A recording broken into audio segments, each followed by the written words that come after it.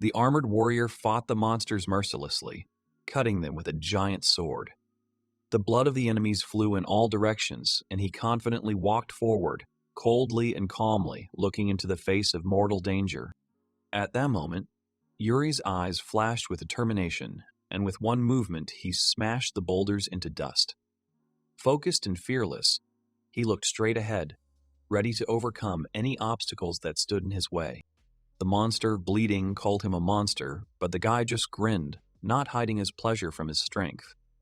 He looked dangerous and self-confident, completely in control of the situation and enjoying the moment of victory over a huge opponent. The young man walked calmly among the remains of the huge defeated creature. He looked small against the background of giant bodies, but his confidence and composure made it clear that he was the real monster and the winner here. Suddenly, the wounded monster asked Yuri why he came and killed his loved ones, and the guy indifferently answered that he was not pursuing a special goal, demonstrating absolute indifference and coldness, standing in front of the crushed enemy. He calmly admitted that he had acted without any reason. His gaze remained cold and indifferent, as if killing monsters was just a routine matter for him, requiring no explanation or special justification. The enraged monster cursed the guy with all his might, unleashing a furious attack on him.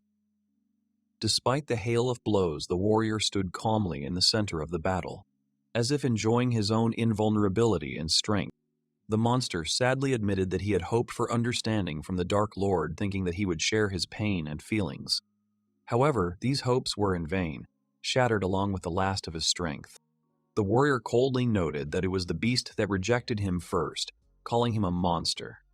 Resolutely raising his sword, Yuri promised his opponent a meeting in the afterlife, without hesitation ending the brutal battle with a final blow.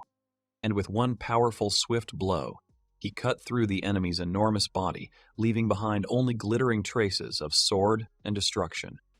This final blow ended the brutal battle, confirming the warrior's absolute victory. The young man wondered if this battle might be his last, as the defeated monster screamed in agony. The warrior calmly landed, surveying the results of his brutal actions on the battlefield with cold determination. Yuri received the SSS-ranked Reincarnation crystal that had been released from the body of a defeated enemy. Holding the artifact in his hands, he finally felt the relief he had been waiting for, realizing for the first time that he was now completely free of monsters. At that moment, the crystal began to shine brightly in the boy's hands, surrounding him with a mysterious and powerful glow. Magical energy spilled around, ready to send the warrior towards a new destiny and an unknown future that he had long awaited and deserved. And he closed his eyes, fully accepting the effects of the crystal of reincarnation.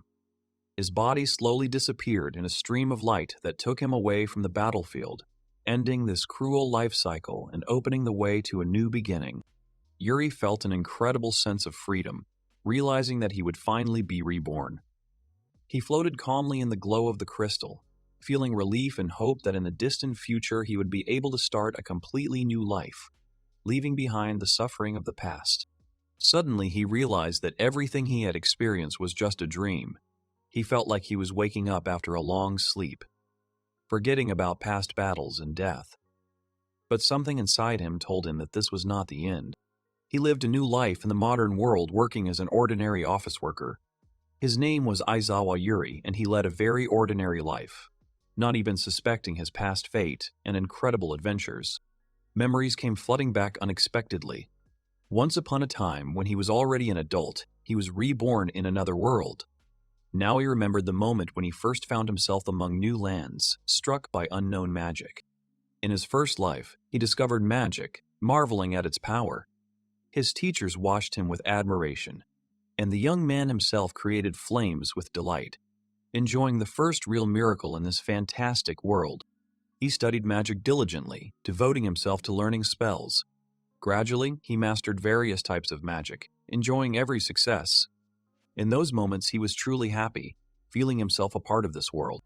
Yuri realized that he had become the emperor of magic, having reached the pinnacle of power. When he finally realized what was happening, people were already worshipping him, considering him the greatest magician, whose name would forever be etched in the history of the world. In his second life, he dreamed of becoming the strongest swordsman and defeating the terrible Dark Lord. With a sword in his hands, he strove for perfection, deciding that his destiny was to protect this world from evil. Gradually, he achieved his goal. People already called him the God of Swords, admiring his skill. But when he again realized his reality, it became clear to him that this path was repeated over and over again. Despite his power, the young man felt empty. It seemed that his life was filled with glory and recognition. But the truth was different. He wondered if his power had truly brought him happiness, or if it was just an illusion. Every day he fought, killed, and conquered, but he felt no joy. Eventually, people began to consider him a monster. A life filled with endless battles left him with no satisfaction. He decided to live for himself, leaving behind his old ideals. However, when he woke up in a new world, he felt only darkness and incomprehension.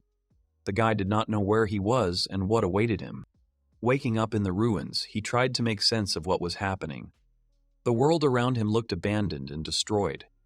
He felt strange, as if this place should be familiar, but his memory was empty. Yuri looked at the world around him and chuckled softly. Another test awaited him, and he knew it. However, his memories remained blurred, and the place he was in raised only questions. After examining the ruins, the young man asked himself important questions. Why did he end up here? What happened to him before? Trying to remember, the boy realized that his memory was fragmentary, and most importantly, he did not remember who he was. Suddenly, images flashed through his mind. Yuri remembered how he had come to this place. The epiphany had struck him, and now he finally had a clue to his new purpose. Tired of endless wars, a boy used a crystal of reincarnation to start a new life. He decided to leave the past behind and be reborn in a new world, hoping for a different path and freedom from endless battles. Waking up in an unfamiliar place, he was convinced that the reincarnation had been successful. The world around him looked deserted and abandoned. But the young man felt that now he had a chance to live his life differently, without the previous mistakes. While examining the ruins, he heard a voice demanding his name. Yuri realized that he was not alone in this place. Caution forced him to assess the situation and prepare for a possible clash with an unknown enemy. A huge and terrifying B-rank goblin lord appeared before him. The warrior immediately realized that the creature was different from ordinary monsters and had a high level of intelligence, which made it a doubly dangerous enemy. Next to the overlord were two goblin lords, ranks D and E. The young man began to suspect that these ruins were their territory, and his appearance in this place could lead to an inevitable battle. He realized that he was in a goblin lair surrounded by their army. The goblin lord mockingly demanded an explanation, threatening him. Yuri realized that it would be difficult to confront the enemies without a weapon, but his abilities had not yet awakened. Thinking back to his past, he realized that he could turn any object into a sword. In his past lives, people called him the God of Swords, and this ability allowed him to use any weapon with absolute mastery. The boy looked around for something that could serve as a weapon. Soon his gaze fell on a wooden stick. In the hands of an ordinary person, it would be useless, but for him, it was a deadly weapon. As soon as he grabbed the stick, the system instantly activated, and he gained fencing skills from beginner to advanced level. His combat experience and skill began to return, reminding him of his past battles. The goblins realized the danger and rushed to attack, surrounding him from all sides. The lord ordered to seize him, but the youth, already fully prepared for battle, confidently met the first wave of the attack. Attacking swiftly, Yuri cut down the goblins with terrifying precision. His body moved on its own as if the reflexes of past life battles had awakened within him. The enemies did not even have time to realize how strong the enemy stood before them. He realized that he was not in full control of his movements. His body acted instinctively, easily dodging attacks and crushing opponents. The goblins tried to attack, but their attacks did not reach their target. Feeling a surge of strength, he smiled. His skills had returned. Every move was precise and deadly. The goblins fell one after another. Adrenaline and battle excitement filled his mind. The goblin lord ordered a retreat, realizing that the battle was lost. However, the young man could not let them go. His memory told him that he should not let the enemies go, because it could lead to new troubles. At that moment, he remembered something important, as if pieces of a mosaic had come together, and Yuri used his old technique, flash, and cut through the goblin lord with a powerful blow. His movement was fast and deadly, The enemy did not have time to react. The main youth's blade crushed the enemy. The goblin writhed in death throes, not believing in his defeat. The remaining goblins watched in horror as their leader fell. The warrior stood among the corpses, causing fear in his opponents, but they still decided to attack. Realizing that even one escaped goblin could bring reinforcements, the young man rushed into battle, instantly destroying the enemies. He could not allow escape. After a brutal battle, he found himself the only one standing among a pile of bodies. With a cold look, he said that he expected more resistance. Yuri looked at his stats and realized that he had the passive skills of a mage emperor and a sword god. He realized that he could use both fighting styles at the same time, making him incredibly strong. The warrior thought about his rare ability and was surprised at how unique it was even in this world. His blood carried the memories of masters of magic and swordsmanship, passing on to him exceptional skills. After looking at the ruins and the bodies of fallen enemies, Yuri thought about his next step. He knew that his path was now entirely up to him, but he didn't know where to go next. Yuri's attention was drawn to the sword and bag left on the ground. These items could be the key to his next goal, but he didn't yet know which direction to take. Reflecting on his fate, the boy felt that this world was preparing new trials for him. The young man was surprised to discover that his new companion was a slime. After defeating the goblins, he collected supplies and examined the sword he had found. The sword he found reminded him of the old wooden stick, but raised questions about its usability. He suddenly gained the analysis skill, deciding to quickly check the sword's properties. His eyes lit up, activating his analysis ability, and the young man tested the new skill, analysis, and found that a sword was bronze rank but in poor condition. He noted the convenience of the skill but was disappointed with the quality of the weapon. Yuri then looked around the area, hoping to find a city, but there was only grass and trees around. His discontent grew until he heard a strange rustling in the bushes. A slime suddenly jumped out of the bushes, making a kiyu sound. The guy watched the creature in surprise, wondering whether he should attack it. He decided not to attack, judging the slime to be non-aggressive. The creature made an uncertain movement in response, causing the young man to smile slightly. Yuri offered the creature food, holding out a piece of meat. The slime happily accepted the treat, confirming that it was not an enemy, but rather a possible ally. Suddenly, the warrior gained the taming skill, instantly mastering all its levels. He was surprised by the unexpected ability, realizing that he could now tame and communicate with various monsters. Looking at the stat screen, he wondered if it could be used as a shield. His attention was drawn to the new taming rank, which allowed him to interact better with monsters. Yuri carefully began testing his ability to communicate with monsters. The slime happily responded to him, making sounds. This confirmed that the skill really does allow one to understand and interact with creatures. The slime looked sad, and the boy wondered if it wanted to stay with him. He felt its emotions and realized that the creature did not want to part. Smiling, the boy decided to give the slime a name, Lime. Now he had a new companion, and he invited the creature to go on a journey with him. The slime happily jumped on the warrior, showing its affection. The guy wondered if it would be useful to him, but still decided to take it with him. Now he had his first companion. Night fell, and Yuri found himself alone in the middle of the wasteland. He looked around, observing the starry sky and the dark forest on the horizon. It was quiet around him, and he realized that it was time to find shelter. He began to vigorously spin his arms, trying to perform some kind of move. However, instead his actions looked comical, as if he was trying to imitate a spinning top. As he continued to spin, he began to feel dizzy and uncomfortable. He gritted his teeth, realizing that this method was not as simple as it seemed. However, he was not going to stop. The warrior tried to start a fire using a stick and friction. He twirled it as hard as he could, muttering motivational words under his breath. But the flame would not appear. Yuri remembered how fire was made in his past life and tried to repeat the method. However, his efforts were not productive, and he began to doubt his knowledge. Thoughts about primitive techniques seemed ineffective. After many attempts, the boy did not give up and continued to blow on the smoldering coals, hoping to kindle a flame. His persistence did not leave him, despite his fatigue. The wind helped to fan the weak fire. Finally, his efforts were crowned with success. The flame flared up, and the young man breathed a sigh of relief. He was glad that he was able to light a fire using primitive methods. Suddenly, the system notified him that he had acquired the fire magic skill. He immediately reached the advanced level, which surprised him. The slime happily jumped around, rejoicing at its master's new achievement, and Yuri gratefully offered the slime some food for its help. He laughed as he watched the reaction of his new companion, who enthusiastically accepted the treat.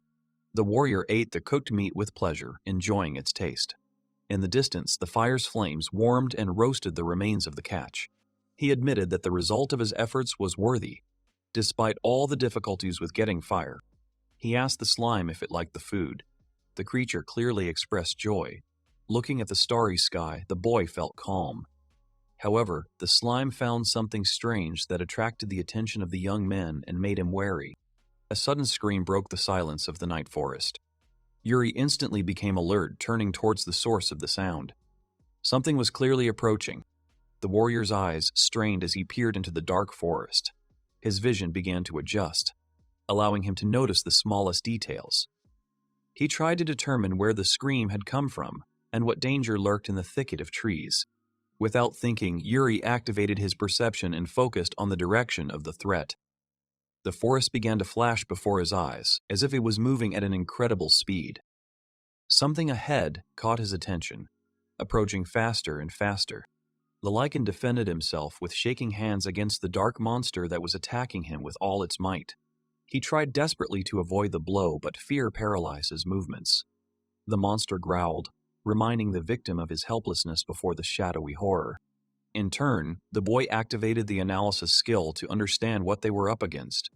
His gaze focused, and next to him, the slime watched what was happening. Analysis showed that the one in front of them was a rank F shadow, a monster vulnerable to magic. This gave them a chance to win, but required quick and decisive action before it could strike. The next analysis revealed the identity of the lichen.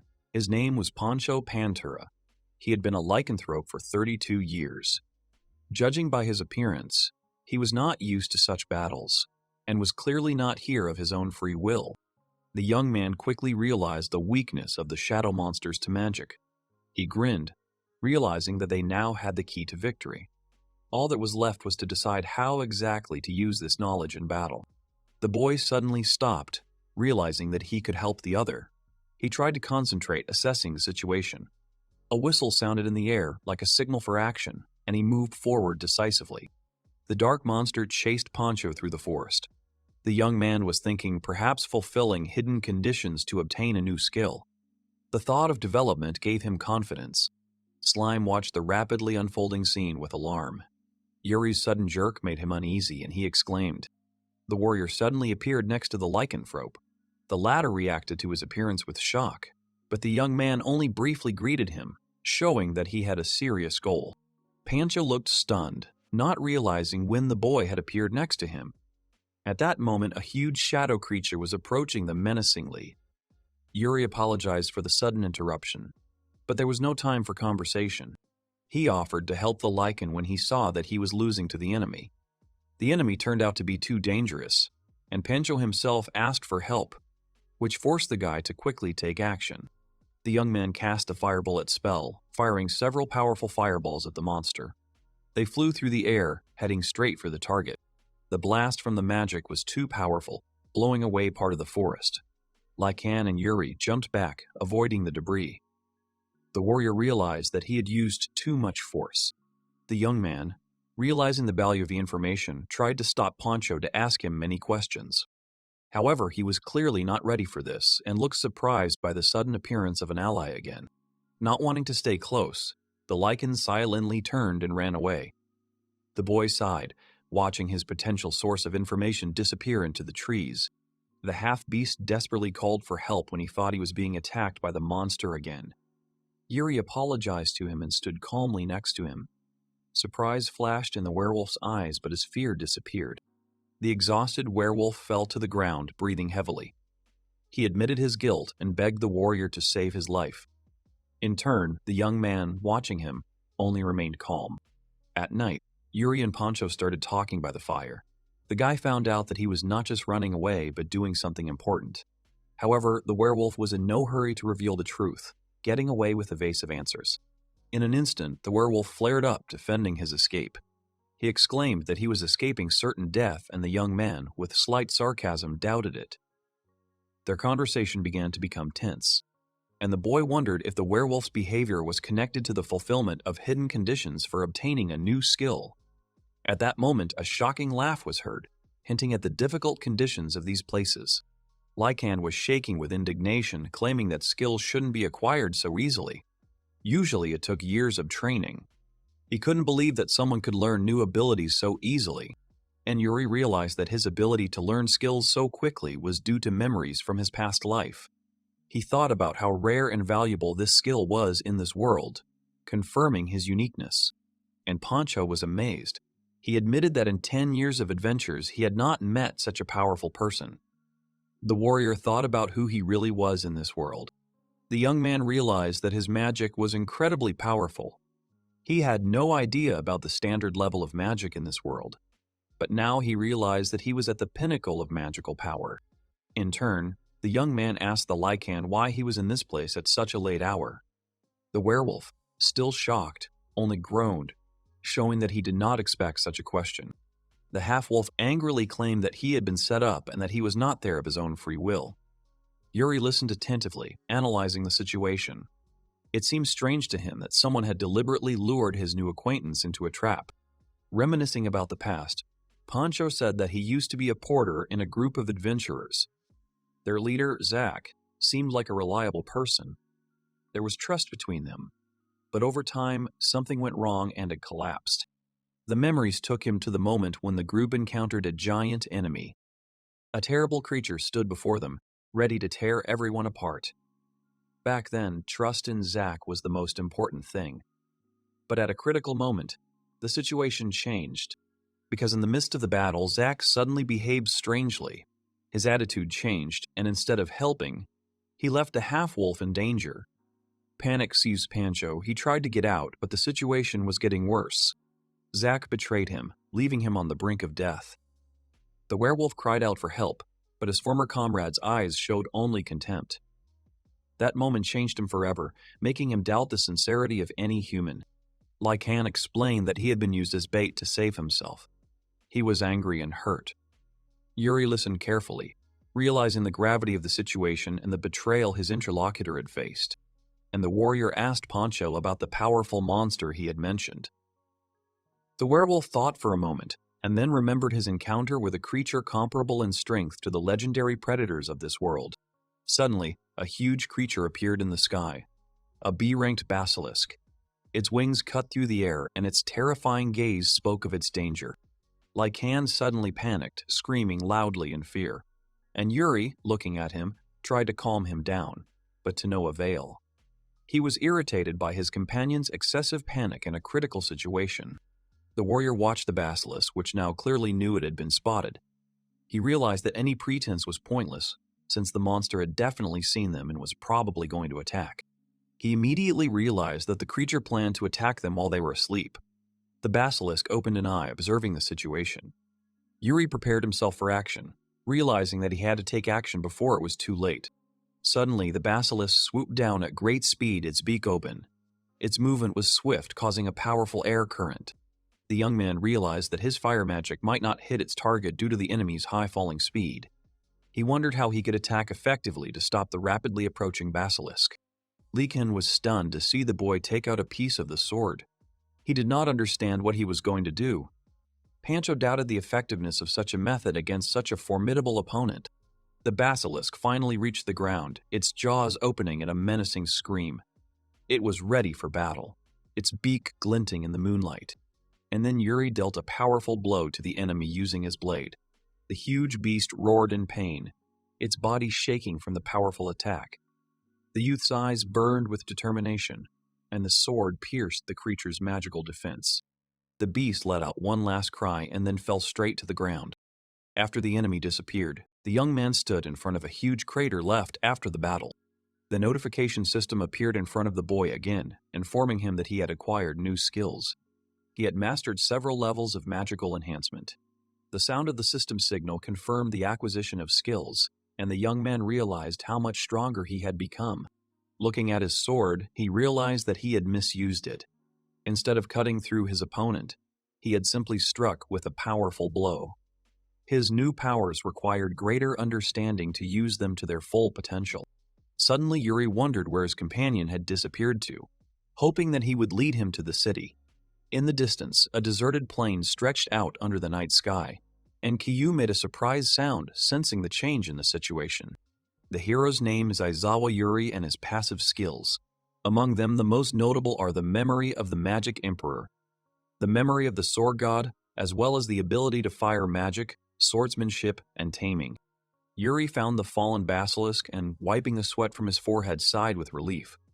His slug Kyu watched the process with curiosity, and he himself prepared to search the monster's body, hoping to find something useful. Aizawa reminded himself that yesterday, after defeating the basilisk, he had dragged its body back to the place where he had first seen it. Now he was going to study his prey and make the most of it. Looking at the massive body of the defeated monster, the young man thought that he could use fire magic to cook its meat. In this way, the basilisk would serve not only as a test, but also as a source of food. The young man continued to process the monster's carcass, using a sharp stone instead of a broken sword. He had been doing this since early morning, trying not to miss any important materials. He only had a little work left. As he worked, the warrior thought about a new skill he might gain in the process. He felt that if he continued to develop his body, he would be able to automatically acquire new abilities, which intrigued him. Yuri found a B-rank magic stone infused with the power of fire in the monster's carcass. It was a valuable and rare treasure that could be used to enhance magic or sold for a large sum of money. Having retrieved a huge stone, he decided to sell it at a high price once he reached the city.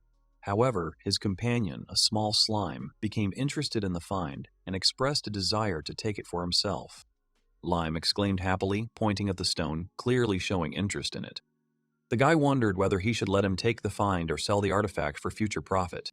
Suddenly, the slime began to absorb the magical energy from the stone, surrounding itself with a glowing halo. The young man was surprised, but decided that it did not matter much. He admitted that he would not be able to sell the stone for a high price. With the slime suddenly increased in size, emitting powerful energy. Yuri only watched this process in shock, not understanding what this would lead to. He looked at the swollen slime with doubt, trying to figure out if it had changed other than being larger. The warrior hoped that the magic he had absorbed would have some beneficial effects, but for now, everything looked strange. Suddenly, the slime transformed, spreading across the ground in chaotic shapes. It acquired new properties, changing its body and demonstrating an unknown power. Yuri became wary, not understanding what was happening. The guy just wondered what had happened to his companion. He called the slime by name, but it only continued to slowly change, not showing the usual signs of life. Suddenly, the slug transformed, becoming a giant creature. He couldn't believe what he saw, realizing that his companion had the unique ability to change shape. This surprised and slightly alarmed him. The slug took the form of a basilisk, which impressed the young man. He realized that his companion could imitate other monsters. This new fact opened up many unexpected possibilities for him. Suddenly, the basilisk slug flapped its wings, creating a powerful air current. The warrior was caught off guard by this sudden attack, trying to maintain his balance. The creature rushed forward, demonstrating incredible speed and strength. With lightning speed, the monster soared into the sky, heading towards the sun. Yuri looked up, stunned by how graceful and powerful his companion looked. This moment made him wonder about the creature's hidden capabilities. The young man was delighted to realize that his companion could not only copy the monster's appearance, but also recreate its anatomical structure. This discovery left him amazed and delighted. The flying monster flew closer, shouting loudly for Kia. Yuri, standing below, watched this phenomenon in surprise, not fully understanding what was happening. And finding himself riding on the created creature, the guy realized that the flight promised a quick and convenient journey to the desired point. The boy exclaimed in delight, enjoying the flight. He realized that now the journey to the village would take much less time than he expected. The new method of transportation turned out to be surprisingly convenient. The flying creature raced through the sky, leaving the landscapes behind. The young man felt the joy of speed and height, realizing how much his ability to move around the world had now expanded. Yuri flew on his assistant. Sitting astride the transformed slime, the boy asked if he needed a break. However, Lime confidently continued on his way, showing his strength and determination. Looking at the speed of the flight, the guy gave the command not to slow down in order to get to the city faster. The city walls appeared ahead. Lime flew confidently, and the young man enjoyed the majestic view from above, anticipating a quick meeting with people. However, he knew that appearing in the form of a basilisk would cause panic, so he decided to stay outside the city to avoid unwanted attention. And near the city walls, the warrior jumped off the basilisk's back. The boy asked if Lime could return to its original size. In response, the creature made a sound, and its body began to glow. And Lime suddenly shrank, which surprised the guy. He realized how conveniently his companion could change sizes, adapting to the situation. Approaching the massive city gates, Yuri called Lime to hide for a moment. He remembered that this city was mentioned by the big-ear guy. Entering the trading city of Radial, the boy looked around. He was surrounded by busy streets, many people, and majestic buildings. As he walked through the market, he noticed a strange atmosphere. People seemed worried, and vendors were reluctant to offer their goods. The young man felt that something was wrong in the city, but he did not yet understand the reason. As he walked further, he heard loud calls from traders, enticing customers with low prices. Despite the lively cries, the city seemed subdued. This increased his suspicions, causing him to look around warily. The saleswoman was energetically offering cold water at an inflated price. The young man, feeling very thirsty, decided to approach. He was surprised by the price, but admitted that he had not drunk anything since the previous day. The woman offered 3 sizes of glasses, waiting for him to choose. Yuri looked at the water carefully, appreciating its attractive appearance. He felt that he could not resist the temptation despite the suspicious surroundings. Looking closely at the drinks, he felt his thirst becoming unbearable. The water looked incredibly attractive. Its transparency beckoned. The guy could no longer think about money. And the guy offered to pay with coins stolen from the goblins, not knowing their value. The saleswoman looked at the money carefully, assessing its value. In response to the payment, the girl placed a small glass of water in front of the warrior, declaring that this was all his coins could buy. Suddenly, she drew his attention to a well nearby. The saleswoman guessed that he had come from far away and wondered how high the local price was for him. She also noted that the sun shone all day in the city, which led to a constant increase in water prices. The young man realized the situation. The saleswoman laughed, hinting that thanks to such conditions she had a stable source of income. The girl explained with a smile that water magic was a lucrative skill. She demonstrated her power by creating water droplets in the air, and the boy understood why the people in the city looked exhausted. She immediately took a new order for water from another customer. Yuri drank the offered water. He realized that the city was in dire need of resources. After a few drops of water, he felt that it was not enough. The thirst continued to torment him, and the situation seemed unfair. Suddenly, he gained the ability to use water magic. The system informed him of 3 levels of mastery: beginner, intermediate, and advanced. Standing next to a shopping arcade, a young man was surprised when a woman called his clothes strange. He did not understand what exactly the problem was and why she thought so. Suddenly, the woman offered him an exchange.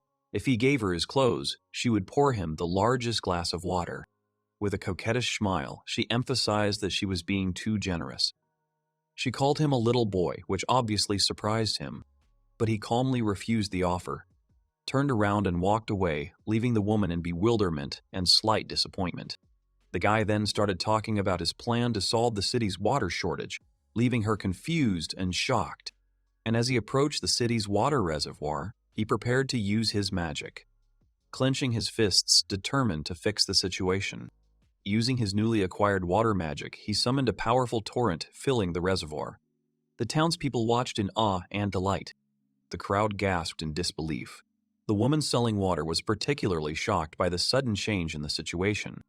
People happily rushed into the rain, rejoicing at the long-awaited water. They could not believe that someone could solve their problem so easily. The saleswoman watched in shock as what was happening, and then quickly ordered buckets to be brought to collect free water. Suddenly, in the crowd, she noticed a young man casting a spell and called out to him in bewilderment, to which Yuri explained that he was simply using water magic. He assumed that the woman had the same. The woman selling water was horrified when she heard about water magic. Her gaze was filled with shock and fear. The young man was surprised. He expected that the woman would be happy. A guy standing in the market was thinking about his situation. He had no money and his stomach was empty. He thought about his next steps. Yuri looked sadly at the piece of food being prepared, realizing how long it had taken him to get to the city in search of a better life. Watching the merchants, he saw how they ate meat with gusto and realized that he could not afford food. Walking down the street, the guy realized that he had no money at all. He urgently needed a job.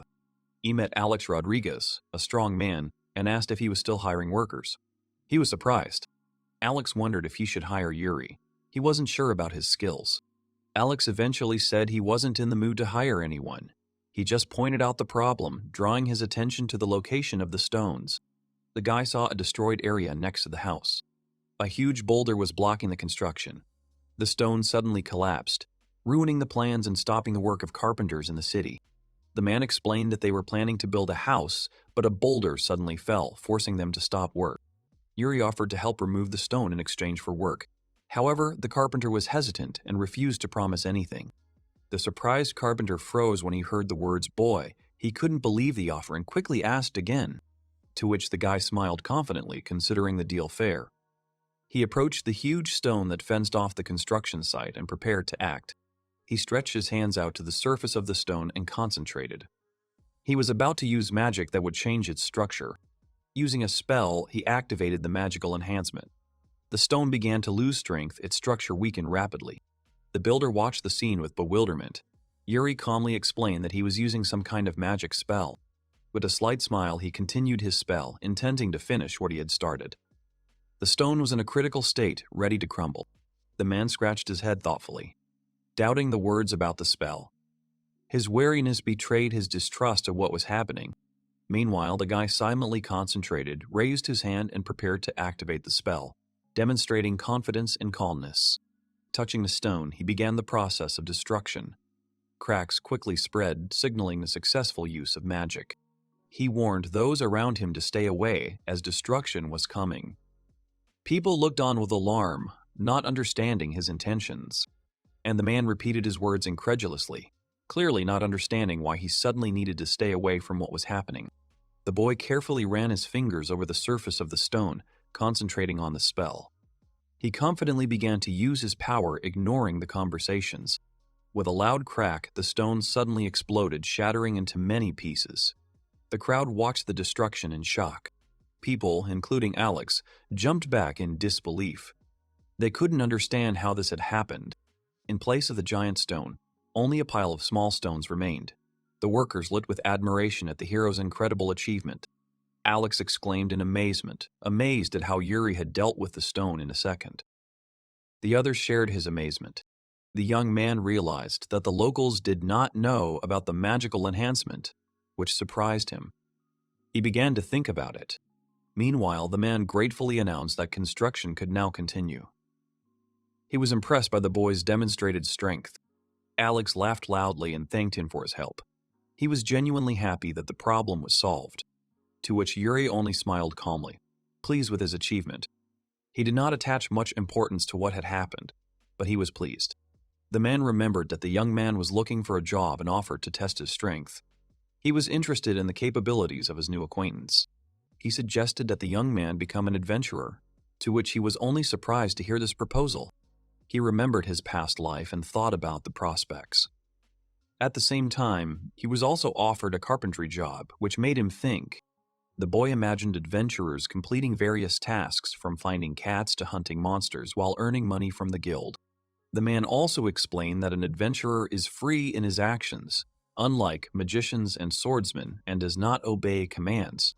Yuri smiled, considering the adventurer's prospects. This solution seemed interesting and worthy of attention. Alex offered, if he didn't mind, to take the guy to the guild, to which the young man thanked him, expressing his sincere appreciation for the offer. He bowed slightly as a sign of respect. He asked to be treated well, but the man just looked at him silently, clearly not knowing what to say. In turn, Alex called out to the young man, addressing him informally. He raised his eyebrows in surprise and asked what was the matter. The man advised Yuri to stop speaking in a formal tone if he wanted to be an adventurer. He also made a remark about the appearance and manner of bowing before everyone, considering such behavior unacceptable in proportion to the strength that the young man possessed. Yuri agreed with the comments, and they shook hands good-naturedly in honor of the conclusion of a friendly agreement. They quickly reached the new location. In front of them stood a magnificent building, which was the Adventurers Guild. At this point, Alex said goodbye to Yuri, and everyone went their own way. As he climbed the steps, the young man realized that much had happened during this period. But he was still sure that the real adventures were still ahead. Yuri walked into the guild with confidence, remembering how Alex convinced him to become an adventurer. On the second day after reincarnation, he resolutely climbed the steps, becoming an adventurer. Life was in full swing inside the guild. Newcomers, experienced fighters, tasks and opportunities to earn money were waiting for him. The atmosphere of the guild reminded him of something familiar, although he couldn't explain the feeling. Admiring the building, he raised his head with pride, realizing a new stage in his life. Suddenly, the stranger called out to the young man, calling him a skinny guy, which attracted his attention. The two men in armor, noticing the newcomer, wondered about his status and experience. One of the men invited the boy to join them as a porter. They persistently convinced him that the offer would allow him to earn more money than working alone. One of the adventurers, putting his arm around the young man, persistently tried to persuade him to accept the offer.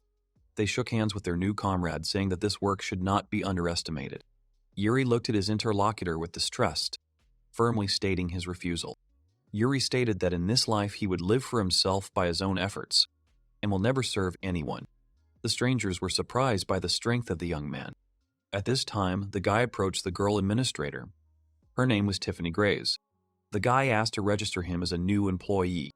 In turn, the girl asked the young man to show what rank he had, explaining that rare skills can affect registration in a guild. Tiffany persistently asked to tell about some of the young man's achievements. Realizing the situation, he admitted that he had the skills, but could not prove them. The administrator, meanwhile, explained that they accept any rare skills, and the young man wondered whether his abilities of analysis and amplification of magic could be considered rare. He was sure that he did not have the necessary skills. Suddenly, Yuri thought about the carpenter's words, realizing the discrepancy between the guild rules and the information he had heard. Then a man approached the reception desk, causing surprise from the receptionist girl and interest from the main character. A distinguished man named Galileo Figurunner entered, clearly of high status in the guild. The girl administrator politely asked the guy to wait.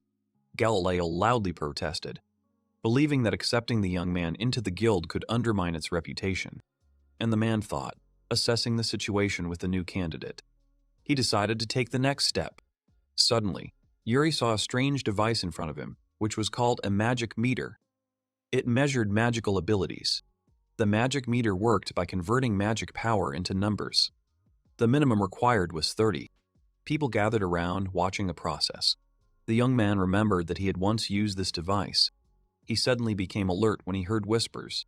The group of experienced adventurers watched the proceedings with distrust, studying the newcomer.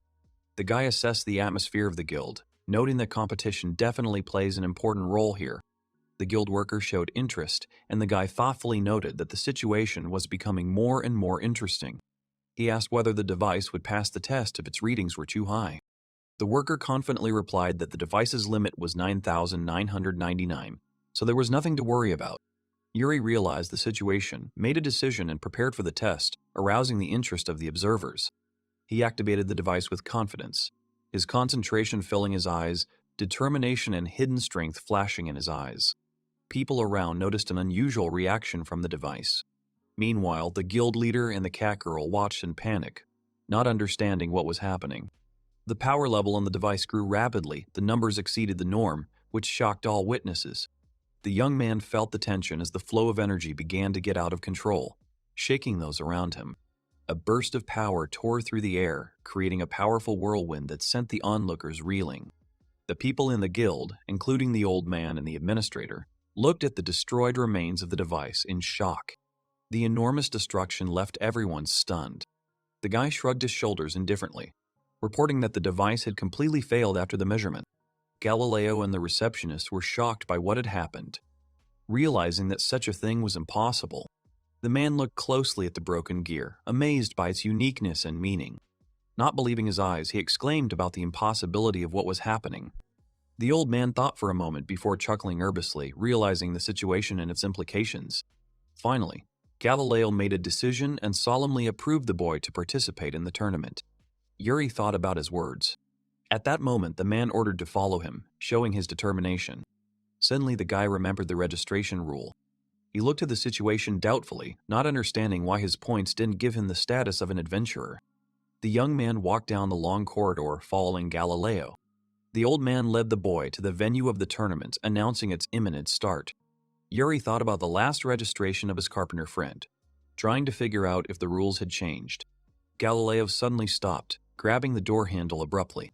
His gaze became stern, clearly hinting at serious intentions.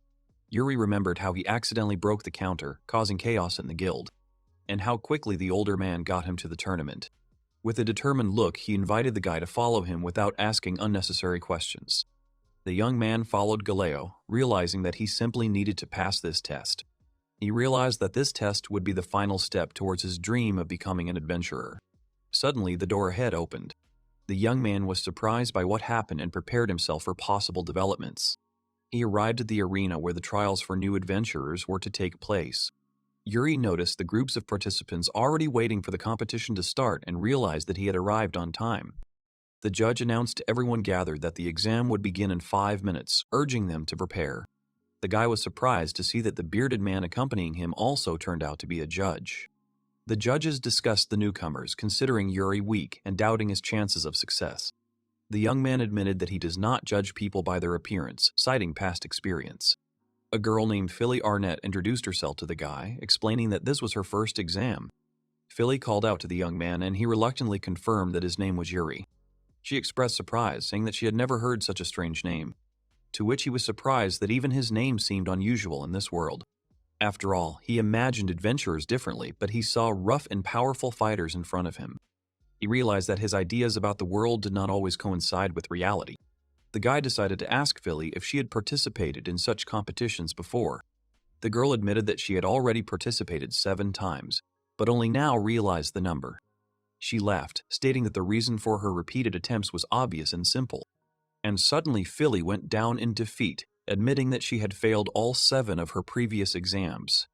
Yuri, in turn, was stunned by this admission. The guy assessed the surrounding adventurers, comparing them with the expected images. He was clearly surprised by what he saw. At this time, the girl told him that the exam had become even more difficult, and all this because of the new, old judge. The young man did not understand what this bearded man would do. After all, it was he who asked to use the magic meter. Yuri wondered about Galileo's intentions as he watched his serious expression. The exam began, the participants gathered on the field, and the organizers loudly announced the start of the tests. The judge announced the first test, a demonstration of swordsmanship, attracting the attention of the participants. The examinees had to impress the judge with their skills in order to successfully pass the test. The first participant stepped forward, confidently declaring that he would try his best. The judge gave the signal to begin the test, and the first participant decisively entered the duel. The fighter rushed forward, attacking with his sword, but the referee confidently blocked the blow, demonstrating strength. The surrounding people watched the battle with interest, amazed by the speed and skill of the participants in the duel. Some of the test participants relaxed, deciding that the judge was not as scary as expected. The young man watched what was happening attentively, suddenly noticing something that greatly surprised him.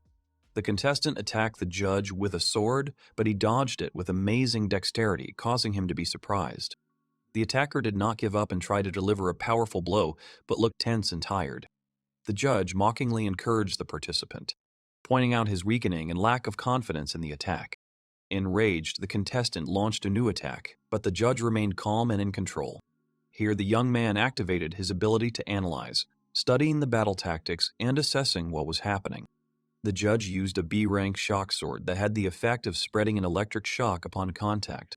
The enemy fought with a rank F bronze sword, a common weapon common among adventurers. Despite the difference in the quality of their weapons, their strength turned out to be approximately equal, which surprised the audience. However, the judge's sword proved stronger, which gave him a clear advantage in the clash. In the end, the opponent lost, unable to withstand the final blow, and the spectators watched the fight in amazement. The judge called out the next contestant, choosing a guy with black hair, which surprised everyone present. Yuri noticed with puzzlement that another participant was supposed to take the turn. Realizing the situation, he opened his eyes wide. A sudden realization struck him he had not brought the weapon with him for testing. He looked down with alarm, realizing that he was left without a sword before an important fight. The young man realized that he had forgotten to take the sword for the test. Realizing the seriousness of his mistake, he turned to Philly hoping for possible help in this unexpected situation. Yuri asked Philly what would happen if a participant forgot to take a weapon with him. Philly panicked as she realized the problem, reacting in shock to the boy's words. And the young man realized that he had another backup option. He quickly approached the defeated participant and asked for help. He was interested in the adventurer's sword, and the young man politely asked to borrow the sword for a few minutes. Having received permission, he thanked the owner, causing him to be puzzled. The guy left with the sword, and its former owner, in a panic, tried to stop him. The judge just laughed, watching what was happening with curiosity. Yuri picked up the broken sword, wondering if it could be used in battle. The old man warned the young man about possible accidents, hinting at the danger of the test. The young man silently closed his eyes, clearly not reacting to his mentor's warning. Galileo laughed, warning the boy not to regret his decision to fight. The enraged judge rushed towards him, shouting insults, preparing to attack. Yuri dodged easily, watching the examiner's attacks. The crowd watched the events with concern. Philly and the other participants screamed, alarmed by the examiner's sudden movement towards Yuri. The examiner jumped, attacking from above, confidently declaring his victory. But Yuri did not move. A look of surprise flashed across the examiner's eyes as he realized that his blow had been in vain. Yuri's face was distorted by a dark shadow, and something ominous and frightening could be read in his eyes. He used a paralyzing gaze, causing the enemy to freeze in fear like a frightened animal. Here the judge realized the danger, but his body refused to obey, succumbing to the strange effect of the gaze. Suddenly, recovering from his stupor, the judge swung his sword with a shout, trying to attack Yuri. The guy instantly disappeared from sight, leaving the judge completely confused. Realizing his opponent was gone, the referee's eyes widened in shock, not understanding what had happened. And then the young man put the broken sword to the examiner's throat, offering to stop the fight, frightening him with a sudden threat. Fearing possible defeat, Galileo dropped his sword to the ground, showing his powerlessness. Realizing his failure, the old man admitted defeat, and the crowd responded to the outcome with delight. The participants were amazed, expressing admiration for Yuri's skill, who dealt with the challenge in an unexpected way. Philly happily called out to Yuri, admiring his victory, not expecting him to be so strong. One of the examiners congratulated the participants on passing the first stage. There were 10 minutes left until the second. Yuri thought about the past stage. Now he had to go through the second part to become an adventurer. And then the girl called out to the young man and ran towards him. He turned around in surprise, not expecting this. With a beaming smile, she waved her hand at him, expressing joy and admiration for his success. Philly happily announced that the next stage of the exam would be about magic, inviting everyone to continue. Soon, she cried out in relief, imagining her achievement as a miracle accompanied by imaginary angels. She was grateful to the guy, believing that her success depended entirely on Yuri's help. And the guy was surprised to hear the confession, not realizing that his actions had such an impact on the outcome of the test. In turn, the girl explained that the judge felt ill, which is why the exam was ended, letting everyone through. To which the young man doubted the correctness of such a situation. And Philly also warned the young man about the danger of the next stage. She said that the next stage would be dedicated to magic. Suddenly, a new judge appeared. Magnificaros announced the start of the next competition. The participants realized that their chances of passing were getting lower and lower. They gathered in the guild's training area, waiting for the rules of the second stage of the trials to be explained. The instructor announced that the participants would have to use only magic to pass this competition. A mysterious magical object appeared in the center of the arena, activated by pressing a lever. The objective of the test was to destroy the object with magic before sunset. The participants were surprised by the conditions, and Yuri found the test easier than he expected. The young man was surprised to hear the address to him. The second stage of the magician's test was beginning around him. The judge thanked him with a grin for helping his brother, but promised cruel revenge. Yuri realized that the judge and the previous examiner were brothers, which complicated the situation. The participants of the second stage were preparing for the start, planning to use magic against the obstacle. Some candidates were nervous, aware of the difficulty of the task, but tried to remain calm. Yuri easily understood the essence of the test, which caused a violent reaction from Philly. In turn, Philly explained that this stage was considered impossible by everyone from the very beginning, and the young man wondered if this artifact was made of a special material, since it could not be broken. One of the participants released a fireball intending to destroy the artifact. However, the magic did not work and the participant exclaimed that it did not work. The magicians used various spells, fireballs, ice needles, gusts of wind, but to no avail. Everyone began to panic, realizing that from their range, attacks would not hit their target. The judge turned to the black-haired guy, demanding an explanation for his inaction. Meanwhile, the young man simply stood in front of the judge, who asked him about his intentions with a smirk. Magni, he asked in surprise why the guy was hesitating and not using magic. He contemptuously reminded Yuri of his lack of magical skills, attributing it to his swordsmanship.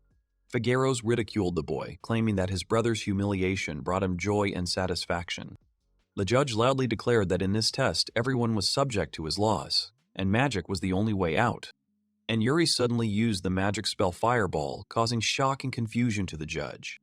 The fireballs he launched shot forward at lightning speed, demonstrating the power and accuracy of Yuri's attack. At that moment, the fireball collided with the magical object, causing an incredible explosion that amazed everyone present. Meanwhile, the audience watched in amazement at the destructive power of magic. The judge was shocked by what was happening. The boy suddenly realized that he had accidentally reproduced the legendary Inferno spell without putting in much effort. He thought about it because he used a normal spell, but the result was unexpectedly destructive. Magni recoiled in fear, realizing that before him stood a man with incredible magical powers. And the young man only looked coldly at his opponent when he, trembling, realized his complete defeat. Figueros fell to his knees in panic, shocking everyone around him with his sudden humility. He bowed down before Yuri pleadingly, admitting his mistake and asking for forgiveness. The young man looked at what was happening in bewilderment, not expecting such a development of events. And the judge, in despair, admitted his powerlessness, begging to forgive his arrogance. To which the guy only calmly asked if he had passed the test. His answer worried him the most. The judge immediately exclaimed that all participants had successfully passed the second stage of the test. The group loudly celebrated the victory, expressing joy and delight at the successful completion. Everyone was jumping and screaming, realizing that they were now officially adventurers. The girl enthusiastically praised Yuri, admiring his strength and skill. The guy mentioned his past life, which greatly surprised Phil. She chuckled, calling the young man strange, but he remained silent, not reacting to her words. A majestic cathedral stretched out before the heroes, striking with its beauty and impressive size. The administrator handed Yuri an adventurer's license, explaining its meaning and rules of use. And the guy looked at the map, thinking about his rank and plans to increase it.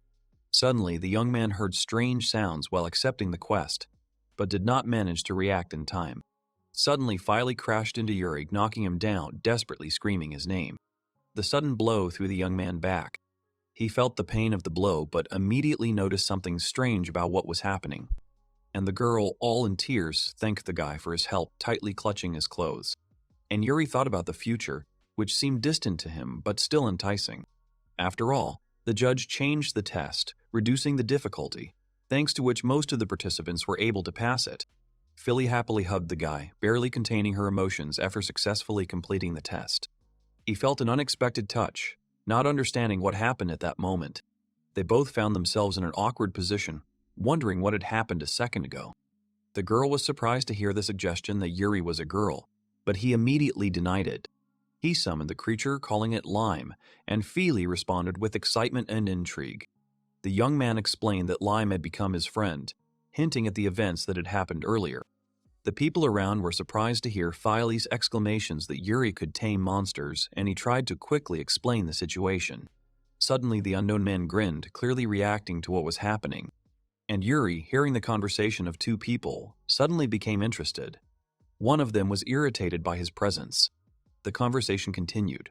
The calm man tried to calm Zack down, convincing him not to get angry. The young man was quite surprised to hear Zack's name. He obviously suspected something or was trying to remember. Zack Barbale introduced himself by claiming he wasn't angry, but his demeanor suggested otherwise. The young man remembered how the werewolf told him that he had been betrayed and left in a trap, reminding him of a guy he knew. He didn't pay much attention to this, and together with his companion began to discuss financial issues and the need to quickly earn money in the Adventurers Guild. The next morning, someone knocked urgently on the door, interrupting his peace. Philly ran into the room, happily greeting Yuri. The young man, not yet awake, sleepily looked at the woman who had entered, slowly recognizing her. Suddenly, the girl became frightened by what she saw.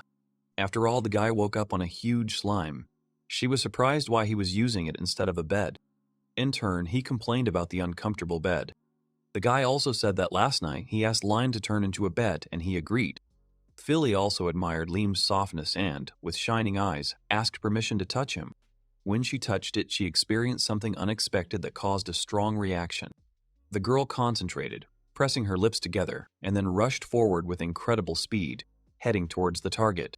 She moved forward rapidly, deftly dodging obstacles, leaving behind blurred silhouettes. Her movements quickened. Her body assumed a fighting stance. She prepared for a powerful jump. They were caught up in the whirlwind of her skill. The guy reacted unexpectedly, pointing out the girl's failure to use her hidden abilities during the test. He asked why she came to him at all. The girl immediately told the guy about the guild and their thing called a superficial inspection. She also said that while they are in student status, their licenses can be revoked at any time. After all, at the moment, they only had a temporary license. The young man was surprised and focused, and Philly suggested that Yuri go on a quest. But he asked for a little time before leaving. He walked over to the window and opened it. Suddenly, the boy turned around at a strange sound coming from the street, which attracted his attention. In the distance, he noticed something suspicious among the trees, which made him wary. Using magic, Yuri fired a fire bullet towards the hidden source of the noise. An observer's eye flashed through the foliage, clearly surprised by the attack that had come his way. The explosion of the fire bullet tore through the tree, causing the hidden enemies to panic and scream.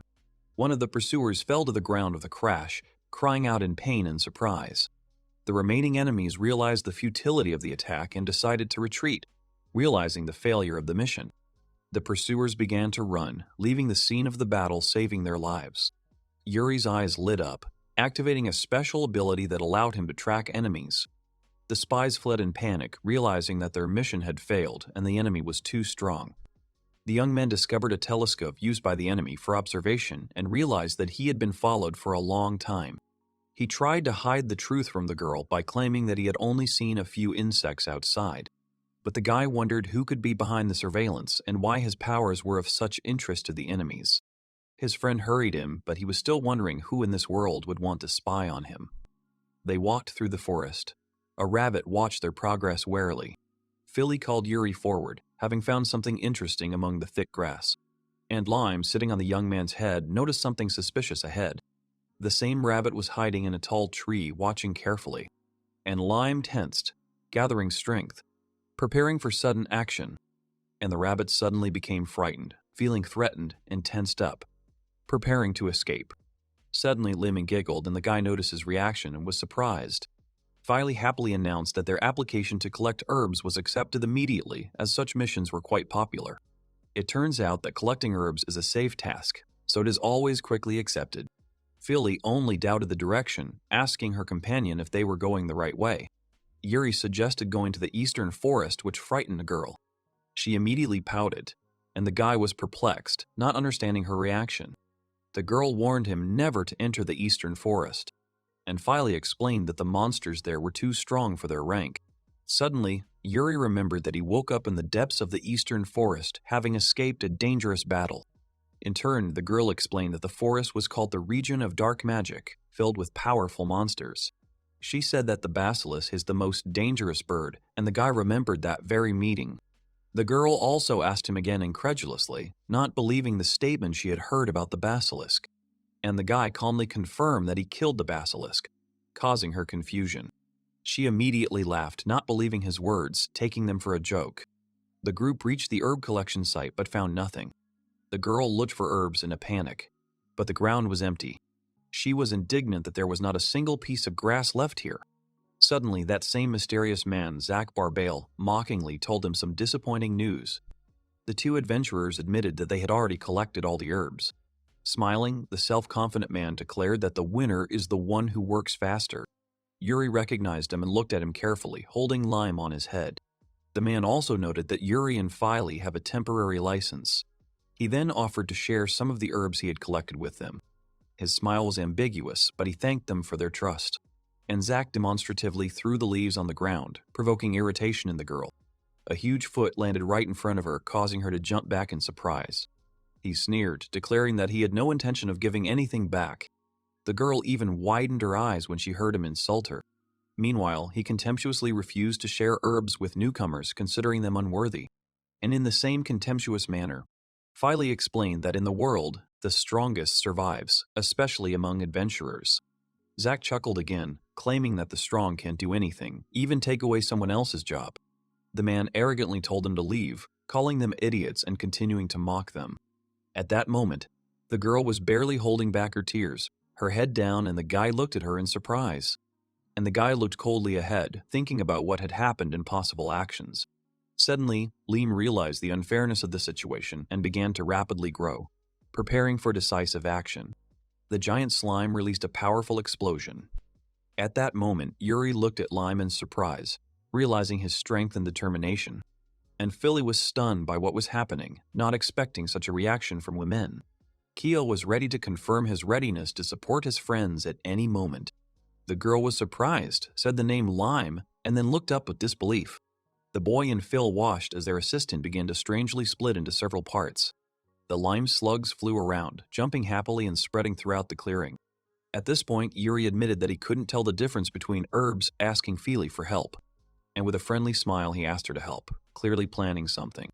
The girl happily agreed, inspired by the task. A wide, picturesque landscape with hills stretched out before them. At this time, the small slimes were jumping energetically, exploring the territory.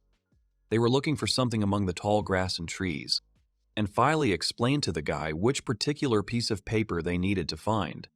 He listened to her attentively. The slimes continued jumping, carefully checking the bushes. One of them noticed something unusual. The guy found strange plants, studying them with interest, and the girl continued to search nearby. Yuri was surprised to notice something unusual. He looked closely. At this time, Philly was breathing heavily, wiping sweat from her forehead. The long search had completely exhausted her. Yuri smiled, realizing a possible solution to the problem. He was pleased with the course of events. After all, a huge mountain of herbs appeared in front of them. Lime turned out to be incredibly effective in searching. The young man confirmed the guess. Lime had the ability to find herbs. This made the task much easier. Looking down, the girl admitted that she had collected too few medicinal herbs. The guy suggested joining forces to collect the required amount together. And Philly was at a loss, realizing that she could not accept the offered help. She realized that she needed grass, but not something she had collected herself. Clenching her fist, she firmly declared that she had to do it herself. Yuri watched her, thinking about her words. Lime-chan jumped on her head, which made her think and smile. And the girl suddenly screamed, noticing the strange behavior of the slime stuck to her clothes. After the unexpected cleansing, she was delighted, thanked Lime and admired the result. Yuri warned that the most interesting is yet to come. At that very moment, the surprised girl was surrounded by slugs. Suddenly, a huge slug appeared, swallowing her into a soft, jelly-like mass. She tried to resist, but Lime enveloped her, not allowing her to move. And gradually, the girl relaxed, feeling a strange sense of comfort and coziness. Her fatigue disappeared, and her body was filled with lightness and a pleasant feeling. Philly screamed desperately as the situation quickly got out of control. With this unusual creature, she couldn't concentrate on her work.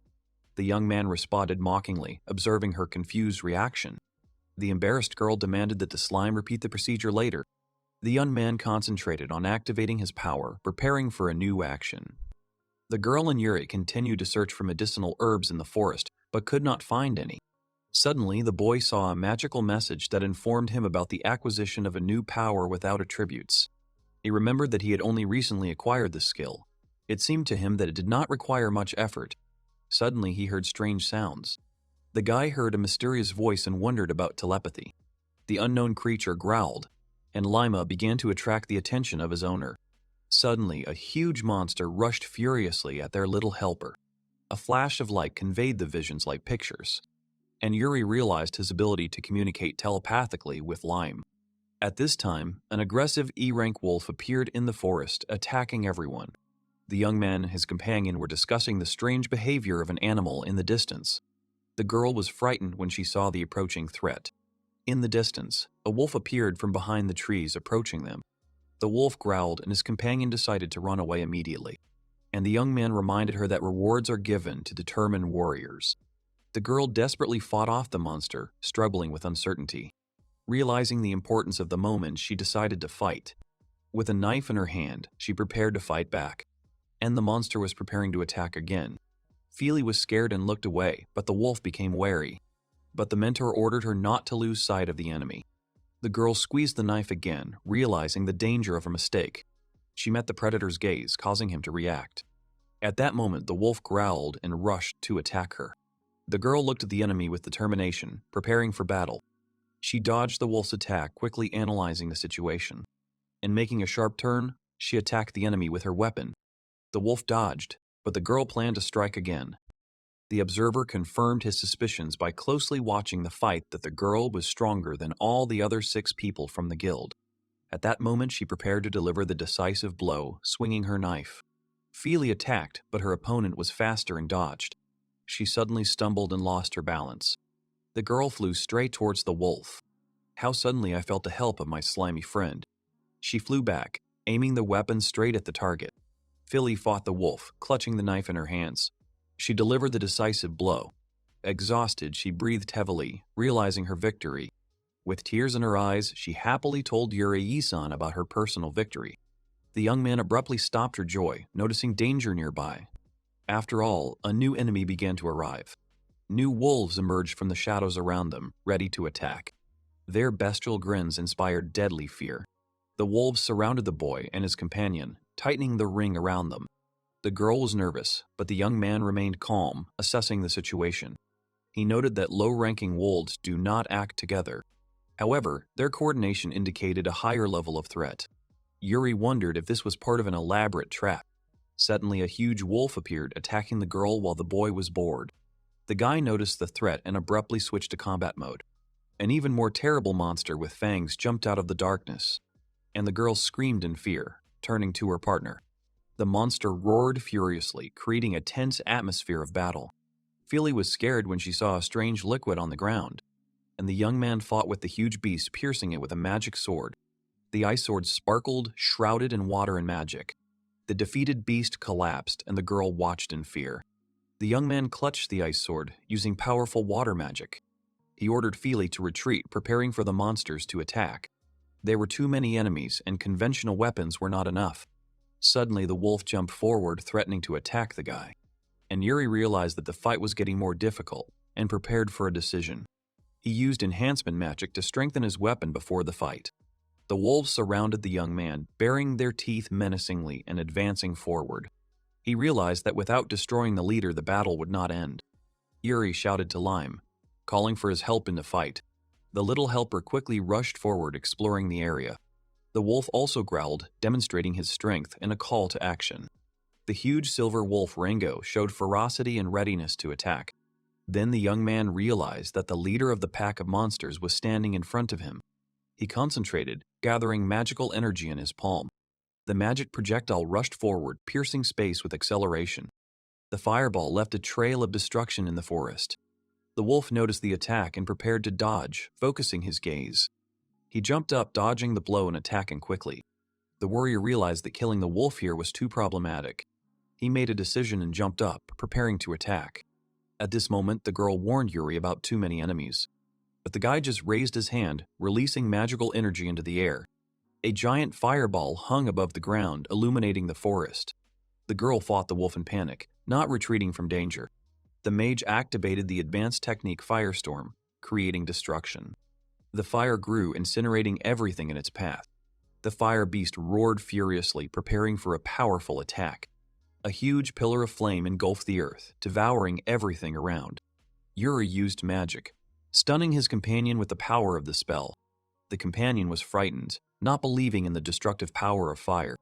The forest was devastated, and the young man was perplexed, considering magic to be ordinary. The heroes returned to the guild after successfully completing the task. The girl with glasses was amazed by what she saw in front of her. Low-ranking magic crystals with energy appeared in front of them. The guild worker learned the origin of the presented magic stones, and finally happily confirmed that the crystals were obtained from the wolves. She was overjoyed and overwhelmed with success. The guild member was surprised by the girl's success in the first quest. The administrator accepted Filey into the guild as an F-rank adventurer. The woman sincerely congratulated her on her new status, to which Filey joyfully shouted, gratefully rejoicing in her victory. She invited Yuri to show the card next. The administrator waited with curiosity for an answer about the artifacts brought. The magician immediately activated the spatial storage, summoning a magic circle in front of him. The space opened up, creating a vortex, causing the worker to be surprised. A huge mass gushed out of the storage room, shocking everyone present. A huge number of all kinds of herbs fell down, causing chaos all around. The people in the guild were surprised by the huge amount of herbs and stones. The alchemists began to discuss whether the apothecary would be able to buy such a volume. One of the employees noticed something important among the items found. Among the herbs was a rare, medium-sized sea crank windstone. The guild workers realized that this was a valuable elemental artifact. The guy genuinely surprised everyone by appearing with a huge amount of herbs and stones. He learned that the silver wolf was a famous monster.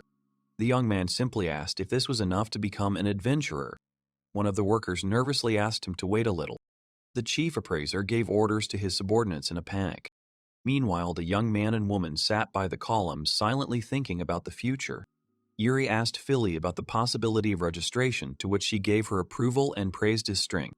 The girl was surprised, having assumed his high promotion among the ranks, and she also joyfully thanked the young man for the opportunity to become a seeker. Suddenly, the servant came running, apologizing to the young man for the long wait. The guild staff confirmed Yuri's promotion to rank B. The girl was surprised, and the leader confirmed the truth of the words. The employee explained the promotion after defeating the silver wolf. He asked Yuri to come through to complete the registration. The young man refused, deciding to remain at rank F. The man with the monocle was surprised and asked what happened. Everyone was stunned by this statement. The guy had heard this before and wasn't surprised.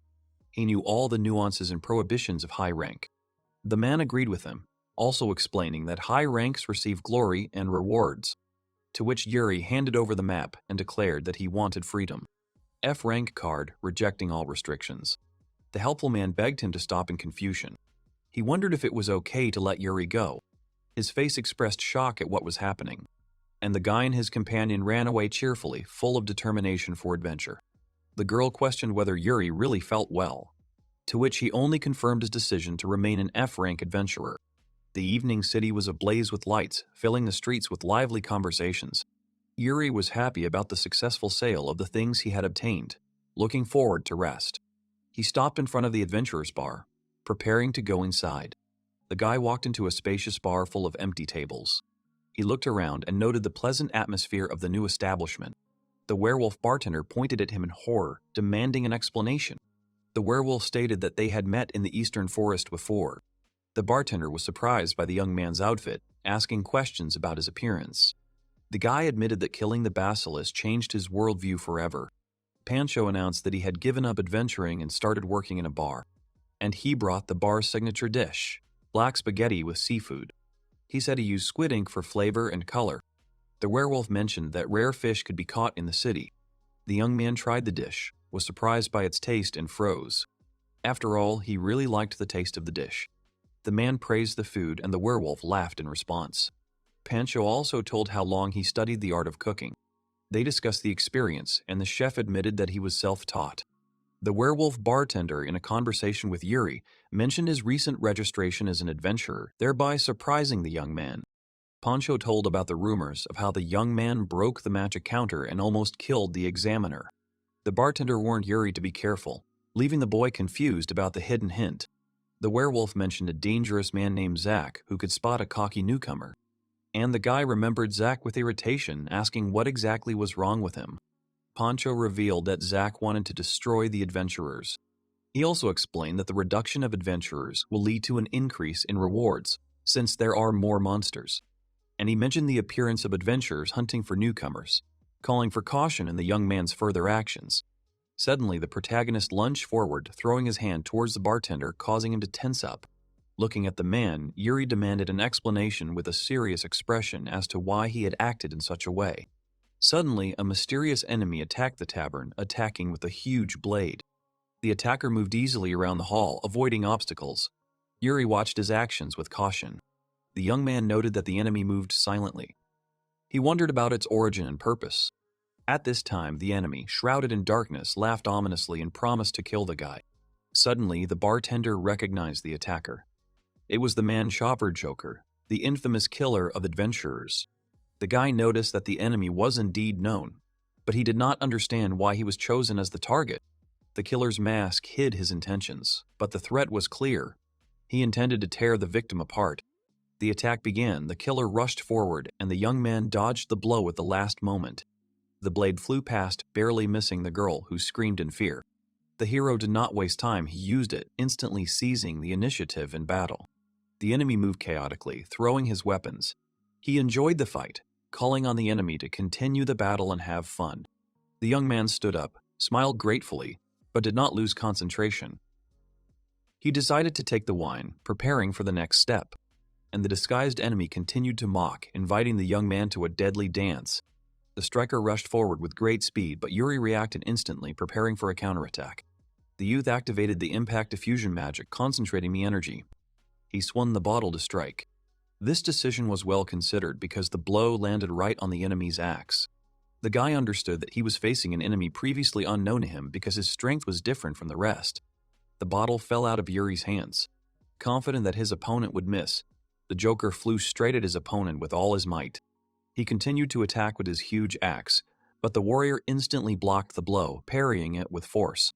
They locked eyes, assessing each other's strength before continuing their intense battle. The guy activated magic, his hand glowed, and the enemy's weapon began to crumble into pieces. The enemy screamed in panic as he watched his axe disintegrate, losing all its power. Yuri explained that he used durability-reducing magic to easily break the enemy's weapon. He used magic to freeze his opponent's legs, who tried to break free but couldn't. The Joker saw a flying bottle. He realized that there was something dangerous inside. But he did not have time to dodge. The explosion tore the floor apart, the magical attack threw the enemy back.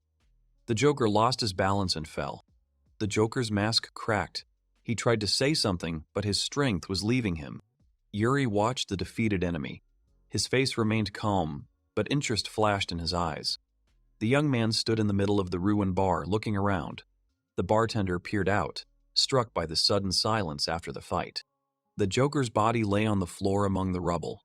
The guy casually apologized for the mess he had made. The bartender came out breathing heavily. He couldn't believe that all this had actually happened. At this time, Zack was shocked by the news. He exclaimed, not believing that the Joker was killed. The conspirator confirmed the Joker's death. Their plans were ruined, their money was gone, and their hope was gone. Zack kicked the barrel angrily, cursing at his useless subordinates, annoyed at the failure of their plan. Suddenly, a sinister laugh was heard from the dark alley, causing Zack to turn around in alarm. A mysterious stranger in black emerged from the shadows, radiating a dangerous aura. His gaze was full of menace. The stranger called Zack by name, hinting at his suddenly desperate situation. The man quickly drew his weapon in response to the threat. His opponent looked on in surprise. The hooded stranger froze, noticing the sudden movement. He had not expected such a quick reaction. Zack raised his sword tensely, looking warily at the mysterious opponent. He did not understand who was in front of him. Suddenly, the unknown person disappeared, leaving Zack with only a sense of danger. Both men stood there, confused, trying to comprehend what had happened. The disappearance of their opponent seemed inexplicable and frightening. The mysterious man slowly approached his interlocutor, asking him to put away his weapon and begin negotiations. Suddenly, he appeared nearby, declaring his intention to make an exchange, which caused confusion. Their gazes met, the hooded man looked calmly, and Zack tensed in surprise. The stranger grinned, showing the mysterious artifact he held in his hand, arousing interest. Zack-san looked at the object in surprise, his eyes widening in shock and curiosity. After all, the mysterious stranger demonstrated a sphere in which Yuri was reflected, causing tension in the man. He listened attentively to the mysterious stranger while his companion watched the conversation with suspicion. His friend tried to intervene, but his attention was drawn to something unexpected in the behavior of the uninvited guest. The mysterious man whispered something in his opponent's ear. After hearing this, Zack felt a strange effect. His body trembled and his gaze darted around in confusion. The friend looked worried. Zack was distraught. His comrade tried to bring him to his senses while the stranger grinned, and the mysterious man began to disappear, having promised a test to Aizawa Yuri. Meanwhile, Yuri arrived in the bustling city, enjoying the calm atmosphere in the local market. He arrived at the gun shop. The building looked impressive and reliable. And entering inside, he looked at the walls filled with weapons and armor. The guy assessed the store's assortment, noting its quality and variety. At this point, the store visitor was shouting at someone, clearly irritated by the situation. Yuri was puzzled by this, not understanding what happened in the store. Riko Glanus swung her sword, demanding an explanation for the weapon she had purchased. Her anger was directed at Hugo Mantilla, the dwarf who sold her the sword. Hugo defended himself by claiming that he had put a lot of work into creating the weapon. To which the girl did not calm down, accusing the gnome of selling faulty goods. She demanded a refund, insisting that she had been cheated in the store. The young man heard the blacksmith's confidence, insisting that his work was always impeccable. He examined the steel rapier carefully, noticing the poor quality of its materials. The weapons were indeed made of poor materials, but their manufacture was distinguished by the skillful technique of the blacksmith. And then he wondered whether it was worth going to another store for equipment. His voice suddenly rang out, causing the girl to turn around. And turning to Hugo, the guy assured that there were no flaws in the quality of the weapon, but the material used for the weapon was clearly poor. This caused surprise on both sides. The seller assured the visitor that there was nothing he could do about it. He also noted that there is a problem with materials throughout the city. Yuri and Riko were surprised to learn of the strange weapons problem in the city. The blacksmith remained tensely silent, as if he was considering whether to tell the truth. He said that the story began 2 months ago on the northern mountain. He explained that the mining had stopped due to the golems taking over, and the guild had ignored requests for help, and the situation was only getting worse. Due to purchases from a neighboring city, the weapons became more expensive, but the blacksmith agreed to return part of the money. After all, the dwarf doubted that the sword could break so easily. Riko tried to explain the situation by discussing the possible cause of the breakdown. Suddenly, the guy realized that destroying the golems could solve the ore problem. The dwarf entrusted him with this task, to which the girl reacted with surprise.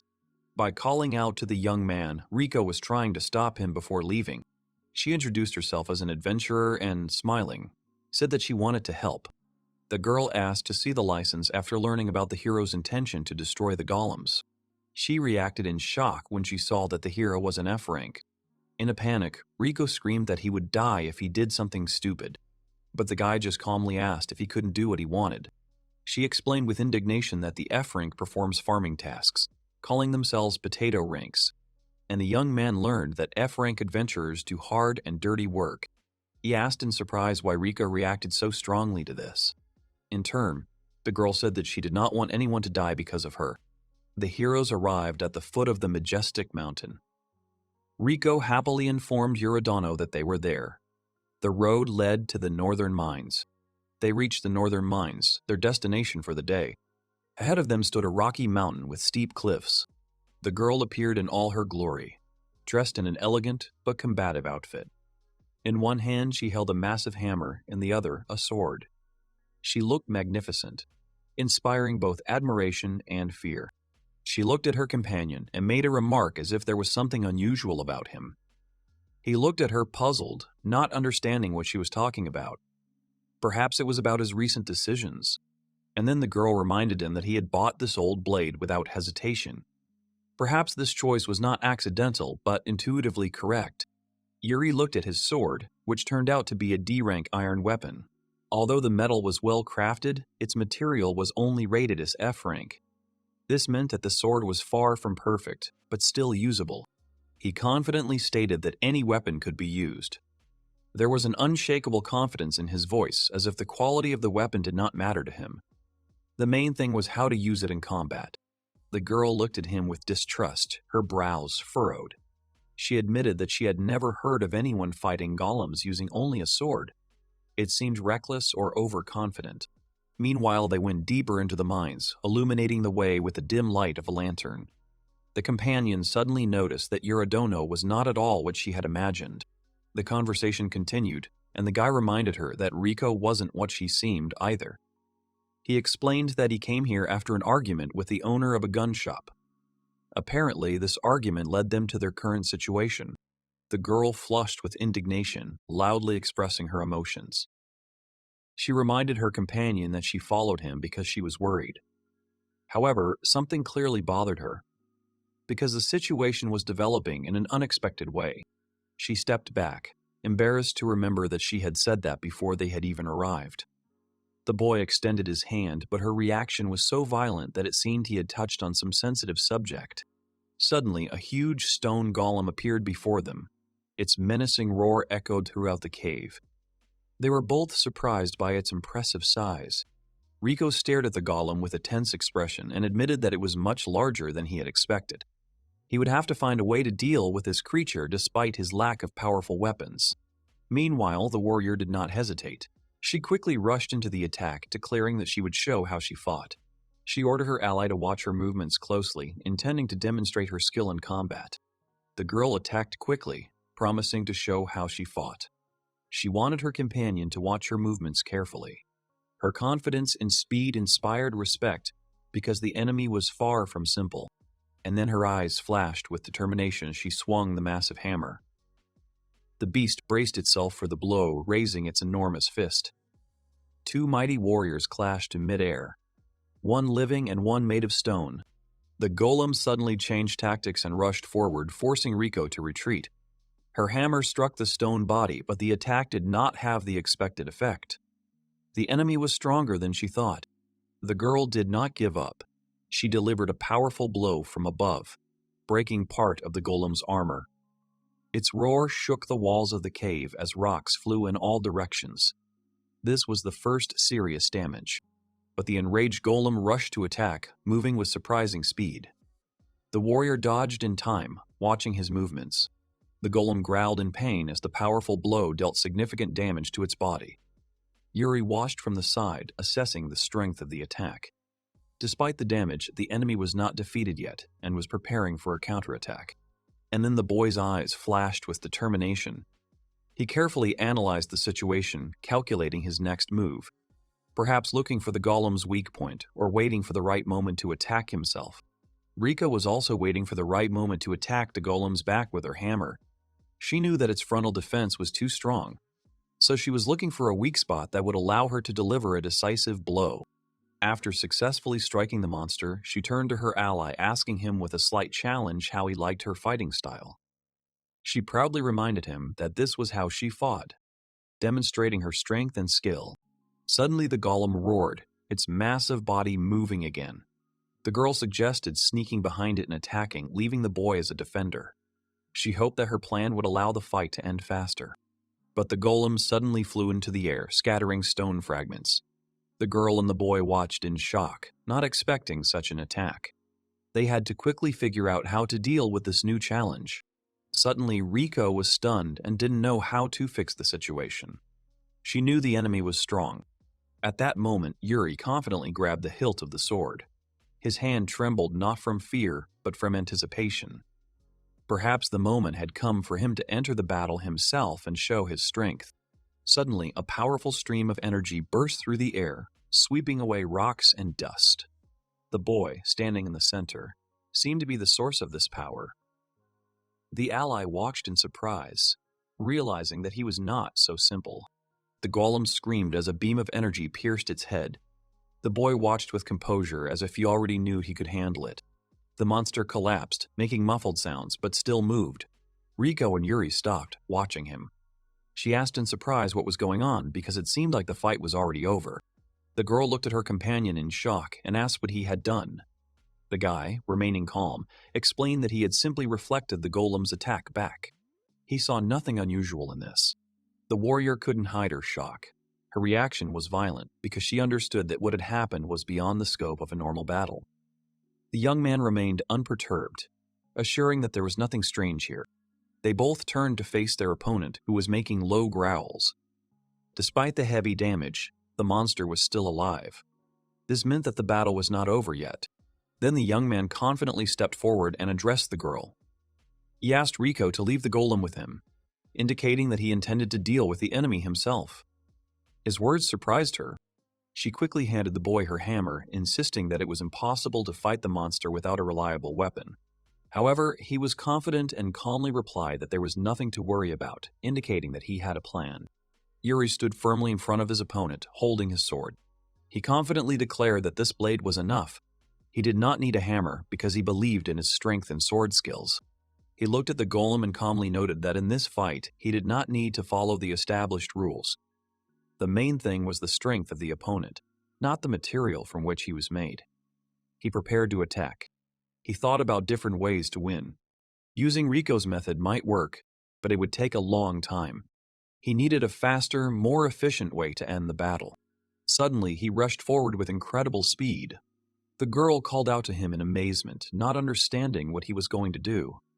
Her eyes widened in shock. He was clearly planning something unexpected. Rico yelled at the boy to dodge, but he continued to run straight at the monster. The huge creature roared in rage, preparing to deliver a powerful blow. However, the boy clearly had no intention of stopping. He activated the magic, strength and impact, increasing his attack. He realized that despite their strength and defense, golems were slow. For him, the enemy was too clumsy, which gave him an advantage in speed. In the blink of an eye, his sword sliced through the golem's body. Stone chunks flew in all directions. The power of his attack exceeded expectations, proving that even an old sword can be a formidable weapon in skilled hands. The monster collapsed, making its last sounds, realizing its defeat. Yuri watched it with a slight grin, confirming his confidence in victory. The fight was over, and the outcome was obvious. After the blow, flashes of energy rose up around him. He stood in the middle of a magical vortex, personifying a power that was not to be trifled with. It was the moment when all doubts were dispelled. He was truly strong. The boy looked back at the surprised cry. Rico was standing in the distance watching what had happened. Confusion was written on her face because what he had done was beyond her comprehension. The girl fell to the ground in shock, looking at her companion with wide eyes.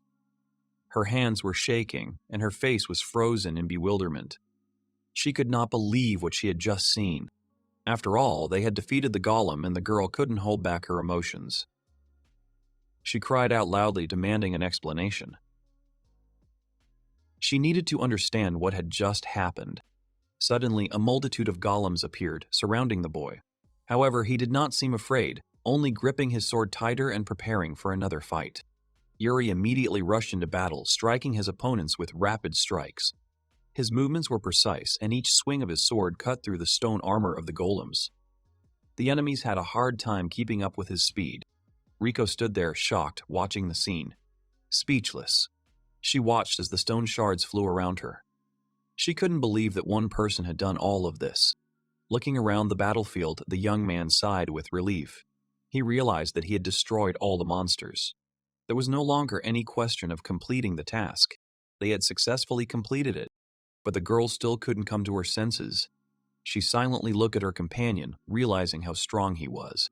While Yuri was already holding the resources he had collected, non-elemental magic stones and iron ore. These items could be used to create equipment. Despite their low rank, they were valuable materials in blacksmithing. The guy calmly collected the remaining magic stones, thinking that they needed to be given to Lime. Rico remained silent, looking at her companion. Her face expressed uncertainty, as if she was trying to decide whether she should say something. They walked out of the cave, step by step moving forward. The atmosphere had changed a bit after the battle was over. Perhaps the tension between them had not yet subsided, and they needed to discuss what had happened. And finally, the warrior decided to speak and called out to her companion. Yuri turned with slight surprise, waiting for her words. She looked at her ally, wondering about his true identity. Her wariness had increased since the battle, and she clearly wasn't going to let that question go unanswered. Rico also reminded him of his incredible strength, mentioning that he destroyed a golem with a single blow. She was also alarmed that he used a sword that she had never seen before. The young man seemed to not attach much importance to her words, and with a slight smile called himself an ordinary low-ranking adventurer. However, the girl did not believe his words and sharply objected. She raised her voice, showing how much this matter bothered her. Seriousness was visible in her eyes. She now demanded the truth, not accepting any more excuses. At this point, Yuri scratched his head a little confused, saying that he wasn't joking at all. His behavior seemed carefree, as if he really didn't understand why his strength was causing such surprise. Suddenly, the young man's eyes widened in surprise. He noticed something important. The boy and Rico found themselves in front of a pile of huge stones. The girl asked in surprise if these stones had been here before, hinting at possible changes in the dungeon that they had not noticed before. The two adventurers came closer, studying the blockage. The warrior assumed that it could be an exit, but something was alarming her. Yuri looked thoughtful, not rushing to jump to conclusions. Suddenly, a voice came from the darkness. The mysterious observer hiding in the shadows noted with surprise that the boy had managed to defeat all the monsters.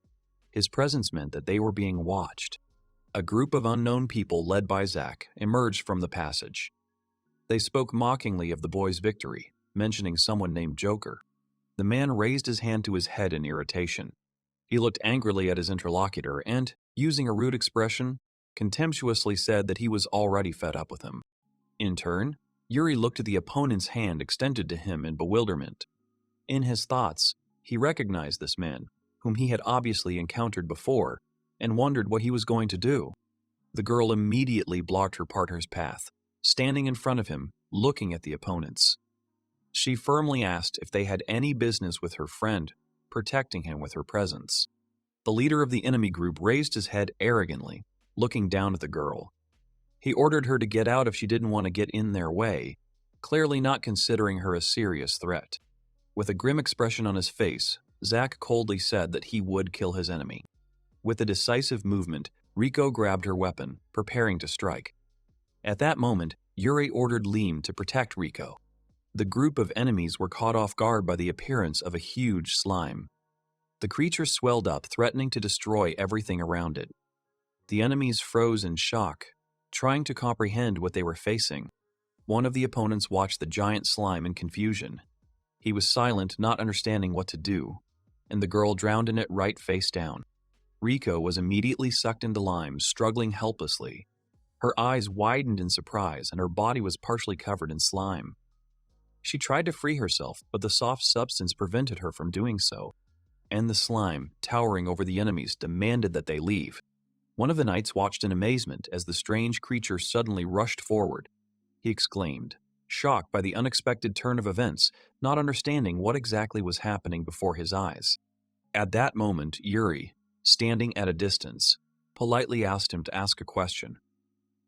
He asked him why he decided to stand in the way of people like him. The man smiled skeptically in response. Suddenly, Zack lost his temper and screamed furiously. He claimed that everyone around him was annoying him and accused the boy of being a nuisance and an eyesore. He said that the members of the opposing team recalled how hard they had strived to become true adventurers. But the path had not been as easy as they had hoped, and the dream was still far away. They also told how they had tried to join the guild in the past, but were brutally beaten by higher-ranking adventurers. This defeat left them with a strong sense of resentment and hatred. After all, high-level adventurers used them as bait. They felt like they were just tools and expendable material in dangerous missions, which made them angry and resentful. One of the enemies remembered the guild where new adventurers appeared every year. He watched from above, with envy and bitterness, as others were given opportunities that were not available to them. And clutching the adventurer's map in his hand, he declared that in this world only the strongest survive. His determination grew stronger. He no longer wanted to be at the bottom of the food chain. And climbing the cliff, remembering how the powers that be had rejected them. It no longer mattered to him what they were offered, if it was all accompanied by humiliation and pain. When their group cornered one of the adventurers, the man remembered all the grievances. It was the moment in which he hoped to turn his fate around and prove the strength of his determination. Zack's face twisted as he recalled the expression of the victim they had once cornered. His madness and the pleasure of fear on the other's face showed the twisted essence of his character. At this time, Yuri listened in surprise as the stranger stated that everything started with his appearance. The young man's face expressed incomprehension while he tried to comprehend what was being discussed. The enemy furiously recalled how the guy suddenly appeared, completed a difficult task, collected many herbs, and received a recommendation for rank B. All this made him envious and distrustful. He glared at the boy, explaining his hatred. He despised people like Yuri, strong, successful, fast.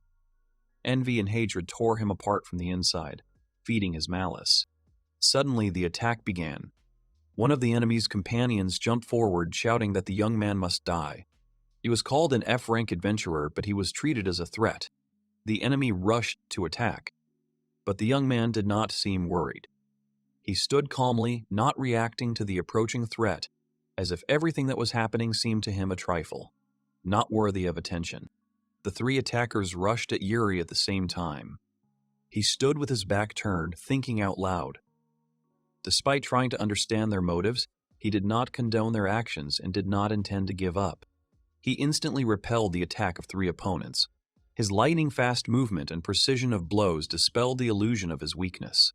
The attackers were thrown back without withstanding even one blow. One of the enemies watched in despair as the boy effortlessly defeated his comrades. Fear and confusion reflected in his gaze as Yuri walked forward. Suddenly, a scream and a spell were released from behind. A blade of wind flew towards Yuri. One of the attackers tried to distract the young man by loudly declaring that he would be his opponent. He attacked, hoping to seize the initiative and gain an advantage in the fight, to which the boy activated advanced fire magic, preparing to attack. However, noticing that the enemy was approaching, he continued to move forward, keeping the fire under control in his hand. He stopped short, realizing the potential consequences. Using fire magic in the cave could cause a collapse. He extinguished the spell, deciding it would be better to take a different approach to the fight. The enemies suddenly launched a frontal attack. Yuri was surprised, not expecting them to recover so quickly.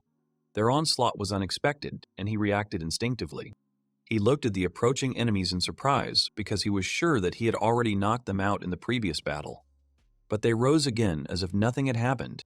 Zack, having lost control, activated the Berserker effect, increasing his stamina and resistance to pain. Yuri quickly noticed that the enemy was also under the influence of an anomalous effect. He realized that this was not just an accident. Someone had deliberately provoked mass instability, and this was only the beginning of the clash. Suddenly, something on Yuri's belt lit up. He noticed a strange light and felt a new power awakening in him. It was unexpected even for him, causing a slight surprise. At that moment, the boy mastered 3 levels of wind magic at once, from beginner to advanced. But while he was surprised, the enemy took advantage of the moment and suddenly attacked, catching him off guard. In the background, one of the enemies shouted an attack, drawing attention. However, the young man already felt that the situation was getting out of control and becoming more and more dangerous. Yuri found himself pinned between 2 opponents who were trying to hold him down. Despite the resistance, he kept his cool and began to act. The next second, he extended his hand, preparing for a counterattack. The guy grabbed his opponent by the arm, demonstrating strength and agility. His confidence left no doubt. He was going to break free from the grip and strike back without hesitation. With a lightning-fast movement, Yuri freed himself and parried the attack. His powerful blow sent the opponents flying in different directions, leaving them confused by such a quick and decisive counterattack. One of the enemies saw a magic sphere in his hands. It was advanced wind magic. He was scared and did not have time to react. Realizing the power that he was about to release, the young man activated the storm magic. Powerful air currents swirled around him, forming a deadly funnel. He was going to sweep away his enemies with one devastating spell. Zack, with his sword, stopped in confusion as he saw the raging wind magic in front of him.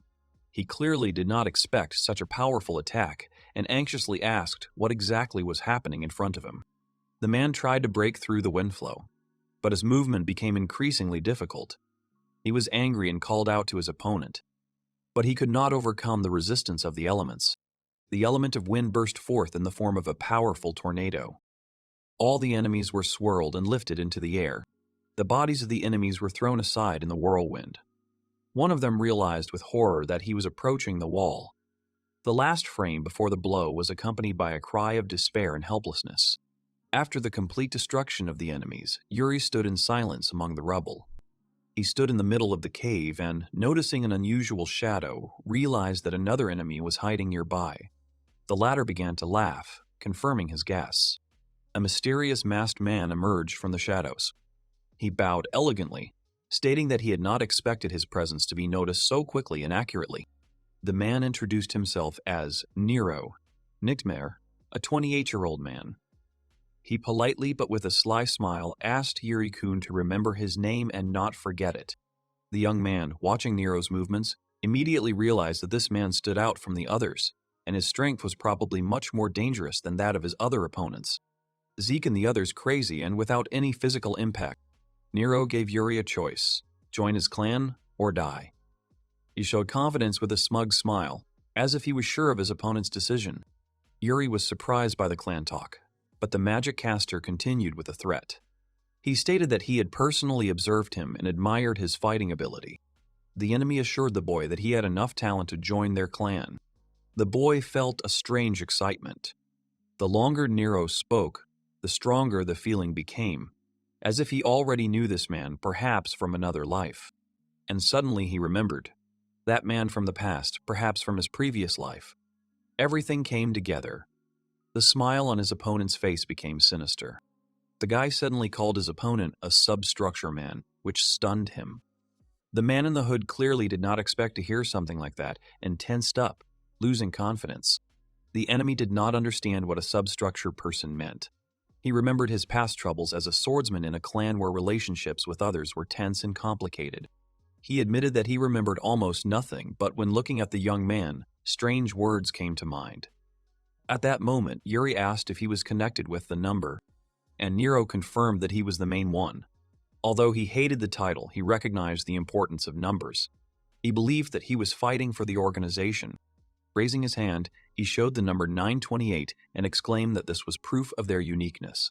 He was proud of his belonging to the organization and having his own name there. And the boy remembered that each participant had a number on his hand.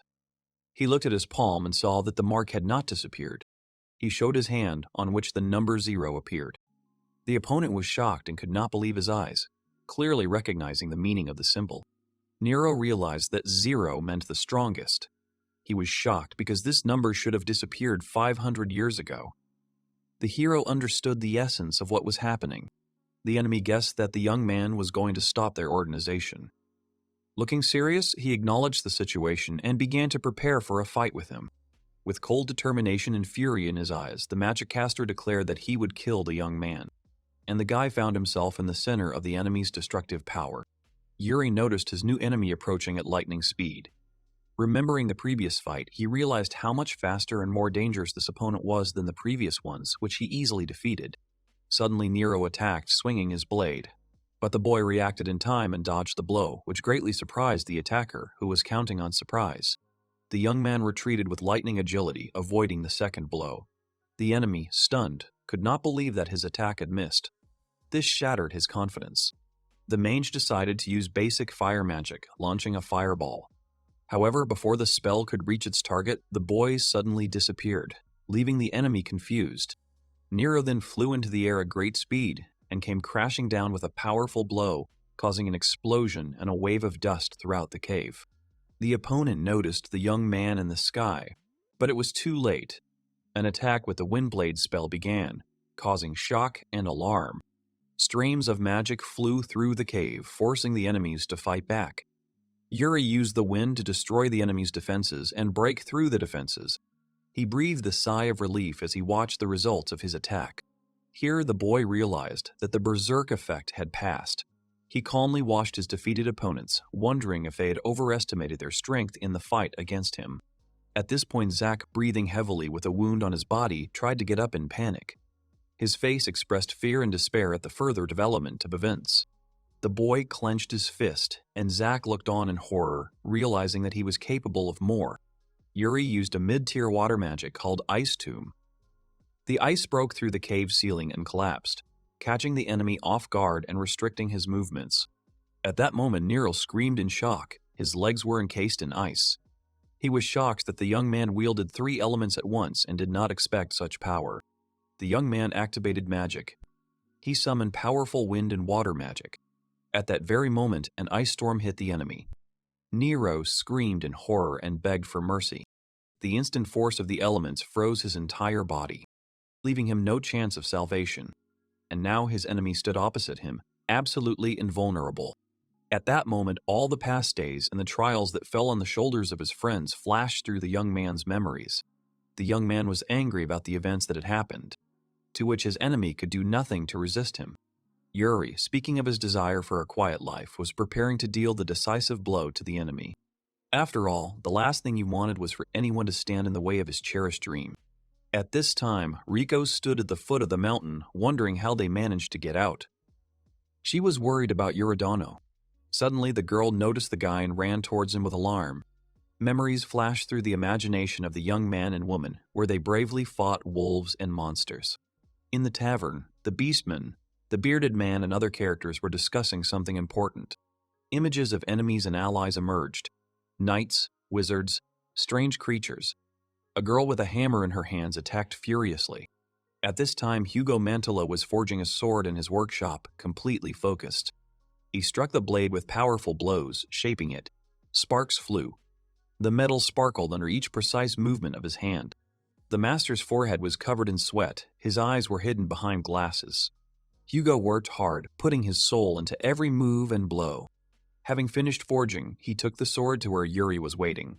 With a smile, he apologized for the delay and handed over the weapon. Proud of his work, he showed off the finished sword. The sword turned out to be a rare artifact with a high rank. It was made of expensive materials, with complex technology in perfect condition, almost new. The boy politely thanked the blacksmith and wanted to pay. But the master refused, saying that it would disgrace his forge. The young man was surprised by Hugo's generosity. He exclaimed with enthusiasm, refused payment, and simply handed over the sword with sincere pride. The blacksmith laughed, enjoying the work he hadn't done for a long time. The boy noted that the master had simply left the expensive weapon without thinking. Despite the high value of the sword, the blacksmith looked happy and satisfied. For him, the passion for the craft was more important. The young man silently examined the sword, holding it in his hands. He doubtfully asked Hugo if he was really sure of his decision. He stood with a serious look and crossed arms, listening to his doubts. Yuri also noted that the sword was created not only from his materials, but also from local ones already available in the forge. Hugo, unable to bear the arguments, flared up and demanded that they shut up. He was clearly tired of the young man's unnecessary talk and doubts. The enraged blacksmith shouted at the boy to just take the sword. His patience snapped. He spoke with complete confidence. And with a serious expression on his face, the boy finally agreed to accept the sword. He carefully put it back into the sheath. The dwarf stopped him, calling out to his brother. The blacksmith raised his thumb and gave a parting word with a broad smile, wishing him success in his future journey. And the young man responded with a confident smile, agreeing with him. He left the building, ready for new achievements. As he emerged into the light with his new sword, he was filled with determination. Yuri was happy with his new weapon and the beautiful weather. He felt a surge of strength and energy, preparing for new achievements. As he walked, he enjoyed the silence. Suddenly, the guy stopped, exhaled, and felt something unusual begin to happen to his body. His eyes suddenly flew open, and he realized with surprise what had just happened. After all, he had suddenly gained master-level swordsmanship. Inspired, he looked at the city and considered his next steps. He thought, wondering if it was because of his intense sword training that he had suddenly gained such a powerful combat skill. Suddenly, two familiar voices called out to him. The girls were hurrying towards him, clearly wanting to share their news and gratitude. Riko and Philly happily thanked Yuri for his help, telling him that they were now stronger, had new weapons, and could fight alone. When the girls noticed each other nearby, their reaction revealed confusion. They could not understand who was standing in front of them. Yuri also looked puzzled, and one of the girls admitted to being shocked. After all, the unexpected meeting had destroyed her calm. Philly yelled at the girl, accusing her of liking girls with big curves. She was stunned by the accusation. Embarrassed, Riko abruptly stated that there was no relationship between her and Yuridano. Her face turned red from embarrassment. Against the backdrop of the peaceful city, the girls continued to argue, one accusing the other of being suspicious and paternalistic towards Yuri. While the young man stood confidently in front, he said that he wanted to protect the calm, free, and everyday life of his friends. A month has passed since the rebirth. Yuri has settled in, found friends, explored the new world, and took part in battles. His companions became stronger. They trained, fought, gained experience, and now confidently held weapons in their hands. The young man set out on his new mission with enthusiasm. He began to get used to the city. Everything here became familiar, and life became calm and measured. The Adventurers Guild building was impressive, and Yuri headed there again, ready for new missions and challenges. Tiffany greeted the young man happily, holding a stack of papers in her hands. The guy came to the guild looking for work and immediately expressed a desire to fight with many monsters. He chose a repeatable quest to slay goblins with a reward of 20,000 gil for every 10 enemies defeated. After analyzing the income, Yuri calculated that defeating 2 goblins would already provide him with payment for his overnight stay. Tiffany, a little concerned, asked the boy if he had any experience hunting goblins before, and he thought about his past battles with the goblins, remembering his first fight in this world. At this point, a guild member advised him to form a team before taking on the quest. The girl explained that a group approach is safer, especially for beginners, to avoid tragic consequences. And he agreed with her advice and went to the notice board preparing to choose a quest. Yuri was surprised by the huge number of tasks posted on the board and exclaimed in surprise. Suddenly, he noticed an advert looking for a partner for a quest involving exterminating goblins with a sword, and he went to the central square of the city where the fountain indicated in the quest was located. After looking around, Yuri began to search for the supposed group he was supposed to meet, and then he heard a female voice calling someone's name, and he headed in that direction. Near the fountain, he found 3 people, a cat girl, a boy, and a girl, waiting for a new member of the group. At this time, the 3 participants confidently discussed their strengths, believing that the goblins posed no threat to them. And Yuri approached the bench, politely introduced himself, and said that he had come in response to the ad. Rit looked silently at the young man, assessing the situation. He chuckled slightly, his gaze sliding to the boy's weapon, piquing his interest. The man greeted Yuri warmly, thanking him for coming, demonstrating friendliness and willingness to cooperate. He also praised the guy's sword and immediately noted that he was the perfect fit for the team as a swordsman. The stranger introduced himself as the leader of the group, and the girls also gave their names, Musil and the sorceress Emily. All 4 stood in the square, and Rit confidently explained the rules. He told how the loot and money are divided, everything is sold, and the profit is divided equally. And finally, he politely asked to see the adventurer's license to verify its authenticity. The man accepted the card without hesitation, not expecting it to surprise him. He was surprised to see the F rank, which greatly hurt his pride and ambition. And the group went away, leaving Rit in doubt, considering the meeting a waste of time. And the guy was upset, not understanding why his rank caused such a reaction. The man screamed in rage, demanding that he disappear, humiliating him for being an F rank. He agreed with Emily, who warned him that he might get dirty if he picked up the item. And with irritation, he threw the card at him. Emily and the others left the place, leaving Yuri behind, deciding that he needed to study. Rit cheerfully took the girls away, not paying any attention to what had happened, confident that he had done everything right. Meanwhile, the young man was left alone, watching as his former potential partners left. At this time, Rico walked through the market square, looking around in search of the necessary landmark for the meeting. Seeing the fountain, the girl confidently headed towards it. Having met the young man, Rico recognized him. Yuridana was standing in front of her, which surprised her greatly. The girl found him at the fountain, wondering what he was doing. Later, in the forest, they discussed the mission, and Yuri thanked Rico for accompanying him on the journey. She explained to the guy that there are 2 types of quests, regular ones and special ones that require a certain rank, emphasizing that in normal missions one can encounter a strong enemy, urging caution. The young man learned that the required rank to destroy goblins was F, meaning the task was available to any seeker. At this point, Rico put on a stern teacher's expression and continued to explain the quest system using a rank chart. According to guild records, after the defeat of the Silver Wolf, the goblins began to attack everyone in the area. She warned her partner to be on guard.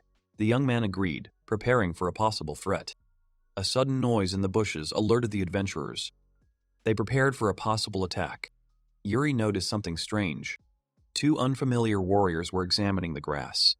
They found no trace of goblins and were puzzled. One of them asked the young man if they were looking for goblins. They confirmed that they were. The adventurers realized that the other adventurers had already cleared the area of goblins.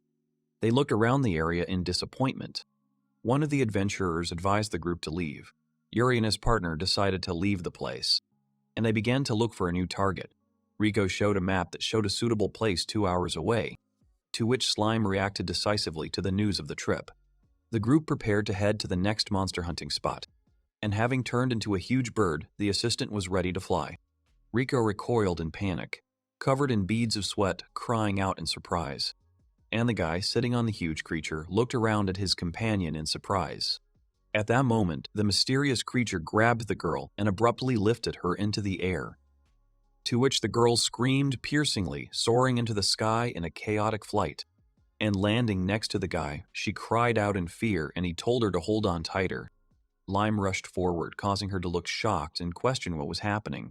Yuri flew forward rapidly, creating a powerful airflow around himself. Riko fearfully asked him to slow down, but Yuri explained that they were already flying slowly, asking Lime to hold the deuce. Suddenly, sticky tentacles wrapped around the girl's wrists, and they continued their flight. After some time, the travelers landed on the western plain, taking a rest before new trials. Yuri thanked the assistant while the girl fell down, breathing heavily, clearly tired from the fast ride. Riko was trying to catch her breath. Yuri suggested taking a break, noticing her fatigue. The young man noted that his companion did not tolerate high speeds well, but for him it was fun. They stopped by the water. The girl drank greedily, restoring her strength after the tiring journey. She was suddenly surprised to notice something unusual that caught her attention. Riko admired the view, comparing it to the stories. At this time, the young man noticed more enemies than he expected, which caused him hidden anxiety. He watched the hidden creatures, amazed at their agility, even though they were not very strong, while the girl enthusiastically called her companion, showing him the beauty of these places. The guy advised Riko to draw his sword, sensing the approaching danger. His expression was serious, to which she turned around in surprise, not immediately understanding the meaning of the warning. Her companion did not notice anything suspicious. Suddenly, something rushed across the ground at great speed, leaving a trail of destruction in its wake. The girl instinctively grabbed her weapon, realizing the seriousness of the situation. She was caught off guard. Her hand gripped the hilt of her sword tightly, but disappointment flashed through her thoughts. The young man noticed the enemies. They hid in the shadows. He quickly warned his ally of the danger of an ambush. A goblin archer lurked in the bushes, grinning maliciously as he prepared to fire an arrow at the adventurers. And then Yuri realized that this place had become a goblin lair, which surprised his companion. The goblins surrounded the travelers, drawing their weapons, preparing to attack, not allowing them to escape. A barrage of arrows began. The goblins attacked from all sides, trying to destroy the uninvited guests. And the warrior repelled the spear attack, deftly parrying the blow with his sword at the last second. He used a lightning-fast technique, creating multiple strikes at once, stunning the opponent. The girl watched the swordsman's speed with admiration, amazed by his incredible fighting technique. He offered to support her with magic from the rear, asking her to go forward first. Accepting the offer, she rushed into battle, demonstrating her determination and speed. Her determination was evident in her intense gaze. Yuri activated the spell, concentrating the energy in his palm. Glowing circles of magic surrounded his hand. The magic accelerated Riko's movement, and she felt light. The enemy did not expect such a turn of events. The girl was surprised by the new sensation. Her body became weightless, allowing her to move faster than usual. The goblins were frightened by what was happening. One tried to dodge, and the others screamed in panic. The brave warrior cut a path through the enemies with lightning speed, tearing them apart with her blade. The shocked goblins realized the threat, but did not have time to react. Death overtook them instantly. Riko took down another opponent, striking with her power. One of the goblins was shocked by what was happening. The warrior calmly prepared for the final blow, clutching her weapon, while her enemies trembled with fear. But the hidden archer took up position, drawing his bow, intending to deliver the decisive blow to the heroine. The adventurer used advanced water magic, summoning an ice blade that shone in his hand, and the ice needle spell pierced the goblin, killing him instantly, leaving bloody traces. At that moment, the girl dodged the attack and the arrow hit the ground without hitting her. She attacked the goblin with a scream, cutting through his body with a magical blow. Yuri summoned magic circles, preparing a new spell against the opponents. At that moment, Riko stood among the bodies of the enemies, breathing heavily. Behind her, the boy was surveying the battlefield, casually holding his sword in his hands. She rushed towards him in panic, screaming. Her face was red with embarrassment and indignation. She did not understand what the young man had done to her body. The guy calmly explained that he only used his magic to strengthen her in battle. The girl was sweating with excitement, trying to convince herself that everything was okay. And since they had finished everything so quickly, it was time for them to move on to new adventures. Riko was breathing heavily, her face flushed, her thoughts in her head a jumble of emotions. Yuri asked worriedly if everything was okay with her, to which she assured him not to worry. Weakened, the girl apologized, saying that she needed to rest a little before losing her balance. With the last of her strength, Riko continued to hold on. At that moment, the young man scanned her, and he noticed that his companion was poisoned with a weak poison. The guy was surprised to realize that he had not noticed the moment of infection with the poison. He approached the girl and asked if the goblins had hurt her. She admitted it was just a scratch on her ankle from the attack. Riko said she had been shot by an arrow and allowed the wound to be examined. But the guy noticed that the wound had a strange color, most likely the arrows were poisoned. The girl was surprised to learn that the arrow could have contained poison. And then the young man explained that the poison was rare and the goblins were unusual. He also suggested that these goblins had high intelligence. Yuri regretted that he did not have an antidote on the way. Riko was already sitting with difficulty by the tree, lamenting that she was only getting in the way of the young man. The guy, with a soft smile, assured his ally that everything was fine. At that moment, she looked at him in surprise, not understanding what he was talking about. And then Yuri suggested that Lime try to pull the poison out of her body. The slime readily agreed, absorbed the poison, and took on a darkened, altered form. At that very moment, Riko felt better and happily informed the young man of her recovery. And then the guy thanked the assistant for helping him cleanse the poison. Immediately, a notification about receiving the holy magic skill appeared on the screen. Yuri activated the healing spell, directing the magic directly at the wound. The girl watched in surprise as her wound began to heal with light. She felt relieved, jumped up and down joyfully, and thanked the guy for his help. She also asked Yuri in surprise where he got this rare skill from. In turn, the young man did not know that healing magic is an extremely rare gift. Enrico was shocked by the adventurer's slow reaction to his own discovery, and the squad ran forward cheerfully through the forest, accompanied by Rico's cries. They fought together, killing goblins with quick and precise strikes. After the battle, they surveyed the field, making sure that the goblins had been defeated. Yuri once again handed the task over to his assistant to complete, and the slime began to absorb the remains of the goblins, clearing the entire clearing of bodies. The slime also found a stone without attributes and absorbed it. The owner thanked Lime. Suddenly, Riko noticed something strange and picked up the axe, worried about what she found among the bodies. She immediately handed the axe to Yuri and asked him to take a closer look at it. In turn, the guy was surprised by the quality of the weapon because it was a pretty good axe. And Riko confirmed with excitement the axe was too good for a goblin. She jumped with joy, convinced that her health had been fully restored after the treatment, and she was surprised to learn that the young man had a rare magical ability to heal. The girl did not immediately realize the rarity of holy magic and was surprised, and the young man admitted that only now did he understand the value of his ability. Everyone hurried on as Rika screamed and ran deeper into the forest. The ally explained that the Goblin Lord is the most powerful type of goblin, and then Yuri realized that the recently killed leader was an unusual monster, and the girl was surprised that Yuri even knew about the Goblin Lords. To which the guy admitted he defeated the Goblin Lord for the first time in his life. Riko laughed, not believing that he had handled it alone. She screamed in surprise when she learned that he had defeated the Goblin Lord. In turn, Yuri wondered if the girl really understood who he was. They were discussing the problem of how to find a nearby boss, and the girl noticed that the goblins were too smart for a direct chase. The guy understood everything and confidently decided to track down the goblins himself. He suddenly noticed movement and instantly rushed in the right direction, and he discovered two suspicious creatures hiding among the trees in the forest. The young man asked Lime to deal with the enemies, entrusting the task to the slug. He tensed up, concentrated, and prepared to carry out the order without hesitation.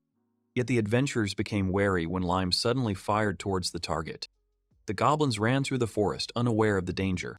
Meanwhile, the slime attached itself to the goblin, acting as a tracker. At this time, Yuri explained how Lime would be watching them. They prepared for surveillance and began pursuing these creatures. The goblins reached a place where a surprise awaited them. At this moment, Riko asked Yuri to be quiet so she could hide. They saw goblins enter a cave nearby. The adventurers entered the cave, and the shelter turned out to be spacious inside. Lime confirmed that the goblin boss was definitely inside, and in the cave, someone suddenly called out to them from the darkness. Yuri noticed Rit's group and was surprised by their sudden appearance. One of them mockingly asked a question about the potato field, and Rico quietly asked the young man if this was the man he was talking about. Rid asked if they were going to enter the nest, and having heard a positive answer, he reacted to their answer with surprise. He tried to dissuade the boys, saying that it was reckless. Emily was surprised by the words and reacted with interest. She approached the young man and offered to carry her luggage. The girl complained of fatigue from the long journey, and Rico suddenly became angry when she saw the girl too close to Yuri. Meanwhile, Emily promised a reward if the guy carried the bag. At this moment, the young man thought about it, but still agreed to help the girl. Suddenly, Rico stood between them, forbidding them to approach Yuridano. She was outraged and demanded an explanation from her ally, to which the young man explained that the uncertainty inside the nest worried him. The team entered the cave, and the first one was a self-confident leader. Emily complained to him about the pain to justify her actions. She looked slyly, continuing her manipulation with a smile. At this point, Yuri and Rico discussed a plan to use him as a shield, and all 5 of them headed inside the cave, beginning their exploration. After a while, the group stopped to rest, discussing the lack of goblins and their fatigue, and the girls prepared lunch, which they decided to share with Rito. In turn, Rito thanked both girls for their care and food. They vied with each other to offer the man a taste of their treats, to which he in turn joked that Musil and Emily had a picnic right in the cave. Rico didn't like all this. She began to eat her portion with confusion, thereby causing confusion in Yuri. Suddenly trembling, she handed the young man a sandwich, and carefully biting off a piece, the guy listened to her question. She waited for an answer, worried whether he liked the taste. Suddenly, they felt a strange vibration underground. They wondered what could be approaching at such a high speed. Everyone began to choke from the acrid smell coming from the cave. At that moment, Yuri covered Rico with his body, trying to protect her. He used wind magic to disperse the vapors. The young man applied the analysis, but the smell did not dissipate completely. He identified the fog as curse magic, Class E, and Rito tried to calm his girls down, suspecting magic from the boss, to which the guy promised to protect his ally as long as she was around. The man, meanwhile, still swore to protect the girls, causing them to feel touched. Suddenly, a huge foot appeared. They were afraid of the approaching enemy. The D-rank goblin elite emerged from the fog, laughing. The group was surprised that they were facing elite and dangerous goblins. Rito instantly realized that the goblins were in a state of frenzy and did not feel pain. Emily asked her ally to fight, to which he tried to cheer himself up. He was frightened by the size of the enemy, doubting his own strength. And then one of the goblins attacked. Rito got into a defensive stance. The monster immediately repelled the attack with fury, demonstrating incredible strength. The man was surprised because a goblin stopped the sword with his bare hands. Suddenly, a second enemy appeared and struck from behind.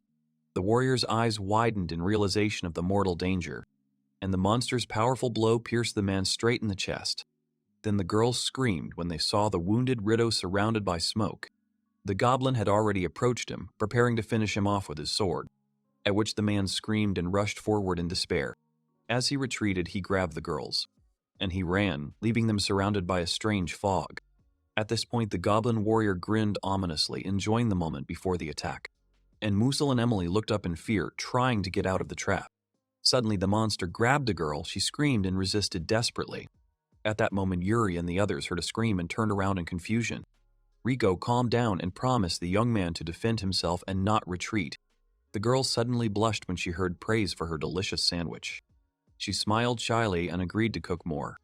The guy used the boost to rush into battle. The goblin dragged the girl by her hair into the depths of the cave. He threw her with force in an unknown direction. Standing in front of the frightened Emily, the monster wondered what to do with her. By this time, the girl was completely exhausted. The goblins were harsh in their manners and behaved like barbarians. One of them began to attack the defenseless girl. Emily didn't know how to get out of the situation. Suddenly, a familiar voice sounded from behind, and the goblin's head fell next to his victim. After all, Yuri attacked him and was able to pierce him right through. The young man looked menacingly, preparing for the next blow. The second monster jerked back in surprise, surprised by the attack. And again, the guy struck accurately, hitting the enemy from behind. Approached Musil and checked to see if everything was okay with her. At that moment, Yuri saw 3 goblins quickly approaching him. He realized that it would be difficult with just one sword. The guy created a wind shield, surrounding himself with a magical barrier. and the flow of wind blew away the enemies who flew in different directions. Suddenly, the goblins hit the shield, unable to break through. With lightning-fast movements, he once again repelled the onslaught of enemies. Having defeated the goblins, he stood calmly as an enraged goblin crept up behind him. Enrico suddenly attacked the monster, saving her comrade from the blow. The boy turned around in surprise when he heard his name being called. After the girl's lightning attack, the goblin fell. Riko explained that she attacked the silhouette after noticing its movement. She explained that she attacked, counting on the young man's reaction in case of her miss. Suddenly, a fearsome B-rank goblin shaman appeared in front of them. The shaman grinned ominously, demonstrating confidence in victory. The girl was frightened by the power of the monster speaking in human language. Fear paralyzed her body. She did not move. Meanwhile, Yuri calmed Riko down, saying that everything was under control. He explained that the goblin was in charge of others and was smart. The young man also assured Riko that she was stronger than her opponent. In turn, she was embarrassed, but she felt support and her determination grew. Suddenly, the goblins attacked, but the girl said that she was ready to help. Then the young man quickly cut through the enemies, protecting his team. He was surprised by the weakness of his enemies, remembering past battles. At that moment, the goblin shaman screamed, realizing the death of his subordinates. Ominous glowing entities began to emerge from the bodies of the dead. The shaman then activated the magic, aiming the power at Yuri, and the guy saw strange entities heading straight towards him. Yuri screamed in pain. His body began to burn brightly. He realized that magic was draining his target's strength. At this point, the goblin shaman announced that no fight had taken place yet, and then the monster screamed, threatening to show the full horror of his magic.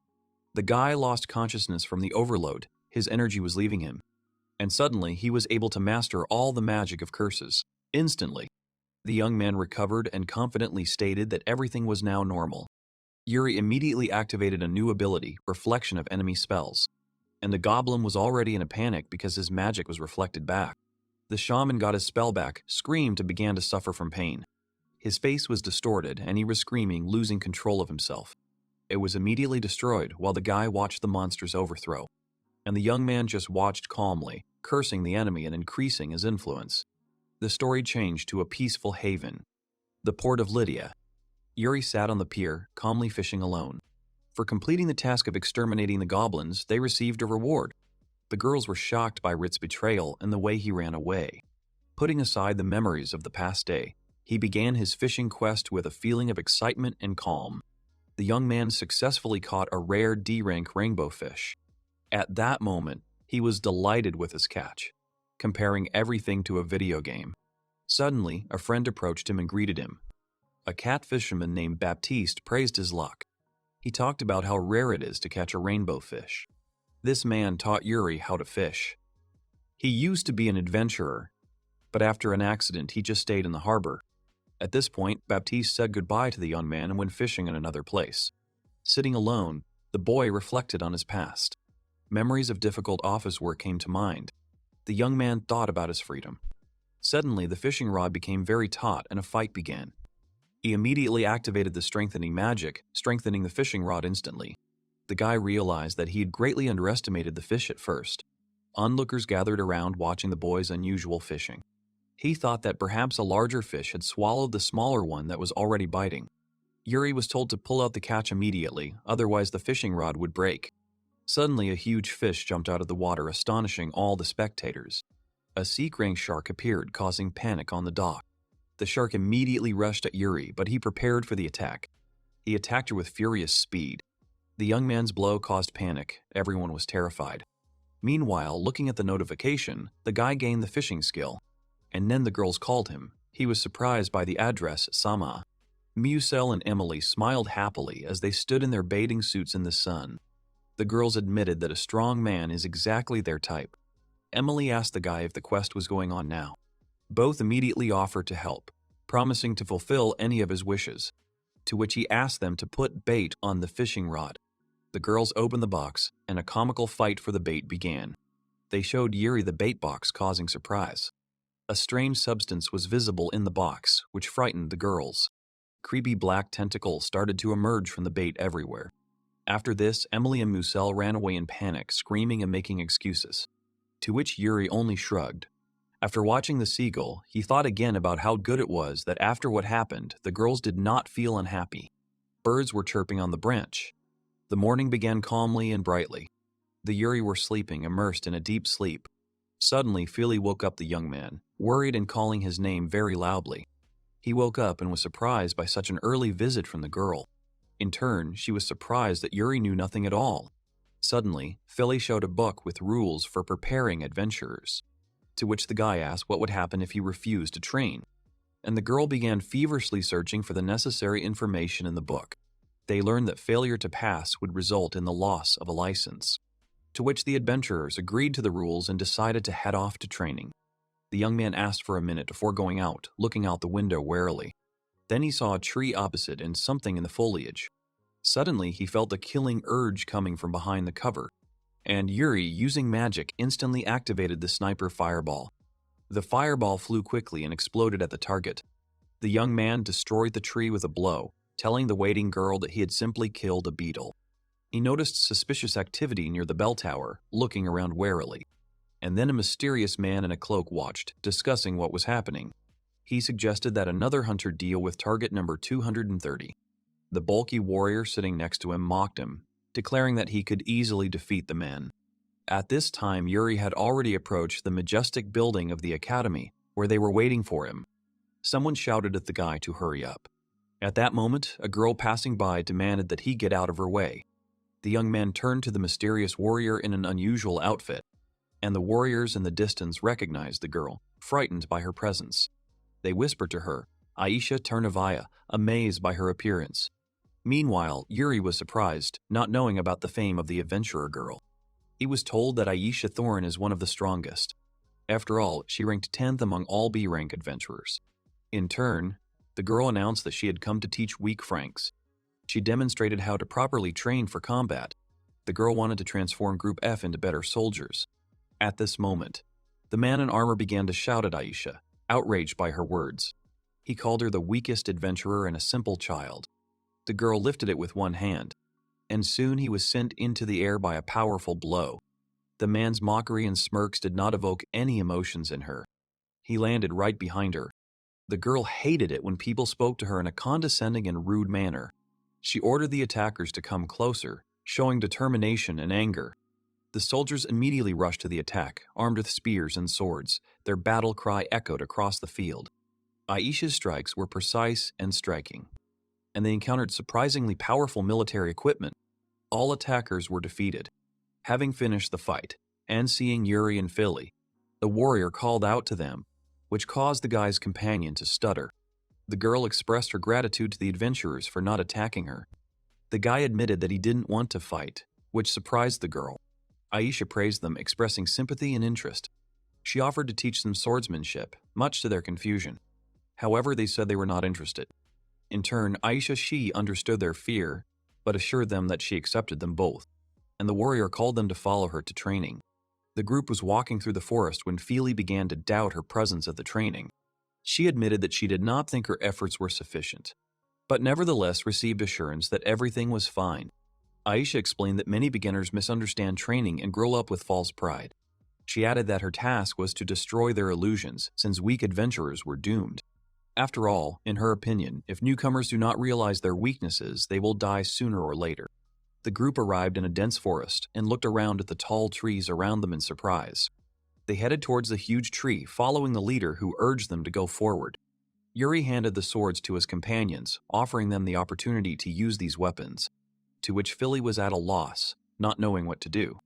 Then Aisha made them focus. The girl showed the sword that she had previously given to the young man, promising to show an example of skill. She turned sharply and rushed towards the tree, swinging her sword with incredible speed. With stunning precision, she rose into the air, preparing to deliver a powerful blow. Her blade swept across the huge tree, cutting through it instantly. And the huge tree began to fall, and the watching adventurers were dumbfounded with surprise. The girl cut down a huge tree with one blow, demonstrating the power of a B-rank adventurer. Aisha suggested that the new girl try, but she got scared and refused.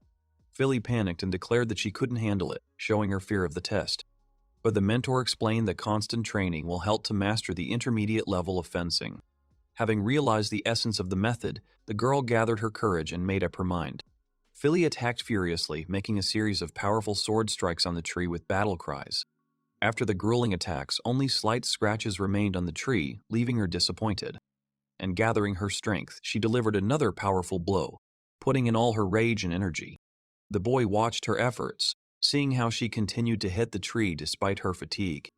Philly ran out of breath and turned to Yuri, reminding him that it was now his turn to show his abilities. The young man enthusiastically prepared to test the new technique, holding two swords in his hands. He wondered if the weapon would withstand the force of the blow, since it was borrowed. Afraid of breaking the blade, he concentrated, gripping the hilt of the sword tightly. Swinging his sword, he released incredible energy, cutting the forest in half. After the impact, a huge rift split the earth, shocking everyone with the scale of the destruction. And the young man was convinced that he was able to control the power without destroying the weapon, and he was satisfied. He looked at Aisha, who was standing at a distance and was clearly nervous. The girl screamed in shock, which caused confusion in the guy. Confused, he asked if he had done anything wrong. The young man took the test, and his companion found the result impressively abnormal. The girl announced that the next step would be learning magic, then suddenly asked the boy's name again. Yuri replied that he had not been taught magic.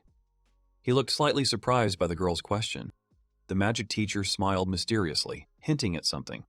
A sly light flashed in her eyes. Aisha enthusiastically confirmed his inexperience, moving strangely.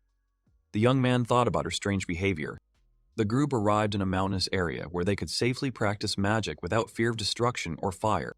The girl explained that magic is studied in the mountains and swordsmanship is studied in the forest. So they were now in the perfect place. She stressed the importance of a place to study and finally rushed to write down the information. Smiling, she ordered him to stay put, showing her confidence in the upcoming lesson. The warrior stood up, drawing her sword. She spoke the words that heralded the beginning of the spell. Suddenly, the blade burst into flames, taking the form of a fiery spear. Magic filled the air. The mage swung his weapon, sending the flaming projectile forward. The spell had reached its peak power. At this time, the disciples looked at the advancing force in confusion. The flames grew stronger and stronger. The fiery spear broke through the barriers, setting everything in its path on fire. The spell was approaching its climax.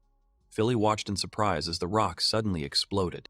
Aisha, a little modestly, admitted that it was about the case. The others were amazed by her strength. The girl noted that for a B-rank adventurer, this was a minor demonstration of strength and skill. He thought that, compared to other adventurers, the girl was truly a special and memorable person. And Aisha explained that imagination is the basis of magic, and progress is achieved through constant practice with no shortcuts. The boy immediately remembered his meditations, surrounded by magical energy. He remembered a similar state from his past life and concentrated deeper. At this time, the warrior with a smile passed the line to the young man, encouragingly assuring him not to worry if nothing worked out. And his friend encouraged Yuri, asking him to give it his all. He confidently agreed, preparing for his performance. He walked forward confidently, holding his sword. The others watched him, waiting to see what surprise he would come up with this time. Aisha was surprised to see the boy draw his sword. She had not expected such a decisive step from him. At that moment, Yuri concentrated and activated his magic, causing the blade to fire. He wondered if he had done this before. He cast the fire funeral spell, releasing a powerful stream of flame that took the form of a blazing firebird. And then the fire engulfed everything around, exploding with incredible force. The girls froze, watching as the battlefield turned into burning ruins. The scale of the destruction stunned them both. What they saw shocked them to the core. They exclaimed in shock, not believing the strength the boy had shown. And the young man received a new skill, super-class fire magic. He was pleased with the results of the training and his progress.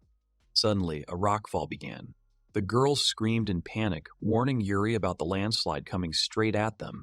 Seeing the danger, both girls became scared and screamed. They hugged each other, expecting the inevitable blow from the falling rocks. But Yuri activated water magic. A magic circle glowed in his hand, preparing a powerful protective spell against the landslide. He created a wall of ice that instantly grew, stopping the rockfall and saving everyone from death. He watched in amazement as the ice wall began to crack under the pressure of the rock flow crashing down from above. The situation was getting worse, requiring a quick solution. Aisha asked the young man to run away with them, to which he refused.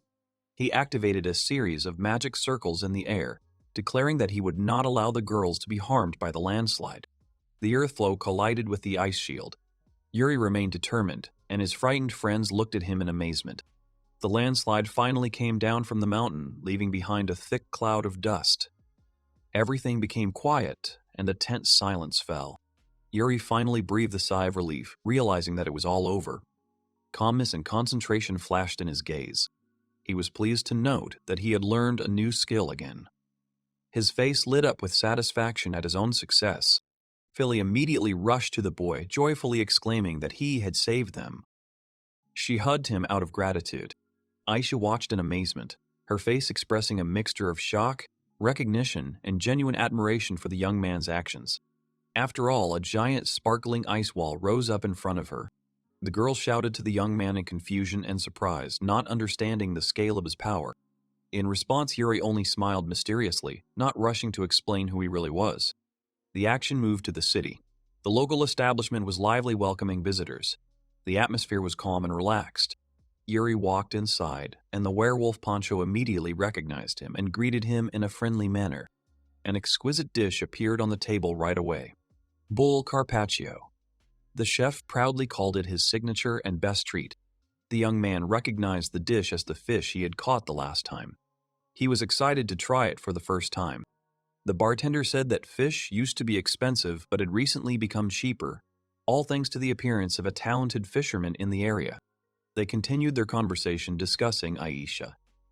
The bartender mentioned that this was all part of her training program. He admired her. The young man was surprised to learn of the bartender's relationship with the girl.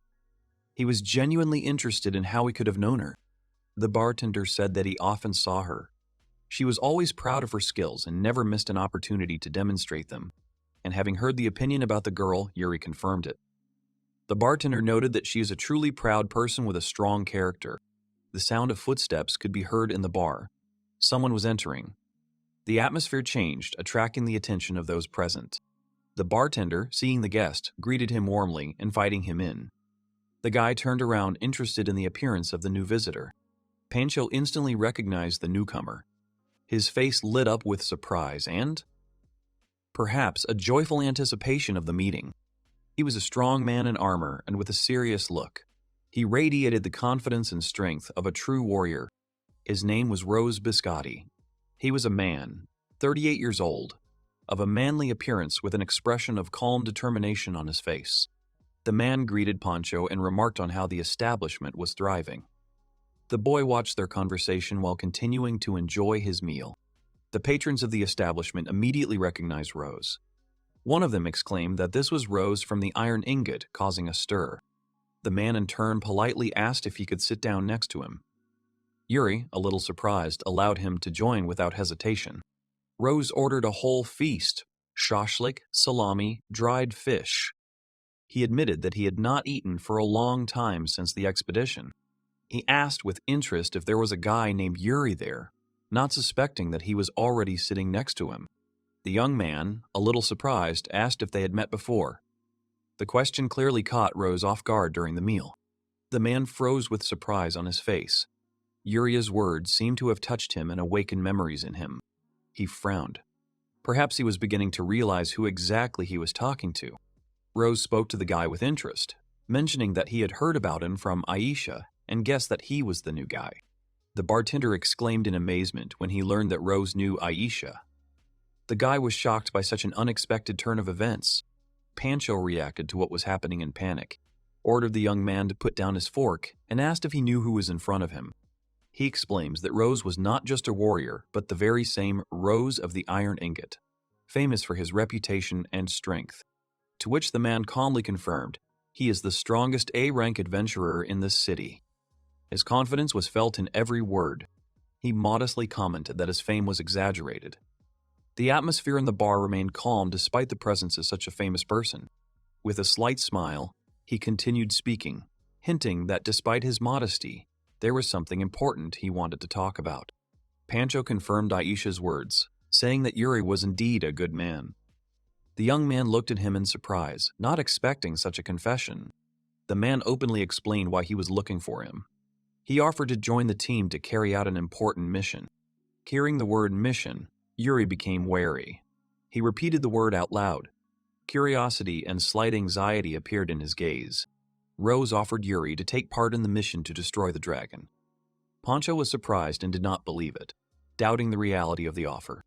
Pancho cried out in surprise, not believing what he had heard. The young man looked calm, and the air was filled with tension from the news of the mission. The werewolf countered, pointing out that the boy was only an F rank. The man, however, stood his ground, asserting his confidence. Rose confidently stated that Yuri was not inferior to A rankers. He had only just met him, but he was already confident in his strength. And then the mysterious girl in the hood reminded him of her order.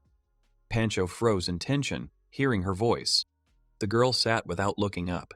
The bartender quickly replied that everything was ready, clearly feeling anxious in front of her. An alarming flash of light suddenly appeared above the guild building, which immediately caused panic and an urgent movement of everyone inside the building. There was chaos inside. The mages and doctors had already started to act. But unfortunately, 5 people remained unconscious, and for the rest it was too late. The guild president gave urgent orders, inspect the building again, and freeze all quests within a 50-kilometer radius of the western plateau. He ordered that nearby villages and towns be notified as soon as possible. During the organizational meeting, a man in a wheelchair entered the room. It was Captain Lanner, looking weakened. His appearance meant that the situation had become extremely serious. The president was wary. He did not understand what had happened to the adventurer. From the rank, to which he, barely breathing, uttered only words about a fight. At this time in the tavern, a man was telling how yesterday a man who survived a strange battle lost everything. Pancho agreed with him, adding that the adventurer was of C rank and had lost his limbs. He said that the region where the dragon appeared was rapidly changing its ecosystem and environment, and many adventurers had a hard time in these battles. And Rose was just inviting the young man to join them to help get rid of the evil dragon. The mysterious figure loudly declared his disagreement, surprising Yuri.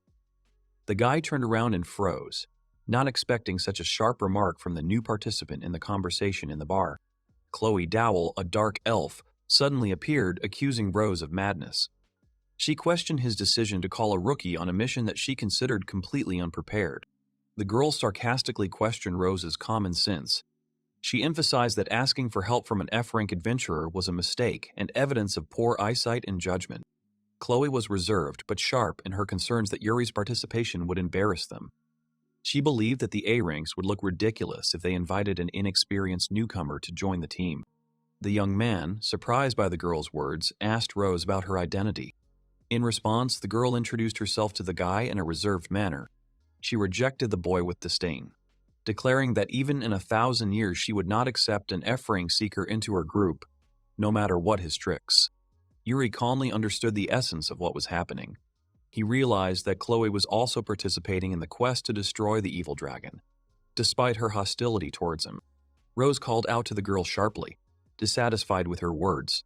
Her behavior irritated him, especially considering the unfairness of her assessment of the guy. Rose gravely reminded that an adventurer's strength is not limited by rank. He expressed dissatisfaction with the fact that abilities are assessed by a formal system. Chloe, however, turned and suddenly offered an alternative. Her tone changed from judgmental to businesslike, as if she had decided to give the young man a chance to prove his worth. And looking at Yuri, she admitted that she had never met such a talented F-rank fighter before. This admission sounded unexpected and seemed to change her mind. She came out holding a fork in her hand and challenged the guy to a duel. Her offer sounded more like a challenge than a friendly game. The young man asked in surprise about the game, but the girl reassured him, saying that it was not difficult. He threw down his fork, as if accepting the invitation without fear or doubt. Chloe suddenly activated the spell and immediately knocked the fork off course, sending it crashing into the ground. The power of the magic showed the seriousness of her intentions. Yuri exclaimed, wide-eyed, astonished by the sudden magic. His amazement was heightened by the recognition of the fork as a symbol of the beginning of a serious test. Holding a fork surrounded by magical energy, the girl said that she would use 30% of her power. If Yuri repels the blow, she will acknowledge his worth. At this time, Rose watched the events unfold, slightly tense. His attention was focused on the situation, waiting to see how Yuri would handle the upcoming test from Chloe. The young man stood in front of her and seriously asked what would happen if he lost. Chloe coldly stated that if the guy lost, he would have to disappear from her sight. Her eyes were full of determination and confidence in victory. And without looking away, he calmly replied that F rank was just a letter. His voice was filled with a firm determination to prove his strength. She urged him to get ready, and at that very second the girl launched the fork into flight. She almost touched the young man's face, but he stopped her. Everyone was surprised by what happened. The group commander was the happiest of all. The girl was surprised at first, and then smiled softly, noticing Yuri's reaction. Her expression spoke of an inner recognition of his strength, although she still did not show it openly. Yuri stood silently, calm and collected. His posture and gaze reflected confidence before the test began. With incredible speed, the fork filled with magic hung near the young man. Magic energy flickered around it, creating a strong pressure. But he did not even blink, carefully watching the projectile. Chloe then exclaimed in complete shock when she saw that he was able to stop the fork. She didn't expect that someone of F rank could neutralize her attack, even if it was only 30% of its power. He raised his hand demonstratively, gathering magical energy. Now the young man wanted to see how the girl handled magic. It was her time to prove that she was worthy of his respect. The fork, filled with magical energy, flew forward rapidly. Its trajectory was twisted and powerful, as if it had been released with great force. She froze in shock as the fork flew past her face, flashing. The girl did not expect such a reaction and speed. Her eyes widened in surprise and confusion. At that moment, the fork whistled past, crashed into the wall, and left a crack. Chloe watched as the object pierced the stone. She realized that she had underestimated the strength of her opponent. The girl was shocked. Her expression spoke of complete bewilderment and confusion. The fork went deep into the wall, leaving cracks in its wake. The magic on it was still flickering. Everyone present now knew for sure. The attack was not simple, but incredibly strong. Yuri, with a serious look, parried the attack with a fork, causing everyone to be surprised. He proved that even with an F rank, he was capable of the impossible, showing hidden strength and agility. And then Rose happily announced that the last member of the team had been decided. His face glowed with confidence, because now they had another ally for the dangerous quest, Yuri. The man turned to Chloe, confidently asking for her consent. She, although reluctantly, expressed silent recognition, angry but acknowledging the boy's success in the past test. Then he turned to Yuri with a decisive question, offering to officially join the group. It depended on him whether he would become a full participant in the upcoming campaign against the evil dragon, and the young man agreed to join the team. He understood that refusal would only complicate his life. The team said goodbye until tomorrow, deciding to fight together against a common enemy, the dragon. Yuri promised Poncho to pay for the damaged wall of the tavern left by his fork. Poncho was shocked by what happened, lamenting the destruction of the establishment. The city of Lydia was a bustling trade center. Caravans and travelers passed through the western gate. A group of adventurers arrived there to begin their mission to destroy the evil dragon. Yuri approached the gate, trying to get his bearings. One of the passers-by happily recognized him. He realized that someone was already waiting for him to appear at the team's gathering place. 3 people appeared before the young man, Rose, Chloe, and a new girl with bunny ears. They all radiated confidence, preparing for the upcoming dangerous mission. Aisha greeted the young man joyfully, saying that they had not seen each other for a long time. Yuri looked at them and thought that the team was really strong, 1 A rank, 2 B rank. He realized how serious their upcoming task would be. Rose was surprised to see the boy carrying around the slime. He didn't understand its significance and looked at it curiously, waiting for an explanation, to which the young man calmly explained that the slime named Lime was his friend. The others were skeptical of this explanation, wondering why he needed it at all. Chloe learned from the young man about his rare skill, taming. This gift surprised everyone, especially considering that it belonged to an adventurer of only F rank. Rose found a small wagon for the team. He apologized for the modest transport, but he had no other option. Smiling, the man warned that there was little room in the cart. He asked everyone to be patient as they headed to the quest location. Yuri felt like they were looking at him and became wary. He tensed up inside, sensing that something difficult was waiting for him ahead, perhaps a conflict on the road. The carriage was too cramped. Chloe was irritated and indignant. Aisha was demanding more space, and the young man was suffering silently, squeezed between two strong-willed partners. At this time, the girl looked angrily at Chloe, mentally accusing her of taking up too much space. Tension grew between the girls, caused by the cramped quarters and personal antipathies. The girl felt a strong pressure from Aisha and Yuri. Despite her outward calm, she was clearly tense, sensing something more than just irritation in these two. During the ride in the carriage, a verbal altercation began. The girl accused the elf of her chests taking up all the space, provoking a new wave of irritation. The cart with the group suddenly overturned. The horses panicked, one wheel flew off, and everything around was plunged into chaos. Dust and debris flew into the air. Yuri and Chloe jumped out of the carriage just in time. They quickly stood up to assess the situation. Both looked wary and ready to fight. Rose and the other team member also reacted instantly. They jumped out with their weapons at the ready, sliding along the ground and preparing to repel a possible threat. The commander looked anxiously into the distance, watching the rising cloud of dust. He was alerted by the roar and tried to understand what was approaching. Wyverns suddenly appeared in the sky. The largest of them was tamed and had a C rank. Everyone realized that the situation had become very complicated. Chloe and Aisha used elementary magic, water and fire. Yuri was surprised. He realized that the Wyverns were controlled by someone and did not act independently. Fireballs and ice arrows shot towards the enemies at the same time. The group's magical attack was powerful, creating an explosion and scattering the Wyverns in the air. The group's attack had succeeded, causing a huge explosion. The Wyverns flew up in panic. The mages and the young man stood on the ground, watching the result. New monsters appeared in the sky. One of the enemies noted that the B-rank adventurers were stronger than he expected. But that was not the entire threat. The team leader quickly gave instructions. Chloe and Yuri were to take care of the enemies on the left. The team began to assign roles for the fight against the remaining Wyverns. The knight declared that he and Aisha would take care of the enemies on the right. He looked confident and determined, ready for battle. The girl was already standing behind him, ready. Elf and Yuri ran forward to fulfill their task. The girl responded energetically, ready to accept the fight. The guy hurried after her. The young man asked how to defeat the enemies. Chloe told him not to interfere, reacting sharply to his address by name, and made it clear that she did not trust him. During the run, the girl emphasized that she had not yet recognized Yuri. Despite Rose's opinion, she did not believe in his strength or reliability. She used water magic, using the spell Ice Arrow. Her determination was shown in the precision and power of the spell aimed at the enemies. The Wyverns suddenly swooped down from the sky, causing Yuri to be surprised. He raised his hand, noticing the strange behavior that did not match the expectations of wild creatures. The boy snapped his fingers, and immediately the Wyverns deftly dodged the ice arrows. The attack seemed to miss its target. Chloe cast intermediate water magic, and a multitude of glittering drops formed over the battlefield.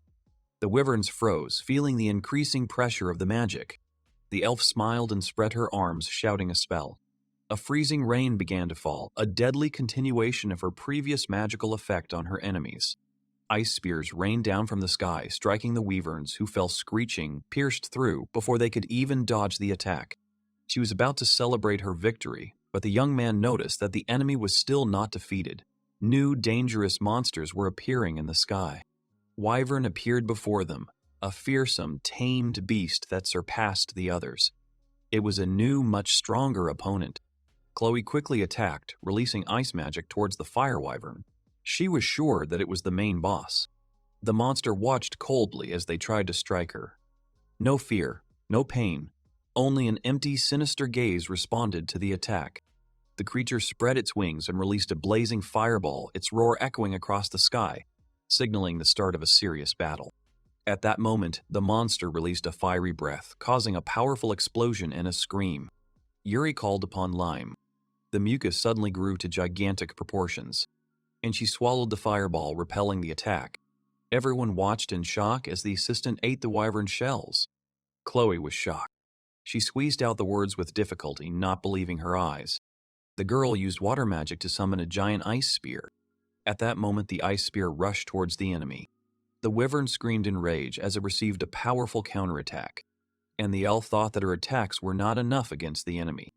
Then she abruptly changed her mind after hearing the young man's confident statement to the contrary, and Yuri activated special magic, strengthening his body for a powerful attack.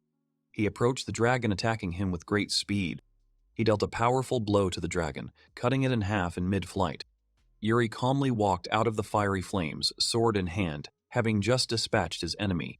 His face remained impassive despite the raging flames and the disintegrating monster behind him. Completely confused, the girl demanded an explanation, asking what he had done. Yuri, on the contrary, seemed genuinely puzzled and answered with a counter-question, as if he did not realize what the problem was. Meanwhile, her eyes widened in shock and she screamed in complete confusion, her expression showing how unbelievable and terrifying she found what the boy had just done. Stunned by what was happening, she still couldn't believe what she saw. Chloe's lips pressed together in irritation, her eyebrows trembling with indignation, and her voice was filled with a low note of protest and disbelief. The girl screamed in horror, pointing at the huge, defeated monster. The monster was cut in two, and the ground around her was slashed with traces of a vicious attack. The scene looked truly abnormal, even for experienced fighters. After the battle, the landscape became calm, but the young man's attention was suddenly distracted by a noise. He looked warily towards the hill, as did his comrades. Approaching figures appeared from around the bend, causing surprise. Rose stood with a shield in the middle of a pile of dead monsters. He acknowledged with a smile that the fight was over for both them and the other team. Aisha stood behind him holding a staff. The warrior was shocked when he noticed how many of these monsters Yuri had destroyed. Among the corpses were even rare meteor wyverns. He was quietly surprised that the young man had done twice as well. At that moment, Aisha quickly called the young man, showing him something important. She announced the ranks of the fighters, including herself, who took 10th place among the adventurers. The boy responded calmly, although it was clear that he was interested. Yuri looked at the man named Rose with admiration. His charisma and strength were felt even from a distance, and lightning literally flashed behind him. This warrior inspired respect with his appearance alone. The team gathered together. The captain had a plan of action. Rose frowned and warned the others that they didn't have much time. However, he noted that there was one problem preventing them from continuing on their way. His serious look did not bode well. Doubt hung in the air when the man expressed suspicion. If his guess was correct, the situation could become much more serious. The others, including Yuri, took his words with caution, waiting for an explanation. Attention was once again focused on the body of the slain monster. The wyvern's wings and tail lay flat on the ground, as if symbolizing a still undisclosed impending threat, since the captain guessed that someone was controlling these monsters. The team froze abruptly at the unusual statement, their faces reflecting shock, as if the enemy's presence had suddenly become obvious. Then Aisha, confused, tried to comprehend what was happening. She said out loud that controlling B-rank monsters was impossible. The elf shared her concern, because it violated the logic of the magic they knew. Despite her surprise, the girl admitted that Rose was right. Their conversation became serious. The discussion turned to abilities that clearly exceeded the usual framework. Yuri listened attentively, trying to understand what was really going on. And then the young man spoke confidently and calmly. He admitted that he had felt a strange force, the same one that controlled the monsters. His confession caused the others to become alarmed by the scale of what was happening. The elf suggested that the power that controlled the monsters could somehow resonate in the boy. Rose supported her thought and asked if he had unconsciously resonated with this power. Yuri awkwardly confirmed that he had felt a strange reaction. The young man thought that he had understood this thanks to his analytical ability.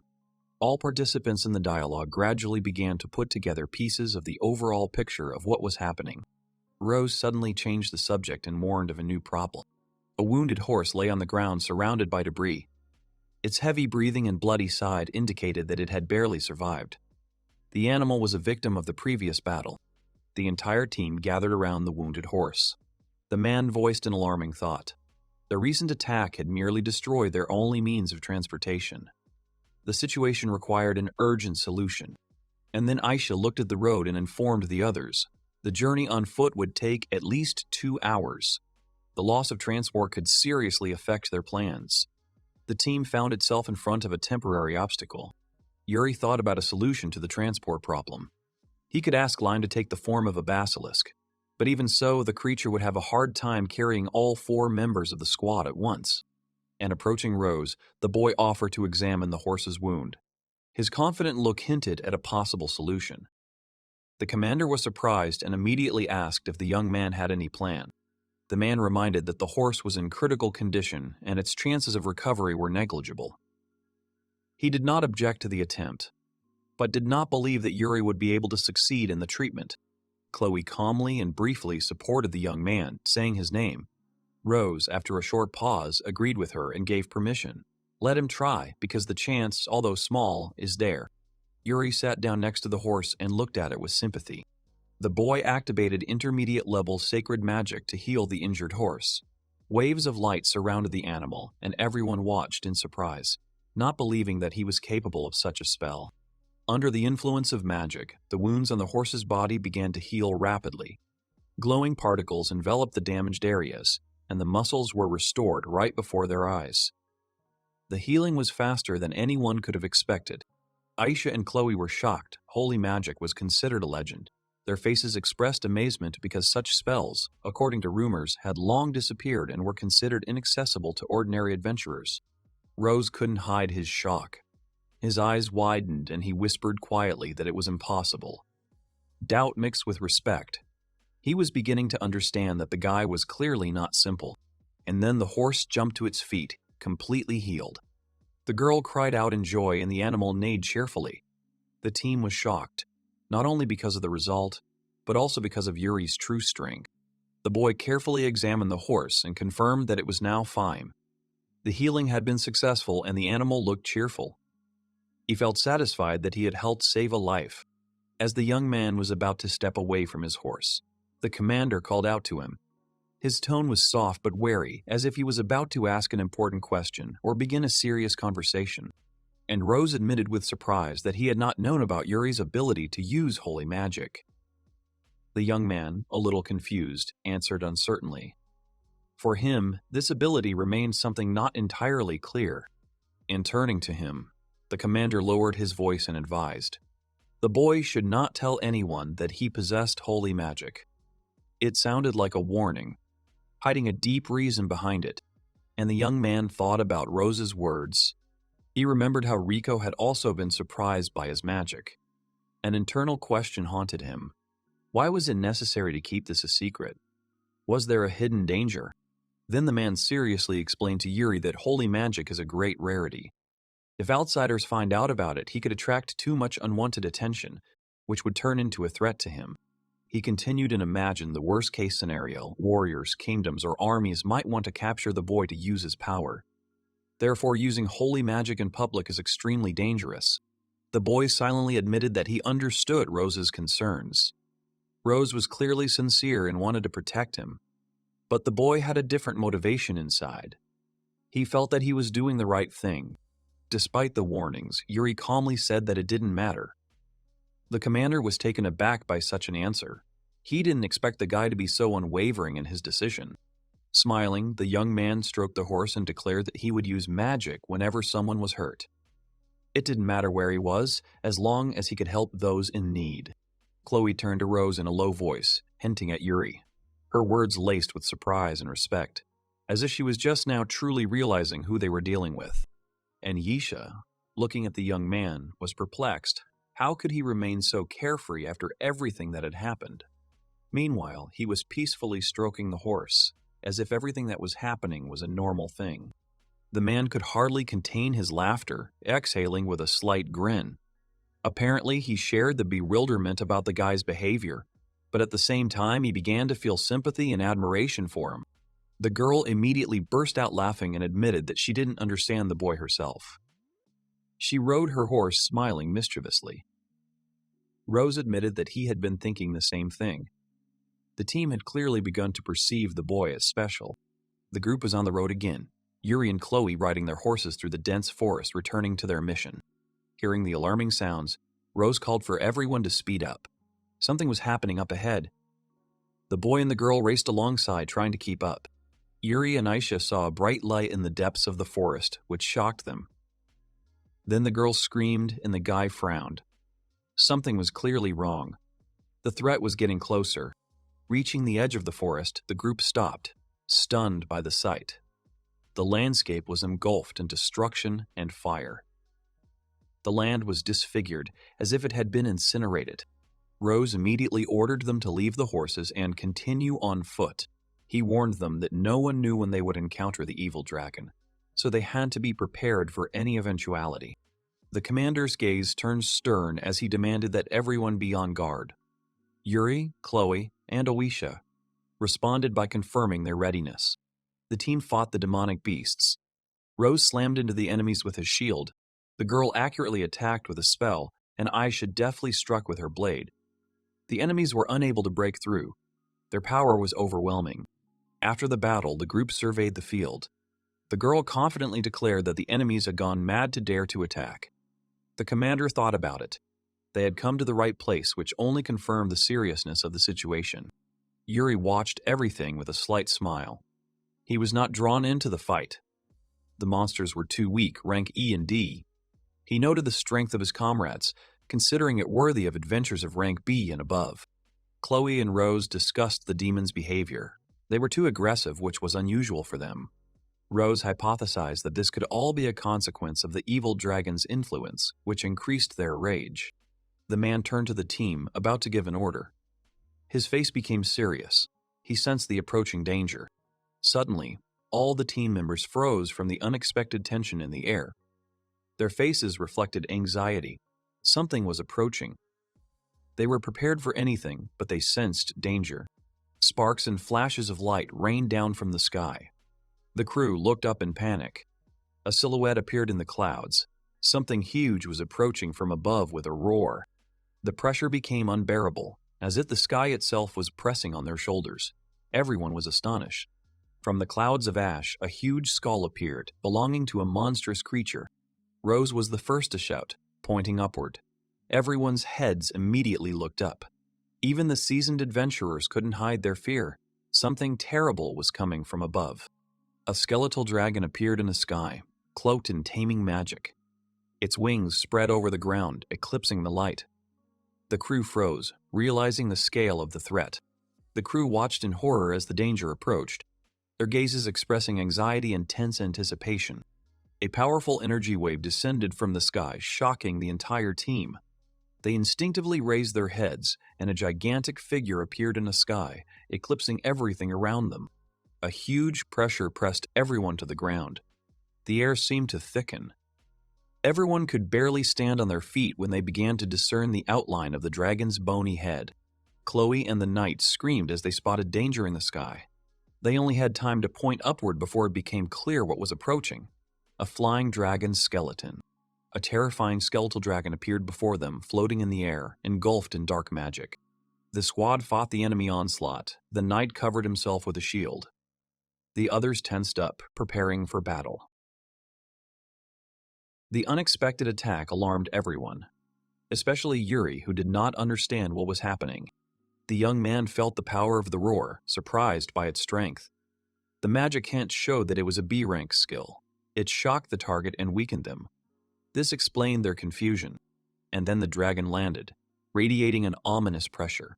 The guy mentally noted, if they were weak, they would immediately lose consciousness from the horror of this creature and its aura. At this time, the commander was barely holding back the onslaught. His shield was shaking under the powerful attack, and Yuri, watching from the side, noticed that the force of the blow exceeded their expectations. It was dangerous. The roar was followed by a blow. The shield flared with the energy of the attack. Rose stood, straining with all his strength. The enemy was much more dangerous than expected. The team froze in place from the powerful attack. Chloe couldn't move, and the others felt an incomprehensible force that constrained their movements. The girl made fun of the attack, confident in its weakness. But from above came a voice full of contempt for modern adventurers. Atop the cliff sat a muscular demon with a horn. His name was Zakpotnev, and he watched the proceedings with an arrogant grin. The demon uttered Yuri's name with a grin, confirming that he knew him well. There was a sinister curiosity in his voice. He remembered someone by number, surprised that the young man managed to defeat him. It seemed he underestimated the strength of his opponent. The squad was paralyzed by magic. No one could move. Everyone felt a strange pressure, not understanding where such a powerful force was coming from. The creature watched from above and mocked, calling the adventurers pathetic. Yuri and the others tried to remain calm despite the provocations. Zakpotnev, the demon with the number, revealed his identity. He did not expect to see the young man and was clearly intrigued by his appearance. The demon loudly called the guy by name and recalled some enemy from the organization, hinting at the hero's past battles. Yuri learned that the demon also had a number. This confirmed his connection with the organization, from where the young man himself may have come. At that moment, the dragon launched a furious attack. An explosion rolled across the ground. The light blinded everyone, and the earth shook from its power and roar. The man in the cloak opened his eyes tensely. His calmness turned to anxiety as if he realized that the situation was getting out of control.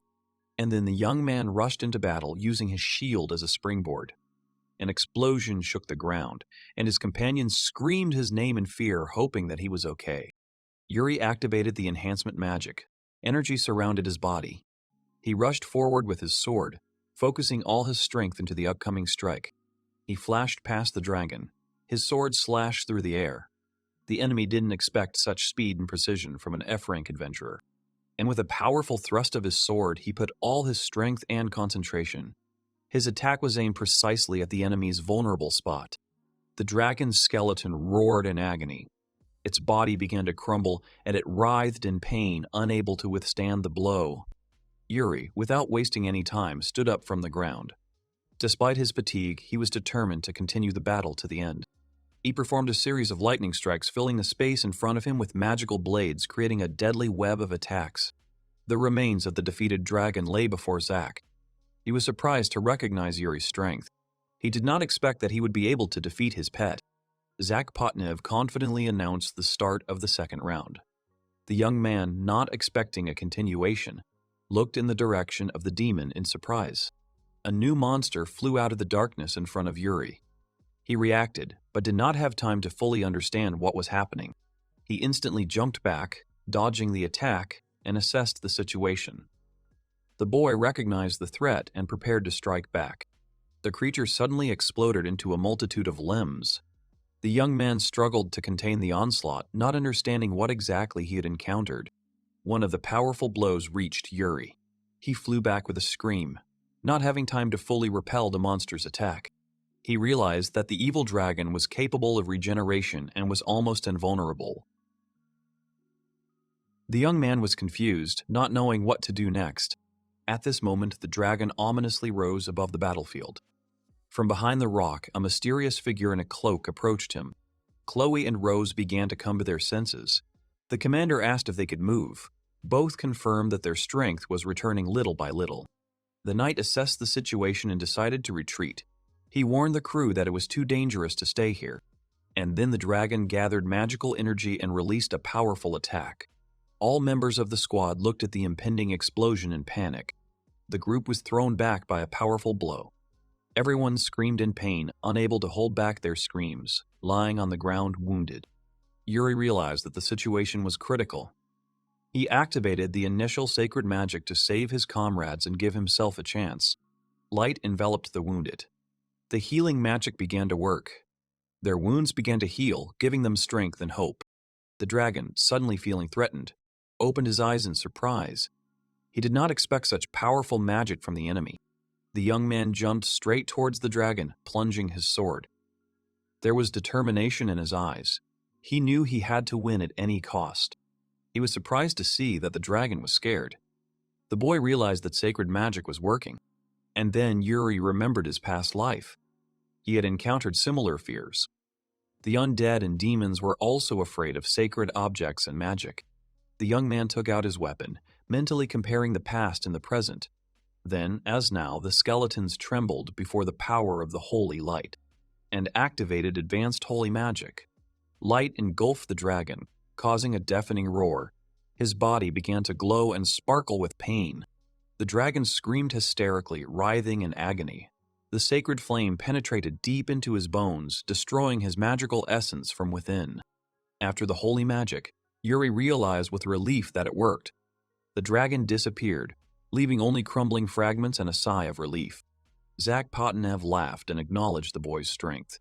He exclaimed his name in surprise, realizing the power of holy magic. Without losing his resolve, Yuri announced the start of the third round. His gaze became serious. The fight was not over yet. Zach jumped from the top, landing in front of the boy. The ground shook. Now their fight would begin in full force. The opponents stood opposite each other. The demon expressed respect by calling Yuri's name, and they simultaneously began the third round.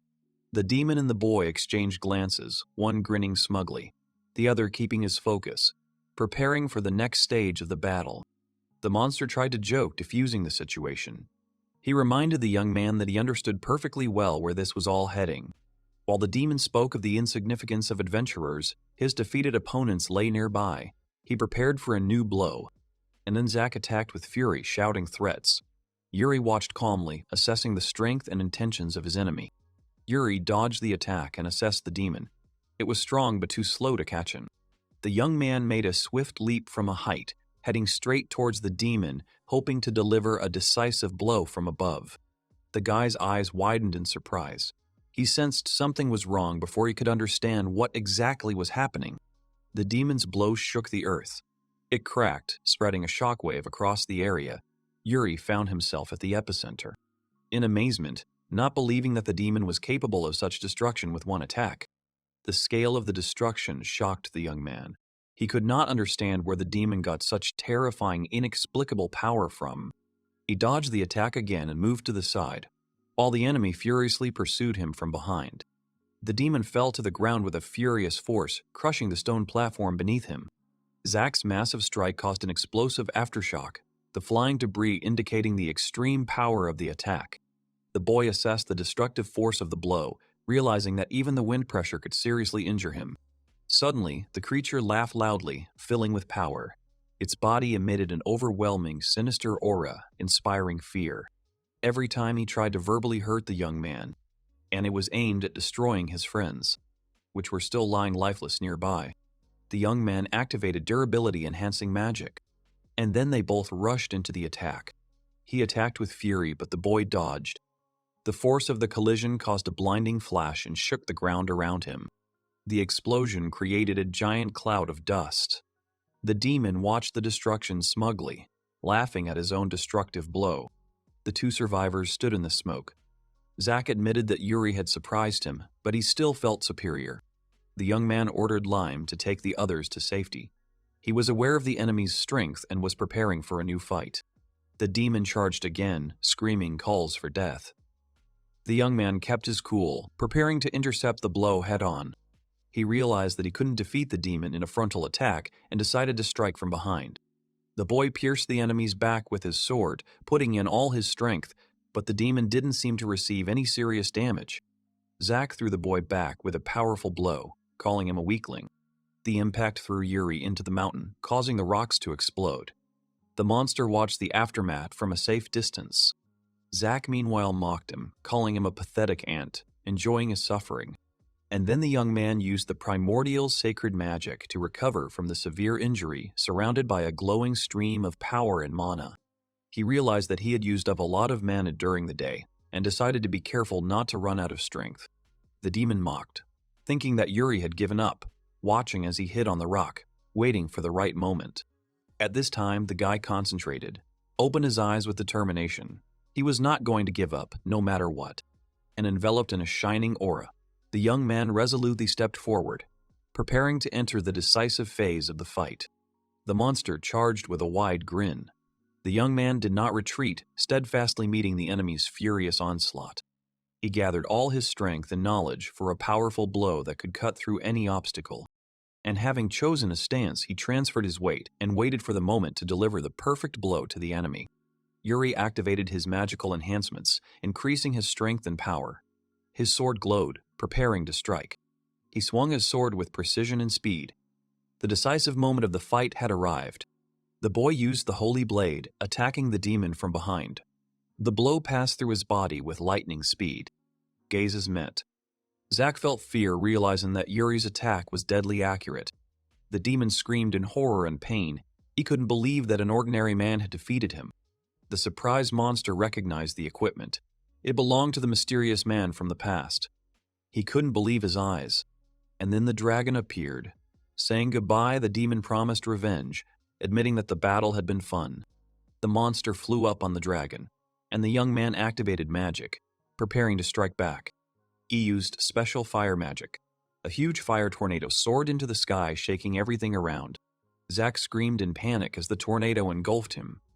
He had not expected such a devastating attack, and Yuri calmly watched the storm, his face remaining serious despite the power of the spell that had engulfed the enemy. Exhausted, he collapsed to the ground, admitting fatigue. But the mission was completed successfully.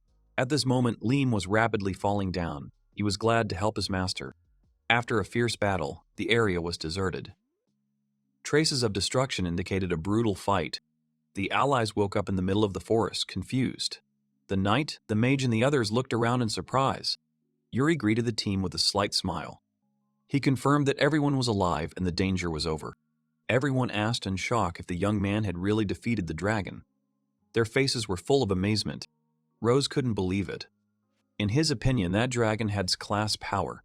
Everyone was amazed. He said that he was able to win with the help of advanced holy magic. The warrior, surrounded by his comrades, wondered in surprise how to properly divide the trophy received after the battle. Yuri took out a huge dark magic stone of rank A, a source of power that inspired awe. Upon hearing the origin of the stone, the allies gasped, not believing that this happened after defeating the dragon. They looked at the magical artifact in surprise, admiring and not believing its size and power. And then Rose thought for a moment and then admitted that the team had no right to take Yuri's magic stone, to which the young man was surprised to hear that the magic stone belonged entirely to him. The rest of the group supported this decision. All team members confirmed that the artifact rightfully belongs to the guy. They respectfully acknowledged his merit, but the commander warned the boy to be careful with the stone, hinting at its potential danger. He explained that the magic stone could either elevate the country or lead to its destruction. In turn, the young man assured that he would use the magic stone as an amplifier for Lime without causing harm. The team completed the task, took their horses, and set off on their way back home, pleased with the result. The next day, Yuri woke up in the room, surprised by the cold floor and a strange feeling. Waking up on the floor, he remembered that he had gone to bed next to Liam. But he did not find him. He stood up and called out to Kyo in confusion, hoping to find at least someone nearby. He looked in surprise at the strange girl who was lying on the floor in the sunlight. Rubbing his eyes, the young man tried to understand whether he really saw a stranger in front of him. The girl woke up. She looked up, recognized Yuri, and cried out with joy, rushing towards him. And she hugged him with unexpected force, and the young man froze in complete confusion from what was happening. The guy noticed a familiar voice and smell, and began to guess who the stranger might be. The girl happily rushed to Yuri, calling herself Lime and hugging him with delight.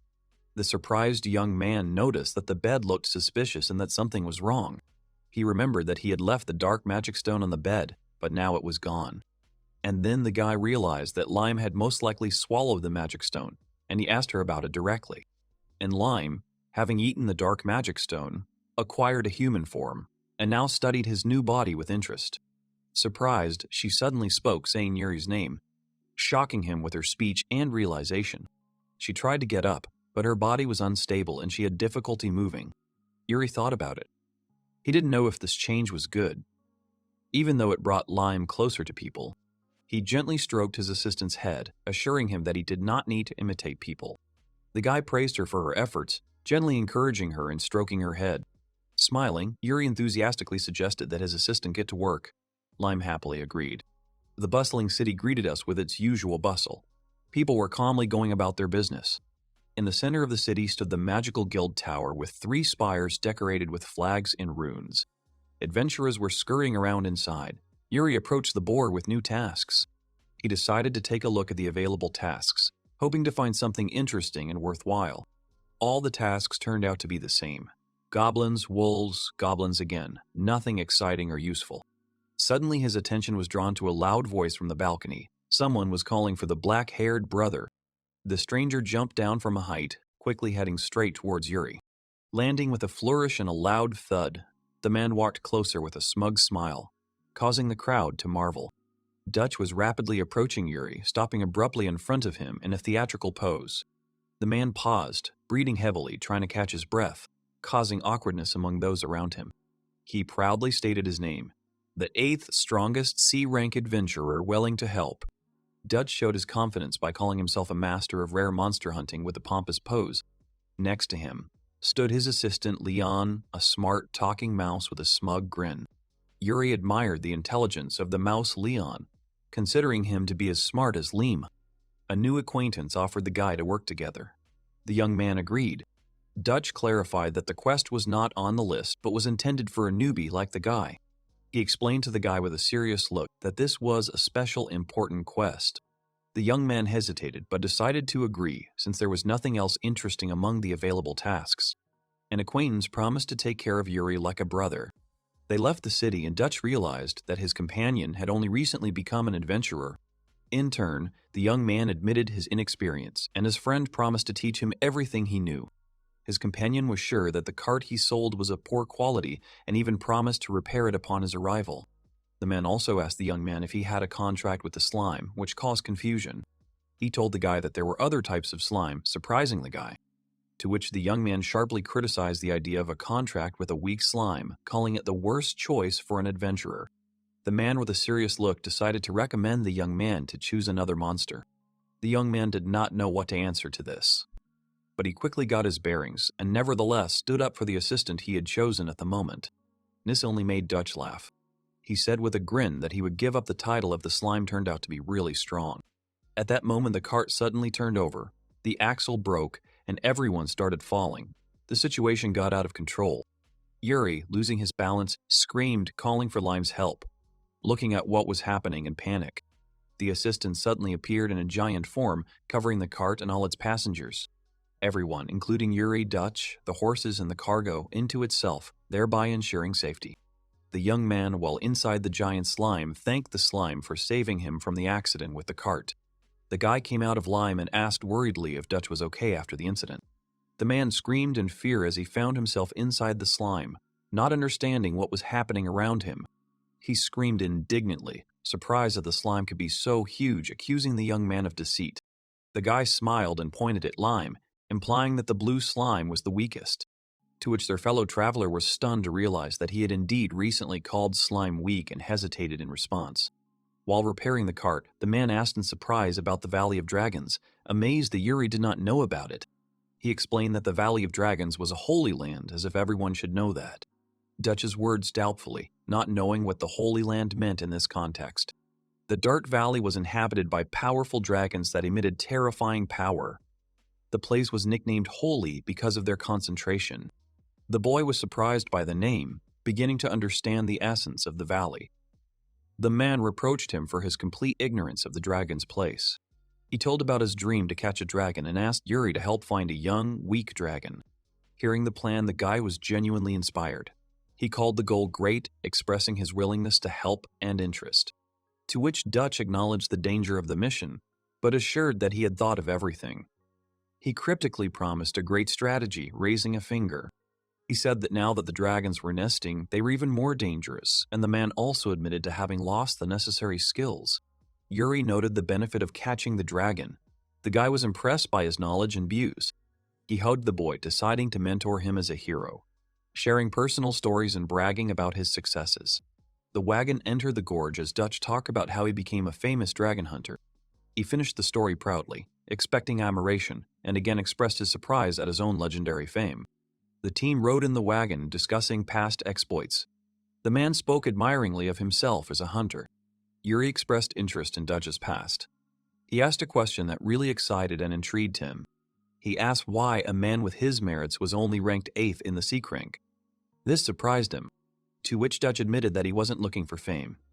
He felt his contributions weren't appreciated and wanted to remain humble, and the boy respectfully agreed, laughing. The cart moved along a narrow mountain path, and the conversation continued in a light atmosphere. They spent the day on the road, made a stop, had dinner by the fire, and continued on their way discussing the upcoming mission together. Dutch happily announced his arrival, and the guy looked around in surprise, not expecting to arrive so quickly. The cart stopped at the entrance to a narrow valley, and the man announced that this was the Valley of Dragons. The hero saw a mountain from above. He explained that they would have to climb it to see the dragons. Leon and the owner enthusiastically declared that the moment had come for him to appear. To see the dragons, they had to climb a steep mountain. The man suggested to the young man what to do next, and the guy took advantage of their team's coherence. In the pack, the group began to tire. Suddenly, they encountered kobolds on their way. Their rank was equal to level D. The creatures looked aggressive, which caused concern and surprise in the young man. But his friend assured him that the kobolds were friendly and did not pose a threat. He behaved calmly and confidently. He explained that one can understand the character of a monster by its behavior and appearance. Yuri began to doubt this statement. Despite Dutch's words, the young man sensed obvious hostility from the kobolds who were watching them with tension. The man, calling himself an elder and experienced one, promised to explain everything. He was clearly confident in his knowledge. He explained that there were two main ways to tame monsters. He held up 2 fingers to demonstrate the options. The first way is to fight. The second is to use food. Yuri remembered how he tamed lime with dried meat. And Dutch showed me dango, the best food for taming. He cooked it at night, especially for kobolds. The young man and his assistant were horrified by the appearance and smell of the bait. The man, however, was confident in its effectiveness. Enthusiastically, he approached the kobolds and called out, offering friendship, hoping the food would work. One of the kobolds smelled the dango and showed interest, but the others looked at him with alarming aggression. The lead kobold suddenly charged forward with a loud roar, attacking Dutch, who was caught off guard. The man screamed in panic and hugged Leon, asking for help and not understanding what was happening. Yuri instantly drew his sword and rushed forward to protect his comrade from the attacking monsters. He appreciated the kobolds' quick reactions, admitting that they were clearly smarter than they were supposed to be for a D rank. The boy activated the power, surrounded by darkness and smoke. His eyes shone with determination and his aura became denser, and the kobolds froze in fear, watching as Yuri exuded terrifying energy. They understood. The enemy is extremely dangerous. With a cold gaze, he thought, noting that monsters sensed strength better than people and were able to sensibly assess the threat. Yuri shouted to Lime, ordering the attack. A huge slime fell from above, instantly trapping the kobolds in its mass. The monsters tried to break free from the slime, but were completely immobilized. The lime enveloped them all and suppressed their resistance. And the young man praised Lime for his excellent work. Slime responded happily, beaming with pride. Their bond became even stronger. Dutch was shaking with fear, hugging Leon. Yuri asked with a smile if his assistant had managed to catch all the monsters. The team stood in the middle of an empty plain. There was not a single enemy around. Everything ended in silence and calm. The kobolds, previously hostile, now knelt humbly, their gazes expressing respect and perhaps remorse. Yuri realized that the kobolds were suffering because of the dragons. He asked to show the way to the lair so he could help. Dutch was once again shocked by Yuri's ability to understand the language of monsters. He didn't believe that such a thing was even possible among hunters. Realizing his ignorance, the man joked that he refused to be called a hunter if he did not know the language of monsters. The young man calmly talked to the kobolds. They understood him, agreed to help, and offered to show him the way to the nest. The party, with the kobold guide, began to climb the cliffs. Crevices and rocky terrain were visible ahead. Kobold Vankichi led them up briskly, despite the fatigue of the others. There was a long and difficult way to the top. At this point, Dutch joked with Yuri, saying that he had a special talent for giving nicknames. Yuri was surprised and asked again. One of the kobolds responded happily to the nickname. Apparently, the name was to his liking. Then the boy officially gave the kobold a name, Vankichi. He responded happily, inspired by his new name. The kobold ran forward enthusiastically, showing his readiness to lead the team further, with Dutch and Yuri following behind. The man suddenly became very surprised when he noticed something unusual ahead. His face distorted with shock and confusion. The group reached a steep climb. They were surprised to see how difficult the path leading to the top of the cliff was. Dutch began the climb, but quickly realized that the task was more difficult than it seemed. He was breathing heavily, feeling tired. Yuri warned him to be careful. The climb was becoming more and more dangerous, but they continued their journey together, step by step. The man stumbled. The stones began to crumble, and suddenly he fell down. The guy tried to grab him with a scream, but it was too late. Everything collapsed into chaos. At that moment, Leon screamed furiously, trying to reach his falling master, rushing in panic to help his partner in trouble. And Yuri, without wasting a second, called Lime for help. He was sure that he would cope with the task. Slime Lime instantly stretched out and grabbed Leon. He, clutching the slime, held the falling Dutch, straining with all his strength to not let him go into the abyss. Leon held on with all his might, with despair and fear in his eyes, not believing that he could endure it. With every effort, the team was able to pull the man out. Being safe, he couldn't catch his breath, and he fervently thanked everyone for saving him. Soon the group moved on. As they approached the volcano, they noticed an obstacle.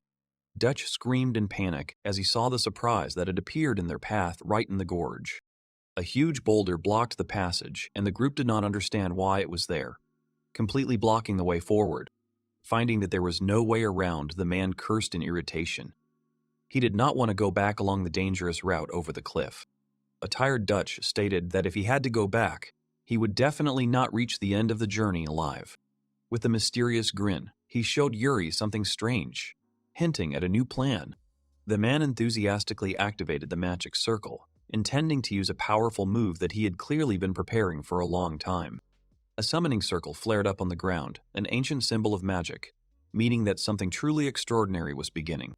With determination in his eyes, Dutch shouted out the spell, using a summoning technique full of power and confidence.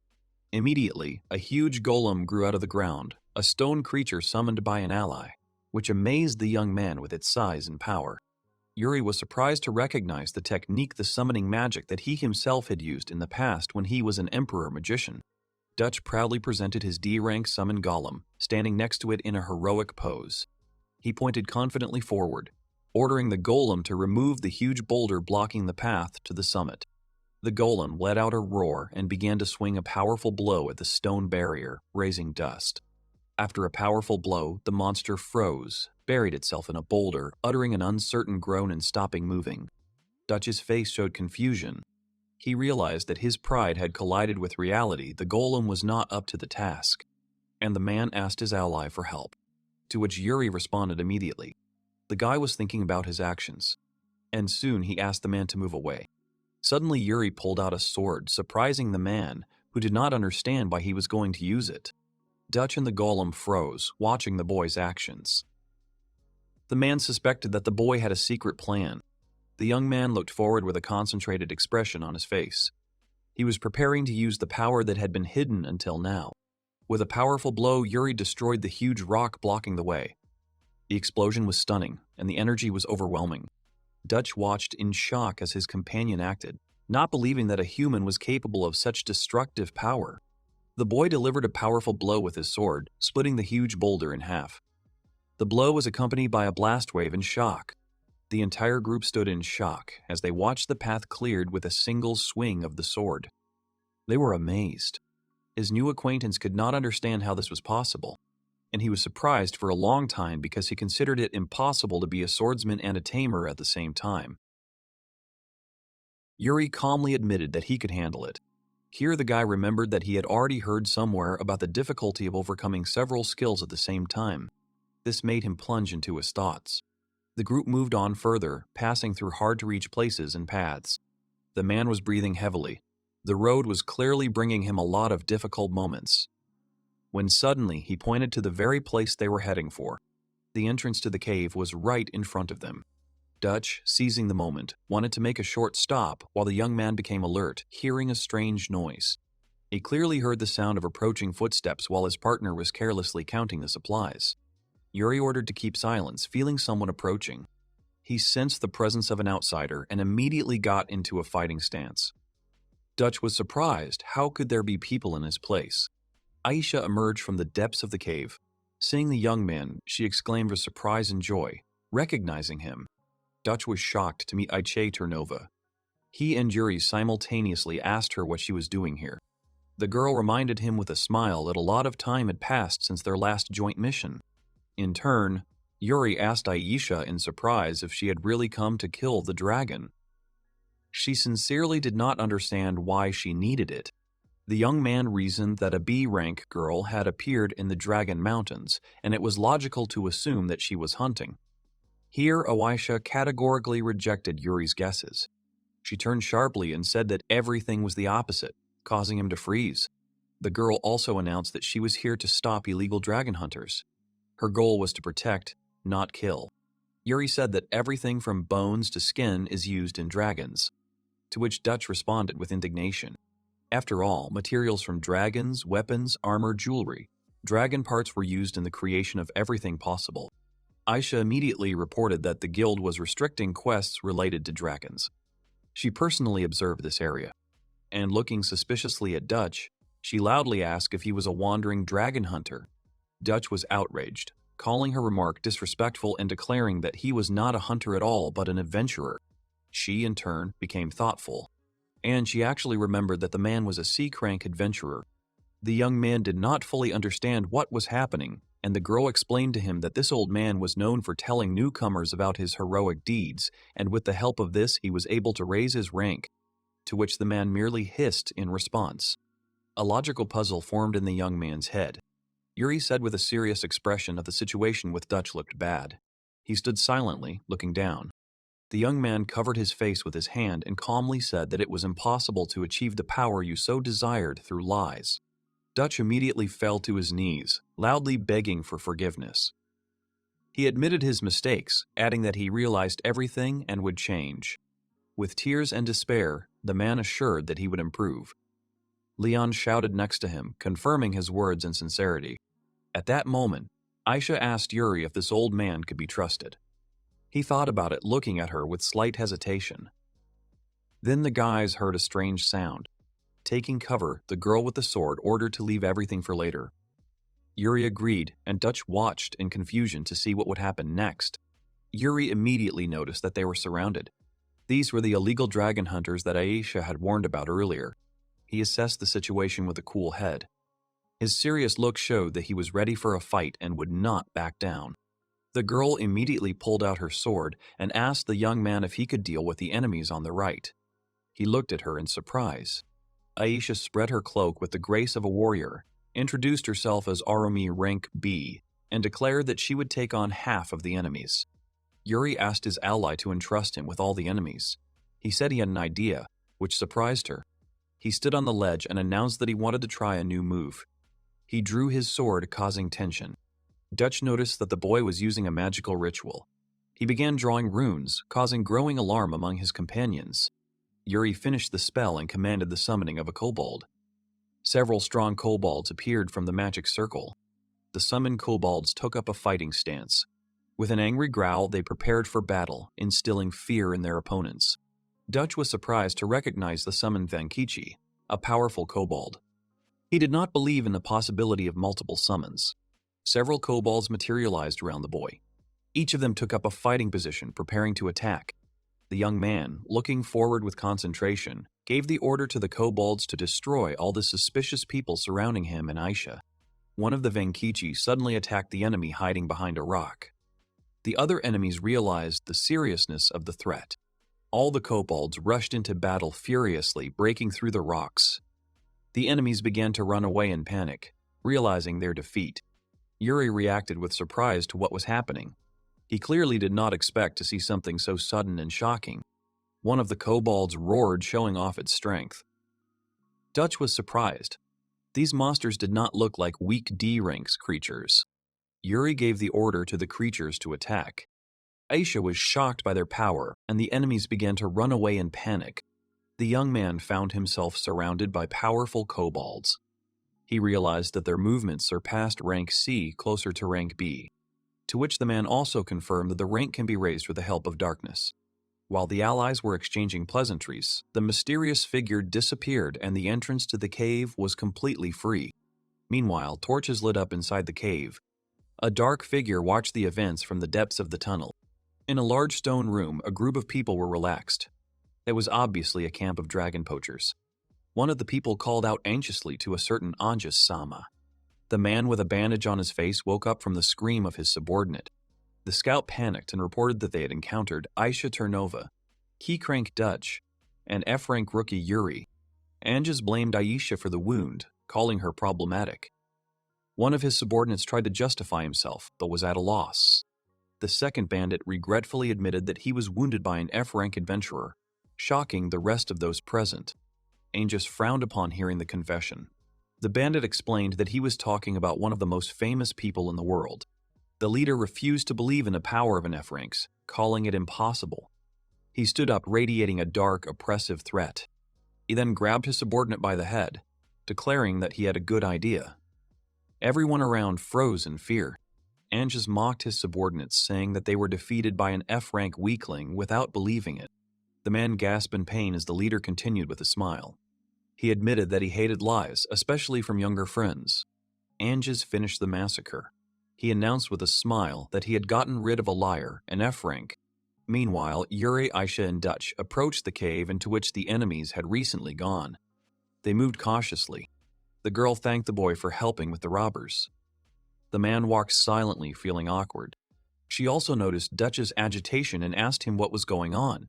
He hesitated, not knowing how to answer her question, to which he shouted at Aizawa, accusing her of spying, and demanded that she stop, since the bandits had already been dealt with. The girl said that she was doing her job and still did not trust the old man, causing his indignation.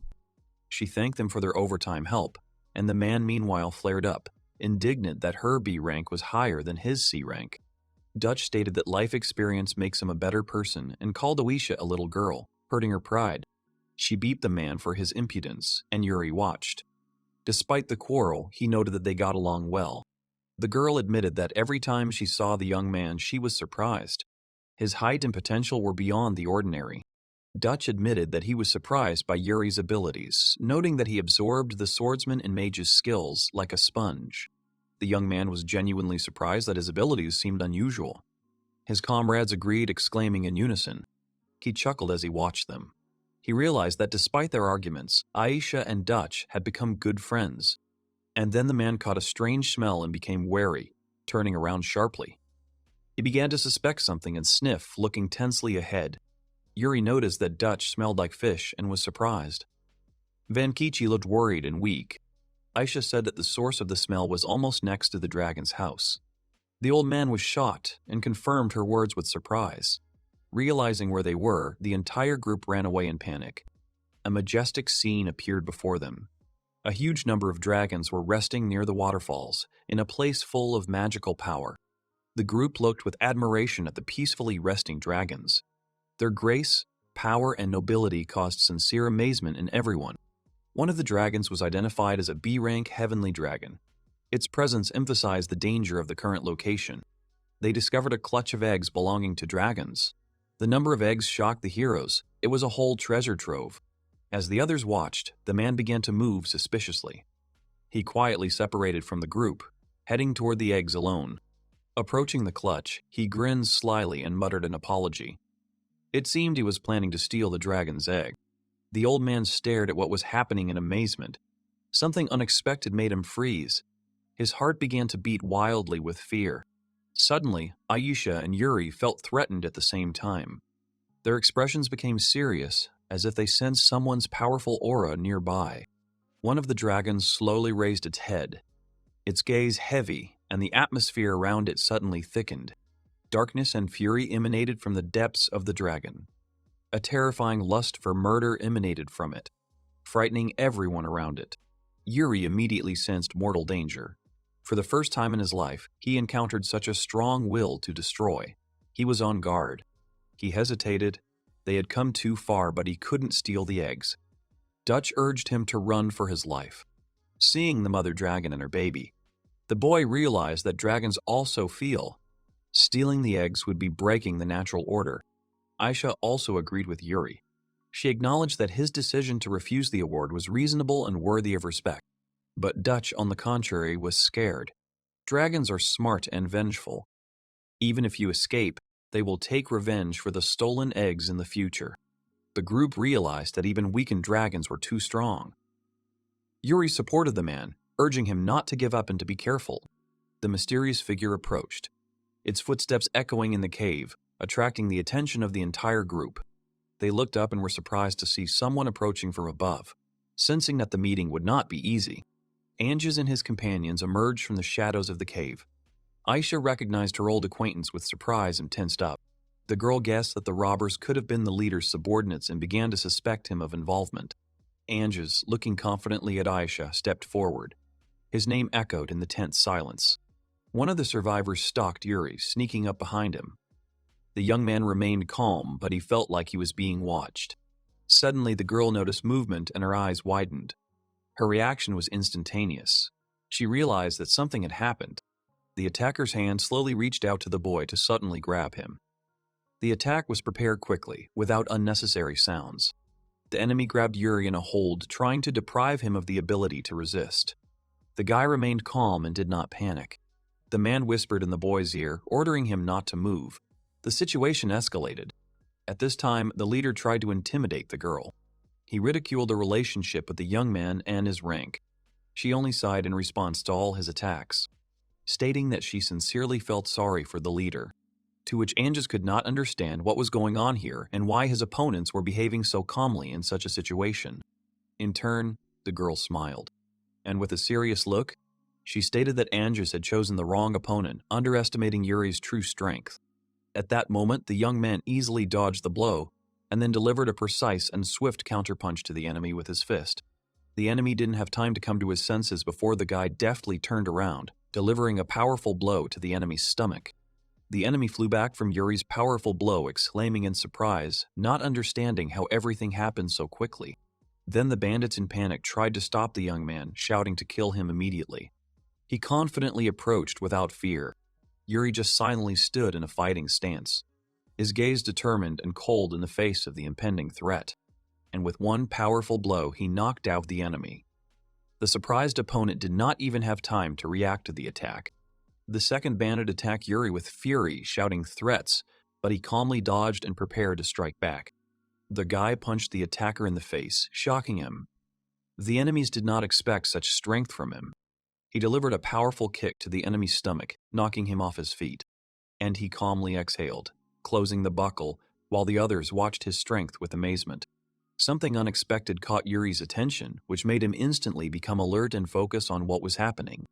At this moment, Anges looked at what was happening with confusion, not understanding what the sudden change in the situation was.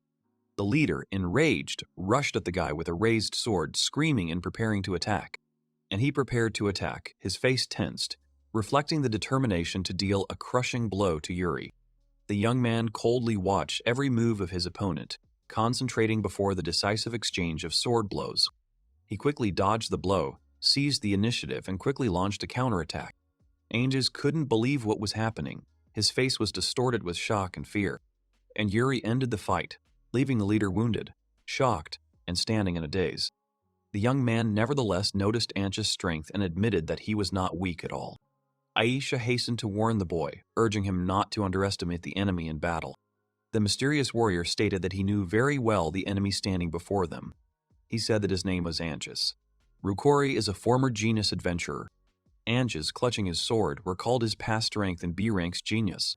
He chuckled, realizing the irony of the defeat that had just occurred, and he declared that the sword was useless and threw it away. He approached the enemy, planning his next treacherous attack. Taking out the Nahi herb extract, he prepared to use the poisonous effect. Then Anges opened the bottle with a grin, declaring that it was a special extract against dragons. The dragon received the extract right in the face and screamed in pain, reacting furiously. The leader boasted that his clothes were permeated with a smell that repelled dragons. The dragon's eyes immediately boiled with rage, the pupil narrowed, and the transformation began. The dragon roared and spread its wings, preparing to go on the offensive. Anges screamed in panic, declaring the end to Yuri and insulting him again. At this moment, Aisha and Dutch watched the leader's actions in shock. Suddenly, the young man realized that the dragon had been used as a weapon, and the enraged dragon soared into the air with a loud roar. A huge dragon paw fell upon the heroes from above. Suddenly, the dragon swooped down, causing a sense of anticipation of victory to rise from the standing Anges. The leader laughed madly again, anticipating the death of all his opponents, and then the dragon's paw sank into the ground with force, raising dust. The dragon's eye changed dramatically, full of fury and awareness, and Anges realized with horror that something had gone wrong. With a quick movement, Yuri blocked the blow with his hand, demonstrating a sudden surge of incredible strength. He caught the dragon's paw in midair, causing amazement among the onlookers. The leader watched what was happening in horror, not believing his eyes, and his friends were shocked that Yuri stopped the monstrous attack. The dragon looked at the young man in surprise, sensing something unusual. The guy suddenly focused, his gaze became full of determination and inner strength. He spoke softly to the dragon, trying to calm the frightened creature. Suddenly, the dragon's fear increased due to the effects of the extract used by Anges. The dragon's eyes changed, first fear, then a return to awareness. The Trinity stood in front of the dragon, watching as he gradually calmed down. Aisha and Dutch realized that the dragon was actually harmless. Anges was in shock and couldn't believe what was happening, and the guy extended his hand, activating an unknown magical taming ability. The dragon immediately froze, showing no aggression, calmly looking at Yuri. Unknowingly, Yuri was able to tame the heavenly dragon with the skill. He gained the taming skill, surprised by the sudden system notification of the achievement. The leader didn't believe that an F-rank adventurer had tamed a dragon, and then the guy ordered the dragon to attack the leader, entrusting him with the enemy. With lightning speed, the dragon rushed at Ange and he screamed in horror. The enemy was in a panic, stunned by the dragon's sudden attack. The team was surprised by what was happening, watching the strange light above the dragon. Yuri was also stunned, not understanding what was happening around him, as suddenly the light emanating from the dragon suddenly began to shine brightly, and the dragon's body crumbled into pieces in the light of the transformation. The awakened dragon roared, activating the power of the taming skill. The dragon immediately rushed forward, stunning Anges with its speed. The blows fell instantly, leaving the enemy with fewer and fewer chances. The dragon captured the enemy, completely disrupting his plans. Against his will, Anges was carried high into the sky. He tried to resist, but was completely confused. The leader screamed in panic as he fell into the crater from above. And then a stream of boiling water burst out of the crater with a roar. The leader surfaced exhausted, believing that his end had come. And Yuri confirmed that he had tamed the dragon, completely surprising his allies. Yuri and his team watched as Lime neutralized all the criminals. At this point, Elisha praised Lime, saying that the slime was incredibly convenient. The girl said that she would send a request for support to the guild. At that moment, a black raven quickly descended from the sky. The messenger landed on the girl's shoulder, who smiled happily. She held out the letter and asked the raven to deliver it. The raven soared into the sky, carrying an urgent message. Suddenly, Yuri looked back and asked in surprise where Dutch had disappeared to. Aisha pointed into the distance, to the place where the old man was at that moment. Meanwhile, Dutch and Leon were rejoicing after finding treasure among the rocks. The girl noticed them from the top, not understanding the chaos that was happening. And then the young man saw a strange object in the man's hands, which turned out to be F-rank dragon dung. Aisha and Yuri watched as Dutch happily rejoiced at the find. They wondered what could make him so happy. The guy explained that the man mentioned debts due to business. And looking at the man, they both said that they felt sorry for Dutch. At this time, the dragon watched Yuri with interest and growled quietly. Yuri turned around, slightly surprised, not understanding the meaning of this sound. After awakening, the dragon shed its old skin, a valuable resource. Yuri examined the remains, realizing the rarity of the find, B-rank skin. The guy, not believing his eyes, asked if it was really a gift. And the dragon, with an approving roar, confirmed that he was giving up his skin voluntarily. The young man immediately called Dutch over to tell him the good news and share it with him. He looked up, dumbfounded, not immediately understanding what had happened. Then Yuri smiled sincerely, pleased with the situation and the dragon's decision. He felt recognized and respected even by such a powerful creature. And Dutch was in tears of gratitude and rushed to Yuri with the light. Soon the boy called Venkichi his animal companion. Preparing to return home after an unexpected but successful mission with a dragon, Venkichi, a strong and sweet dog, looked at his owner in surprise, not immediately understanding why he was being called.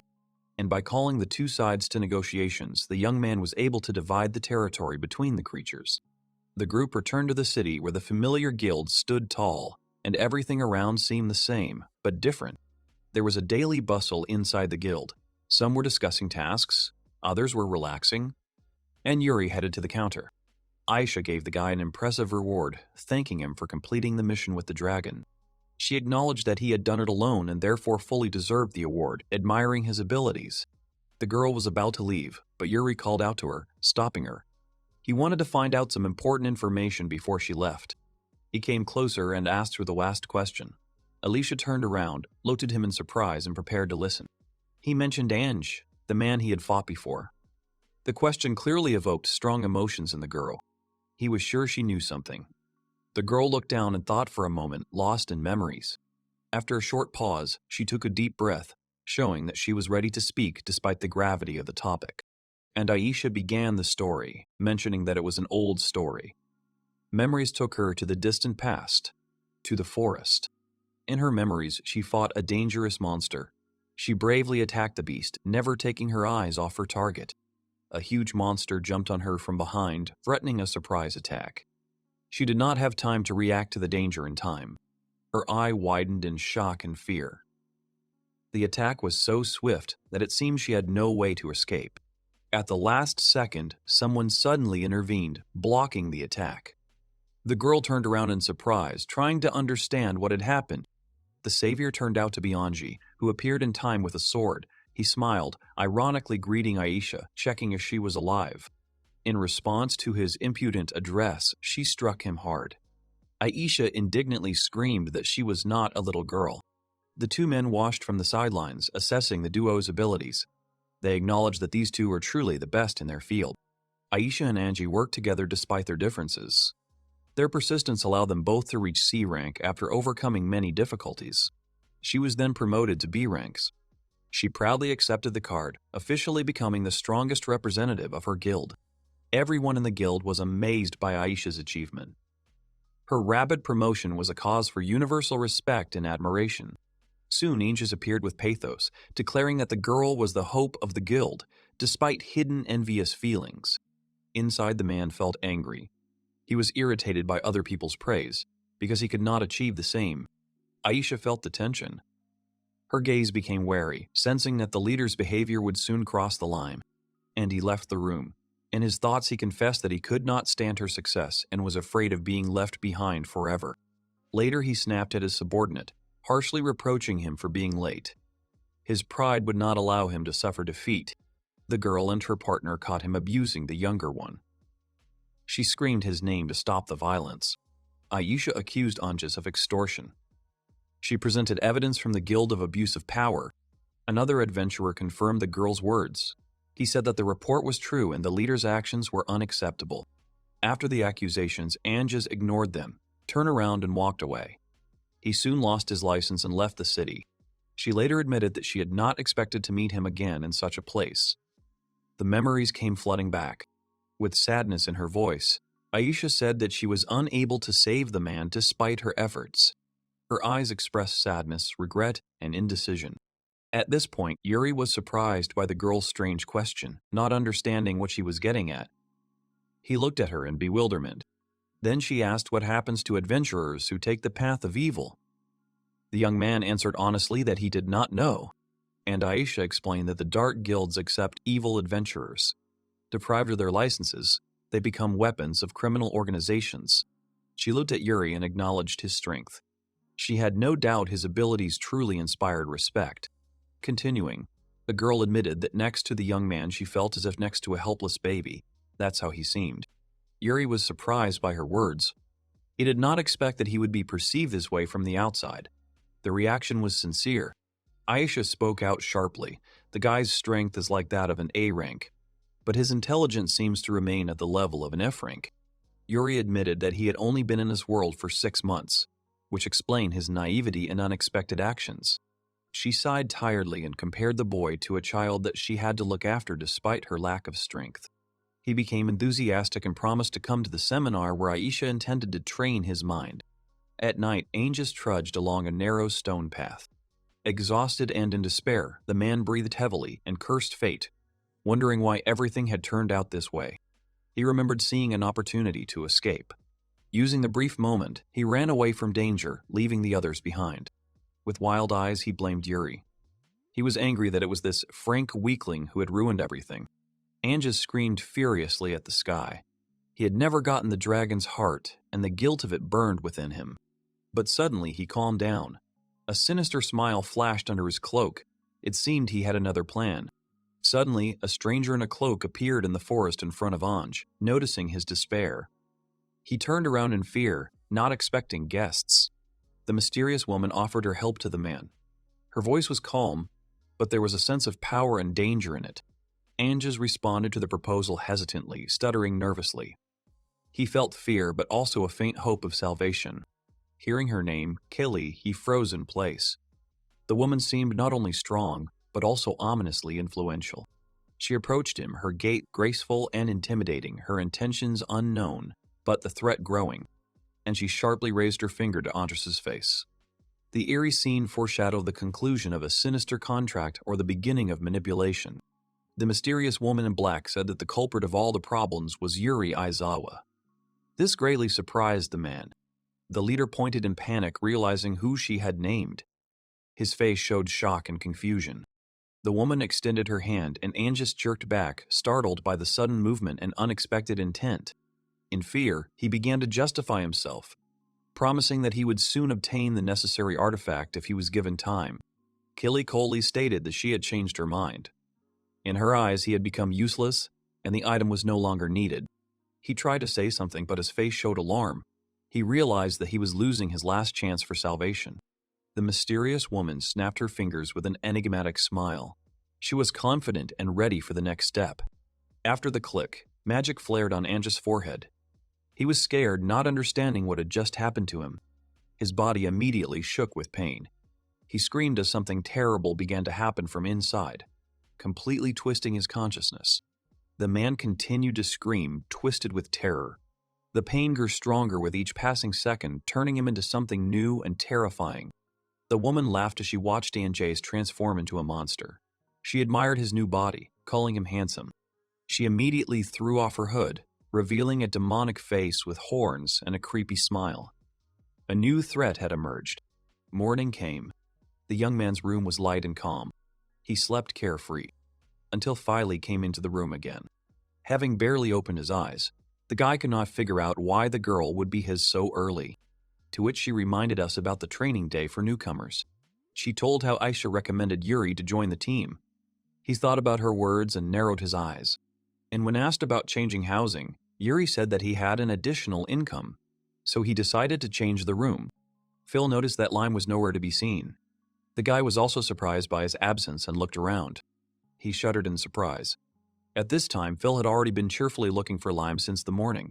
Phil screamed in fear as kobolds suddenly attacked her. She didn't understand who they were. Entering, Yuri saw the scene, grabbed his head, and exclaimed, he completely forgot about the kobolds. Phil panicked and asked the young man for help, finding herself surrounded by strange monsters right in the morning. While walking around the city, the girl explained to Yuri why kobolds were temporarily living with him. They crossed the bridge, and Phil admitted that she was surprised to see kobolds in his room. They arrived at the training yard, where training for new recruits was to begin in the morning. There, Aisha introduced herself to the new recruits, announcing that she had come to train them again this month. She was impressed to see that all the newcomers had already gathered on time and were listening attentively. Yuri and others were surprised that there were fewer participants. The girl explained that 3 died and 1 surrendered his license. The group was shocked by her words. The man with the mustache asked in shock about the deaths. Another participant called the survival of half an achievement. At that moment, Yuri thought about the fate of the adventurers, realizing how harsh and merciless their reality was. And Aisha explained that the work of an adventurer is not a game, but a dangerous and cruel reality. One of the mentors warned that only constant training would give a chance to survive on this path. The man gave in and agreed to follow Aisha's instructions in order to remain among the surviving students. She approved of his attitude, smiled, and acknowledged that he was now thinking correctly. The girl announced that there would be an unusual training session today, which surprised the entire group. Aisha pulled out the package and proudly showed it off, getting everyone ready for the mission. And then the participants froze in bewilderment, not understanding what the strange demonstration of the scarf was leading to. The girl loudly declared that today's training was cleaning up trash, causing shock among everyone. Aisha announced that today's training was garbage collection. Everyone had to clear the area completely. The men were outraged, not understanding how cleaning was related to survival. They were insulted and angry, and the girl watched their reaction carefully, without saying a word. She continued to look at them silently. Her gaze became heavier and heavier, forcing everyone to fall silent. The men began to get nervous and grumble. One of them muttered that they were already tired of her. Aisha shouted loudly so that everyone could hear. She ordered them not to stop until the bags were full. Everyone reluctantly collected trash as ordered. The task seemed pointless, causing irritation and discontent. And then Yuri heard Phil's voice pointing out where there was still trash. He became wary and turned around. Phil picked up every piece of trash with incredible energy, infecting everyone with her frantic activity. The young man was surprised by the girl's speed. She proudly said that she had been accustomed to hard work since childhood. While Phil was beaming with joy. For her, collecting trash was an easy, almost fun task. Yuri looked at his bag, gathered his courage, and decided not to give in to Phil and Seal. She praised the boy for his success in collecting trash. He was surprised by his result. The guy admitted that he hadn't noticed the dirt before, but there really was a lot of trash in the city. At that moment, Aisha approached them and informed them that they were the first to fulfill their garbage collection quota. The young man admitted that collecting trash was hard. The girl asked him how he felt about the job. He didn't understand how scavenging was related to survival. And she gave him a 50 out of 100. The guy immediately asked what answer would allow him to get the remaining 50 points, to which Aisha only smiled mysteriously. She looked at the young man seriously and explained, "There are two types of people, those who litter and those who clean." At that moment, Yuri froze, hearing the girl's words, and suddenly realized that she was talking about more than just trash. Aisha stated that an adventurer must know the rules of ethics, because garbage will not disappear on its own. She added, "It is important not to be someone who pollutes the world. This is the basis of survival and honor." The girl remembered Anges. He followed the path of selfishness, forgetting to think about others, and suffered defeat. She wanted Yuri to understand that by sacrificing for others, a person will one day receive the same return. He realized that with the support of his friends, he could survive as an adventurer and a human being. In the morning, the square was empty and everything seemed calm before the start of the next stage. Residents gathered in the shelter, unaware that something unusual would soon happen. Phil noticed something in surprise as she looked up, suddenly stopping in the middle of clearing out the trash. Before her eyes appeared a pile of rubbish, scattered at someone's feet without restraint. With a joyful cry, Phil pointed out a new place with garbage to Yuri, calling him to help. Suddenly, she crashed face first into a man, miscalculating her speed and distance while running. The man with the cigar scolded the girl for her inattention and sudden attack, and she apologized in fear, running away with a scream and a frightened face. And the stranger continued the conversation, joking and recalling the comical scene with the girl. Yuri noticed how a familiar woman landed nearby, clearly in a state of shock. He looked at what was happening with a gloomy, concentrated, and suspicious expression. The guy approached the men and called out to them in a stern voice, instantly attracting their attention. He picked up the cigarette butt, examining it carefully, not hiding his indignation at the act. And Phil, hearing the sharp tone, became indignant and immediately entered into a verbal altercation. Yuri scolded the men, accusing them of polluting the city and disrespect. One of the men made excuses, trying to make a joke, but looked awkward and unconvincing. Despite his words, he threw the trash on the ground, emphasizing his indifference. The two began to laugh loudly, humiliating the young man and calling him untalented. One of them demanded that the guy pick up the trash, confirming his place. Then Yuri turned to Aisha, preparing to act in his own way and with confidence. He suggested that the scoffers be considered trash, surprising and angering both men. The men reacted to the young man's words with rage, not believing what they heard. Aisha supported Yuri, saying that he needed to act according to his decision. Suddenly, a huge man pounced, shouting at the boy, insulting him, and the young man deftly dodged the blow without even blinking in response. He silently grabbed his opponent's hands, showing his strength, and he threw him to the ground, knocking the brute down with one movement. The second hooligan tried to attack in the same way, but Yuri was already expecting the attack. "Calm down." The guy noted that he taught them a lesson for littering. Yuri used fire magic to set his opponent's hair on fire. The enemy immediately screamed in pain, realizing the loss of his hair. The second hooligan, in panic, rushed at his burning comrade. Aisha activated mid-level wind magic in her palm. A magical whirlwind appeared, frightening both bullies to the point of stupefaction. The men flew in terror inside the powerful wind. The huge urn burst into flames, causing surprise in the watching Yuri. The young man finished cleaning and expressed hope that the hooligans would be corrected. In a remote snowy valley stood a gloomy, half-ruined castle. Inside the castle, mysterious figures gathered around a long conference table. One of the seated people announced the news, attracting everyone's attention. The long-haired vampire smiled mysteriously, preparing to listen to the message. The demon boss was shocked to learn of the defeat of his strongest subordinate, and another demon confirmed the enemy defeated a cruel monster with exceptional abilities. Analysis of the site showed that the evil dragon was killed with one blow, and one of the demons volunteered to deal with the unknown enemy himself. Other members of the assembly laughed and confidently threatened violence, and the vampire, with a grin, asked the boss to give the task to him personally, and then Killy returned to the assembly hall and apologized for being late. The other demons were surprised by her appearance and remained silent in tension. She calmly said that the task would be quite simple for her. Suddenly, Killy destroyed the demoness who tried to attack her. She looked at what was happening with bewilderment, as if she did not sense any threat. One of the demons stated that by killing her, he would raise his own rank. The girl easily dodged, and her opponent immediately received a blow. All three of them realized what was happening with surprise, instantly becoming confused. The attacker rushed forward but received unexpected resistance from two sides. The girl destroyed her opponents, demonstrating speed and deadly accuracy. She grinned, anticipating a new battle and a strong opponent. Meanwhile, in another place, the majestic building of the Academy of Magic was shown.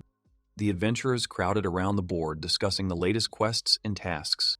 One refused the mission, saying that life was more important than money.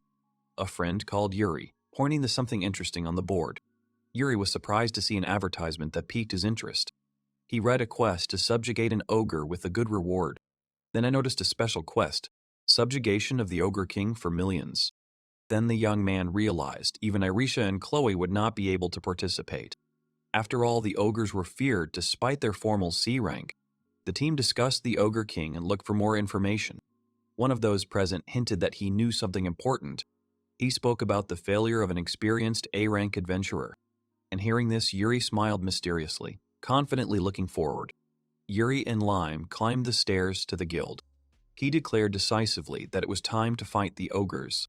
Suddenly, Yuri noticed something and was surprised by what was happening. He saw Phil thoughtfully reading the notice on the steps. The guy approached her and loudly called her name. Surprised, he did not understand why she was silent and sad. Yuri accidentally startled Phil by approaching too suddenly and too close. The girl admitted that she was scared, but quickly calmed down. Phil asked anxiously if Yuri was going on the mission. She hesitated, clearly hiding something important from him. Unable to bear the pressure, Phil burst into tears and ran away. The guy remained in place, watching her reaction in surprise. He decided to complete the task alone, leaving the girl alone. Yuri planned to go to Monyello, the destination village. Realizing that he didn't know the way, he looked for transport, and I found a cart heading straight to Mononello. Suddenly, Phil ran up to Yuri wanting to say something. They both realized at the same time that they were going to the same place. Yuri and Phil stood silently, not knowing what to say. After all, they met again by chance and exchanged friendly greetings. Suddenly, the driver broke their silence, asking if they would go together. Yuri sat down in the cart, preparing for the journey ahead. Phil looked depressed, and the young man noticed her state. The girl apologized to the guy for the words she said earlier. He accepted Phil's apology for her previous words with understanding. She admitted that she was born and raised in Monolello. The girl said that the village attracts ogres for an unknown reason. Despite the danger, Phil said she would not back down. Yuri was surprised to realize how serious Phil's intentions were. The girl immediately warned, "There are oddities in Mononello that require preparation." At this time, they were all riding together in a cart through the forest.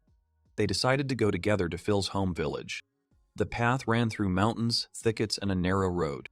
Sleeping Yuri was awakened after a long journey. The charioteer reported that they had finally arrived at the place. The carriage stopped at a mysterious forest full of light. In turn, the young man was surprised. There were only trees around, not a village. At this time, Phil called out to him from the forest, directing him forward. The girl explained that the village was behind a dense forest, and they went on foot through the thicket. She also warned about snakes. Yuri silently agreed. Together they moved forward, overcoming the natural obstacles of the forest. The guy was surprised when Phil announced their arrival. They saw a village in the trees, an incredible sight. And Yuri noted the unusual architecture. The houses stood right on top. It seemed to him as if the buildings merged with the nature around them. The group decided to ask the village mayor about the current situation. Suddenly, a stranger fell from above with a scream. Yuri and Phil were frightened by the shells that fell next to them. They ran up to the man who had collapsed on the ground in the dust. Meanwhile, the man was shouting at the old woman who had thrown a projectile at him. The old woman was Hilda, a 102-year-old village resident. The guy was surprised when he first met a man over 100 years old. At this time, Hilda threw chestnuts again, chasing the uninvited guest away. The old woman impressed Yuri by easily driving the young man out of the village. The woman was surprised to hear a familiar voice from the ground below.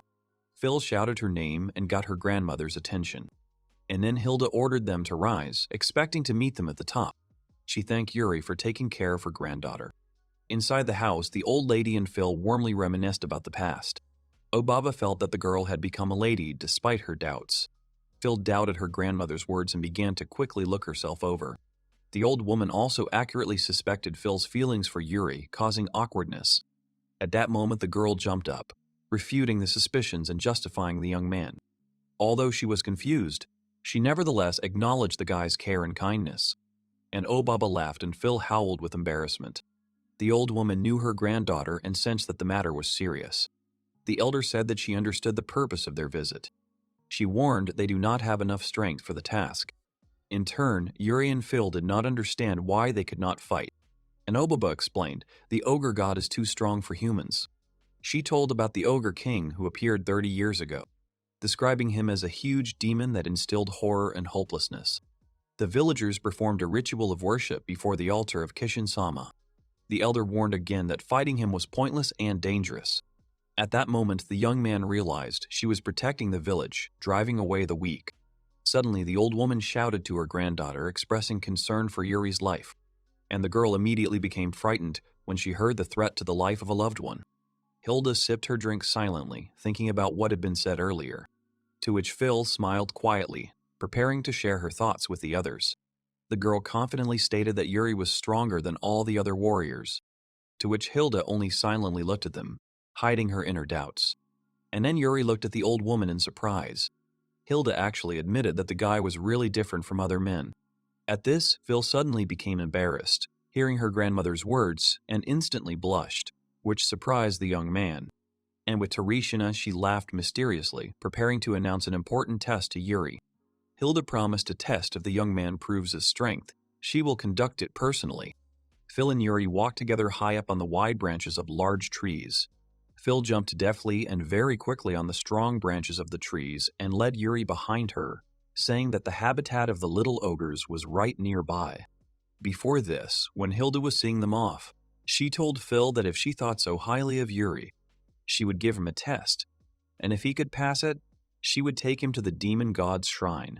Hilda tells Yuri that his test will be to bring her 10 horns from the small ogres he has defeated. She also adds that he must do this before dawn, and if he does it with Phil, she will deem him worthy. Yuri remembers that Phil told him that the small ogres looked like goblins. While he was distracted by his thoughts, Phil called out to him, leading him along. She nimbly jumped along the branches, moving forward quickly. Yuri looked at her with admiration. He remembers noticing her physical abilities from time to time, but he is still surprised as her movements have become more refined since the time they performed with her. However, Yuri was curious about something else, and he turned to Phil. He asked her if she knew the guy who was following them. He looked at the unknown guy who was following them, keeping his distance, but not losing sight of them. This guy turned out to be Sam Arnott, who was a Lycan and was only 12 years old. Sam looked at Yuri with a very displeased face. Phil explained to her friend that this guy was just her younger brother. Yuri assesses the guy's appearance and tells Phil that he doesn't see any resemblance between them. She awkwardly looks away and says that he's right. Phil also adds that their village is special in some way. Phil explains to Yuri that children from all over the city who have no relatives at all are usually picked up in their village. Yuri doesn't quite understand what she means. Phil tells him that she and Sam were actually both abandoned in the woods when they were little, and that's when Hilda found them and decided to take them in and raise them. Phil says that Hilda raised them the same way she raised other children, although she was quite strict. Phil says that is probably why everything she does makes Hilda uneasy. Phil tells Yuri that he understands that something similar happened to him. Suddenly, very aggressively, he calls one of them, calling him a sleepyhead. Yuri turns to him and asks Sam, in confusion, if he is really addressing him like that. Sam says rudely that he is addressing Yuri because he always looks sleepy, so the name suits him very well. Yuri wonders if his face really looks that sleepy. Sam tells Yuri that he is going to tell him something. He gets even angrier and yells at Yuri that he has no idea how he managed to charm Phil. But he will never ever acknowledge him. He also proudly says that today Obaba has instructed him to personally verify Yuri's abilities.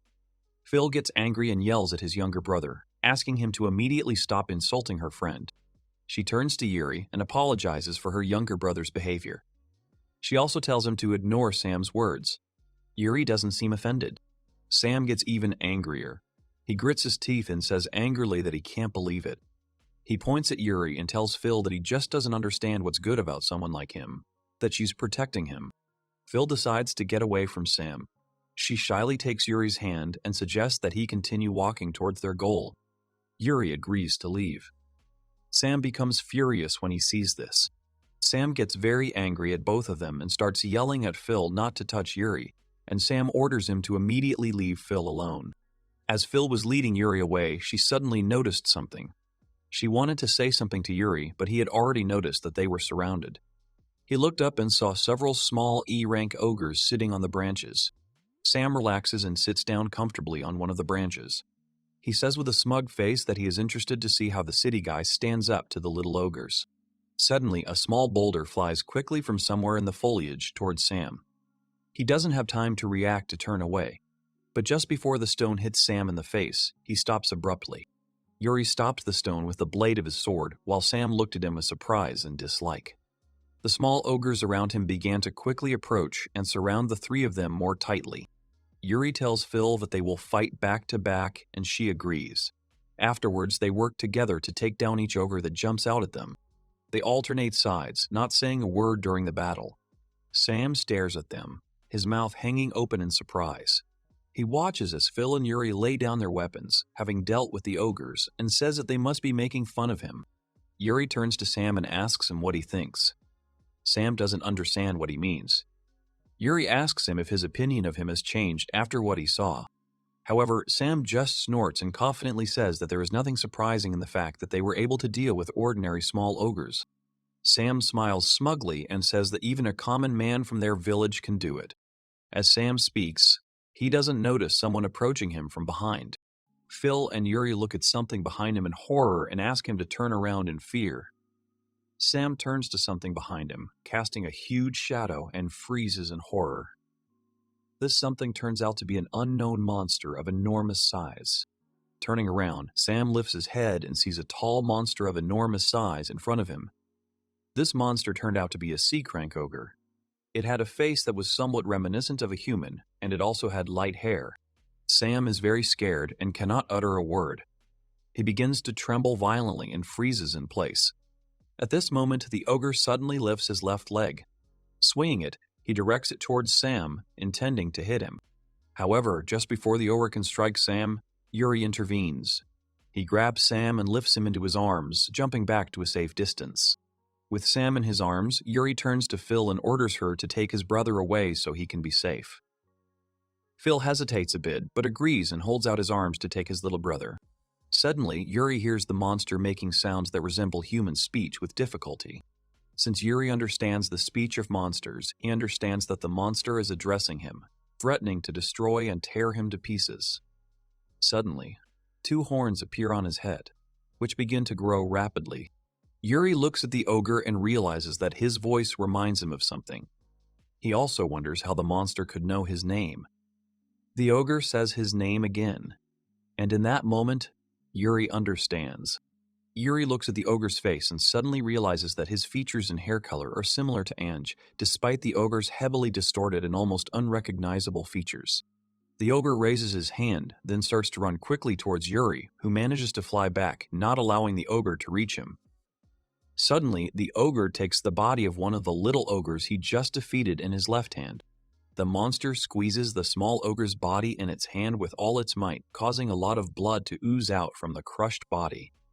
The ogre swings its hand right in front of Yuri, splattering blood in front of his face. Yuri is immediately completely splattered with the monster's blood. He tries to cover his face, especially his eyes. and struggles to open them despite the blood flying into his face. Phil is very worried about Yuri and calls out to him. At this time, the ogre swings his hand, intending to hit the enemy.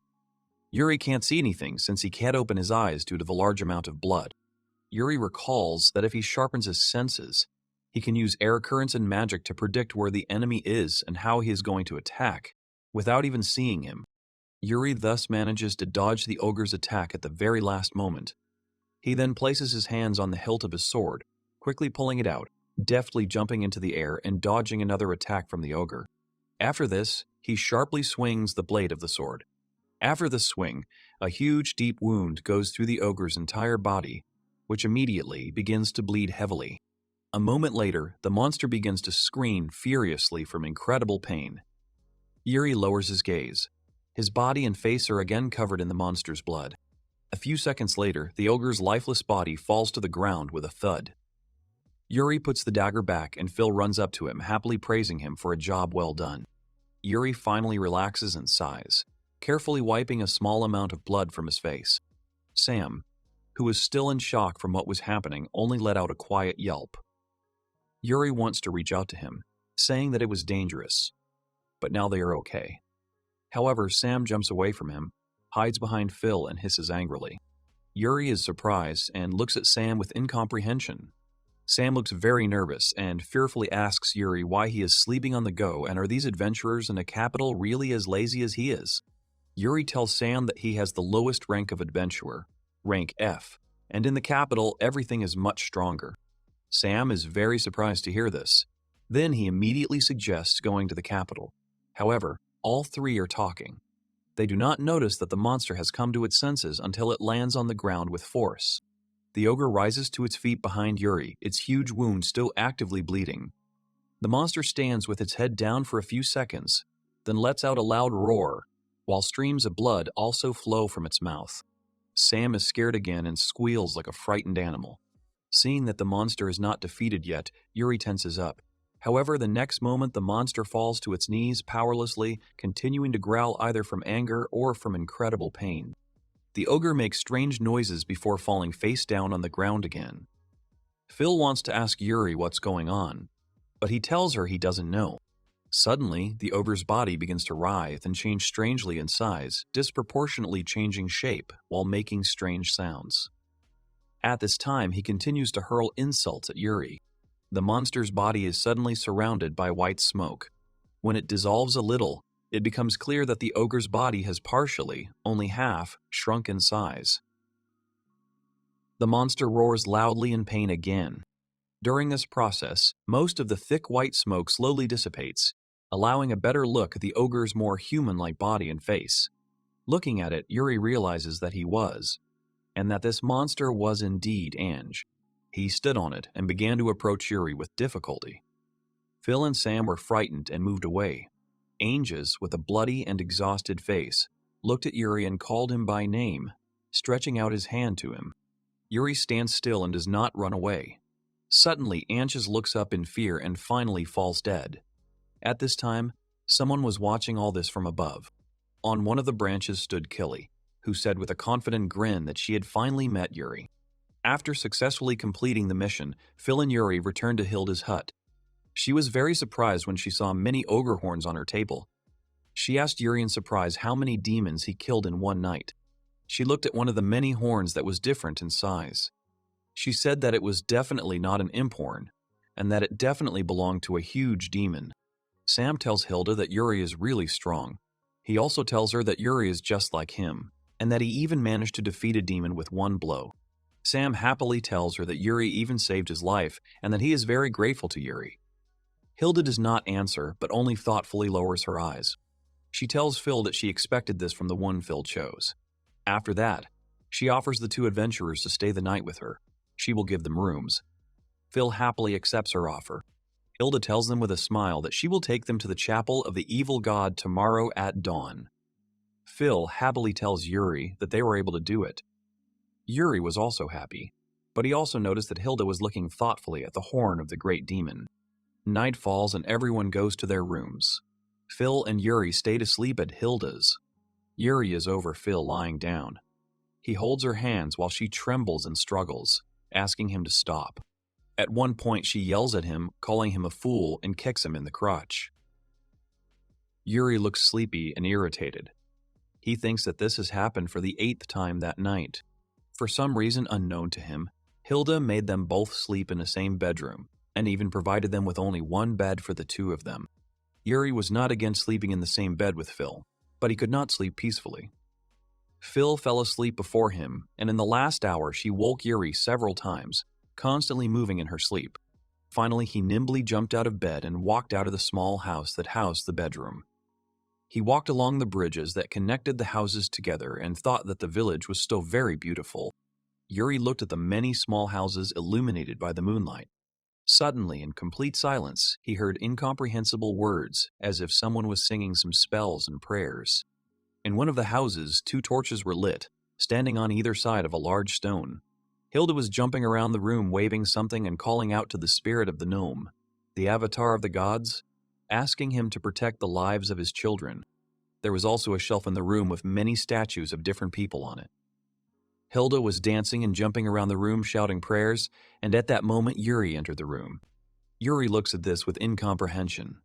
Hilda sits down in front of the stone, trying to catch her breath.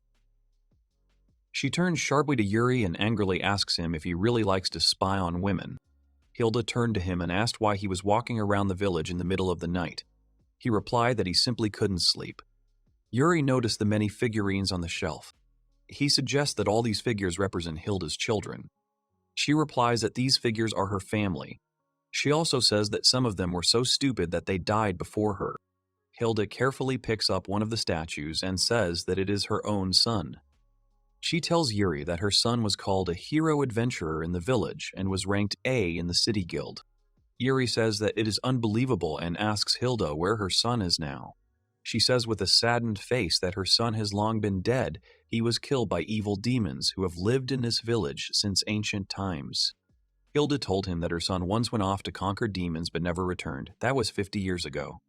Yuri realizes that she took in and raised Phil and Sam to cope with the loneliness of losing her son. Hilda explains to Yuri that it is because of the loss of her son that when her family goes to war, she prays to the gods for their lives. She tells him that to them, young people, it probably seems strange. However, Yuri says that this is not true. Suddenly, Yuri notices a small S-rank gnome in the room. He asks Hilda to look in that direction, saying that there is a monster that looks like a gnome. However, after his words, the gnome immediately flies away, hiding behind one of the statues. Yuri looks at him with incomprehension, and Hilda asks him in surprise if he can really see the gnomes. Yuri then asks her if only a few people can see them. Hilda replies that it is. She also says that she heard that only adventurers who have undergone the most severe training are able to see dwarves, but she herself has not seen them. She tells Yuri that he really can defeat the evil gods. After that, she asks him what the demons said to them when they arrived. Yuri, a little confused, says that he seems to understand her. Morning comes and Hilda sees Yuri and Phil off on their way. She points to one of the bridges and says that if they follow this road, they will find themselves at the temple. She also says that she has prepared offerings and sake for them. She has carefully placed everything she needs, including bottles of sake, in a large bag. Afterwards, Phil comes up to them and says she's ready. She's wearing more traditional clothes, a long floor-length skirt with layers of fabric on top and some hair accessories. She asks Yuri if he likes the way she looks. Hilda tells Yuri and Phil that ogres are very fond of young girls, so the many decorations on Phil's clothes can be used as an offering. Yuri tells Phil that the clothes suit her, which makes her happy. Yuri then takes the bag of offerings and tells Phil that it's time for them to go. Yuri and Phil come to the temple together. The temple itself and all the buildings around it look a little dilapidated and old. 2 fires are lit on both sides of the temple. Yuri puts down his bag filled with offerings and says that this seems to be the place. Phil then immediately gets to work. She takes out all the offerings and sake and lays them out on the offering table. After that, she stands with a smile and proudly looks at the work done. Yuri is worried about his friend, so he asks her if she is sure that everything will be fine. Isn't she in danger? However, Phil replies that everything is fine. She smiles and tells Yuri that even if the monster suddenly sees her, she can quickly run to safety. Yuri apparently does not really believe her. Phil tries to assure him that he has nothing to worry about, especially since in the village this monster is considered a god.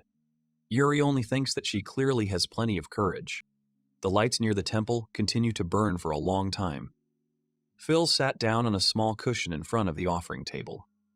Yuri stood behind her, looking at the entrance to the temple. All he could think about was that an hour had already passed and the ogre was clearly in no hurry to come to them. Yuri looked at Phil with a smile and wondered if she hadn't gotten enough sleep yesterday. Phil sat with her head bowed and snored peacefully. Suddenly, Yuri senses something and the smile immediately disappears from his face. Yuri looks at the entrance to the temple and sees an ogre of enormous size slowly approaching them from the darkness of the dense forest. Yuri looks at the monster, his eyes wide in shock. The ogre walks up to the entrance of the temple and stands, looking down at the offerings. The ogre had several pieces of armor on his body and 2 huge horns on his head. He held a massive club in his hands. The ogre looks down at the temple and the 2 people standing near the offerings. The next moment, he tightens his grip on his huge club and swings it with all his might. Yuri's eyes widen, fear filling them for a second. The next moment, the ogre brings the massive weight of the club down with all his might, straight onto the temple.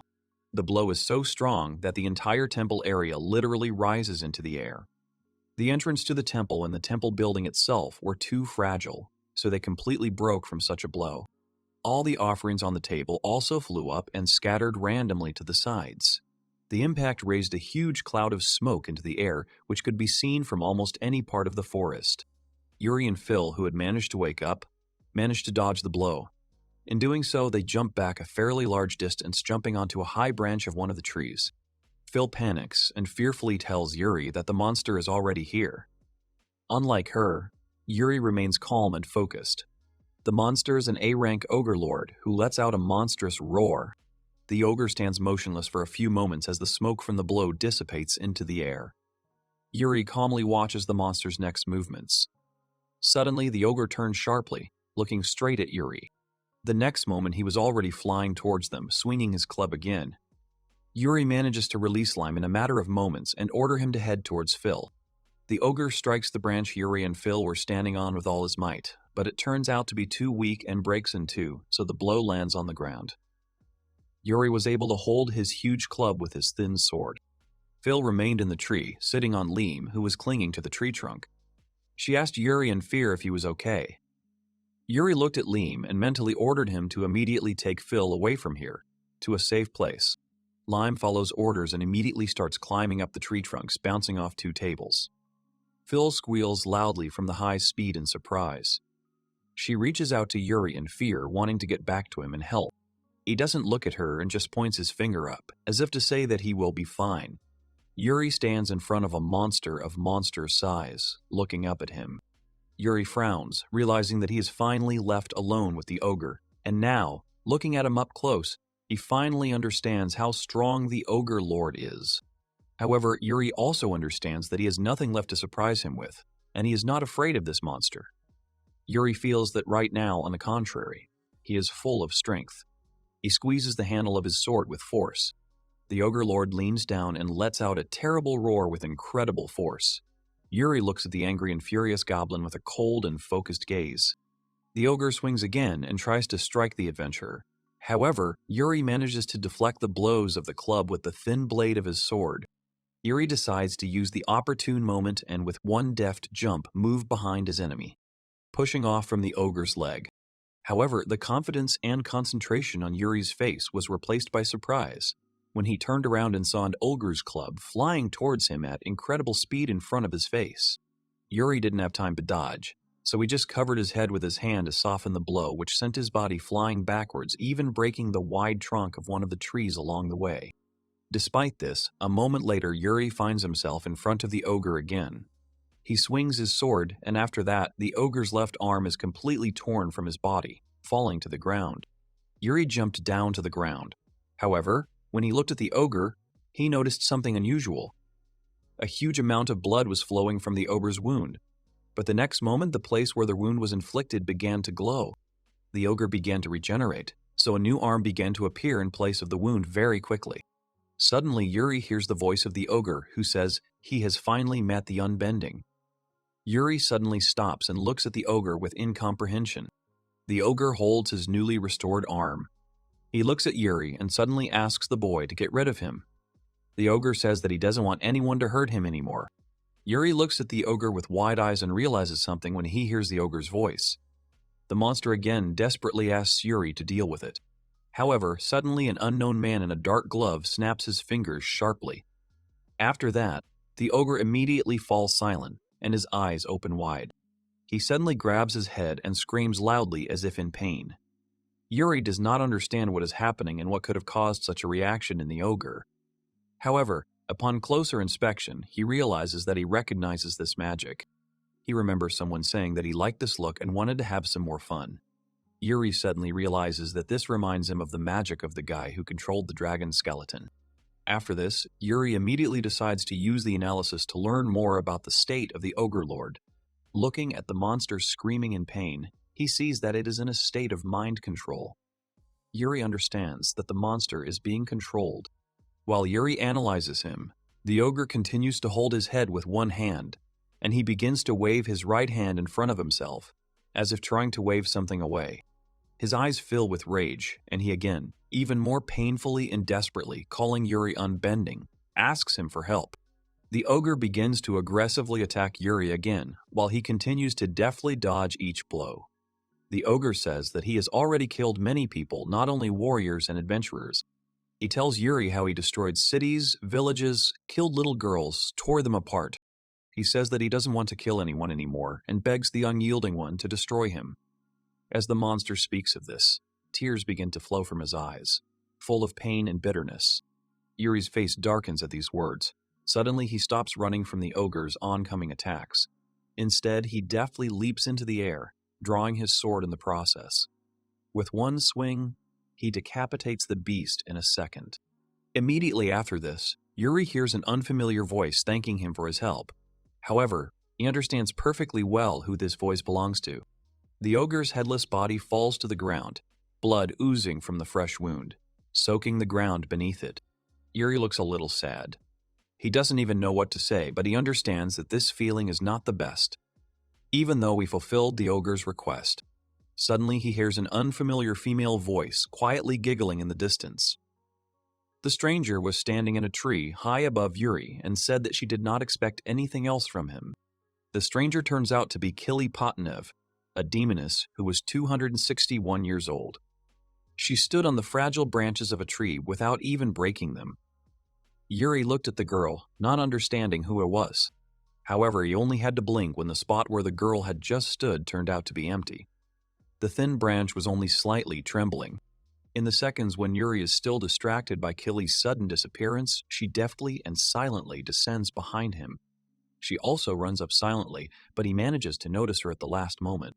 Before Kili can stab him with a small dagger, he manages to block her attack with the blade of his sword. Kili smirks and tells Yuri that he has pretty good reflexes. A second later, she jumps back, saying that it's even more interesting this way. She giggles and tells Yuri that he was the one who defeated her brother. Yuri realizes that her power is similar to that of the demon he defeated earlier, so perhaps they were related. Kili throws up her hands and says that Yuri is still an ordinary person, so she does not understand where he gets so much power from.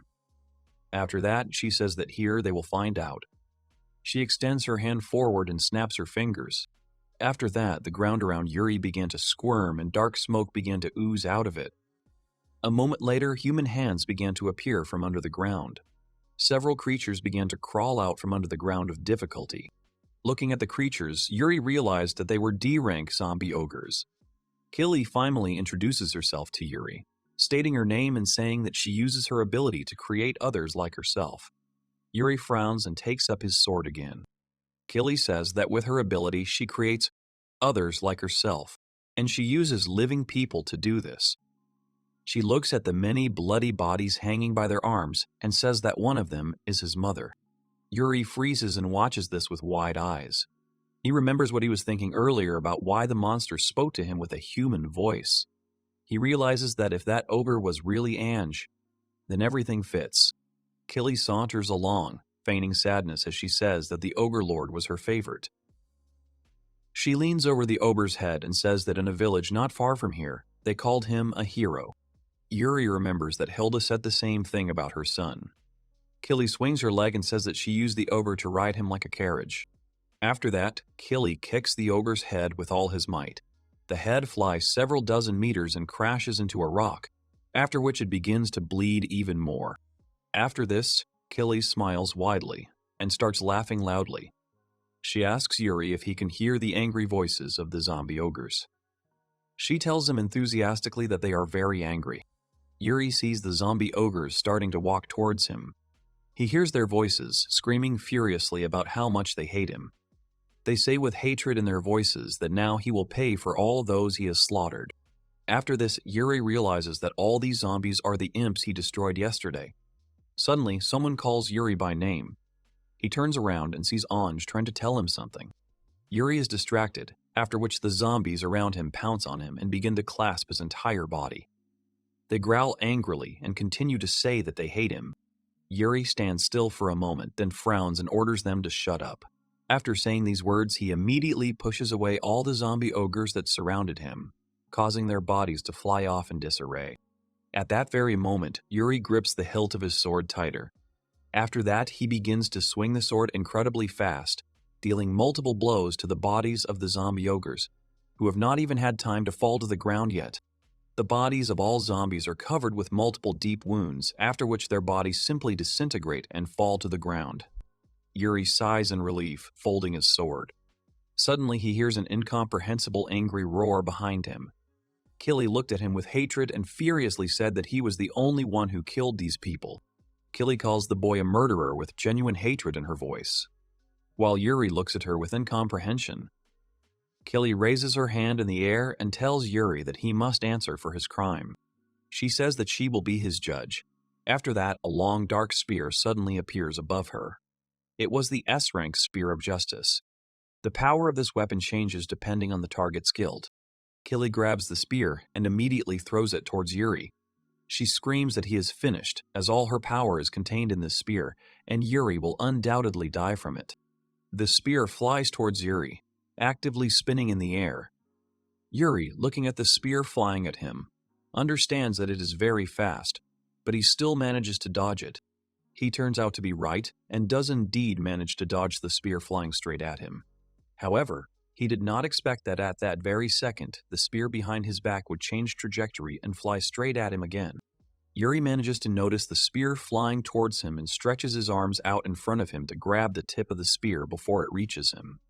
He tries to stay on his feet, but the force of the spear causes his body to collide with the trunk of a tree. The spear continued to spin at a monstrous speed, causing Yuri's hands to bleed profusely. Killy laughs at him with a maniacal smile and tells him that he shouldn't even try to dodge her magic, and defending himself is also useless. She happily asks Yuri if it hurts, and says that this is just the beginning. Yuri at this time decides to activate additional spells to increase the power. His legs become stronger and he stands up with more confidence, causing the ground beneath his feet to break and crack. He then grabs the spear with all his strength, despite the incredible pain, and the spear stops spinning. Killy can't believe what she's seeing. After that, Yuri tightens his grip on the spear and crosses his arms, causing the spear to break like glass, shattering into many pieces. Killy is even more surprised and starts to get nervous. Yuri hears a sound that indicates he has acquired a new skill. He gains the skill, Acquired Curse Magic, highest level. Yuri asks Killy why she is punishing him. At first, she does not understand what he means. Yuri looks at her with an indifferent look and asks her why she thinks that murder is evil. Killy is very surprised and nervously begins to say that killing is undoubtedly evil, because from birth, their instincts do not allow them to destroy their own kind. She tells Yuri that he cannot get rid of them so easily. Yuri responds to this by saying that it is indeed not worth killing people without any need. But the demons he destroyed were people who had lost their dignity, and the Ogre Lord himself wished for his own death. Killy starts to get even more angry and clutches her head in panic. She realizes that Yuri can understand the language of demons.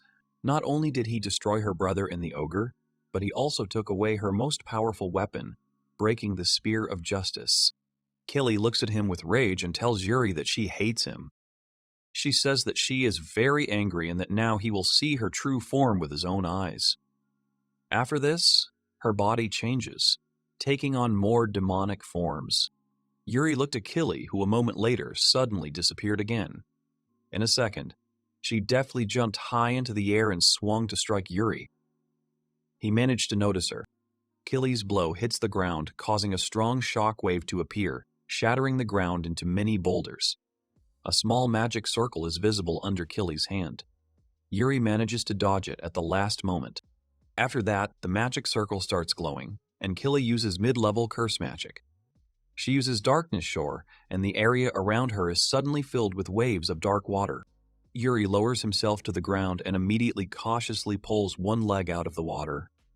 He looks at the dark, not at all transparent water with bewilderment, not understanding what kind of black water it is and whether it is dangerous. After that, he turns his attention back to Killy and sees that she is running towards him as fast as she can. Yuri realizes that she is very fast. As Killy gets closer to Yuri, she swings her arm to hit him again. Although Killy is fast, Yuri realizes that she is not so fast that he cannot dodge her. Yuri tries to jump away, but immediately realizes that he cannot, since his foot is not stuck in the dark water. Killy punches him with all her might, causing waves to form in the water. Killy looks at Yuri and sees that he has stopped her hand. Killy says that she expected him to be able to take the blow. After that, she pulls her hand away and deftly jumps away from Yuri, smugly telling him that he must be surprised that he doesn't have the ability to move the way he wants. Killy smirks slyly and says that her dark shore presents no obstacle to the victim if he tries to walk or run. However, she also says that he will not be able to jump or fly, as a restriction spell is used. She tells him that his swordsmanship and magical abilities are different from other people. His endurance, his strength, his defense and speed are beyond all bounds. But that is only part of his capabilities and does not change the fact that he is human. Killy tells him that the moment she restricted his movements, he lost his balance. She then points to the hand with the magic circle and asks him what will happen now if she restricts his movements even more. After saying this, Killy uses Darkness Fog, a mid-level curse magic. After that, a huge area around is immediately covered in a heavy dark fog that came out of nowhere. Yuri looks around and realizes that it is the same curse spell that the goblin shaman used earlier. However, he also notices that the density and volume of the fog is incomparable. Yuri tries to shield his face from the smoke. He realizes that he is in a bad situation because he can hardly see anything. Suddenly, he hears sharp splashes of water approaching him. Yuri immediately grabs the hilt of his sword, sensing the Vlag getting closer. Despite this, Killy appears behind him with incredible speed. She calls him weak before striking him. Yuri fails to dodge, causing his body to be thrown to the side. Getting back to his feet, he realizes that earlier in the battle with the ogre, even when he was fighting without the ability to see what was happening around him, the ogre's attacks were predictable. Yuri stands in complete darkness as Killy's voice can be heard in the darkness laughing at him. She laughs and asks him how he feels when he can't reach her. Killy mockingly says that he will die in this dark world. Yuri stands for a few moments, lost in thought. Then he suddenly spreads his arms, using the reflection, after which a bright light begins to emanate from him. The dark water around him begins to roll away from him in waves in different directions. Yuri looks around and realizes that Killy is missing again. He looks up and sees her pointing a magic circle at him. She tells him to try to dodge it. She uses high-level curse magic. Killy uses hellfire, causing a powerful stream of flames to pour out of the magic circle aimed at Yuri. She screams at him to burn in the hellfire. However, the next moment, she notices that Yuri put his hand in front of him, on which a magic circle appeared, which became larger and larger with each passing second, using high-level fire magic. After this, a powerful stream of flame is also directed from the magic circle, opposing the hellish flame. Killy laughs evilly and says that this is probably the flame that took her brother's life. She already wants to say that, in this case, with her dark flame, his flame will be defeated. But suddenly Yuri's flame begins to become stronger and stronger and begins to absorb the streams of hellish flame more and more furiously. Killy immediately becomes furious, not believing what is happening. A second later, Yuri's flame rises upward, completely consuming the hellish flames and turning into a real firestorm. The flames also burn Killy. Screaming in pain, she falls to the ground, exhausted. Her body is covered in bruises and severe burns. She tries to catch her breath and says with difficulty that this can't be happening. She doesn't understand how this happened. After that, she sees Yuri starting to approach her. Raising her eyes to him, she sees his cold and emotionless gaze. Killy immediately gets scared and jumps back, trying to crawl away from him. Yuri looks down at her and tells her that she is human. Yuri remembers Hilda's words about her son being killed by a demon ogre who was doing evil in those parts. He also remembers the ogre's desperate pleas to destroy him. Yuri uses the highest level curse magic, and then the Spear of Justice appears in his hand. Killy looks at this and says in fear that this can't be. She thinks, isn't this a higher level version of her Spear of Justice? Killy immediately gets to her feet and tries to run away. She fearfully asks Yuri not to do this and says that she does not want to die. Despite her words, the next moment Yuri throws a spear in her direction. After this, the spear pierces Killy's body. At the place where the spear hit her, her body begins to dissolve. Killy continues to say that this can't be happening because she is listed at double-digit level. She continues to try to speak as her body quickly disintegrates, leaving only a pile of dark dust in her place. After successfully completing the mission, Phil and Yuri returned to the village. In front of them stood the villagers, as well as Sam and Hilda. She smiles and tells Phil that she brought a real man with her. Hilda tells Phil that she is surprised at how well she did and that she never thought the Kishin would actually be defeated. Phil is very surprised by these words. In response to this, Phil just smiles awkwardly and agrees with Hilda. She decides not to tell her about how she simply slept while she waited for the ogre and then waited in a safe place for Yuri to deal with everything. After this, Hilda turns to Yuri. She bows her head to him and sincerely asks him to take care of Phil for many years to come. The villagers are very surprised by this, as is Phil, who also blushes very much. Yuri doesn't quite understand what she means, so he just says he'll do it. Hilda is pleased with his words, but Phil and Sam are surprised. A blushing Phil starts waving her arms nervously and tells Yuri to stop. He looks at it with confusion. Meanwhile, the villagers start laughing and congratulating Phil, saying that it's high time for her to find herself a lover. The next second, Sam runs away with tears in his eyes, and at the end, he asks Yuri to make sure Phil is happy. Phil becomes even more embarrassed and nervously tells Yuri that he shouldn't decide something like that for her so easily. Yuri asks her if she doesn't want to be friends with him.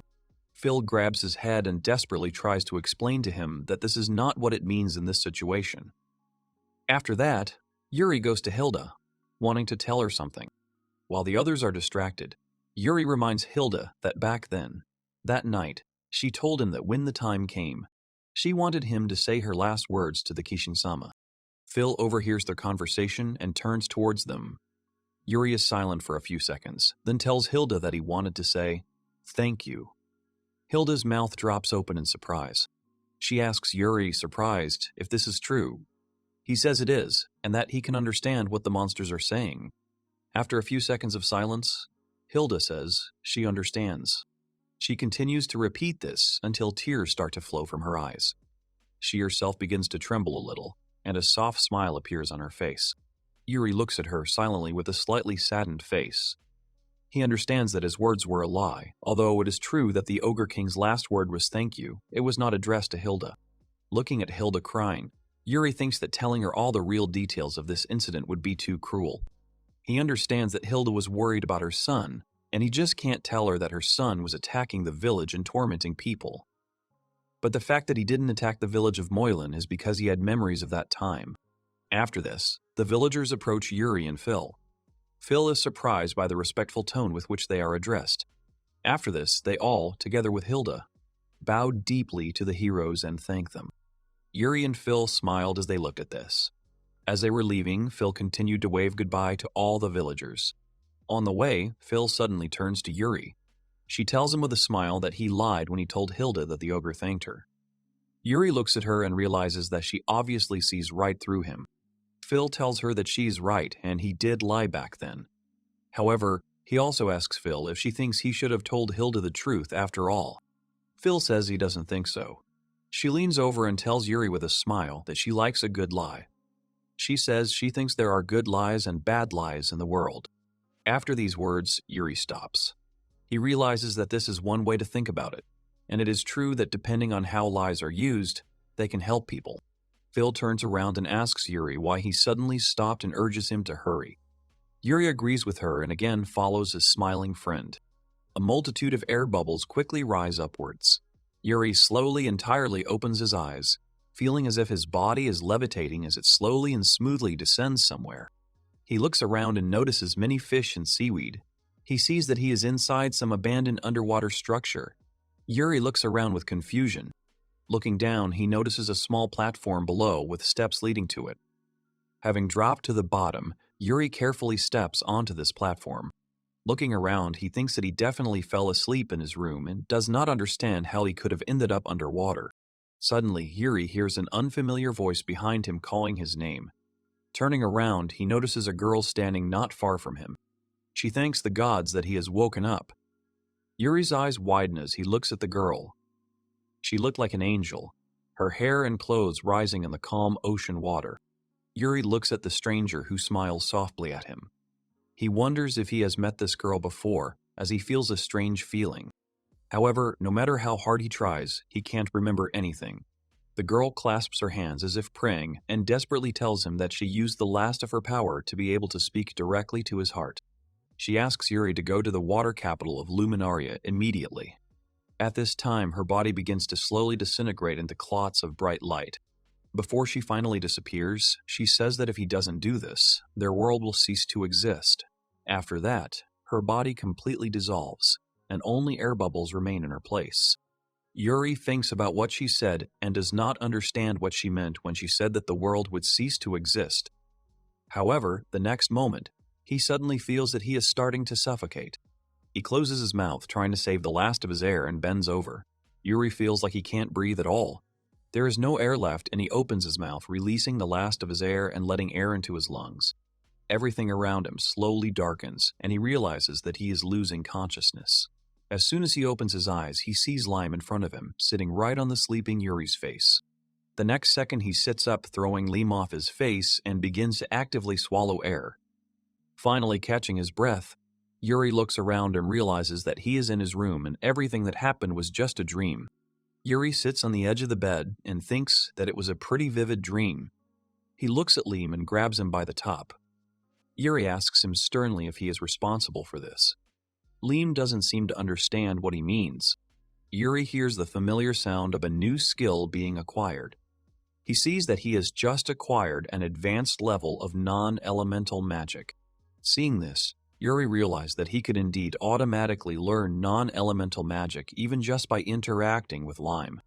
After that, he suggests Lime go on an adventure today, which Lime is very happy about. Once they are fully prepared, they head to the Adventurers Guild building. Approaching the large notice board, Yuri heard several adventurers discussing one of the tasks. One of them suggested that the other try to accept the task, but he waved it off, saying that it would be better for him to refuse to work with the knights, since a vagabond like him could never do it. Yuri sees an announcement about a top-secret quest expedition to the capital of Luminaria. The condition for completion was to go to the water capital and complete a top-secret task. The reward was 3,000 gil, and it was impossible to repeat. Seeing the mention of Luminaria, Yuri suddenly realizes that he has heard the word somewhere before. He remembers that the woman in his dream asked him to go to the capital of Luminaria. Suddenly, a familiar voice calls Yuri. He turns around to see Riko Glanis, a pretty 16-year-old girl waving at him with a smile. She happily tells him that they haven't seen each other for quite some time. He agrees, and so does Lime. Riko also looks at the quest board and sees a quest in Luminaria. She asks Yuri if he wants to take this quest. He replies that he does want to take this quest, because he thought he should be more active. Riko tells Yuri that he will then undergo a nightly test. She thinks about it and says that she has a bad feeling about this. Yuri does not understand what she means. After these words, Riko looks at Yuri with a smile and asks if he minds if she joins him on this quest. Yuri smiles softly in response and says that of course she can come with them and that they are very happy to have her. As he leaves the Adventurers Guild building, Yuri thinks that if Riko goes with him, it will calm him down a lot, since Riko is well versed in various fields, so she will make up for the knowledge that he lacks. Riko quietly says something about knights. Her gaze becomes sad and she suddenly stops. She quietly says that the memories of nights bring her back. Yuri didn't hear what she said and asked Riko to repeat her words. However, she only says that she didn't say anything important and that she was just talking to herself. After Riko and Yuri left the Adventurers Guild, she brought him to the very place where they first met, namely the place where they both bought their weapons. Riko opened the door and called out to Hugo with a big smile, asking if he was there. Hugo Mantle, a 53-year-old dwarf, and also a master of weapons, turned to the customers who entered. Seeing Riko in front of him, he just snorts and turns back to his weapon case. He tells her that if it's what he promised her, it's right there on the shelf. Riko smiles happily as he looks in the direction Hugo pointed. There is a beautiful dark sword with a thin blade and an elegantly decorated sheath and hilt. Riko picks up the B-rank ruby rapier, a sword made of a rare metal that is sharp and resistant to corrosion. Riko looks at the sword happily and says that she has been waiting all this time for it to be completed. Yuri asks her what kind of sword it is. After this question, she immediately comes closer to him, and with a very inspired face, says that she is very glad that he asked. Yuri is a little surprised by her reaction. Riko tells him that the sword is made from ruby ore. She explains that, firstly, it is an incredibly rare ore that can only be mined in the southern mines. Riko says that she once managed to get something from a quest she was doing, and that's why she asked Hugo to make her this sword. It's a popular material and it constantly emits heat, making it warm in the winter. Yuri feels a little awkward from such an emotional description. He just smiles awkwardly and says that he understands. He thinks that he never would have thought that Riko, who usually seems so calm, could be so enthusiastic about a sword. Riko smiles widely and giggles, saying that she really wanted him to see her improved sword abilities. Riko excitedly says that with this sword, she will be a little different than before. Hugo looks at her companion and suddenly recognizes him. He asks Yuri if he is not the F-rank guy who came to him not long ago to buy a sword. Hugo asks Yuri how the sword he made for him is doing. Yuri smiles and thanks Hugo for his work and says that the sword is great and he uses it all the time. Yuri says that he is completely satisfied with his sword. In response to this, Hugo smiles proudly and laughs. He says that after all, he made this sword, and his swords are famous for the fact that the blade will never chip, no matter how many years they are used. The sword was made of the highest quality iron ore and has a much higher level. After these words, Hugo extends his hand to Yuri and asks to let him look at the sword. Yuri agrees and pulls the sword out of its sheath. Hugo looks at the sword and unexpectedly sees that the blade of the sword was in a terrible state. The blade was dull, old and uneven, and in some places it had even turned black. Hugo grabs the sword and with a frightened face desperately asks what it is. Yuri does not understand such a reaction. Hugo starts screaming that the blade is completely worn out. He asked Yuri what he could have done with it that the blade was so damaged. Yuri scratched his head and apologized a little guiltily for ruining the sword. He also told Hugo that he was just using the sword as usual, which surprised him greatly. Hugo looks at the damaged blade carefully and says that in this state, he won't be able to use even 30% of the sword's true power. He asks Yuri in surprise if he didn't find it strange when he used the sword. Yuri thinks about it and says that there was something wrong with the sword, but it was able to keep its sharpness with the help of enchantment magic. Hearing this, Hugo's mouth drops open in surprise. Hugo closes his eyes and sighs a little, saying that he really did that. However, immediately after that, he confidently tells Yuri that he will definitely sort this out. Hugo confidently says that he will service and improve the sword so that it will be as good as new, all in just 30 minutes. Afterwards, he invites Yuri and Riko to have tea somewhere while they wait. Yuri apologizes to Hugo a little guiltily for causing him so much trouble. Behind him, Riko looks very happy to have tea with Yuri. However, Hugo only laughs in response and tells the young man not to worry about it. He winks and tells Yuri that he'll just have to remember to pay him for this job. Yuri smiles back. At the gathering place of people who took the quest with the knights, many people had already gathered. Among them were many knights, as well as adventurers. One of them nervously told the other that this was his first time taking a quest from the knights, so he was very nervous. The other adventurer told him that it would not be easy, he failed last time, but this time he would definitely pass. Although the words that the selection will indeed be difficult are not encouraging, another adventurer points to the side with a smile and says that that pretty girl looks like she will also take part in the selection. Among all the other participants, a young girl in armor walked confidently. Her light hair was styled into 2 neat buns. She herself walked looking around, as if searching for someone in the crowd. Half an hour later, Hugo finishes completely restoring Yuri's sword. He hands the sword to the adventurer and apologizes for keeping him waiting. Yuri looks at the sword's renewed blade in surprise. Hugo tells him that with this, the sword's strength and sharpness should be much better. Yuri looks at the blade and is surprised that it is now polished like a mirror. He happily thanks Hugo for the work he has done. Hugo smiles and tells Yuri to bring his sword to him regularly from now on, as taking care of one's weapon is the basis of being an adventurer. Yuri agrees and promises to come again. With their new weapons in hand, Riko and Yuri come together to the gathering of people who responded to the top-secret quest the knights had set out. Yuri looks around the crowd and says that there are more people there than he expected. Riko looks at the other adventurers and tells Yuri that the work may be difficult, but the reward is high. She also says that there are probably adventurers from neighboring cities who have heard rumors. Yuri then realizes that it is not surprising that there were so many unfamiliar faces around. Suddenly, he notices someone. He notices knights standing nearby. He notices that they were wearing full plate armor. One of them was a blonde youth who seemed to be giving orders to the other knights. The girl in the crowd of adventurers was actively looking around, obviously looking for someone in the crowd of strangers. Suddenly, she notices someone. She starts waving happily towards Riko, calling her Wani-sama. Riko looks towards her and notices a familiar girl.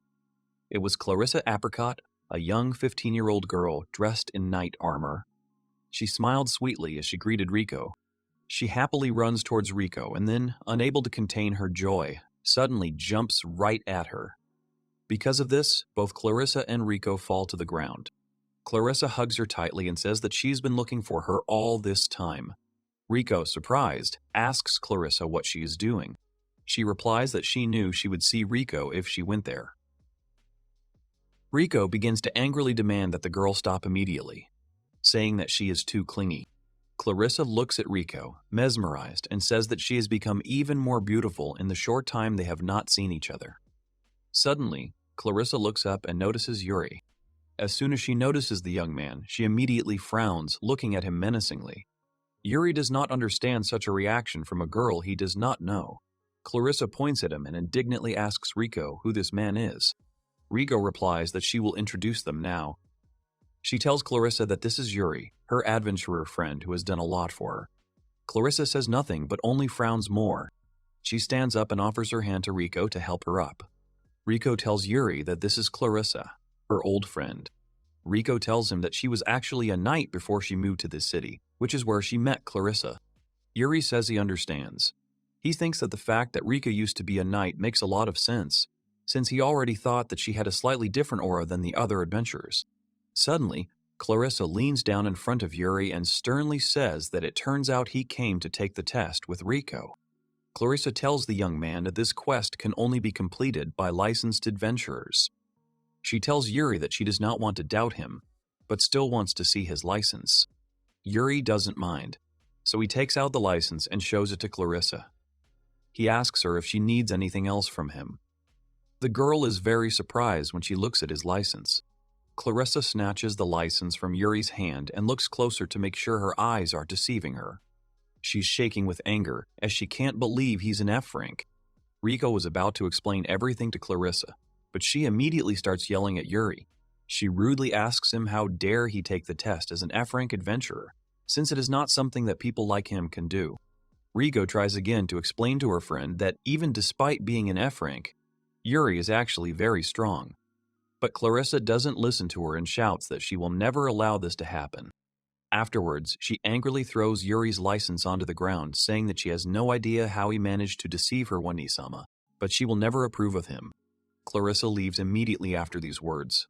It was clear from her that she was still terribly angry and offended. Riko sighs tiredly and apologizes to Yuri for her friend's behavior, saying that she was always quick to assume.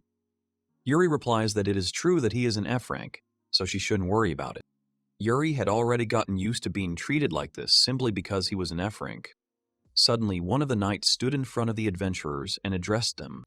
It turns out to be 27-year-old Brian Hawks. He stands before the adventurers and, with a smile, thanks them for being here today and asks them to accept his gratitude. After this, he tells the adventurers that he would like to ask them to take on a certain mission. However, he also says that before this they will introduce themselves to each other, since they, the knights, have a different position and different beliefs than the adventurers. Brian wants to suggest that the adventurers prepare first, but they immediately interrupt him with disgruntled shouts. They claim that they do not need any preparation. One of the adventurers angrily says that they came here for the 3 million reward and that they are not going to be friends with the government dogs. The other adventurers cheerfully agree with him. They indignantly ask why they should get along with dogs. Brian does not answer and only smiles softly and calmly listens to all the discontent from the adventurers. Suddenly, Clarissa intervenes in the conflict. She asks the adventurers with displeasure what all this means and how they can speak so disrespectfully to the captain. Brian tries to stop the displeased Clarissa. The adventurers ask in displeasure what she is trying to tell them, calling her Little One. Clarice reaches for her sword and gets even angrier, asking the adventurer what he just called her. The conflict was getting worse. So at one point, Brian raised his massive sword and slammed the tip of the blade into the ground. It made a loud sound, and the adventurers and Clarissa fell silent. The impact caused cracks to form in the ground. Brian was still smiling, but it was a grim smile. He coldly ordered Clarissa to sheathe her sword immediately. After that, he took a deep breath. After that, he tells the adventurers in a loud, commanding tone that this is a top-secret mission ordered by the government, which has been entrusted to them, the Knights. He also says that because its contents are top secret, it was decided that only the Knights' comrades could be informed of it. All the adventurers are surprised and ask him why they are here then. Brian explains to them that this is why he will now ask them to take a preliminary exam for knighthood. The words about the exam interested Yuri. Brianna continues to explain to the adventurers in a commanding tone that over the next 2 days they will be undergoing a survival test and only 5 people out of everyone present will be able to pass this test. Brian adds at the end that if any of the adventurers are unhappy with these conditions, they would be better off leaving immediately. The adventurers are at first surprised by such a statement, but then they get angry. One of the adventurers asks the captain indignantly if he really thinks they're just going to put up with this. Several other adventurers back him up. Several of them leave, saying that they are not obliged to lick his boots and that knights cannot look down on adventurers. Some adventurers join them and say that they agree and that they will not allow the knights to command them, even for 3 million. Brian watches them go silently. Rico asks Yuri what he is going to do. He thinks for a moment and says that he will most likely participate, as there is something he is curious about. Yuri looks towards Brian and thinks about how this quest is obviously bigger than he expected. He also thinks about how he can't get out of his head what the woman in his dreams said about the destruction of the world. Brian looks at the remaining adventurers and asks if it is safe to assume that all of the remaining adventurers will participate. He tells them to follow the orders of the person in charge of each of them and head to the eastern forest. Finally, he smiles and sincerely wishes everyone involved good luck in passing the knighthood exam. Eventually, all the remaining adventurers, as well as the knights in charge of them, entered the forest to begin the preliminary examination for knighthood. Brian said the exam was pretty simple. He explained that the adventurers would have to survive for 2 days in teams of 2, and each team would enter the forest through a different route, accompanied by a knight. After the exam details were explained, everyone split into groups and entered the forest. Yuri and Rico were in the same group. Rico looked at the paper in her hands, and Yuri turned to the knight accompanying them. This knight turns out to be Clarissa. She looks at Yuri with a very displeased and frowning face. He asked her why she was accompanying them, to which she remained silent. Clarissa then raises her head haughtily and tells Yuri that it is a stupid question. She does not address him by name, calling him simply F-rank. She tells him that they, the knights, will judge whether he passes the test or not. She also tells him that from now on she will be watching them to assess their skills. She is standing right next to them. Yuri asks if she is standing too close. She replies that it is observation. Suddenly, Yuri thinks about something. He asks Clarissa if she is really going to be here with them all day. She replies that she is. Clarissa continues to look at him with disdain. She says that, after all, this test is also meant to test their knowledge as adventurers. Clarissa also says that she already has a full understanding of Rico's skills, so there won't be any problems for her, so the highest priority is to observe the F rank. At the same time, she points her finger directly at Yuri. Clarissa looks at him angrily, thinking that Rico has undoubtedly been fooled by this man, so she must help her come to her senses as soon as possible. Her gaze presses heavily on Yuri. Clarissa desperately says that she will protect Wine-sama. Rico asks her in confusion what she is talking about. Isn't she an examiner? Yuri thinks that he is an F rank, so it all makes sense. He realizes that in moments like this, instead of explaining everything with words, he just needs to demonstrate his skills. He tells the girls that he didn't want to interrupt them, but monsters appeared in front of them. Rico and Clarissa finally notice that they are completely surrounded by a pack of wolves. They were D-Rank's fanged wolves. They growled viciously as they approached their victims. Clarissa only smirked as she watched. A smug smile appears on her face, and she says that the fanged wolves would be the perfect opponents for the exam. A second later, Rico quickly rushes forward, drawing her new sword as she goes. She asks Yuri to give the 4 wolves in front to her. Rico immediately rushes towards the wolves. She deftly jumps from one opponent to another, simultaneously dealing with each wolf with one precise swing of the blade near the neck. Rico deftly and gracefully dispatches 4 wolves in a matter of seconds, giving her opponents no chance to resist her precise, focused movements. Rico stands on the body of one of the wolves, driving the long blade of her sword straight into the monster's throat. After that, she hears the joyful voice of Clarissa, who says that this is exactly what she expected from Rico. At this moment, 2 fanged wolves behind her are about to attack her with their mouths open. She does not notice them, as her gaze is directed at Rico. Rico fearfully calls Clarissa away so that she can come to her senses and notice the approaching danger. However, before she can do anything, all 3 wolves are defeated in a matter of seconds. Clarissa looks up in surprise to see Yuri above her, swinging his sword several times. Clarissa frowns and widens her eyes in surprise. She watches as Yuri lands on the ground in front of the wolves' bodies, putting his sword back in its sheath as he does so. She can't believe he defeated 3 wolves at once. Clarissa looks at him and thinks only about what kind of person he is. Rico looks at him with a smile and says that this is exactly what she expected from him. She also tells Yuri that his strength is incredible. Clarissa watches this in silence, but her expression shows that she is very unhappy. However, a second later, she smiles smugly again and says that Yuri definitely has the power, if not more. However, she also says that his swordsmanship is too crude, so he is no match for Rika. Such words make Rika very angry. She frowns and tries to prove to her friend that she is completely wrong. She tries to say that Yuri is actually very capable, but Clarissa only turns away like an offended child. Clarissa looks askance at her friend and asks her irritably if she's being too soft on this F rank. Rico starts to get really angry and demands that Clarissa stop saying such things immediately. She angrily asks her friend how many times she has to tell her that Yuri's skills can't be measured by ranks. Yuri tries to calm Rico down, telling her that everything is fine. However, she still remains very unhappy and continues to try to prove something. Yuri tells her that, after all, the exam has only just begun and everything will be fine as long as he can slowly force Clarissa to acknowledge him. In response to this, Clarissa frowns and, calling him by name, says that she doesn't know how he managed to get on Wane-sama's good side, but she will definitely reveal his true nature. After the wolf attack was repelled, the group of 2 adventurers and a disgruntled knight moved deeper into the forest. They eventually found a suitable campsite, where Yuri was busy setting up a tent. After some time, he managed to set up a large tent that could accommodate all 3 members of the group. Yuri wiped the sweat from his forehead and, looking at his work, said that everything seemed ready.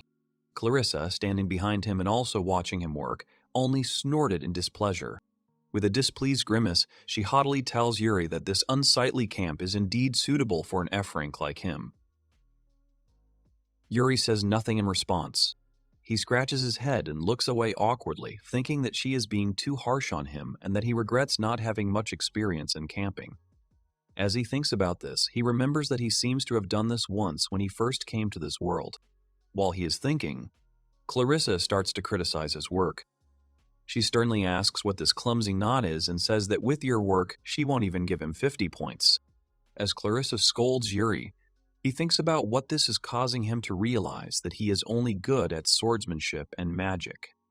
He remembers that this is the first time he has been scolded so much since he came to this world. Clarissa indignantly asks Yuri if he would really allow Riko to sleep in such a terrible tent. She says that's why F-ranks are no good. She starts giving orders. Clarissa shows him how to tie a rope properly.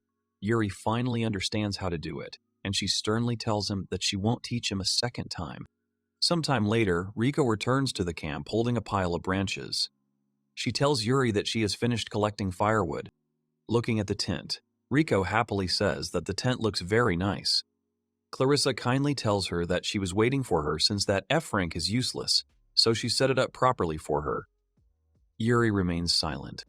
After some time, they make a small fire in front of the tent using the kindling Rika brought. She says that this completes the preparations for the night, and Yuri agrees. Riko turns to Yuri and says that this is where the real problem begins, which is that they still need to get food for themselves. Eventually, the group comes to a small river nearby. Yuri looks closely at the clear water, thinking that there must be fish somewhere around here. At some point, a fish suddenly jumps out of the water. Clarissa points 2 fingers towards the fish. She uses a beginner ice magic, namely an ice arrow. As soon as the ice arrow materializes in her hand, she immediately shoots out and hits the fish straight away. Looking at this, Yuri realizes that Clarissa is indeed very good, not only in the area of magical power, but also in the area of skills. Looking at the way Clarissa aimed at her prey, Yuri realized that she had formed magical power into the shape of an arrow in order to more accurately hit her prey, and that kind of skill was not something that could be acquired overnight. Clarissa smiles smugly, forming small ice shards in her hand, and tells Yuri that the next topic will be magic, and that this is a good opportunity. Clarissa points to Yuri and tells him to listen carefully. She says that from now on he must use his magic to kill his prey, and if he can catch more fish than she does, she will acknowledge his abilities. Understanding her terms, Yuri smirks contentedly. Yuri stands next to Clarissa, both of them ready for this little competition. He tells her that it turns out he just needs to catch more fish than her. Clarissa says that's right. Yuri is well aware that he is a newbie when it comes to everyday life, but he is completely confident when it comes to swordplay and magic. Suddenly, Riko tells him that it will actually be a bit difficult. Yuri asks her what she means. Riko tells him that Clarice is one of the best among the knights in terms of magic, especially when it comes to precise control of magic. No one can compare to her. A number of ice arrows like the one she used earlier suddenly appear around Clarissa. She tells Yuri that just like Onai-sama said, precise control of magic is her specialty, and there's no way she'll lose to an F-rank. Clarissa uses the ice arrow again, this time using ice magic in between. After that, each of the many ice arrows fly in different directions. Each of them accurately hits a fish swimming in the river. More and more ice arrows continue to appear around Clarissa. She points out the direction of their flight while confidently looking at Yuri. She asks if he can match her speed. Looking at how the arrows hit the fish, Yuri notes that the strikes are indeed very accurate, and that Clarissa's abilities are very good. Yuri realizes that her skill in handling budding magic is much better than his current one. Then he wonders what he should do. Looking at Clarissa, he thinks that if he used the same method as her, he would most likely lose. He realizes that he will most likely not be able to hit all the fish accurately as she does. Suddenly an idea comes to him. He asks Clarissa to make sure that he is not obliged to catch fish one after another. She looks at him and asks, confused, what he's talking about. Yuri explains that he means that he feels it would be more effective to catch them all at once rather than one at a time. These words make Clarissa very angry. She indignantly asks him how far he is willing to go just to make her look like a fool. She says that if he thinks he can do it, then let him show her. She demands that he show her everything he can do. He tells her that he will. After these words, a magical aura begins to surround his body. Yuri decides to use advanced zero magic, after which he stretches out his hands and a black hole forms in the center of the river which begins to actively suck in all the water. The small black dot in the water quickly grows, sucking in all the water from the river. Clarissa panics and asks in fear what kind of magic this is. Riko says that the river water is being sucked in. After waiting a bit, Yuri realizes that this should be enough. He then suddenly clenches both hands into fists. After that, he raises his hand and uses advanced zero magic to create a white hole. As soon as the white hole is formed, many fish that manage to fall into the black hole immediately begin to fall out of it. Yuri remembers that this magic is used to release what was absorbed by the black hole. The special feature of this magic is the function of choice. Yuri understands that this choice will be useful in the future. After all the fish fall out of the white hole, Yuri closes it.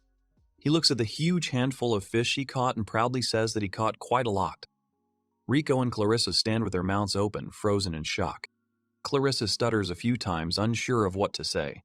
Then she suddenly screams, asking what is wrong with this man. Clarissa's voice echoes throughout the forest that evening. Riko was sitting on a tree trunk. She was squeezing a stick with a fish skewered and fried on a fire in one hand, and with the other hand she was covering her reddened face. Then she said that the food was really very tasty. There was a tent behind him. Yuri sat opposite Lime, who was making strange sounds. Yuri held a stick with both hands on which fried fish was strung. After chewing the fish, he said that river fish, in fact, was not so bad. Yuri brought the stick with the fish to his mouth and began to bite it. Then he looked to the side and noticed Clarice standing behind the tree. She stood behind the tree, in her hands was a stick with a fish. Clarice angrily turned to Yuri and growled. Clarice looked out from behind the tree. Her face was full of anger. She squeezed the hand in which she held the stick with fried fish with all her anger. The stick broke. Clarice said that she would definitely reveal Yuri's true nature. Yuri held the fish in his hands and continued to eat it. He watched as Clarice stood behind him. She stood behind a tree and looked angrily at Yuri.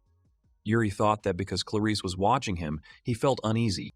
Above the lush crowns of the trees, the night sky stretched out, on which a bright crescent moon appeared. It was surrounded by twinkling stars. Above the fire, there was a branch on which a teapot hung. Riko drank from a mug. Then she was very surprised when Yuri asked her why she joined the Knights. Riko took a sip and moved her hand to the side. Then she said that her ancestors were knights, and she decided to follow in their footsteps. Yuri stretched out his hand in front of him. In it, he held a mug with a hot drink. Then he said that why then Riko left the Knights. Riko's face twisted strongly as she was surprised by the question asked. Beads of sweat appeared on Riko's face. She closed her eyes and lowered her head. Then she thought for a moment and opened her eyes. Clarice came up to the guys. She folded her hands together. Then she closed her eyes and said that the guys should stop chatting in vain. Yuri looked at her in surprise, and Riko said Clarice's name. Clarice stood in front of the fire. She began to say that the hardest part of this exam was surviving the night. Now was not the time for conversations. Riko sat on a log. She held a mug in her hands and looked at Clarice. Yuri did not understand what she was talking about. Clarice frowned and said that when night falls, monsters become more active, especially since they have poor night vision. The light from the fire illuminated the area. Clarice said that night camping is very dangerous. Yuri remembered the scary monsters and thought that the quests he had previously completed were intended for him. Perhaps for this reason the organizers chose the eastern forest for the exam. Clarice raised her hands up. The guys were sitting on the logs. They were discussing that they would be on duty in turns. They had to pass this exam. Yuri put his hand to his face and thought. Yuri looked at Clarice and said that if his monster friends could go as lookouts. Clarice held her hands together and looked at Yuri in surprise. Clarice frowned and said that Yuri could use everything at his disposal. Lime, sitting on the ground made a strange sound. Yuri began to get up from the log. Riko looked at Yuri in surprise and said his name. Yuri stepped away from the girls. Clarice said that if Yuri decided to patrol the area, she wished him luck. Yuri put his finger to his lips. Then he crouched down and put his hand on the ground. He activated his magic, and magic circles appeared on the ground. Yuri sat down, his hand was on the ground. Wolves that looked like wolves began to appear from the magic circles around Yuri. The girls stood by the fire and were scared. Beads of sweat appeared on the girls' faces and they began to scream in fear. Yuri stood surrounded by monsters and began to say that the monsters needed to be on duty in the forest. Then Yuri showed the monsters the fish they would receive as a reward. Clarice looked at Yuri, who was surrounded by monsters, with fear. She frowned and began to say that she was surprised by Yuri's magical abilities. Yuri said that many people don't have that many monsters in their arsenal. Clarice started screaming that the tamers don't have more than 4 tamed monsters. Yuri's monsters were pretty heavy on the fish.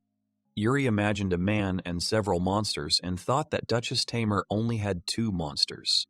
The girls began to discuss how they were confused by Yuri's abilities. Yuri was about to go to the tent. He stopped at the entrance and said that he had sent the monsters, kobolds on duty, so they could sleep peacefully. Clarice clenched her fists and growled angrily. Clarice's angry scream was heard throughout the area. Behind the tent was a forest. In the tent itself, the sounds of snoring were heard. Yuri was lying on the pillows covered with a blanket. Next to him was sleeping Riko. Her hand was lying on Yuri, and her mouth was open and drooling was flowing from it. Yuri opened his eyes. Then Riko's hand was on his face, and then she put her leg on him. Yuri thought that he couldn't sleep. As a result, Yuri found himself in Riko's arms. Yuri looked at Riko and decided to leave the tent. He thought that Riko was very strong and it would be better for him to sleep somewhere else. Yuri went outside and began to stretch his back. He remembered how, while sleeping with Phil, he too had felt uncomfortable because she was tossing and turning in her sleep. Yuri looked to the side and noticed that Clarice was sitting on a log near the fire. She was holding a stick in her hands and stirring the coals in the fire. Yuri approached Clarice. He was interested in why she was not resting. Noticing Yuri approaching, Clarice turned away. She folded her arms and said that she could defend herself. Yuri scratched his head and thought that Clarice was having a hard time believing in Efraing's skills. Yuri sat down next to Clarice and said that he wanted to know more about Riko, how they met in Clarice. She looked thoughtfully ahead. Then Clarice raised her head and said that she could really tell him how big Riko was. Yuri looked at Clarice in surprise. Then Clarice closed her eyes. Clarice remembered how people had gathered between 2 large tables and shouts could be heard. Riko was standing in front of Clarice, who was sitting on a floor. Riko clenched her hand into a fist. Clarice thought that the first time she met Riko was about 2 months after she became a knight. Clarissa began to tell that when she was little, her family was attacked by bears. That's when she lost her parents. Little Clarissa was reaching out to her father, and an enraged bear was rushing towards her. Then there was the sound of an attack. Little Clarice opens her eyes and sees riders on horses in front of her. They overpowered the bear that was running towards her. Clarice's face was all in tears. She saw an unusual coat of arms. She was saved by the knights from Luminaria. It was at that moment that Clarice began to admire the knights. After this incident, Clarice was taken to an orphanage where she trained her sword skills. She helped with the housework in order to also train her physical strength. Then she entered the knight school, but a harsh reality awaited her. The guys avoided Clarice. Since most of the students were from high families, they did not consider Clarice their equal. Clarice stood alone in the darkness. Then she practiced with the sword and studied a lot.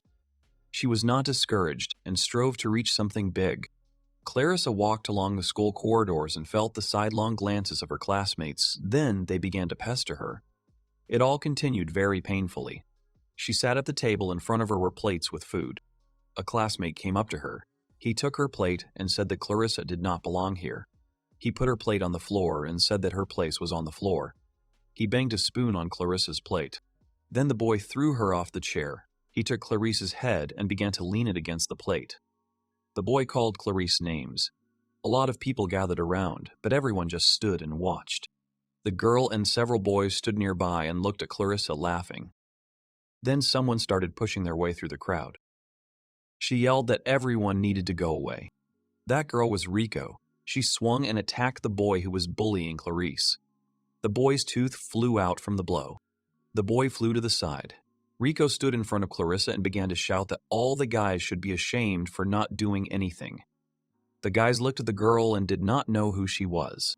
The girl gave up her fist and started shouting that her name was Riko Glanis and that from today on she would be training at the School of Knights. The boys and Riko started talking. Then the boy ran at Riko to attack, but she managed to dodge and hit him back. More guys wanted to attack Riko, but she overpowered them all. Several guys were lying on the floor. They were unconscious, and Riko stood over them and cut off their hands from the dust. The rest of the guys watched what was happening in surprise. Riko looked suspiciously at the guys who were discussing her and the guys she had influenced. Riko turned to the guys and started pointing her finger at them. Riko started screaming that strength doesn't matter. She intends to protect the weak and defeat the strong. That's the mark of a true knight. Clarice's face was stained with food. She looked at Riko in fascination. Riko gritted her teeth. Tears streamed down her face. Then she thought that these words encouraged her. After that, she decided to follow Riko. Clarice asked Riko's permission to call her Wana. The walls of the building were made of brick. Clarice was sitting on a log. She said that Riko is a real knight who does not discredit people. Yuri was sitting next to her. He smiled and thought that Riko did not discredit him for being a Frang. Clarice then pointed her finger at Yuri and said that Riko, because of her character, can be vulnerable and led. Yuri thought that Clarice was cruel if she could reason like that. The mouth of the monster that Yuri had summoned opened and let out a loud bark. Yuri and Clarice were very surprised and alerted by the unexpected bark of the monster. The boys stood up and looked in the direction where the noise was coming from. They looked ahead, and Yuri said that they seemed to be in trouble. There was a tent behind the boys. They stood silently and looked into the forest thicket. Yuri frowned and saw someone heading towards them. Several men came out of the forest to the boys. They looked dangerous. A man with bandaged hands moved a tree branch and said that he was looking for Clarice. Yuri and Clarice looked warily to the side at the unfamiliar men. The boys stood silently. They watched as several men walked towards them from the forest thicket. They had a frightening appearance. Clarice put her hand behind her back and started casting a spell. She asked what these men wanted from her. The blond man with a mustache said that Captain Clarice had excluded them from the competition. The man pulled out a knife and his partners assumed fighting poses. The man began to shout that their exclusion had made them very angry and that the girls should pay for it. Yuri thought that he did not understand the men's actions. They had to prove their skills again. Clarice puts her weapon in front of her and says that how did this man have the audacity to challenge her? The man began to laugh loudly. The blond man started to say that he would not fight Clarice with swords. Clarice was surprised by his words. Then she suddenly fell to the ground and noticed how she was bitten on the leg by a snake, which was a V rank. The next moment Clarice cut the snake with her sword. Then she thrust the whip in front of her and began to lean on it. The men stood and rejoiced as their plan had succeeded and it was too easy to defeat Clarice. Beads of sweat appeared on Clarice's body. She called the man names for his dishonest act. Yuri stood next to Clarice and asked her how she felt and that she had nothing to worry about since he intended to help her. Clarice trembled, then she rejected Yuri's offer. He looked at her in surprise. Clarice blabbed at the sword. She continued to say that these people had claims against her and she intended to deal with them on her own.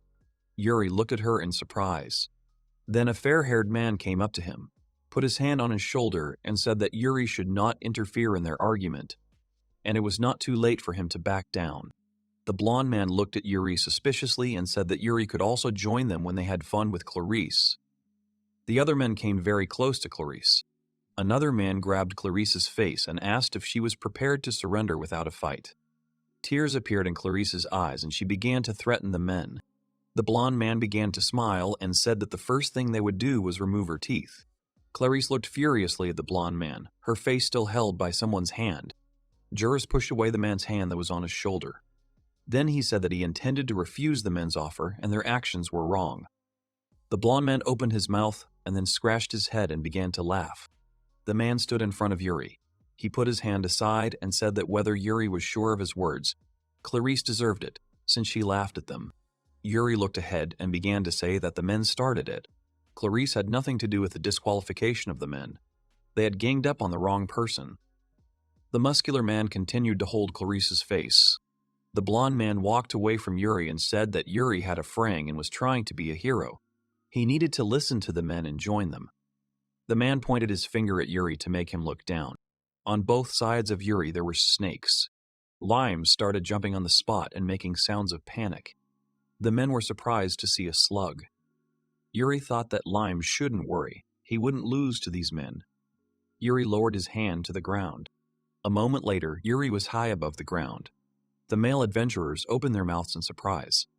They began to rub their eyes as they could not believe that Yuri had been floating in the air for so long without falling to the ground. Yuri appeared behind one of the men and struck him. Then Yuri again appeared in the air above the men, who were looking around and searching for Yuri.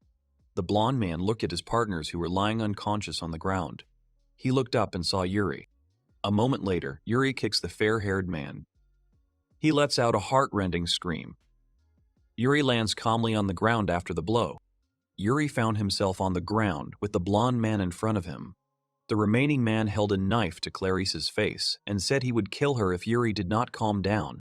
The man made an angry face and pulled the knife aside. Then he began to laugh loudly and call upon his monster, the Cyclops. Yuri looked in the direction from which he heard the noise, and a moment later one of Yuri's monsters came out of the bushes. He raised his paw up and barked. The man stood up. He was holding a knife in his hands and looking to the side in surprise. Yuri was squatting and looking in the same direction. In front of the guys there was a defeated Cyclops, which was brought after visiting Yuri. Yuri was squatting and said that the Cyclops is not a legendary monster. The man got very angry and jumped towards Yuri with a knife in his hands. Yuri jumped back. During the jump, Yuri hit the man in the face and a tooth fell out. After finishing the blow, Yuri said that power has nothing to do with the floor. Clarice was surprised by Yuri's words. The blond man fell to the ground. Yuri stood and looked at him. Then he turned to Clarice and asked if she was okay. She offered her hand in response and said that everything was fine. One of the adventurers hid behind the tent and spied on the boys. Then he looked into the tent and was very surprised. The hooded man saw Riko sleeping with her arms spread out to the sides. The man entered the tent and began to walk towards the sleeping girl. Then a scream from the tent was heard throughout the area. Yuri was afraid for Riko and ran to the tent to save her. Yuri looked into the tent. In the tent, Riko continued to sleep, but in her sleep she attacked the hooded man and held him in a power move. The man screamed that he was giving in. Agnya continued to sleep and smile in her sleep. Opposite Yuri and his monster stood the bound adventurers. Several more monsters stood behind the bound men. Yuri looked at his monster and said that he was grateful to him for his help. The monster began to bark in response. Then Yuri looked at the mountains and thought that all that remained was to wait until the morning. Then Yuri looked down. Clarice was lying in front of Yuri. She was moaning and could not move. Yuri activated his ability. Clarice's body was exposed to the snake's poison. It was paralyzed. Yuri remembered the moment when the snake bit Clarice on the leg. Yuri sat down next to Clarice and said that Lime should help Clarice. The next moment, Lime jumps onto Clarice's leg in the very place where the snake bit her. Yuri asked about Clarice's condition. She sat down and looked at her hand in surprise and said that she felt better. Yuri smiled and said that he was happy for her. Clarice looked at Yuri silently. Clarice put her hand to her chest and said that she did not understand why Yuri helped her, since she had previously offended him, since he was F rank. Yuri stood up and thoughtfully put his hand to his face. Yuri looked ahead and said that he helped because the adventurers wanted to do wrong. Clarice looked at Yuri in surprise. Yuri remembered a girl named Alicia. Yuri looked ahead and said that Aisha had taught him that if a man loses sight of his principles through a sudden impulse, the path he chooses leads him to destruction. Clarice listened attentively to Yuri, then she closed her eyes and said that she didn't want to admit it. But she really does see a knight in Yuri. Clarice put her hands on her belt and said that Yuri had passed this stage. Yuri looked at her in surprise. A bright sun began to rise from behind the mountains. Yuri thought that in this way he had passed the temporary knight's exam. Riko looked at Yuri. She was walking next to him and said that she did not expect Clarice to recognize Yuri. Yuri held the papers in his hands and said that Riko also did a good job. There was a forest behind the guys. Riko stopped. She didn't understand what Yuri was talking about. He looked at her and said that if she didn't understand, then it was okay. Yuri stepped aside, and Riko asked what she was wondering, where Clarice was now. Yuri held the map in his hands and remembered Clarice. Then he said that she went ahead to hand over the captured adventurers, and she told the guys to meet her later. Riko walked behind Yuri and asked him if he knew about her exam results. Yuri remembered Clarice nervously shouting that Riko had passed the exam. Yuri and Riko found themselves at the end of the cleft. Yuri's hair was blowing in the wind. He said that Clarice had said that this was their meeting place. Yuri and Riko looked up in surprise. A large dragon appeared above the boys. A smiling Clarice was riding on it. She jumped off the dragon towards the boys.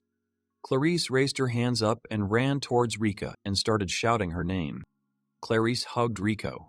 Then she said that she missed Riko very much. Riko blushed. She put her arms to the sides and asked Clarice to stop hugging her. Riko tried to throw Clarice off of herself. They were spinning in place. Yuri stood nearby and looked at the girls. Then, he looked to the side and said that he was still surprised. He did not expect Clarice to fly to them on a dragon. Yuri looked at the dragon. He activated his appraisal ability and saw that the dragon was a miniature wyvern. It was a D rank. The boys presented a map with their destination in front of them. Their goal was a city, Luminaria on the eastern shore. Clarice looked at Yuri and stuck her tongue out at him. Yuri looked at her thoughtfully. Clouds floated across the sky. The boys found themselves riding a dragon. They were floating in the air among the clouds. Riko looked down. Her face was red, and her hair was fluttering in the wind. The boys were flying over the water, which was shimmering in the sun. Yuri looked ahead at the dragon's face. Yuri asked Clarice if the dragon could fly faster. She answered discontentedly that the dragon was already only capable of carrying 2, and there were already 3 of them. The dragon was flying over the sky. The sun began to be blocked by a large cloud. Yuri said that the dragon really looks tired. Then the guy saw an island and decided to rest on it. Yuri was scared as they began to descend sharply. He looked up and noticed another dark dragon above them heading towards them. The dragon was dark in color and had a frightening appearance. It was flying head-on towards the boys. The boys looked at the dragon and were frightened. Fire began to appear in the dark dragon's mouth. Then it opened its mouth wide, from which a cloud of flame burst out. The ball of fire almost caught up with the tail of the dragon on which the boys were flying. The boys looked at the column of fire in panic. Yuri shouted that Lime should help them. Lime flew up and began to spin in the air. The lime expanded and absorbed the fire. The dark dragon flew near the boys, then he again released a column of fire at the boys. They began to scream and think that they need to decide what to do next. Lime landed on Yuri's shoulder. He thought that Lime wouldn't be able to absorb another fire attack, but Yuri had another hidden weapon. Yuri jumped into the air and bit his finger. Yuri summoned the heavenly dragon. Yuri found himself riding on his dragon and ordered it to attack the dark dragon. Yuri's hair was fluttering in the wind. He looked ahead and ordered his dragon to attack the enemy dragon. Yuri was riding on the dragon, which rushed to attack. The girls looked at Yuri with their mouths open. They were surprised that Yuri was able to summon a dragon. Yuri looked away and thought that tamers can rarely summon a dragon. Yuri was riding a dragon. They were chasing the enemy dragon. The enemy dragon flew up, then it threw its head back and began to collect fire in its mouth. Yuri was seriously determined that his dragon would be able to cope with the attack. The enemy dragon fired several fireballs at Yuri. Yuri's dragon spread its wings wide and prepared to attack. Yuri's dragon began to glow and fly towards the enemy dragon, shortening itself from the fireballs along the way. The enemy dragon let out a surprised roar. Yuri's dragon clenched its paw into a fist. Yuri's dragon struck the enemy dragon. Yuri found himself in the air. He rushed towards the enemy dragon with a naked sword. The enemy dragon looked at Yuri attentively. Yuri's sword began to glow. Yuri himself cast a spell. Yuri swung his glowing sword and struck the enemy dragon. After the blow, the dragon's head separated from its body. The enemy dragon let out a loud cry. Yuri on his dragon and the girls on theirs were hovering in the air. The enemy dragon fell into the water. A large column of water rose into the air. Yuri stood on the dragon and looked down. Riko said with a smile on her face that Yuri really did well. Did Clarice agree with her? Clarice looked ahead in surprise and said that the Dragon Knight was Alexandrov. Yuri's hair was fluttering in the wind. Clarice continued to say that it was really her imagination. It seemed to her that Yuri looked like the legendary Dragon Knight. The sky stretched out over the forest and rocks, with white clouds floating across it. At the same time, 10 millimeters to the east of Luminaria, a dark aura hung over Lake Eliza. There was a small structure with a peak on top of it on the lake. There were 2 people in this room. One had a table on legs, the other sat on the ground. A man with a mask on his face and in dark clothes stood in front of the girl. He moved his hand to the side and said that she should tell him everything she knew. The girl with the decoration on her head did not understand what this man wanted from her. The man with the mask on his face smiled and said that there was no point in the girl resisting. The man looked at the girl and continued to say that he knew that the girl used her magic to communicate with someone. The girl silently looked ahead. The roof of a small building hung over the man with a mask on his face. He said that he didn't care who the girl was trying to contact. He showed his minions to eliminate anyone who tried to approach the city. Behind the man was a man in black clothes. He bowed and greeted Sariel. Then the man in black looked ahead and said that one of the dark wyverns was missing. Sariel looked at the man in black and said, "Could it be that the wyvern had died?" The girl with the decoration on her head sat on the floor and looked at Sariel in surprise. The girl looked ahead and wondered, could it be that they had found Yuri? Sariel put his hands behind his back and turned to the side. Then he said that he understood everything. The water priest could be involved in this. The assistant did his job well and now he is no longer needed. The man in black was surprised. Then the head flies off the shoulders of the man in black. The girl with the decoration on her head starts screaming what Sariel has done. Sariel stood with his hand out to the side. Sariel stretched out his hand in front of him and said that his ability can turn bodies into dark magic, so he always needs fresh bodies. The body of the man in black began to glow, and the light began to flow into Sariel's hand. Sariel had a dark clot of energy in his hand. A gloomy atmosphere appeared around it. The girl with the decoration on her head looked at Sariel indignantly. He frowned and said that now it was the girl's turn to answer his questions. The girl sat on the ground with her hand outstretched forward. Dark tentacles reached out towards her. The dark tentacles grabbed the girl's hands and lifted them up. The rest of the tentacles ended up on her body. The tentacles began to touch the girl's flushed face. She clenched her teeth and said that she did not intend to give up. Sariel stretched out his hand in front of him. Dark energy emanated from him. He began to say that she was the first who could resist his power. The girl was shaking all over. Several tentacles approached her face. She thought of Yuri. Meanwhile, Yuri stood on the seashore and looked at Clarice. She stood next to her with her hands raised and shouting something. Rico stood next to Clarice's dragon. After resting on the island, Yuri's dragon and Clarice's dragon with the guys rose into the air. Yuri sat on the dragon. Rico sat behind him. She shouted cheerfully that Yuri's dragon was amazing and he was faster than Clarice's dragon. Clarice looked up. Clarice held the reins in her hands. Her face looked frightening. There was a scary aura around her, and Clarice screamed that she would not forgive Yuri for flying with Rika. Yuri looked at Clarice flying behind him and thought that he felt some kind of pressure behind him. Yuri and Clarice's dragons were hovering above the clouds. Rika pointed her finger forward and said that they were not far from their destination. The boys were sitting on the back of a flying dragon. The end of the sea and the beginning of the mountains appeared in front of them. Yuri's hair was fluttering in the wind, and he looked ahead in surprise.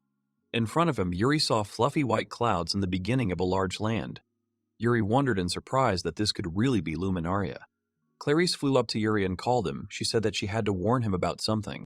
Clarice flew even closer to Yuri and Rika and said that the guys came to this city to go on a secret quest, and Yuri should not stand out among the crowd.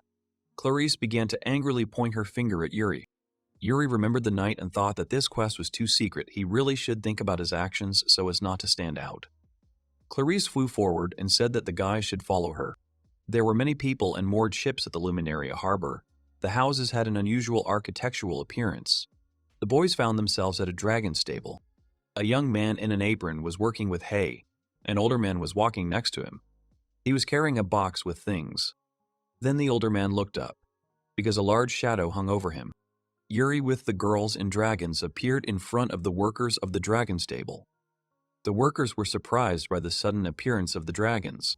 Yuri's dragon landed on the ground. The earth shook so much that several workers jumped and fell to the ground. The elderly man looked with interest at the dragon that stood in front of him. The old man started adjusting his hat and said with a smile that he had been looking after dragons for over 20 years. But this dragon looked amazing. Yuri started to get off the dragon, and the man asked, "This is Yuri's dragon." The men spoke admiringly about the dragon and its excellent condition. Yuri approached the men. He did not know what to answer the man and thoughtfully scratched his head. Riko stood behind Yuri and watched the unusual reaction of the men in surprise. The old man said that the tables in their stable were too small for Yuri the dragon. Opposite the dragon's table was a stable whose roof was in patches. The dragon Clarice was led to the stables. The old man continued that the roof of their stables was not high enough for a dragon of such size. Yuri smiled and said that it would not be a problem. Yuri looked at the dragon and said that he had worked well and could now rest. The dragon began to smile and make a strange sound. Yuri raised his hand up and cast a spell to cancel the summoning. Yuri held his hand above himself. A large dust cloud appeared in front of him, and behind Yuri stood surprised workers of the dragon stable. The man came close to Yuri's face and said that he was amazing. Did Yuri really manage to make a contract with a giant dragon? Yuri was surprised, as he did not consider this a rarity. The girls watched the communication between the men. Clarice raised her hands and said in displeasure that Yuri was not listening to her at all and continued to attract attention to himself. Riko lowered her head and said that Clarice should just put up with it. Clouds floated above the roofs of the unusual building. Clarice walked forward and said that they had come to the city center. Yuri opened his mouth in surprise. Yuri stopped in front of a large building and a stone statue of a girl. On her head was an ornament, and her hands were joined. Yuri followed the girls. They passed a flower shop. Clarice said that the headquarters was this way. Yuri looked up in surprise. Yuri carefully examined the stone statue of the girl. Riko stopped and told Yuri that then he stopped. Yuri looked at Riko and asked for forgiveness. Riko looked at the statue of the girl and said that this statue is the symbol of this city. She is the water priestess of Aqua. Yuri, his mouth slightly open, looked at the statue of the girl in surprise. He repeated Riko's words. Yuri held a bag with things on his shoulder. The boys stood in front of the statue, behind which the unusual roofs of the city buildings were visible. Riko kept her hands on her waist and looked at the statue. Then she said that this statue is a symbol of this city. The boys also looked at the building with a large passage, above which another floor with columns rose. Riko continued to say that if you believe the legend, it was Aqua who created the water city of Luminaria. Yuri carefully examined the statue. The girl was sitting on a small step. Her skirt was lying nearby. The girl lowered her feet into the water. Her face was red. She looked up embarrassedly. Yuri stood silently and looked at the statue. Riko looked at Yuri in surprise. Behind them was a street with lanterns installed on it. Clarice turned around to look at the guys with displeasure. Yuri looked at the statue and said that he thought he had seen this man somewhere before. Riko and Clarice stood nearby with their mouths open in surprise. Yuri put his hand to his chin. He tried to remember where he had seen this girl before. Clarice was standing nearby. She began to shake and growl with anger. Yuri noticed this and looked at her. Clarice walked towards Yuri, who was standing by Aqua's statue. She stopped, then pointed her finger at Yuri and started yelling that Yuri was trying to insult Aqua. She was then interrupted by Riko, who started calling out loudly for Clarice. Riko glared at Clarice and said that she should have gotten used to Yuri by now. If she didn't adapt, she wouldn't be able to keep up with the times. Riko clasped her hands together. Clarice began to scream that she had never seen a person who did not have common sense. She wished that Yuri would keep his illusions to himself. Yuri started in surprise.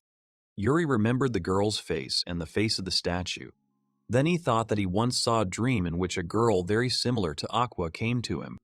Clarice said sadly that Riko really wants Yuri to become a knight.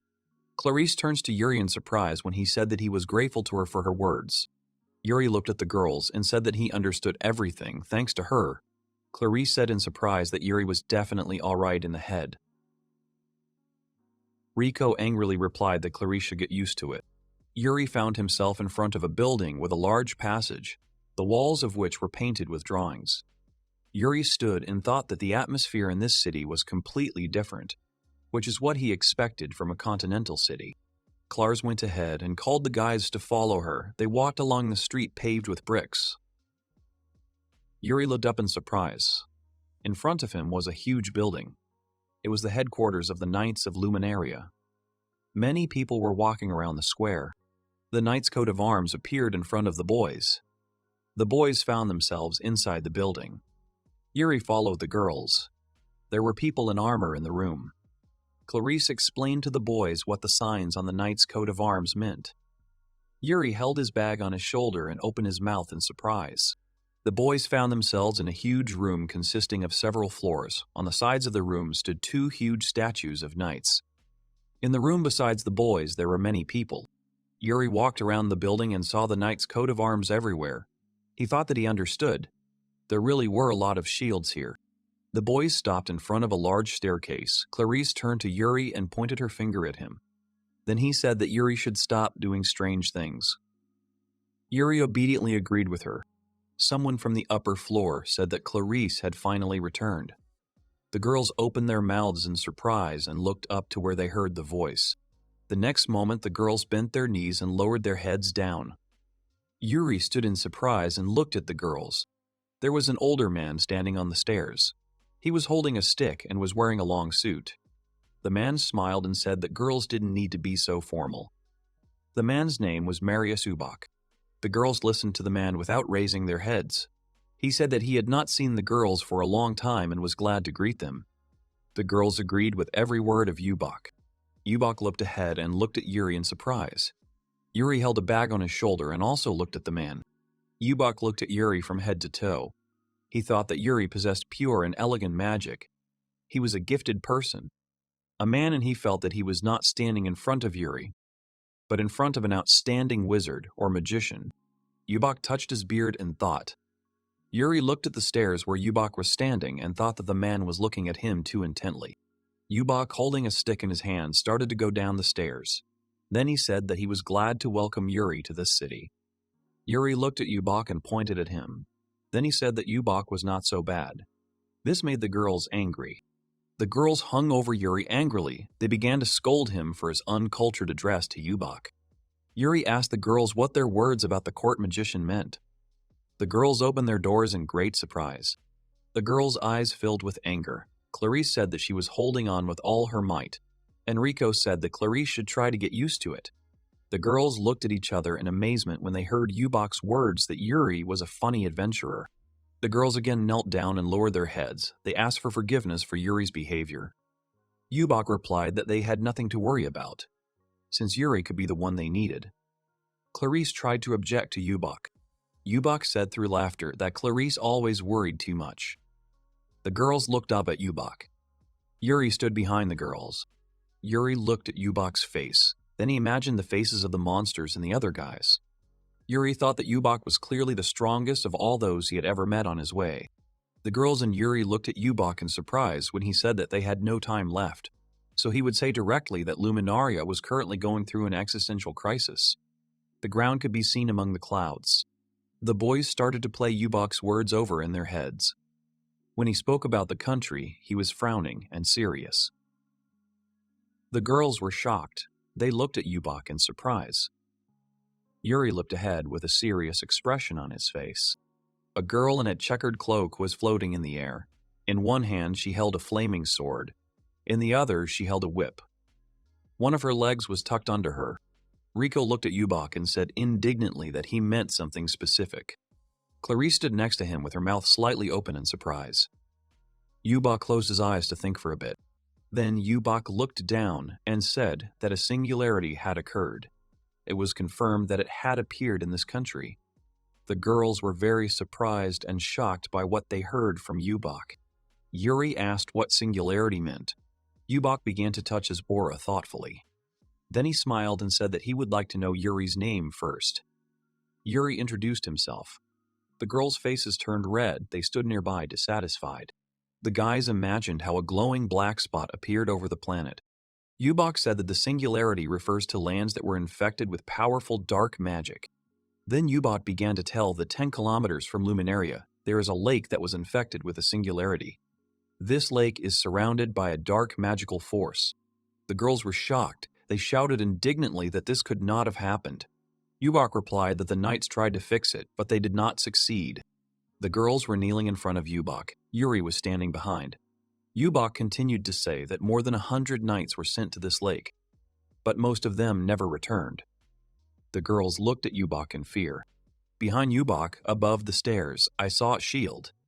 Ubach said that the knightly order is the pillar of this country, and if any more knights disappear, it could cause panic. Yuri remembered the girl with the decoration on her head in his dream. She asked for help. Yuri thought that the end of the world, which the girl in the dream mentioned, could be true. Yubak was surprised when Yuri said that he understood everything. Now he needed to decide what to do next. Yubak replied that the adventurers who had passed the tests would go to Lake Eliza with the knights tomorrow. Yuri agreed to go to the lake. The girls continued to sit on the floor. They were very surprised when Yubak said that he also intended to join the adventurers and knights. The girls sat on his knee. They said indignantly that Yubak really intended to participate in this mission. Yubak closed his eyes. Then he narrowed his eyes and said that he was still able to help. Then he started shouting that tomorrow all the selected people, including the boys, would gather and go to the Singularity. The girls agreed to carry out the order so loudly that it could be heard on the street next to the building. The windows in the room were open. The sun was slowly setting behind the horizon. Yuri was lying on the bed. His hands were under his head. On the bed with Yuri were various objects and his sword. Yuri closed his eyes. Then he remembered how Riko raised her finger and said that she would go talk to her family, and Yuri should sit quietly and not attract attention to himself. Lime climbed on top of Yuri and started to squeak. Yuri got up from the bed and said that maybe Lime wanted to eat. Lime was sitting on Yuri's stomach and squeaking. Yuri looked to the side and thought that of course Lime was hungry. After all, they hadn't eaten anything since morning. Yuri found himself on a city street. There were many people around him. Yuri looked at the city and thought that the sun was already setting and they needed to start somewhere. The lanterns that were installed along the street began to turn on. Yuri walked through the city, watched the street performances, how boats floated along the river canals. Then he thought that this city was very big. Sometimes it could be inconvenient. Then Yuri closed his eyes and looked away. Yuri was walking by the cemetery fence and saw Riko sitting between the gravestones. Yuri called her. She turned around in surprise. Then she approached Yuri and asked through the fence what Yuri was doing here. Yuri smiled and replied that he had not had dinner yet and decided to take a walk around the city, and he was also interested in what Riko was doing here. She climbed the fence and looked down at Yuri. The boys looked at the carved cross. Riko said that she decided to visit her father's grave. That's why she was here now. Riko remembered herself and her father. She began to say that her father died during the war when she was still little. The boys stood at the fence of the cemetery. Riko continued to share stories about her father with Yuri. Yuri thought that Riko's father was a strong knight and leader. He was surrounded by people who admired him. Riko, riding on the fence, looked away and said that she was now going to return to the hotel. Yuri was surprised and asked that she wasn't going to stay at home. Yuri looked at Riko. Behind her stood gravestones. She said that after her father's death, her mother remarried and she had a new family. She should not worry her mother. Yuri looked to the side and thought that it seemed to him that Riko had something to think about. Then the guys looked to the side from where they heard Riko's name being called. In front of the boys, there was a fair-haired guy named Barry Blast. He was 24 years old. Barry scratched his neck, then he smiled broadly, and asked Barry with displeasure what he was doing there. Barry came up to the guys. He scratched his head, then he looked angrily and said that Riko shouldn't act so coldly since she was his ex-fiancée. Barry stood in front of the guys with his arms outstretched. He said with a smile on his face that Riko shouldn't be so cold towards him, since she was his ex-fiancée. The guys looked at Barry. Yuri turned the words about the bride over in his head in surprise. Barry put his hand on his belt. He moved it to the side and said that Riko had returned home to show him her new boyfriend. Yuri was very surprised by this question. Riko held onto the fence with both hands and started screaming that she didn't understand what Barry was talking about. In any case, she wouldn't let Barry treat Yuri rudely. Everything that happened between them was already in the past. Barry closed his eyes and smiled. Barry narrowed his eyes and looked at Yuri intently. Yuri darkened his gaze and shook himself. There was a fence behind Yuri. Barry pointed his finger at Yuri and said that Yuri is not from this city. Most likely Yuri is not even a knight. He is probably an adventurer. If so, then that is his rank. Yuri stood in front of Barry. Yuri said that he had Frank. Barry was very surprised and could not believe it. Riko continued to stand and hold on to the fence. Barry pointed at Yuri and looked at Riko. Then he asked again about Yuri's rank. After a moment, Barry started laughing and said that Frink is very funny. Is Riko really going to be with Yuri? Riko started yelling at Barry that he needed to calm down. Barry stood there holding his stomach from laughing. Then he said that he was going to burst from laughing. Riko looked at Barry menacingly. Without thinking twice, Riko jumped over the fence, holding onto the fence with one hand. Barry wiped away the tears that had appeared from laughter. Barry stepped back, then he asked what Riko was going to do. Riko stood in front of Barry. Behind her stood Yuri. Riko made a stern face and said that Barry should apologize to Yuri. Barry moved his hand aside and said that Riko should calm down. Riko repeated once again that Barry should apologize to Yuri immediately. Barry made a face and said that he would not apologize. Then a moment later, Riko grabbed her sword and rushed to attack. Barry, still smiling evilly, held his hand out in front of him. A moment later, Riko's body exploded. She was very surprised by this. Barry had a small blade in his hands, and Barry himself was laughing evilly. Riko blushed and began to cover herself with her hand. Barry put his hands in front of him and said that Riko had started to handle the sword better and her figure had become more lush. Then the ringing of bells was heard throughout the street. Barry looked away. Barry turned his back to the guys and said that he was late for a date. If Riko wanted to be his woman, then she knew where he could be found.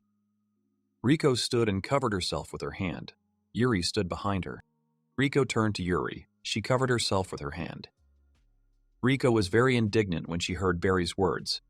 He said that she was his third favorite woman.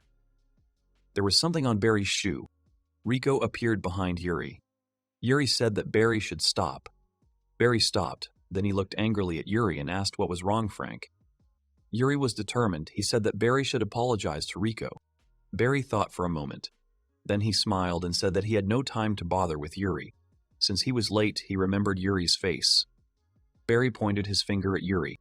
Riko stood with her back turned away from Barry. Yuri asked if Riko was definitely okay. She turned away from him, embarrassed, and answered his question positively. Yuri looked at Riko thoughtfully. The next moment, Riko was wearing Yuri's shirt. This surprised her greatly. Riko's face turned even redder. Yuri said that he gave her the shirt because she couldn't go home in her torn clothes. Yuri and Riko stood opposite each other and discussed Barry. Yuri remembered Barry's face and thought that he seemed frivolous, but his abilities are quite good. Riko was covering herself with Yuri's shirt. She looked down and said that Yuri wasn't interested in why she left the Knights. Yuri replied that he was interested. Riko looked down, thought for a bit, and said that someday she would get tired of running along the path laid out by someone else. The next day came. Many people gathered together. A view of the mountains opened up before the people. Many men of different ages were dressed in armor and had weapons with them. Among the people were Clarice, a young man with short hair, Yubak himself, as well as Yuri and Riko. Yubak opened his mouth. He wanted to start talking. Many men of different ages stood and listened to Yubak. Tents were pitched next to the men. Yubak began to say that he was grateful to all those gathered. He would like all the people gathered to start working together. Yubak held the staff in his hands and continued to say that they were all in danger. He wanted everyone gathered to remember this. Now they were heading into the singularity. Yuri and the rest of the guys began to set off. Many soldiers and adventurers were walking along a wide road. The road went to the mountains. On the sides of the road were visible small clusters of bushes and trees. Among the people on foot were horsemen on horseback. Yuri walked with the others, with Riko walking behind him. Yuri looked in surprise in the direction from which he heard his name being called. Next to Yuri and Riko was Yubak. He was riding a horse. Yubak looked at the guys and smiled. The guys raised their heads and looked at Yubak in response. Above the column of soldiers and adventurers, the sky spread out, across which clouds floated. Yubak was riding a horse. He looked at the guys and said that since their last meeting, he asked his subordinates about the guys' successes, and it turns out the guys have achieved great success in the exams. Yuri was surprised. He did not think that he had done anything special. Yubak looked at Yuri thoughtfully. Then he began to laugh loudly and replied that he expected such an answer from Yuri. Yuri looked at Yubak in surprise. Yuri looked at Yubak suspiciously and thought that it looked like Yubak had found out something about him. Yubak smiled and said that he would not exaggerate, but Yuri was the main trump card in this quest. Yubak walked forward. He waved his hand and said that he would look forward to Yuri's new achievements. Riko stopped behind Yuri. She turned around when she heard someone call her name. Next to Yuri and Riko was Barry. He was riding a horse. Barry held the reins and looked at Riko with an evil smile. Barry went ahead of the guys. Then he said with a smile on his face that he was surprised by Yubak's words, who called Yuri the main trump card. He wondered why Yubak had such an opinion about Yuri. Then Barry looked angrily at Yuri. Yuri was surprised by this. Barry pulled his sword out of its sheath and pointed it at Yuri's throat, sharper than a sword. Riko found herself between Yuri and Barry's actions surprised and frightened her. Barry continued to point the sword towards Yuri. Yuri looked at Barry calmly. Riko stood between the boys and began to shout what Barry was going to do to Yuri. Barry looked down at Yuri and said he was wondering why Yuri was getting so much attention and why the guys here respected him so much. Yuri was shot on the tip of a sword that was pointed at him. Then Yuri looked at Barry and saw a black silhouette in front of him, which was engulfed in black magic, and this silhouette was pointing a flaming sword towards Yuri. Yuri twisted his face in fear. Barry continued to point his sword at Yuri. He looked at Yuri in surprise and asked him if Yuri had really gotten sick. Yuri touched his head and answered Barry's question in the negative. Yuri did not understand what had just happened to him. Then Barry started laughing loudly and saying that Yuri was no trump card. He was so scared that he couldn't really say anything. Barry, riding a horse, walked forward. Then he said that Yuri should not interfere with him in the future. Riko said Barry's name menacingly. Clarice approached Yuri and asked him to step aside with her for a minute. Riko said warily that Yuri needed to be careful, as Barry might be up to no good. Yuri looked away and repeated Clarice's words. The boys looked ahead as Barry smiled and put his hand on the shoulder of the knight walking next to him. Clarice said that, unfortunately, there is no swordsman in the knightly order who can surpass Barry in fighting skills. Clarice remembered the dark silhouette of Barry leaning on his weapon. She then said that during the last expedition, 100 knights disappeared, but the only one who was able to return was Barry. Yuri looked at Barry's face and thought that now he understood everything, which meant that Barry had already entered the singularity. The wind came. The sky above the lush crowns of the trees gradually began to darken. Yubak stood thoughtfully. Then the knight who was walking next to Yubak raised his hand up so that the other knights and adventurers would stop too. Yubak and the young man with short hair looked ahead warily. They saw a dark dome in front of them, from which a gusty wind was blowing. Yubak and his partner stood in front of the dome and then began to say that this is the singularity. It emits a terrible magical force. One of the soldiers approached Yubak, who wanted to report the information to him. The captain and Yubak turned to the man in armor and began to listen to him. He said that since the last time the singularity had become larger, everything within 1 kilometer from the lake was filled with a high concentration of magic. The captain held the reins and said that because of the high concentration of magic, many people would be injured. Isn't it dangerous to get involved in all this? Yubak lowered his head and thought. Barry came up to them and grinned. Barry walked up to Captain Hawks and told him that he should stop being afraid. They had already come so far, so they had no choice but to move forward. Hawks looked at Barry in surprise. Hawks looked at Barry and said that Barry should wait. Many people had already suffered, so adventurers were hired to help. Barry replied that he knew everything. There were many people standing behind Hawks and Barry. Barry smiled evilly and looked at Hawks, then he said that's why there are a lot of people they can use barriers or something like that. Hawks shouted that Barry was really serious. Barry answered Hawks' question positively. Then Barry pulled out his sword and reared his horse. He began to shout that now they would begin to advance towards the singularity. So whoever wanted money or revenge for the fallen should follow him. The adventurers and knights were encouraged by Barry. They began to whiten and agree to follow him. The knights and adventurers rushed forward. Hawks gave a loud hiss. Then he looked at Yubak and called his name. Yubak was sitting on his horse holding the reins. Hawks, on horseback, rushed forward with the others. Riko stood with clenched fists. She said that she and Yuri also needed to go. Yuri looked ahead and agreed with Riko's words. Yuri put his hand in front of him and began to move into the singularity. Having got inside the singularity, Yuri gradually began to open his eyes. Then he looked up in surprise. Then he said that this really was the singularity. The guys and the others found themselves inside the dome. Everything was shrouded in darkness. A large crowd of people were moving through a gloomy area with sharp rocks jutting out on both sides of the road. Rico looked around warily and said that this was a bad place. Yuri stood nearby and Clarice, who warily held her sword. In front of them, the guys noticed that someone was coming in their direction. A horde of monsters was approaching the adventurers and knights. They began to climb the trees. The adventurers began to look around and discuss what kind of monsters these were and where so many of them came from. The adventurers and knights found themselves surrounded by many monsters. They were even in the trees. The monsters bared their teeth and growled loudly. They were dark goblins. They reached rank C. One of the dark goblins frowned. He looked at the fair-haired man who was holding a sword in his hands. Then this goblin jumped high into the air, and several more followed him. These dark goblins rushed to attack. They jumped on several men and began to bite them with a menacing roar. The men began to defend themselves. Yuri took his sword and cut down several goblins who wanted to attack him. Yuri looked ahead and thought that these goblins were strong. Yubok stood on the ground and began to shout that he could handle everything. Yubok took his staff in his hands and placed it in front of him. He began to cast a spell. A gusty wind and fire rose into the air. A fiery whirlwind rose in front of the goblins. The goblins began to run away, and the fiery whirlwind followed them. Many goblins began to climb up the whirlwind, their bodies black. In the middle of the whirlwind stood Yubok and the rest of the people who were accompanying them. The soldiers and adventurers stood in the center of the whirlwind. They looked up as the black bodies of the goblins rose up through the whirlwind. They were very surprised at what Yubok was capable of.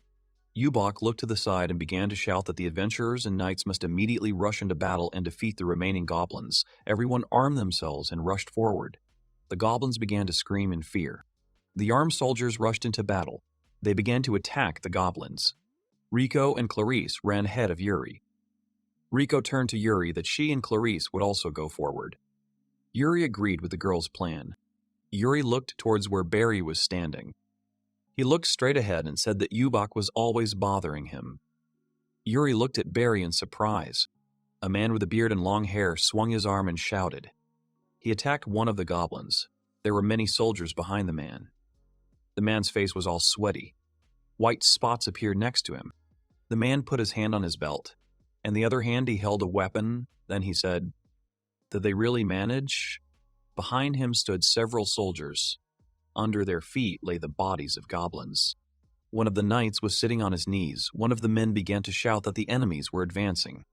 Everyone looked in surprise in the direction from which something was approaching them. The men saw that not far from them on the rocks sat dark rabbits and wolves. The rabbits had a D rank, and the wolves had a C rank. Large dark rabbits and wolves began to advance towards the soldiers. The men began to talk among themselves, saying that they were already exhausted from the battle with the goblins. Hawks raised his hand and started shouting that there was no time to rest. They would definitely repel the attack of these monsters. Rico turned to Yuri and asked if everything was okay with him. He answered her question positively. Yuri looked away thoughtfully. One knight was kneeling and leaning on his sword. Around him, on the ground, lay the bodies of goblins. Someone was approaching the knight from behind. It was a dark wolf. He jumped up and rushed at the frightened knight, who began to cover himself with his hands. The next moment, Barry cuts this wolf into several pieces. Barry helped the knight up and said that he needs to be stronger. The knight looked at Barry and started shouting that he was scared and wanted to go back. Barry grabbed the knight's armor and started shouting angrily at him that he had no intention of giving up everything and coming back defeated. Barry lifted the man by his armor and a commotion began around them. Barry shouted that if the man ran, the others could follow him. As punishment, he would go forward. Barry then lifted the man above himself and threw him forward. The man falls to the ground, smoke billowing out from underneath him. The man tried to get up. He leaned on the ground with one hand. Then he looked towards where his partners were standing and shouted Barry's name loudly. The next moment, a hole appeared next to the man. He began to slide down. The man tried to climb up. In the middle of the hole, some strange sound was heard. The next moment, a huge monster with claws crawled out from the center of the pit. It was a sand emperor. It was a B rank. The monster hung over the surface of the ground and made a loud sound. A man with a helmet on his head began to roll towards a monster that had emerged from the ground. The man was screaming loudly, and the monster was making frightening sounds. Yubak held his staff out in front of him, his hair disheveled. He began to cast a spell and released a gravity ball forward. The ball headed down towards the B-rank monster. The man rolled down and finally reached the ground. Clouds of smoke rose into the air. The gravity ball stopped next to the man in the helmet. The man in the helmet with the gravity ball rose into the air. The B-rank monster closed its claws over the man hovering in the air. The rest of the soldiers stood. They were surprised that the man was hovering in the air. Yubak raised his hand with the staff up. The surrounding soldiers began to shout that, as they expected, Yubak saved the man. He can continue to help them in the battle. Not far from Yubak, the sounds of footsteps were heard. The man in the helmet fell next to Yubak. He got up on all fours and thanked Yubak for saving him. Yubak sensed danger and turned around. Barry ran up to Yubak and hit him. Yubak flew to the side from the blow, shouting Barry's name during the flight.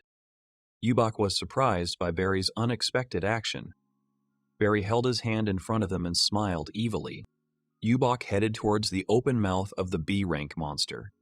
Barry said that he was saying goodbye to the old man. The girls and Hawks opened their mouths in extreme surprise. Yuri stood behind Hawks. Barry's face darkened. His eyes and evil smile sparkled brightly. He laughed and said that as soon as Yubak was gone, everything would go according to his plan. Yubak fell into the mouth of a B-rank monster. Barry said goodbye. The boys were horrified when they realized what was going on.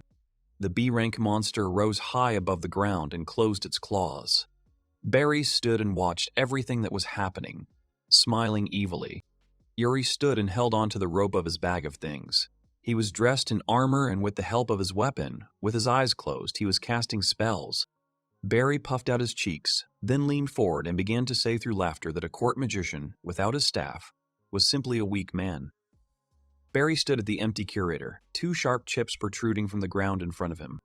Behind Barry was Riko. She stopped and started screaming what Barry was up to. Zeri smiled evilly and looked towards where Riko was standing. Riko made a surprised face and listened with horror to Barry's words that Riko didn't understand what was happening. In fact, it was all her fault. Hawks rushed to the side where Barry was standing. Barry looked ahead in surprise. Hawks held his sword with both hands. He gritted his teeth in anger and tried to attack Barry from the air. He said that Barry did not have long to live. Barry bared his teeth and grinned. The next moment there was a big explosion.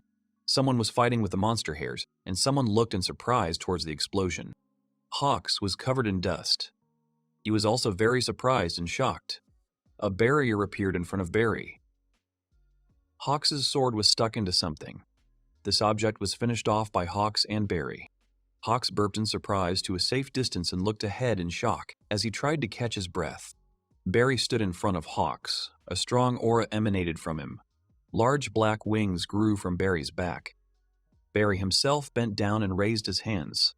Then he said that he felt himself overflowing with power. The rabbit monster held the soldier's sword and looked towards where Barry was standing. The monster suddenly let go of the soldier's weapon and ran away with a squeal. The man held the weapon in his hands and looked at the running monster in surprise.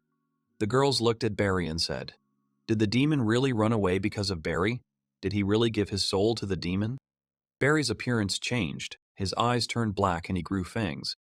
Barry's hand became clawed and began to emit a magical aura. He smiled and said that Riko didn't think it was unfair that this world was having a hard time giving you what you needed. Barry appeared behind Riko. He placed his clawed hands on Riko's face. Then he smiled creepily and said that he did not want to put up with this situation and decided to live freely.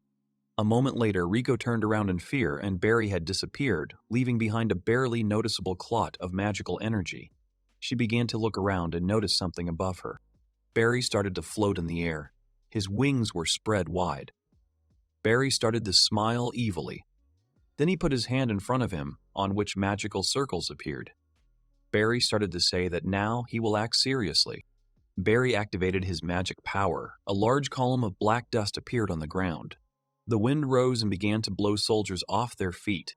The soldiers began to cover their faces with their hands. Plumes of black smoke appeared around the adventurers and knights. Riko covered her mouth. Her body began to shake from intense fear. Riko herself and those around her began to scream that they could not move. Sweat was running down Clarice and Hawks' faces. They didn't understand what was happening. Barry was floating in the air, his wings were spread wide, and he himself looked down at those around him and smiled evilly. Then Barry closed his eyes and let his head go. After thinking for a bit, he said that people were too weak. The very thought that he used to be that weak made him feel bad. Then Barry smiled and said that now was the time to deal with everyone. Something flew towards Barry. He was hit in the face. Blood poured out of the wound. Barry began to look around. He did not understand who could have struck him. Someone's footsteps were heard on the ground. Barry looked down and saw Yuri standing underneath him with his hand raised up. Barry was surprised. He didn't understand how Yuri was able to move. Yuri opened his mouth. Yuri frowned and with a serious expression on his face said that Barry did not have long to live. Barry frowned. Veins began to appear on his forehead from anger. He was very surprised and outraged by Yuri's words. Barry was still in the air. He began to shake. Then he covered his face with his hand. Lowering his hand down, Barry began to laugh loudly. Yuri did not take his eyes off. Barry hovering in the air. Barry raised his hand up. He started to use his dark magic. Then a large sword with an unusual ornament appeared in his hand. Barry started to say that he would never have thought that he would have to teach Yuri a lesson so soon. Yuri got into a fighting stance and grabbed his sword. Barry, floating in the air, pointed the sword with an unusual pattern towards Yuri and said that Yuri should prepare to part with his life. Barry began to glow brightly. He rushed towards Yuri to make an attack. Yuri took out his sword from its sheath and prepared to parry Barry's blow. The atmosphere in the air became even more oppressive. Barry rushed towards Yuri. He wanted to attack him. Yuri took a fighting stance and waited for Barry to approach. Barry smiled evilly and rushed towards Yuri. Yuri looked at Barry with a serious expression on his face. Barry caught up with Yuri and their swords touched. The attack was so strong that the blast wave hit the surrounding people who were standing nearby and taking cover. Barry struck mercilessly. He grinned angrily and began to say that Yuri was really tired. Barry intended to cut off his limbs. Yuri did not show any emotion. He simply reflected Barry's blows one after another. Barry and Yuri moved quickly in different directions. Barry held the sword with both hands. Then he swung and said that now would be the end of Yuri. Yuri noticed a good chance to attack. He began to break with his foot on the ground. Yuri swung his sword in front of me and then looked very surprised. Barry appeared in the air above Yuri. Yuri ducked. He was wary as he felt Barry looming over him, grinning evilly. The next moment, a large column of dust rose into the air from the attack. The people standing nearby covered their faces from the dust. Then they all started talking, saying that they couldn't move again. Riko covered her mouth and let out a scream. Yuri stood silently. There was a lot of dust around him. Yuri heard someone calling his name. The next moment, Barry appeared in front of Yuri and their swords hit each other again. Barry was floating in the air upside down. The evil grin never left Barry's face. Yuri stood in front of him and asked why Barry had approached him like that. Barry was surprised by Yuri's question. Yuri stood on the ground, and Barry continued to float in the air. Yuri asked that he did not understand Barry's actions. He wielded the sword so well, but at the same time betrayed the knights. There was a loud grinding sound. Barry was high in the air again. He raised his hand and said that the knightly code is pride. It is nonsense. It is just a way for the weak to hide their weakness. The captain was very angry at Barry's words. Barry was hovering high above the ground. He continued to say that in this world only the strong rule. He was chosen by the organization that rules the world behind the scenes. Yuri became wary and wondered if there was a dark organization behind everything. Barry raised his hand in front of him. He held his sword with it. The number 816 appeared on his hand. Floating in the air, Barry said that these numbers are the most powerful title for the chosen ones. But someone like Yuri cannot understand this. Yuri looked at Barry floating in the air and thought that he knew but could not agree with the strongest title since lie is wrong. Barry looked at the people and said that power is absolute and it is freedom. The next moment, Barry's dark silhouette appears astride the soldier. Barry touched the man's body with his foot and said that even if he did such a thing, no one would be able to stop him. The man begged for mercy. Yuri thought about Barry's words. Yuri stood near Barry, who had one leg on the man. Yuri said that Barry didn't understand the meaning of freedom at all. Barry looked at Yuri in surprise, who continued to say that Barry was wrong, that he thought about his impunity. If everyone did what they wanted, the world would be engulfed in unrest. Barry kept his foot on the man. Yuri looked at Barry and said that the freedom that Yuri wants is not so low. Barry thinks that strong people are free. But Barry is weaker than Yuri. Veins began to appear on Barry's face from anger. Yuri swung his sword and said that now it was his turn to show what he could do. Barry continued to keep his foot on the man who was lying on the ground. Barry looked at Yuri in surprise. A moment later, Yuri was next to Barry. Barry opened his mouth in surprise and flew into the air in fear while he let out a loud scream. Barry's body flew into a rock face, sending clouds of dust into the air. Barry lay in a pile of rocks, unable to understand how Yuri had been able to hit him with such force. Barry was lying in a pile of rocks. He opened his mouth and said that he did not understand who Yuri really was. The next moment, Yuri is next to Barry. Barry swings his sword and asks Barry if he feels true freedom. Barry's mouth opens wide, his black eyes filled with horror and fear. Yuri lands his punch, and the top of the rock separates from the main part and flies up. Barry lies on the rocks, blood pouring from his mouth, and he says that it was stupid to underestimate Yuri. This should not have happened. Barry looked to the dark silhouette of Yuri. He was standing over Barry and holding his sword in his hand. Clouds of dust rose around Yuri, and Barry asked who Yuri really was. Yuri looked down at the base of the cliff. He thought that he knew what kind of power Barry had. But with the previous moisture, Barry's strength was comparable to below average. Barry made a strange sound and hit the ground with his hand. Stones flew in different directions. Barry flew up to the top of the cliff where Yuri was standing. Barry started yelling that Yuri shouldn't look down on him because he was only an F rank. Barry gritted his teeth in anger. Yuri looked at Barry with a calm expression. Barry swung and struck Yuri with his sword. In turn, Yuri managed to dodge. Barry continued to strike Yuri with blow after blow. All blows were easily parried by Bree. At the same time, Barry said that Yuri would soon die. Barry's face twisted even more. He was angry at Yuri. A moment later, Barry rushed to attack Yuri. Barry delivered blow after blow, and Yuri deftly shortened from each of them. But at the same time, he did not deliver a single blow in response. Barry was surprised and gritted his teeth in anger. Then he pointed the sword towards Yuri and said that why Yuri just dodges his attacks. Is he making fun of Barry? Barry put his hand in front of him and said angrily that most likely Bry was just afraid of him. Then Yuri should just beg him for mercy. Yuri sighed heavily and thought that Barry was no longer a man and he should not hold back. Yuri stood on the cliff and looked down with a menacing expression. The next moment, Yuri appears next to Barry and strikes Barry in the stomach with his sword. Barry's face twisted in pain and surprise. Then Barry hung on Yuri's sword, and Yuri in turn threw Barry to the ground. The blow was so strong that clouds of dust and broken rocks rose into the air. Barry found himself sunk several meters into the ground. He lay motionless, his arms spread out to the sides, and a mark from Yuri's sword remained on Barry's stomach. Yuri looked ahead and thought that no matter how strong the demon was, one day they would still lie down just like Barry and would not be able to rise. At the moment, the battle with Barry had come to an end. The peaks of the rocks were covered in a cloud of dust. The adventurers and knights began to move. They looked ahead at Yuri and did not understand who he was. Barry lay on the rocks and began to cough up blood. Barry was lying on the rocks, his arms spread out to the side. Barry's clothes were all torn. Yuri was standing on the rocks above Barry. Then he looked up and thought that the purpose of the quest was to find the cause of the singularity. Defeating Barry would mean everything would disappear. Yuri looked up at the vast darkness and thought that the reason was not Barry and the singularity continues to grow.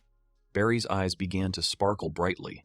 He began to convulse and scream loudly. Yuri noticed this and turned around in surprise. Barry was holding his head and screaming that they needed to give him another chance, since he had not yet learned his full strength. The blond man with the mask on his head whispered that Barry should finally shut up.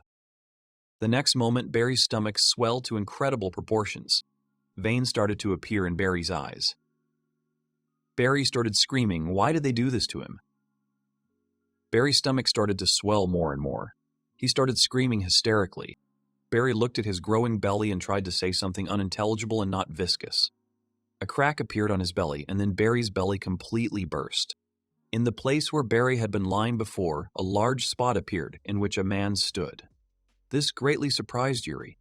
This man stood in the middle of a spot and said that Barry really did not understand the meaning of freedom correctly.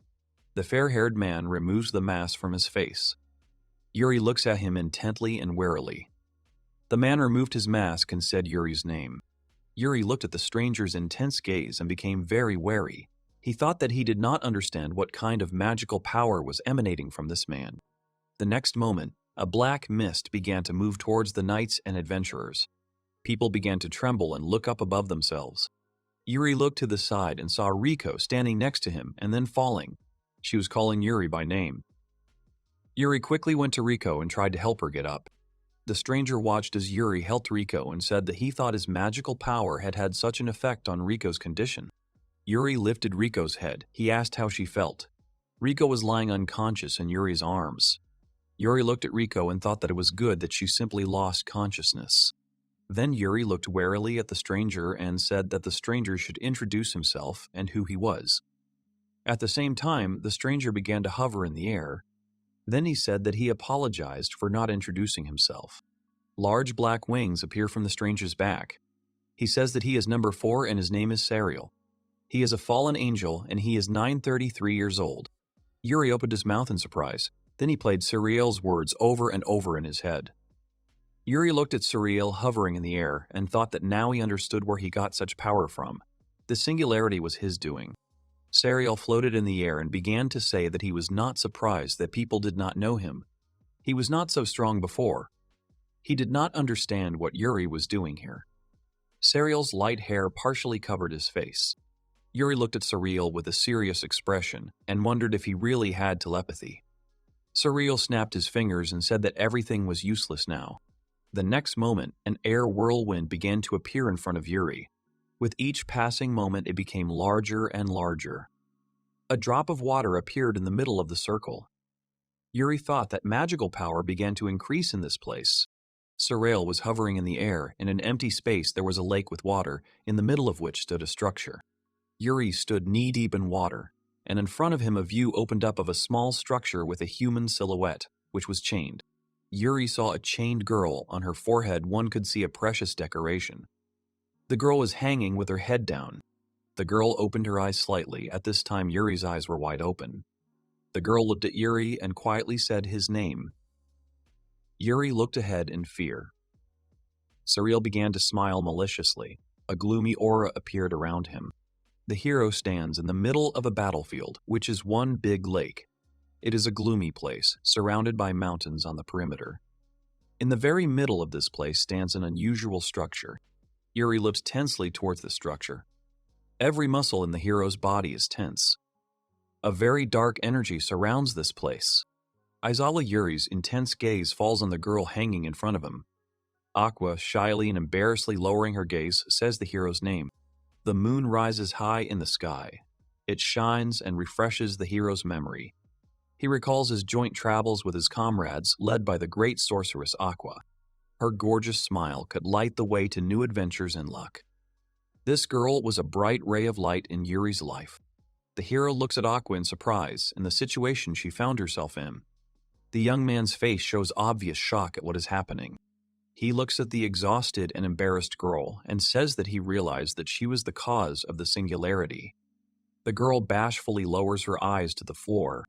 Yuri, standing in the middle of the lake, continues to stubbornly look at the strange structure at a distance from him. Clouds slowly float across the dark night sky. Suddenly, the fallen angel begins to clap his hands loudly. The moonlight reflects on his black nails.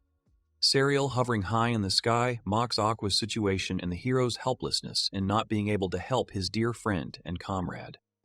Yuri looks up at him with a question.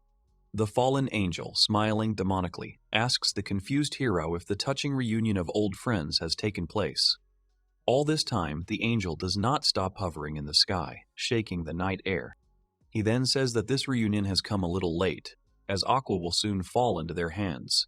During his speech, the angel kept looking at the hero with disdain and a sense of superiority. Sariel, holding out his hand with black nails, says that Barry has gathered people in the singularity and they are limiting these people to dark magic. The fallen angel looks around with a huge sense of his own superiority.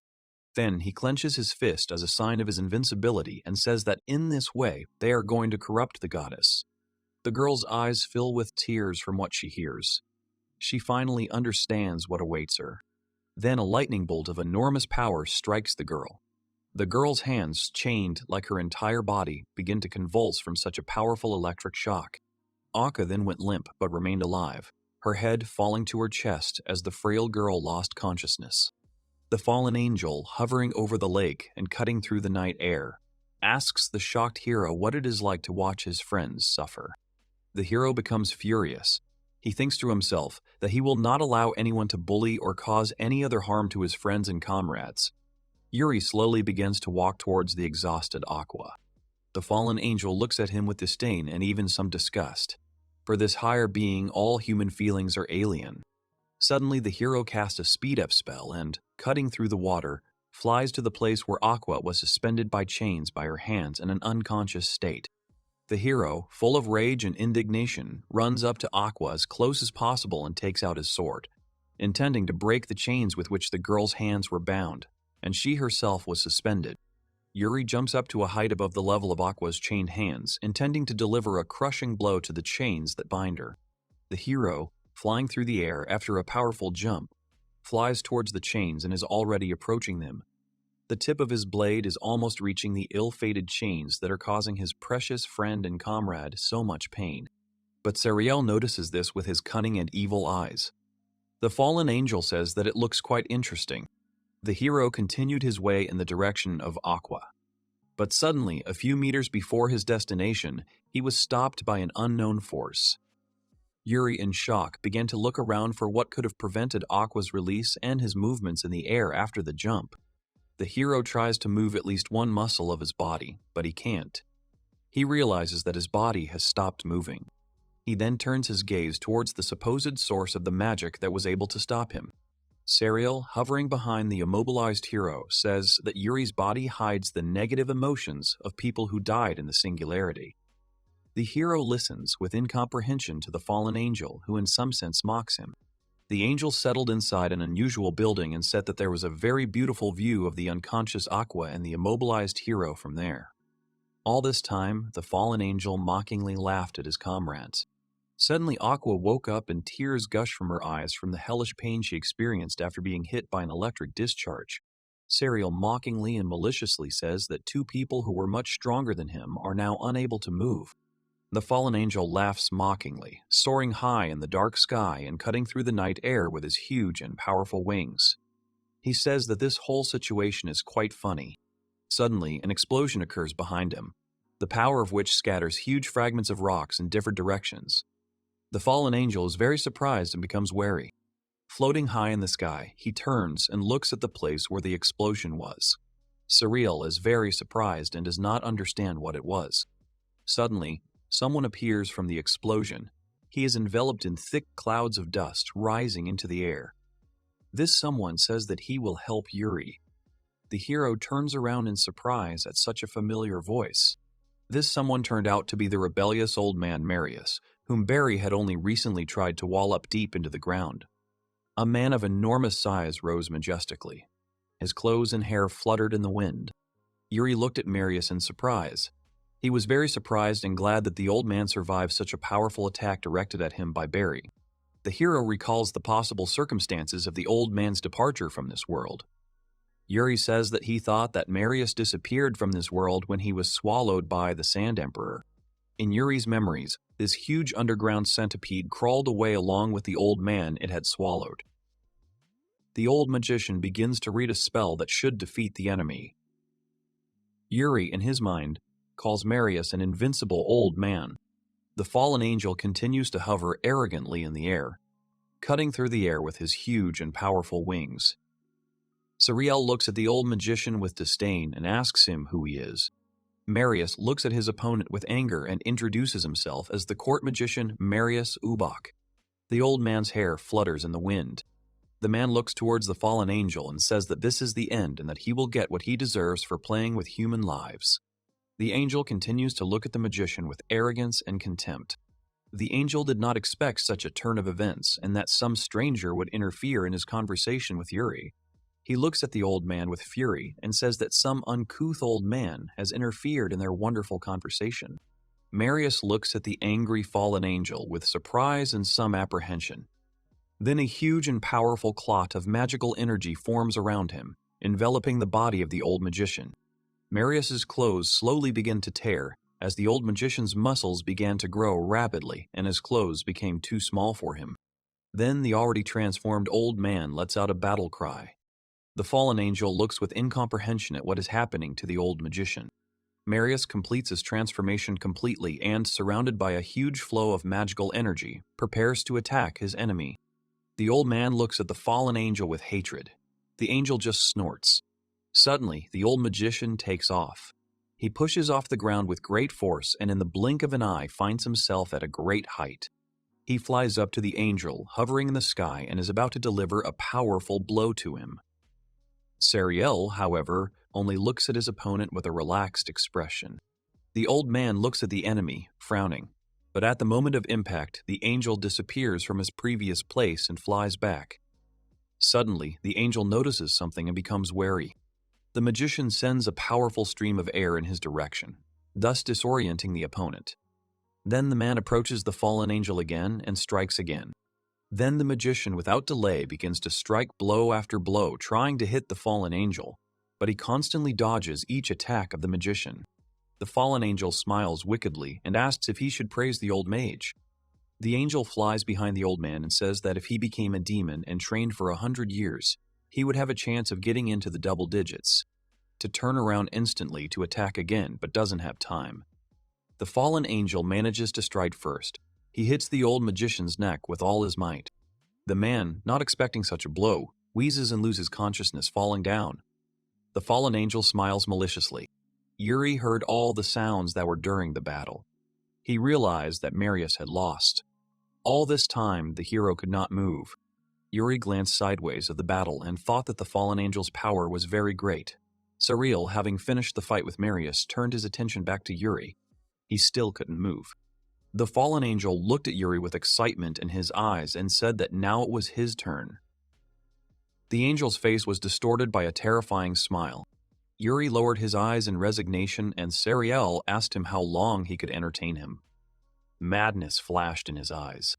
Then the fallen angel sent another electric shock at Aqua, causing her unimaginable pain. Tears gushed from the girl's eyes, and her face was distorted by a grimace of pain. Yuri watched helplessly as his dear friend was being tortured. The fallen angel Sariel continued to soar high in the sky and watched the suffering of Aqua and Yuri. The hero thought that of all the enemies he had met, the angel was on a completely different level. Sweat starts to run down the hero's face. He thinks that this may be the first time he has no confidence in victory, even if he uses all his strength. The fallen angel slowly descends behind the hero and says that now it is his turn. Yuri looks suspiciously at the angel. The hero still cannot move. The angel looks at him with satisfaction and relaxation, and the hero prepares himself for what awaits him. Every muscle in his face and body is tense. Yuri thinks that the magic that bound him is most likely the magic of a curse. If his fears are confirmed, then it can be cancelled by reversing the magic. Suddenly, the hero remembers one condition for reversing the curse's magic. The hero tries to reverse the magic, but it doesn't work. Not a single muscle in his body moves. The hero thinks that not only is the angel's magical power great, but the density of the magic surrounding him is also great, so his technique has no effect. While the hero is trying to figure out how to get out of the situation, an angel hovers around him, mocking Yuri's situation. Sariel whispers to the hero that if this were the old him, he would have easily freed himself. Then he sharply hits the hero in the stomach. From such a blow, Yuri starts to bleed from his mouth and nose. Then the angel starts to hit the hero in the stomach without stopping, telling him to start moving. He twists it again and again, asking what happened to it. The hero stretches out his hand, but at that moment the angel throws him to the ground. Aqua watches her dear friend being bullied. She is powerless to do anything. Another bolt strikes her. The girl winces in pain. Yuri tries to get up after such a painful fall. The hero rises to his knees and thinks that it will be very difficult to deal with such an opponent since he is quite strong. Yuri slowly rises to his feet. He is broken and exhausted, but he thinks about attacking the angel from close range. The hero slowly begins to move towards his goal. The fallen angel flies high in the sky. The hero uses a contraction spell to get closer to his opponent. The hero finds himself next to the fallen angel Sariel in the blink of an eye. He, not expecting this from the weakened Yuri, is shocked. At this time, Yuri casts a new spell at the angel's spire magic of the highest rank. A huge fiery hurricane rises from the hero's hand towards the fallen angel. The hero tries to destroy the angel with this spell. But suddenly he hears the devilish laughter of the fallen angel. He breaks through the fiery hurricane and asks Yuri what kind of stupid magic this is. The hero looks at the fallen angel with a lack of understanding as to how his magic could not work. Sariel gets out of the fiery whirlwind and heads towards the hero. Sariel hits Yuri in the face with great force. From such a blow, the hero flies back to the floor. Then Yuri rises with difficulty and looks at the fallen angel again. He smoothly descends in front of Yuri. Sariel, spreading his huge and powerful wings, asks the hero to take him seriously. Then the fallen angel throws Yuri back to the wall with a powerful blow. The hero suddenly realizes that his magic is not working and is shocked by this. Then he finally decides to attack and swings his sword. But suddenly a fallen angel flies up to him from behind and asks if something is wrong. The angel continues his speech, saying that Yuri was once said to be the strongest magical swordsman in history. The angel then snidely wonders if he was lied to about Yuri. The hero tries to attack the enemy again, but he dodges again. Fury awakens in the hero's eyes. He brings his sword closer to the fallen angel Suriel's face, to which he says that it is quite unfortunate. Then Suriel starts to run sharply towards Yuri, and then delivers a powerful kick to the hero, from which he quickly flies away a very decent distance. While the hero is flying, thrown back by Sariel's powerful kick, the fallen angel flies after him. He hits Yuri in the stomach again. The hero almost loses consciousness from the unbearable pain. Then Yuri falls right into the middle of the lake, and a new discharge of electricity flies into Aqua. The girl's face is again distorted by a grimace of pain. Yuri, thrown into the lake by the angel, slowly but surely begins to drown. While he is drowning, he thinks that all this is useless, that he has no more strength. But suddenly, he begins to hear a voice calling his name. Yuri wonders who it could be. Suddenly, a girl picks him up in her arms. She asks him to remember. The hero does not understand what she is talking about. An incredibly beautiful girl, radiating a bright white light, tells Yuri that he is a hero who saved the world. Yuri, in a half-fainting state, does not understand what this incredibly beautiful girl is talking about. The young man continues to drown. The girl says that she and Yuri once traveled together. The hero fought against those who ruled the world and restored peace. Yuri closes his eyes and remembers that Aqua was one of the group. Together they defeated the Demon King. Very vivid memories appear in the hero's head. Then the girl approaches the hero's lips first, and then presses his forehead to hers, and says that even if Yuri forgets what he remembered before, she will never forget her memories associated with him. Then the young man and the girl are surrounded by a bright light. The girl says again that she will not be able to forget everything that connects her with Yuri. Suddenly, some memories begin to emerge in the hero's head. He wonders if they are Aqua's memories. The girl continues to look at the hero. Her eyes are full of joy and happiness. She asks the hero to believe her. Then she dissolves into the depths of the lake, leaving the hero alone. After her, only words remain, sounding in the waters of the lake, that if Yuri regains his strength, then he will surely be able to win. Suddenly, some memories pop up in the hero's head again, and he begins to think about whether he really was stronger in his previous life. He begins to understand that he was unable to restore even 1/10 of his power. The hero slowly continues to sink, but now not having resigned himself to his fate, but having raised his fighting spirit. Now he wants to return to his original strength. Suddenly Yuri gets a new skill, the memory of the hero rank, SSSS. The hero suddenly opens his eyes. He suddenly remembered everything. The action again moved to the surface above the lake. The fallen angel hovers high in the sky, watching the drowning hero. He then descends onto dry land, folding his mighty wings. He then addresses Aqua with a mocking and snide remark about her life preserver Aizawa Yuri, now being at the bottom of the lake. He says that this is the end of the girl's struggle. The girl, being struck by another electric charge, denies this fact. She turns towards the fallen angel she hates so much and says that Yuri will get to him. She says that he can be sure that he is alive. The angel, not wanting to listen to the girl, makes a movement with his finger which leads to another discharge of electricity hitting the girl, causing Aqua hellish pain throughout her body. Tears flow from the girl's eyes from the pain she is experiencing. The angel mockingly laughs at her. He says that if Yuri Aizawa were alive, it would not have changed anything. Then the fallen angel stands in a very majestic pose and says that all this needs to be finished as soon as possible.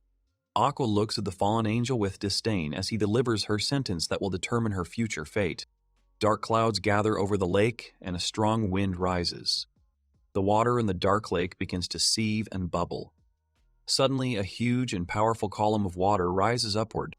The fallen angel turns around to see the splash behind her, telling Aqua that this will all end for her. The angel closes her eyes in arrogant pleasure, a nasty, smug smile spreading across her face.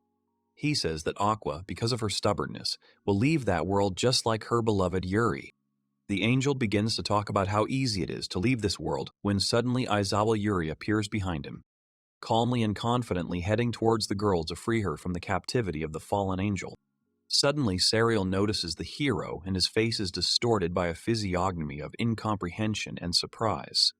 He turns towards Yuri, who is leaving him with a question in his eyes. The hero does not even look towards the fallen angel. Yuri Aizawa once again takes out his sword and continues to approach the girl to cut the chains that bind her hands. The hero makes a swing and then strikes the chains. They break at the same moment and the exhausted girl begins to fall, not held by the chains. The hero immediately stretches his arms forward and catches the falling Aqua. The girl is completely exhausted and her face is distorted by a grimace of pain after numerous electric shocks.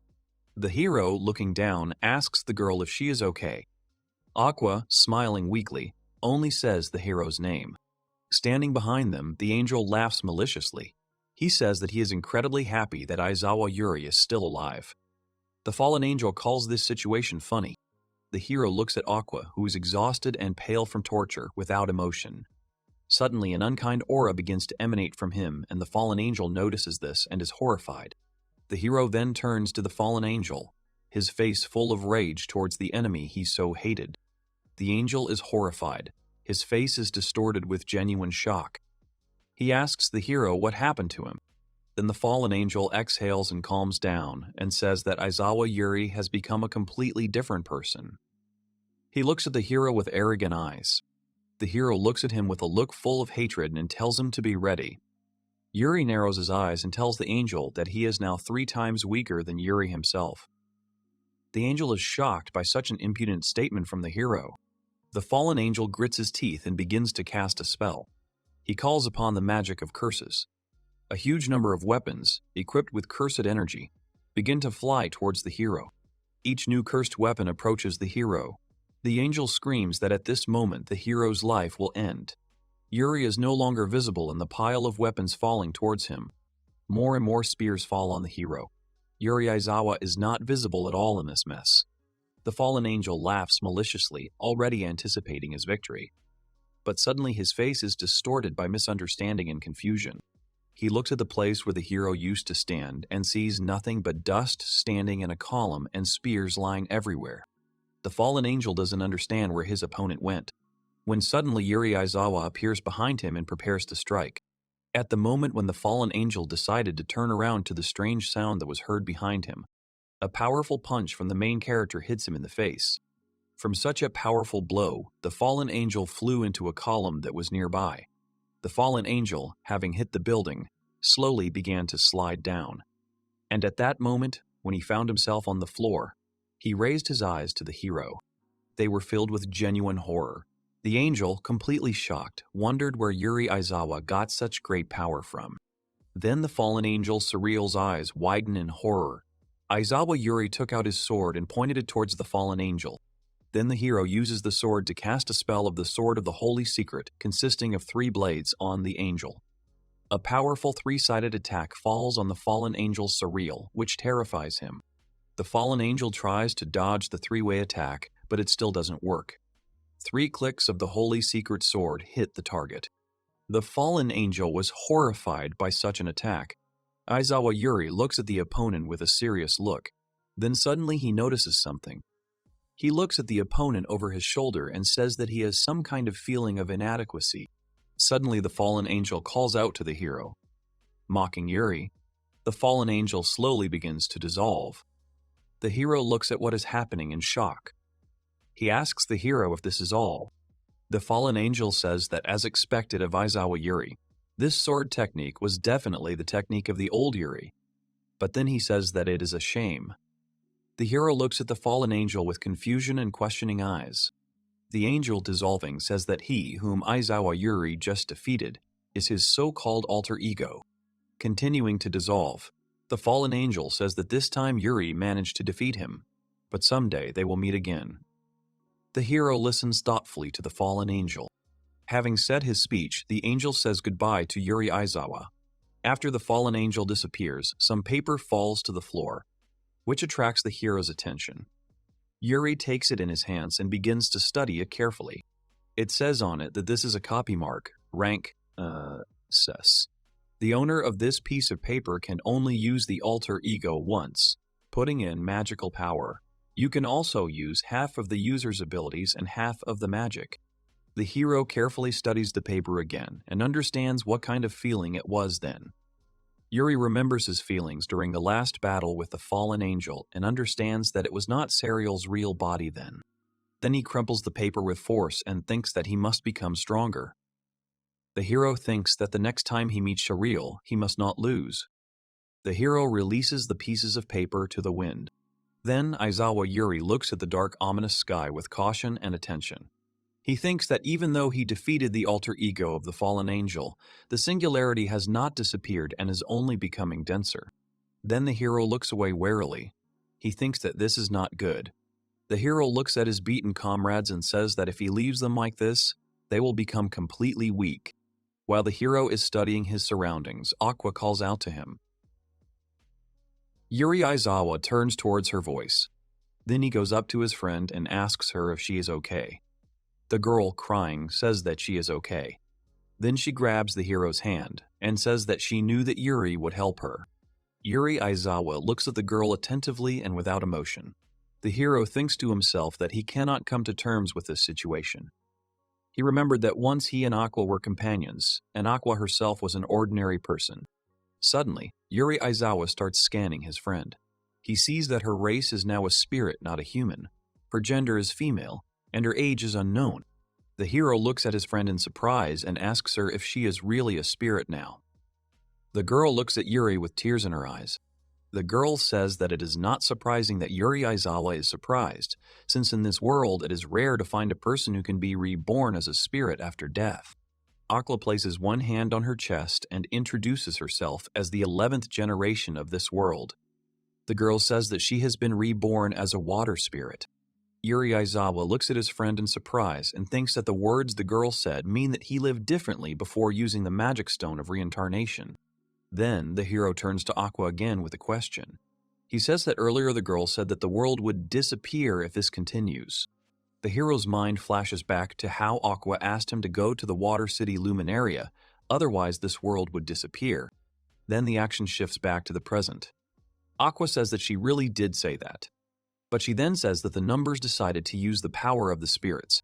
The girl says that in this world there are 5 main types of magic: fire, water, wind, darkness, and light. For each magical element, there is a pair of spirits that control the magical power. She says that originally these spirits had powers that were slightly superior to those of humans and demons. Thanks to this, balance was maintained in the world. But however, over the last few hundred years, the power of numbers has grown, and some of the members have acquired powers that surpass even the powers of spirits, and what has happened today is beyond reason. Aqua says that if the spirits are corrupted by the magic of darkness, the world will be destroyed. The hero looks at the girl with incomprehension and some fear, while she herself looks at him decisively. Then the hero suddenly becomes extremely serious. He begins to understand that it is for the destruction of the world. Suddenly, Aqua turns to Yuri Aizawa She says that she has one request for him. The girl looks at the hero with despair in her eyes and asks him to go to the priestess of fire, Fleur. The hero looks at the girl with great surprise in his eyes. Standing with her back to her pops into Aqua's head. Her hair is pulled back into a neat, high ponytail. The girl asks the hero to go to this priestess. Aqua says that if her prediction is correct, then this fire priestess will be the fallen angel Surreal's next target. The hero closes his eyes to carefully consider everything Aqua has said. Yuri Aizawa thinks that he has missed something. The hero suggests that the fire priestess that Aqua sends him to may have once been a companion like Aqua herself. Then the hero, having thought everything over carefully, looks up at the girl and tells her that he doesn't like it and refuses to fulfill her request. Aqua looks at Yuri Aizawa with confusion. She asked about such a decision. The hero indifferently says that he is not interested in world peace or war between people and demons. He says that now he just does what he wants. She cannot understand why he gave such an answer. Yuri lowers his gaze and frowns. He thinks that the world is indeed heading for destruction, but for him it is even more troublesome to live with unpleasant ties.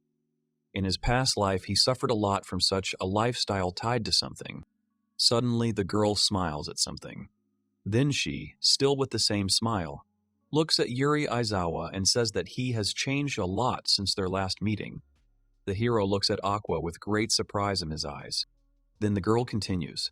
She says that the hero had fought for someone in his past life before, and it looked painful. The hero turns away slightly and moves away from the girl and tells her that he is very sorry that he could not help her.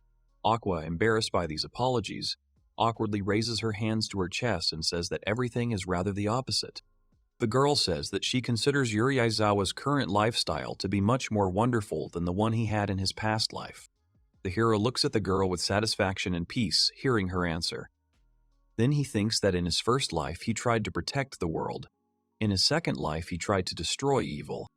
But he understands that in neither life did his efforts pay off. The hero recalls all the torments and losses that he experienced in his previous 2 lives. Suddenly Yuri is pulled out of his memories by Aqua, who looks disapprovingly at Yuri Aizawa's currently incapacitated comrades. The girl says that it is time for Yuri's friends to wake up. The hero also remembers his comrades who were beaten by life. Then the girl smiles radiantly and suggests that the hero return the place that served as the battlefield to order before his comrades wake up. The hero looks at Aqua in bewilderment. The girl stands on the floor of an unusual building and prepares to clean up. Aqua begins to cast a spell. The girl creates a magic ball the size of a small soccer ball. The girl throws the spell ball up above her head and it lights up the entire building. It rises higher and higher. When the ball reaches a certain height, it bursts and illuminates with bright light not only the building but also the entire surrounding space. The hero closes himself from the bright light, illuminating absolutely everything with his hand. Absolutely dry and lifeless plains are covered with greenery. Everything around begins to bloom and smell very pleasant. The sky becomes bright blue and clear. Only white and airy clouds float across it. The blue waters of the lake are covered with bright glare from the sun. Nature comes to life. The hero looks at what is happening around him and Aqua with surprise and admiration. He says that it is amazing. The girl smiles with satisfaction and happiness, and Yuri Aizawa's comrades begin to slowly wake up from their deep sleep. Riko wakes up first. Her head is buzzing after such a long sleep. Clarissa immediately runs up to her, calling her by name. Clarissa asks her sister if everything is okay with her. She asks if her condition has changed somehow. Riko looks at her sister in confusion. Then the girl looks around. She begins to notice how her comrades are also waking up from their sleep. Riko wonders if they are not now in a singularity. Clarissa also does not understand what is happening around them. Then someone came up to the girls and extended his hand to help Riko stand up. This someone seemed to be Aqua. The girls looked at the spirit in shock and let out a loud scream, either from delight or horror. Then soldiers approach the girls and ask them if they are wounded, and then they begin to realize that something around them has changed. The soldiers wonder where Aqua came from on the former battlefield. The soldiers surround the girls and try to figure out why the water priestess is in such a place. Aqua looks around in confusion and introduces herself to everyone present as a water priestess. At the same time, she tries to understand what caused such surprise among the people. Suddenly, one of the soldiers approaches the girl and asks if the water priestess has come here to save them. The girl smiles slyly and says that this is not the case at all. Suddenly, two more people begin to approach them. They turned out to be Yuri Aizawa and Old Man Marius, supported by the hero. Strick says that they only won thanks to Yuri Aizawa. Suddenly, soldiers start running up to them and asking about the well-being of Old Marius. Then Aqua enters the conversation and says that Yuri single-handedly defeated the dark minions and saved her too. Everyone present looks at Aqua in surprise, not believing her words. Then one of the knights comes out of the crowd and says that it means that the victory was really won thanks to Aizawa Yuri. The soldier asks how he can express his gratitude to Yuri. The hero looks away and thinks to himself that he doesn't want to stand out. But because of Aqua, he can't do that. The girl secretly giggles. Riko looks at Yuri and Aqua with displeasure and tension. Misunderstanding and some irritation can be read in her eyes. Then Clarissa enters the conversation. She asks if it is true that Aizawa Yuri knew Aqua. The girl wants to start saying something about their arrival in Luminaria, namely that the hero said that he had already met Aqua somewhere. Riko is in complete shock. She thinks about how far Yuri Aizawa will go to destroy their common sense. Suddenly, Aqua turns to Yuri. The girl says that it is time for her to go. The hero asks if Aqua is leaving. The girl answers in the affirmative. She says with a smile on her face that the demons will soon come for her, so the girl must hide. The hero thoughtfully lowers his eyes to the floor. He thinks that the purpose of the numbers is to make the 5 great spirits fall and use their power.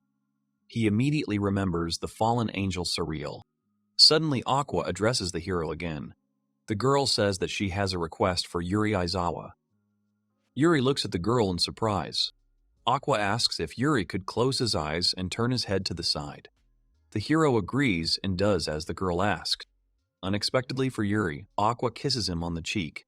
Yuri Aizawa jumps away from the girl in surprise. She laughs slightly mockingly. Then Aqua says that the hero probably forgot that in past lives he and Yuri were lovers. The hero looks at the girl with surprise and shock. Then the sweet couple turns to the people around them, whose faces have turned into stones from what they saw. Here Clarissa begins to speak. She shouts to her sister that this is the true identity of Aizawa Yuri, namely, he is the lover of the water priestess Aqua. Riko, without saying anything, froze like a statue. She then lowers her head in embarrassment, exhales, and then inhales new air for a short scream. She calls Yuri Aizawa shameless. And Yuri himself thinks that for some time after everything that happened, he was surrounded by a whirlwind of madness. The action moves to a high, majestic, and magnificent castle. Its corridors lead to an office in which sits old Marius with several other subordinates. The old mage thanks Yuri Aizawa for his efforts. He says that thanks to Yuri, their country was able to survive this difficult situation. Then a knight enters Marius's office with a huge tray. He hands it to Yuri and asks him to accept it. On the tray were several large bags containing 3 million gold as a reward for Yuri Aizawa. The hero looks at the knight and the tray in his hands in surprise. Then old man Marius turns to Yuri again.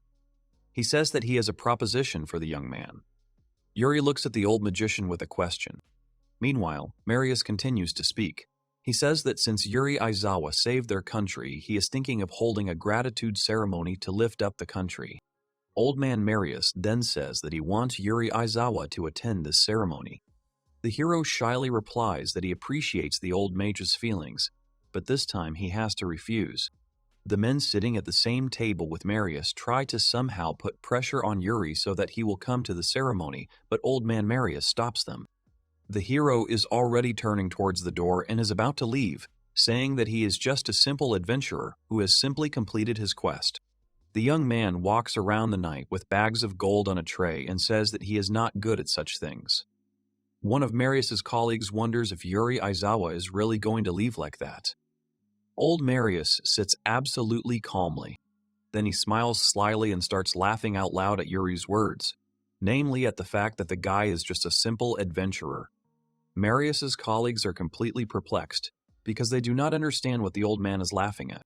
As the hero walks down the corridor, in a sense running away from the soldier with the tray of gold, old Marius thanks him for all his efforts and diligence.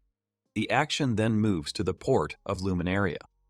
Leaning on the fence and thoughtfully lowering his head, Riko stands on the bridge. Suddenly, Yuri Aizawa calls out to the girl. Riko looks up at the hero in surprise. Yuri comes closer to the girl and apologizes for making her wait for him. Riko says that she just arrived. Then the hero summons a huge dragon. The majestic beast lands on the city square. Yuri Aizawa, addressing the dragon, says that it is time to go. The dragon, almost like a cat, cuddles up to the hero. Suddenly, someone calls out to the girl. Riko turns to the familiar voice. It turned out to be Clarissa. The girl was running to her sister, and tears were rolling from her eyes. The girl ran up to Riko and asked if she was coming home already. Then she said that she really wants Riko to return to the Knights. Riko smiles and pats his sister on the head. He then tells Clarissa that they will see each other again. The girl says that her sister helped a lot in this quest and that it was not easy for her. Riko says that Clarissa has become much stronger. Clarissa, overcome with emotion, throws herself on her sister's neck. Riko tries to pull her away from him. The hero watches this scene with bewilderment and asks Riko if they are leaving. Then the heroes sit on the dragon's back and set off, cutting through the daytime air and clouds. Clarissa watches her sister and Yuri fly away. She shouts to Yuri Aizawa to take care of her sister. She then goes to shout something else. She shouts that this quest saved Luminaria and thanks Yuri Aizawa. Yuri and Riko look at Clarice shouting after them in surprise. The girl smiles contentedly. Suddenly Yuri shouts to her that he did not hear what she shouted to them. This brings Clarissa into a state of extreme irritation and displeasure. The hero advises her to shout louder. In the end, Clarissa breaks down and screams at Yuri Aizawa to fly away from here as soon as possible. But at the same time, she herself smiles slightly sadly and happily. Riko and Yuri fly out of the city. Suddenly, Riko calls out to Yuri. The girl asks the hero if he is really glad that he did not stay in Luminaria. The hero turns to her and asks why she is asking about this. Riko embarrassedly remembers the kiss between Yuri and Aqua. Then the girl says that this question is more about Aqua than about Yuri. The girl asks if the water priestess is not an important person for Yuri. The hero thinks. He thinks that of course Aqua was an important friend to him in his past life. Then he tells Riko that for the present she is not such an important person, since his life belongs only to himself. Riko says that Yuri Aizawa's words are always difficult and asks him to explain in more detail so that she can fully understand him. Yuri turns away from her and says that his words mean that Riko is more important to him now than Aqua. The girl blushes from such embarrassing words of the hero. Then she starts screaming, asking what the hero was talking about. Her face is full of embarrassment. Yuri does not understand why the girl is so embarrassed. He then turns to her and says that he doesn't mind if Riko takes it literally, whatever that means. The girl looks at Yuri in surprise. Yuri Aizawa then asks Riko why she is blushing. The girl in turn calls Yuri Aizawa cunning, then hugs him from behind and says that if he says so, then she can become serious too. Flying on the dragon, the hero thought that this is how they completed their quest to Luminaria and went home. The hero is floating, enveloped in light, white magic. Yuri Aizawa does not understand what is happening. Suddenly, he notices that he is carried into some strange building. The hero is surprised to see that he lands on a platform. Torches are burning all around. The hero thinks that he feels something like this has happened before. Suddenly, the young man hears someone calling him. He turns towards the voice.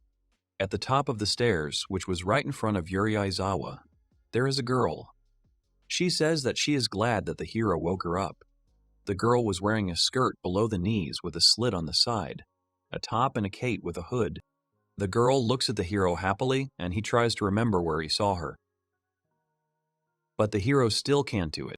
The girl says that now she is speaking directly to Yuri's mind with the help of the remaining magic. The girl tells Yuri to go to Netria, the city of fire. She says that otherwise the world may be in danger of destruction. After these words spoken by the girl, she disappears. The hero looks at the place where the girl stood and spoke a minute earlier, uncomprehendingly.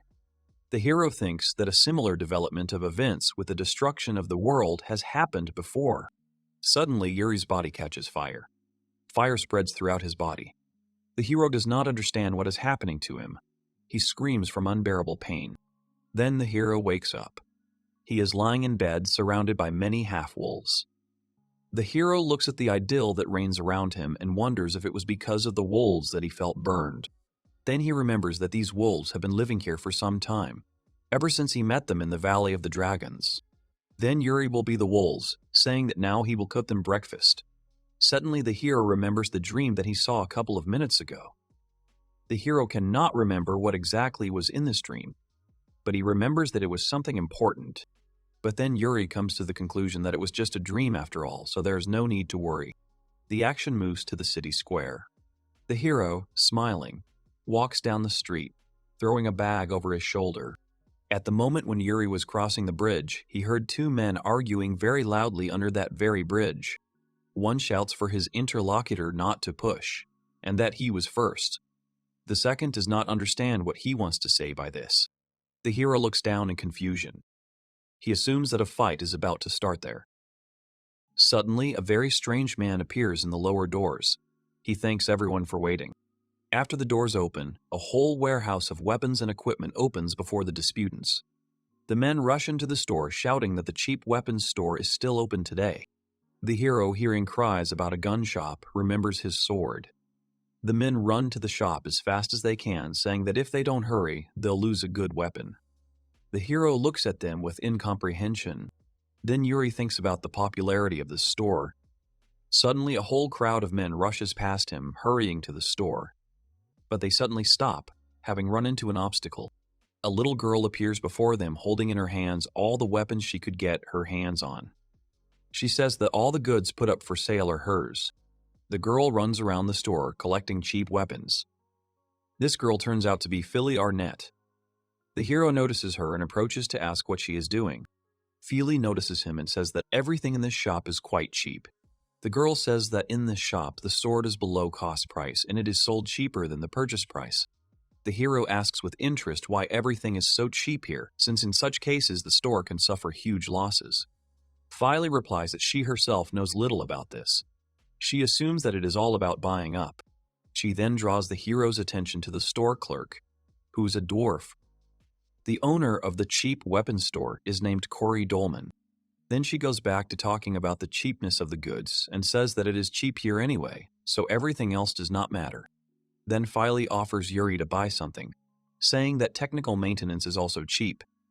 The hero is annoyed by such a strong cheapness of the store's goods. Yuri tells Philly that he would better refrain from buying a weapon since, unfortunately, he needs to go to the blacksmith. The hero approaches a blacksmith shop. Inside, two men are arguing. When the hero pulls the handle and opens the door, a man falls out on him, shouting that he no longer wants to know his interlocutor. The hero looks at the man rushing towards him in surprise. The man, frightened by Yuri's unexpected appearance, crashes into the door, hitting his face hard on the door handle. In pain after being hit, the hero skeptically asks if the man is okay. This man turns out to be a small child. The child, having encountered the hero, runs out of the blacksmith shop in tears. The hero watches him go in surprise. Yuri walks through the market, having collected the goods he needed. Then, when he entered the blacksmith's workshop, he ran into a child, who, after colliding with the hero, immediately ran out of the shop, saying that he was okay.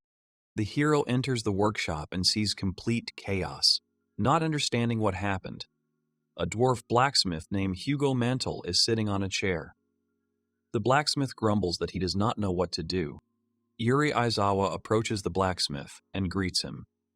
The dwarf turns around at the young man's greeting.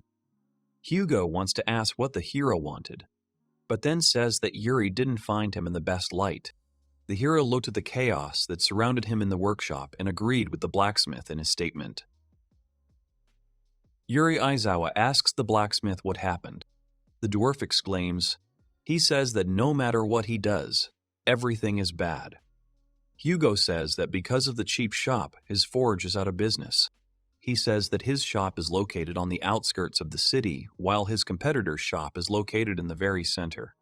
The dwarf says that the quality of his goods is above average, but because of the low prices in the competitor's store, he has more customers, although in terms of goods, his store is probably much worse than Hugo's store. The hero asks why then the central store is so prosperous. Hugo says that he himself does not understand this. and that is why he is upset. The dwarf does not understand how the store can continue to operate with such discounts. The blacksmith shouts in rage and despair that he does not understand how it works. Yuri reflects on the fact that the low prices in the store are just advertising. But even for advertising, it is too cheap. The hero then asks why Hugo's shop is in such disarray. The dwarf begins to explain to Yuri the reason for the disorder, but is interrupted.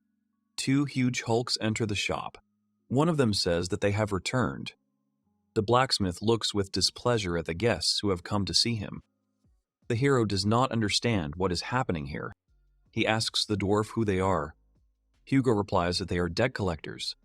He says that recently they have been coming to his shop almost every day, according to the blacksmith, to interfere with his work. One of the debt collectors tells the old blacksmith to give him back his money for today. Hugo tells him to shut up, saying he has no money. He calls the old man still energetic. Then he offers the blacksmith to give something of equal value instead of money. Hugo tells the debt collectors not to mock him. Since they took all the expensive swords and shields, he has nothing left. The collector says that the dwarf has a granddaughter. Horror appears on the blacksmith's face, and the debt collector continues. He says that there are many customers willing to pay for such goods. He says that then the store will become a little more profitable. The old man starts to break out in a cold sweat. Then the debt collector tells his colleague to search everything and take away the blacksmith's granddaughter. The huge debt collector starts moving towards the old man. He asks him where his granddaughter is. The old blacksmith clenches his teeth in anger. The brute swings his huge hand, intending to hit the old man in order to beat information about his granddaughter out of him. But the moment the fist reaches the old man, Yuri appears and stops the thug's fist. The man does not understand what is going on. His colleague asks Yuri Aizawa if he has any questions, if he sees who they are.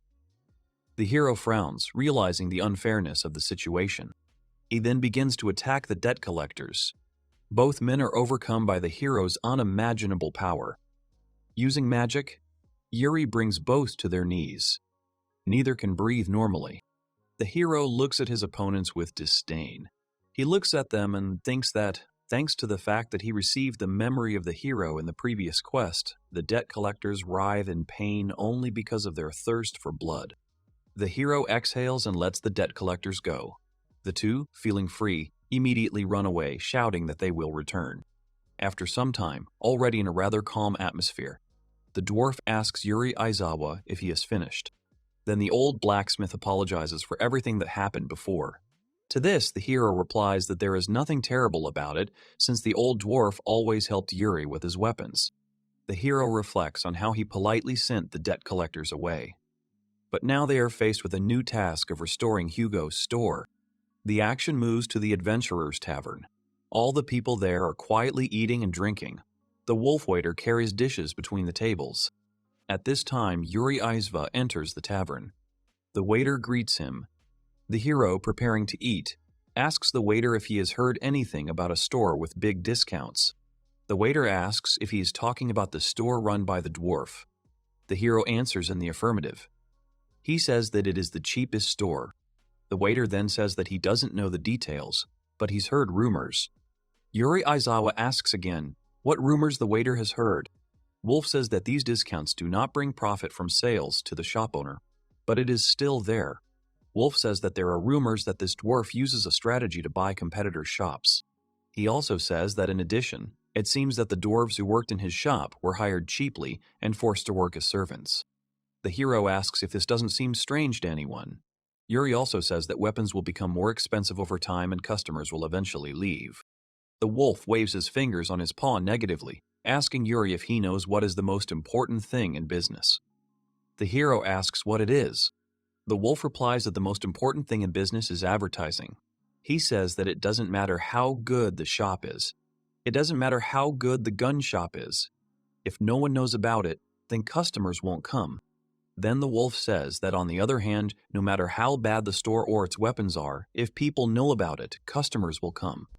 The hero understands that Pancho understands the intricacies of this type of business. Then the wolf adds that advertising is not everything, but it is one of the very good reasons. The hero thinks about Pancho's words. He eats dinner and ponders the importance of advertising in business.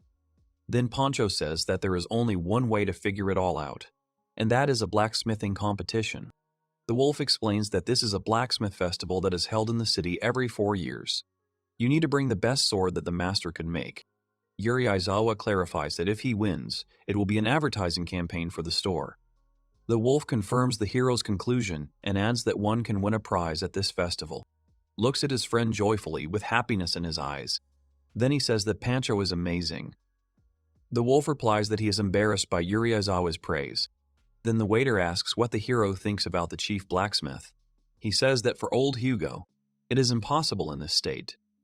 The hero looks thoughtfully at his friend. Yuri Aizawa thinks to himself that this is indeed the case. It seems to him that old man Hugo has completely lost his energy. The hero thinks that even if he collects the materials, he will still need knowledgeable people. The wolf asks Yuri if he has anyone, namely a master who makes beautiful swords. The hero closes his eyes, deep in thought, but then a rather unusual idea comes to his mind. The hero remembers one person who can help him with this. The action moves to the city streets. At this time, the debt collectors finally caught Hugo's granddaughter. One of them tells her that he will introduce her to a job that would suit her perfectly. The girl breaks free, trying to free herself from the tenacious hands of the debt collectors. The masked debt collector continues by saying that the job they want to send her to implies a high income for any young girl. The girl does not agree with his words and continues to break free. She says that even if the debt collector says so, all she can offer is sleight of hand. The girl puts her hands forward as if demonstrating and defending herself. The girl's name is Tia Mace. The masked debt collector continues, saying that this would be just right, as he was looking for a clever child. He says that it would be enough to do a few indecent acts. The girl immediately begins to refuse. The debt collector grabs her hand again and tells her to come with him. The girl tries to resist with all her might. The debt collector tells her to shut up and do what he tells her. The girl looks at her kidnapper with tears of despair in her eyes. Suddenly, she is snatched from the hands of the debt collector by Yuri Aizawa, who is passing by. The young man looks at the man with disdain and tells him that that is all. The masked debt collector recognizes the hero from their last meeting and asks why he is here. The hero also recognizes the two from their meeting at Hugo's store. The masked debt collector calls the hero an unpleasant type. Then he says that this time Yuri won't be able to get away from them so easily since they are not alone now. The man turns away somewhere and calls for his big brother. A huge monster of the Hyumer race named Bopar Weldon emerges from around the corner of the building. The masked debt collector tells the hero to listen and be amazed, as this big guy is a legendary collector of the underworld. The man says that Big Brother will simply crush the hero. Yuri Aizawa looks at this big guy with a face full of indifference. Suddenly, Weldon rushes into the attack and runs towards the hero with all his might. But Yuri Aizawa first grabs him by the leg, and then, resting his leg on a huge hand, knocks the big guy to the ground. Blood starts to flow from the criminal's nose and mouth, and his comrades watch in shock. Suddenly, the hero hears some sound and turns towards the monster. He rises to his feet with the agility of a ballerina and prepares to attack the hero again. He takes out a huge weapon shaped like an axe. The giant jumps high up right above the hero and prepares to strike him. The hero looks up in surprise and thinks that this giant has pretty good abilities and that he is about C rank. At this time, the giant's huge body continues to approach Yuri Aizawa. Then Weldon falls on the hero with all his huge mass. The debt collectors think that the hero has come to an end, and that is exactly what they expected. Tia looks at the picture with horror. She is afraid that this good and kind person who wanted to help her left this world precisely because of her. The giant rises from where Yuri Aizawa once stood, anticipating his victory. Thick cubes of dust fly around him. But suddenly, Yuri Aizawa appears behind the giant out of nowhere. The young man maliciously asks the giant if this is really all he is capable of. The brute tries to dodge the hero's blow, but he fails. Yuri hits Weldon in the neck and he falls unconscious to the ground. The hero looks at his rival with disdain and tells his colleagues not to worry about him. Since the hero did not send the thud to the next world, the debt collectors run away in horror from the hero's power, screaming loudly throughout the street. The hero only looks after them and calls out to them. The criminals turn around. The hero asks them if they are really going to just leave like that. They say that this is not at all the case. They return, take their comrade, and finally run away. Then the hero turns towards the girl and asks her if she is hurt. Tia replies that she is fine. Then the girl thanks the hero for his help. Yuri Aizawa asks the girl if she is by any chance Hugo's granddaughter. The girl says that this is indeed the case. Then Yuri says that he was looking for her. Tia looks at him in surprise and asks if the hero was really looking for her. Then the girl says that she was actually looking for a strong man too. Suddenly Yuri Aizawa and Tia ask each other if they know about the blacksmith competition. Then both are surprised by their simultaneous question. Back some time, the hero questions the townspeople on some issue. Someone says that he does know and is generally busy. Someone says not to talk to him. Someone asks who the hero was looking for. As it turns out later, Yuri was looking for Hugo's granddaughter, Tia. He showed every townsman a drawing that supposedly depicted Tia. While looking for Hugo's granddaughter, the hero thought that winning the competition was a way to restore Hugo's shop. Therefore, Yuri simply must find the dwarf's granddaughter, since he is sure that she is an excellent blacksmith. The hero walked and thought that he needed to hurry up in his search. Suddenly, turning the corner of the building, he heard the screams of a girl. The little dwarf was breaking free from the hands of the kidnappers. Then the hero realized that he had found what he was looking for. Or rather, the one he was looking for. Yuri and Tia are sitting in a cafe. The girl thanks the hero for his help. Then she says that she has something she wants to ask about. The girl says she wants Yuri Aizawa to go with her to the Eastern mine and help her collect ore. Yuri looks at Tia in surprise. He asks what she means. The girl begins to explain that you can find rare ore there that is not sold on the market. She also says that you can find a lot of unknown and valuable ore there. Tia says that the only way to restore the workshop is to win the blacksmith competition, and for that she needs good ore. The girl's face is full of determination. The hero understands that his way of thinking with Tia is very similar. Yuri reasons that in order to win the blacksmith competition, not only the best blacksmiths are needed, but also excellent ore. The girl looks at Yuri Aizawa with hope. Tia says that she already tried to persuade her grandfather, but he said that it was dangerous. The girl does not think that there is any other way to save the workshop. The hero looks at Tia in surprise. Then she smiles and says that she will help the girl in her plan. Tia says that she is so happy to hear these words. Suddenly, a very strange creature flies into the cafe. It makes a sound similar to the word Kiyu. The hero looks at this creature with confusion and surprise, just like Tia. The girl asks Yuri who it is. The hero replies that it is Lime, who, due to various circumstances, is traveling with him. The girl looks at the flying slime with delight. Her face is full of joy and happiness. Then she calls Yuri Aizawa one of the rare tamers. The hero looks at Tia in surprise and says that maybe she is right. Then Yuri Aizawa thinks to himself that, to be precise, a tamer is not the rarest profession. As a result, the heroes agree to meet tomorrow in front of the Adventurers Guild. The action moves to the next day in the City of Fire. Bustle, the mine of Nitria. Somewhere in the depths of the mountains, someone is casting a spell, releasing bright rays of light magic. A hand with nails as black as night casts new spells. This someone turns out to be the fallen angel Suru. He attacks the priestess of fire. The fallen angel asks her to stop defending herself and talk to him. The angel slowly strengthens his spells. The girl smirks and asks what they can talk about. Suru tells her that there is no point in hoping for love. He says that he knows that Suru is using magic to contact someone. He asks if it is Aizawa Yuri, by any chance. From the girl's face, you can tell that the fallen angel Suru hit the nail on the head. The girl's face distorts with shock. Suru mockingly asks the priestess if she really thinks that her beloved Yuri will come to save her. The fallen angel says that the young man will not come to save the girl. He then asks the priestess if he knows how he knows this. The fallen angel says that he knows this because his acquaintance is keeping an eye on Yuri Aizawa. The action again moves to Yuri and Tia. A huge white bird is hovering over the city.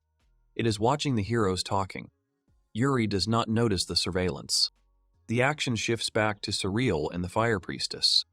The fallen angel says that Yuri Aizawa hasn't even left the city yet, so the priestess's plan has failed. The priestess of fire smiles and says that the fallen angel knows nothing. She says that fate will always be on their side, and this is certain. The girl's face is full of confidence in her words and her rightness. Fallen angel Suriel looks at the fire priestess with irritation and then says, smiling, that she is too noisy. At that moment, he breaks the girl's magic shield. The priestess does not understand what is happening, because after the shield is broken, her arms and legs are entangled with incomprehensible whips. Suriel says that the fire priestess is very resilient, but he wonders how long it will last. At this point, he wraps his whips around her neck as well. He then says that even spirits cannot escape the temptations of darkness. The girl's eyes widen in pain and fear. The priestess's eyes slowly begin to close, and the last thing she sees is a malevolently smiling fallen angel. In her mind, the girl tries to call Yuri Aizawa to help her before she reaches her limit. At this time, Yuri is preparing for a new journey. Tia, smiling, walks to the meeting place. Suddenly, she hears a familiar voice and sees Yuri Aizawa walking towards her. The girl, approaching the hero, thanks him for taking the time to talk to her. The hero simply agrees with her. The heroes set out for the mountains. The hero turns his head towards Tia in surprise and thought. Then Yuri says that the girl is too tall for a dwarf. She, not expecting these words, looks at the hero in surprise. The hero thinks to himself that he heard that all dwarves are about the same height. But Tia is 10 centimeters taller than the standard height. Then the hero asks Tia a question about whether there is something he does know. But Tia replies that she is still a dwarf, but a half-breed. The hero asks again. The girl explains that her mother is a dwarf and her father is a human. She says that purebred dwarves like her grandfather are quite rare. The hero understands what the girl is talking about and then remembers that the 81 sheep shop was also quite tall. From this, the hero concludes that he is also a half-breed. The heroes enter a forest alley, then walk along the plains, and then reach the rocks. Here the hero says that they are there. They reach a rather gloomy place, the Eastern Mine. Yuri Aizawa, looking at this structure, notes that it is clearly different from the northern mine that he went to with Riko, and he has a completely different relationship with it. Tia tells Yuri to be careful. She says that this is a high-risk area, so only experienced adventurers like Yuri Aizawa can come here. The hero looks at the girl in bewilderment. Then he says that he is not an experienced adventurer at all. The girl laughs conspiratorially and says that you can't fool a dwarf's eye. She says that Yuri Aizawa is at least an A-rank adventurer. The hero looks at her with confusion. He raises an eyebrow, not understanding what Tia is talking about. Yuri then says that he is an F-rank adventurer. This causes great surprise in Tia. She asks if the hero was joking. To this, Yuri takes out and shows her his adventurer card. The girl looks at the card, confused and irritated. Then she says that she has a stomachache.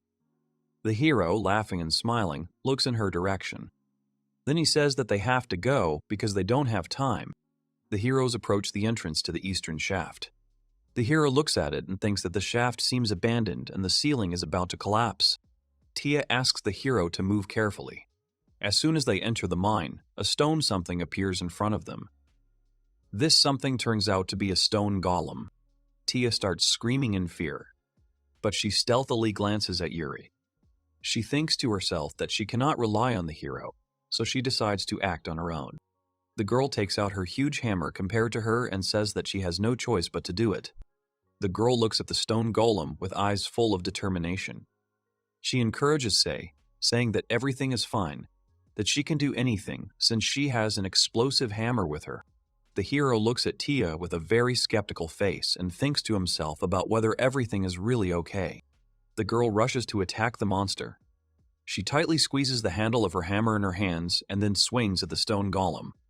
Tia hits the golem and breaks off its arm. Then she jumps back. The hero watches the fight between Tia and the stone golem. The hero watches carefully and thinks that this is all not good.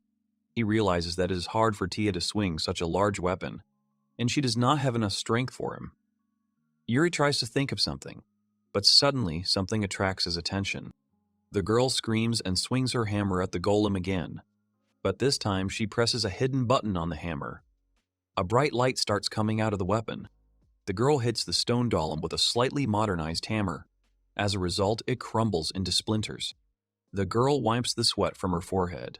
The hero looks at her with a face full of surprise and thinks to himself that this is a rather interesting way to defeat the stone golem, especially if the hammer is filled with explosives.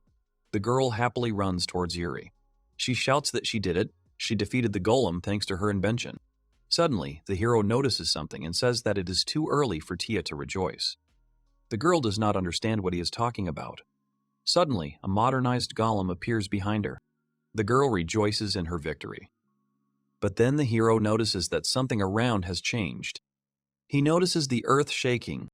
While the girl was rejoicing, the hero noticed something and told her that it was not time to rejoice yet. The girl begins to pay attention to strange sounds heard behind her. She wonders what is going on there. Right behind her appears a huge, advanced stone golem. The girl realizes with horror that the fight is not over yet. The golem looks straight at her. Then it makes a very loud roar, which terrifies the heroes. In addition to this golem, other stone golems also begin to wake up. The girl is horrified. 3 more monsters move towards her and Yuri. Tia says that in order to awaken the stone golems, one must be the master of this mine. As she spoke, the monsters slowly approached them. The golem that Tia had recently defeated became a great golem. The huge machine looked towards the heroes. The hero asks Tia if she can still fight. The girl says that she can't. She says that she needs time to reload the explosive hammer. The hero thinks about how they can get out of this situation. He understands that despite the high firepower of the hammer, it cannot be used often. The girl suggests running away. The hero decides to fight the 3 stone goblins. Tia asks what the hero is going to do. She says that swords are useless against them. Yuri continues to approach the golems. The girl is worried about Yuri. She says that it is too dangerous and suggests that he refuse and leave. A huge golem swings its huge hand at the hero. Yuri calls up a magical enchantment, Enhanced Cut. The hero cuts one of the golems with a spell. The others are still trying to surround him. When their stone fists collide, the hero manages to dodge. He flies high above the ground and above the goblins. He then proceeds to cut all 3 of them into small pieces. Tia watches Yuri Aizawa's fight against the stone golems in awe. The hero stands among a pile of rubble left by the stone monsters. This delights the girl. Tia cannot believe that an F-rank adventurer was able to defeat 3 golems at once. Suddenly, another golem tries to attack the hero from behind, but the young man notices it in time. The golem unleashes its powerful blow on the hero. Tia closes her eyes in fear and the dust flying in all directions. She looks at the place where Yuri had stood before. To her surprise, the hero was able to catch the monster's fist. Yuri, holding such a colossus, thinks that this stone golem has simply enormous power. He thinks that despite the slowness of the golem's movements, its power is comparable to that of an A rank. Yuri thinks that if he had been hit by such a blow in the past, he would have been crushed. But he is no longer the same person he was before. The stone golem does not understand that his fist is holding him. Suddenly, the monster feels that he is being lifted. Then the hero, holding the golem only by the hand, lifts the giant into the air. Using body-strengthening magic, the spell Muscle Strengthening, Yuri throws the golem over himself and brings it down onto the stone floor. The hero takes out his enchanted sword and thinks that now they have a chance.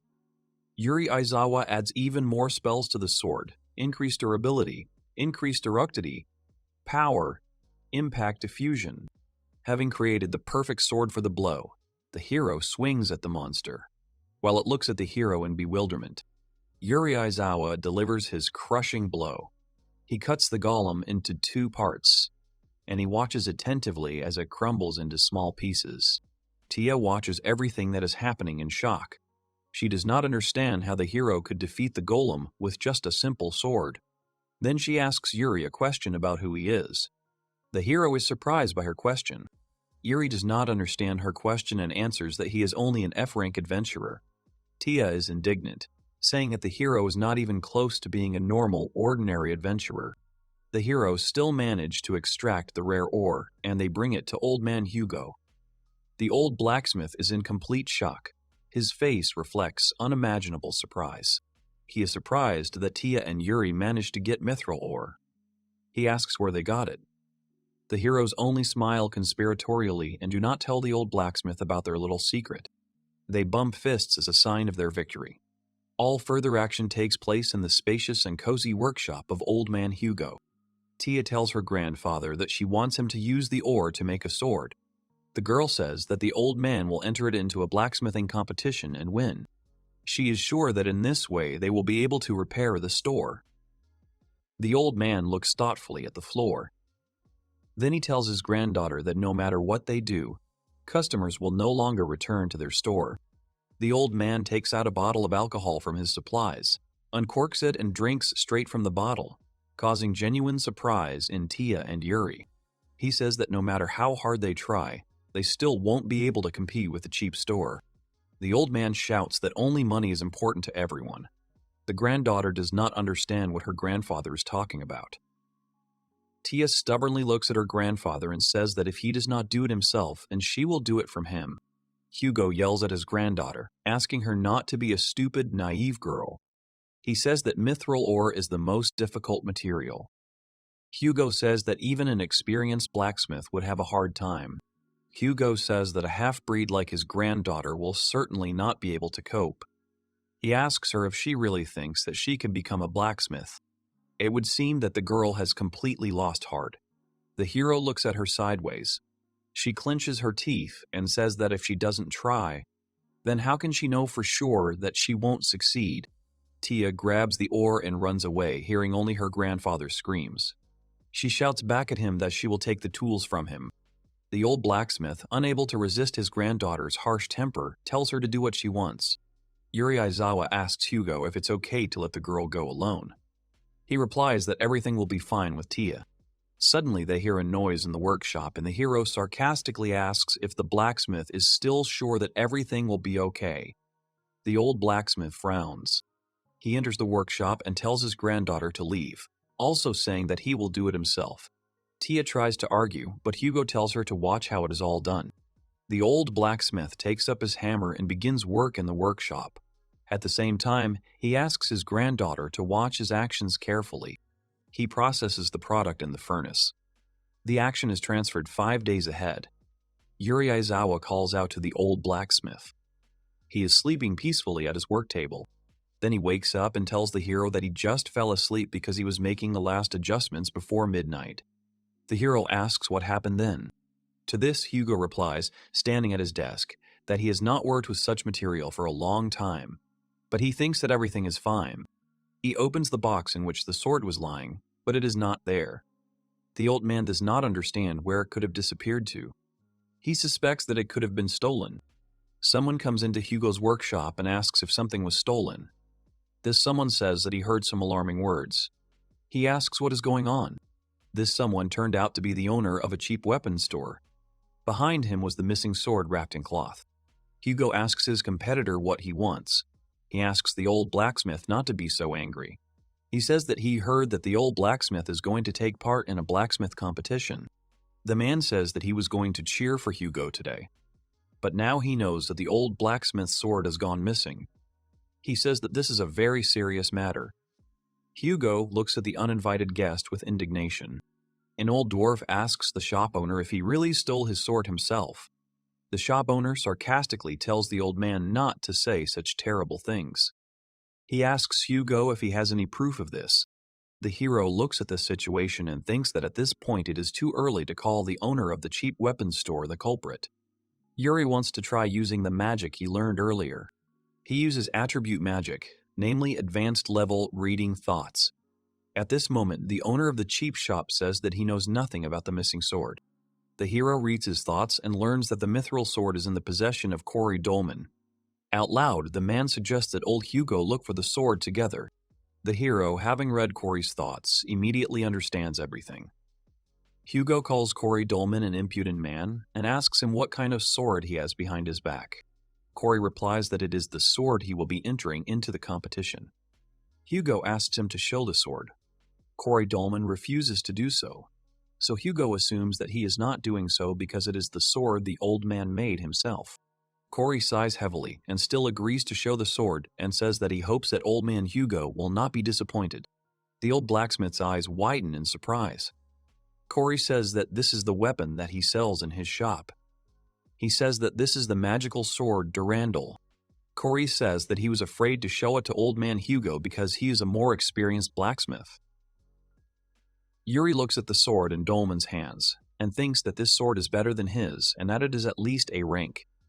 The hero finds it truly remarkable. Old Hugo slams his fist down on a table. He then apologizes to Dolman for doubting him. The old man says he's sorry, but Corey should go home. Dolman smiles nastily. Then he turns and leaves, asking the heroes to forgive him. Then Dolman remembers something. He turns to Hugo and says that if in the future he has nowhere to go, he can work for him. Corey smiles devilishly and tells Hugo that he will always be glad to see him. Yuri says that they cannot let him go, since the hero is sure that he has the sword. Hugo says that he has had enough. The old blacksmith says that it's all about his strength. The old man says that his mithril sword is not up to the level of a magic sword. Then Tia wakes up. She overhears Yuri and Ugo's conversation. The hero tries to calm the old man down. Old Hugo, sadly hanging his head, says that he will have to close his shop. His voice is full of despair. Tia looks at her grandfather with incomprehension and shock.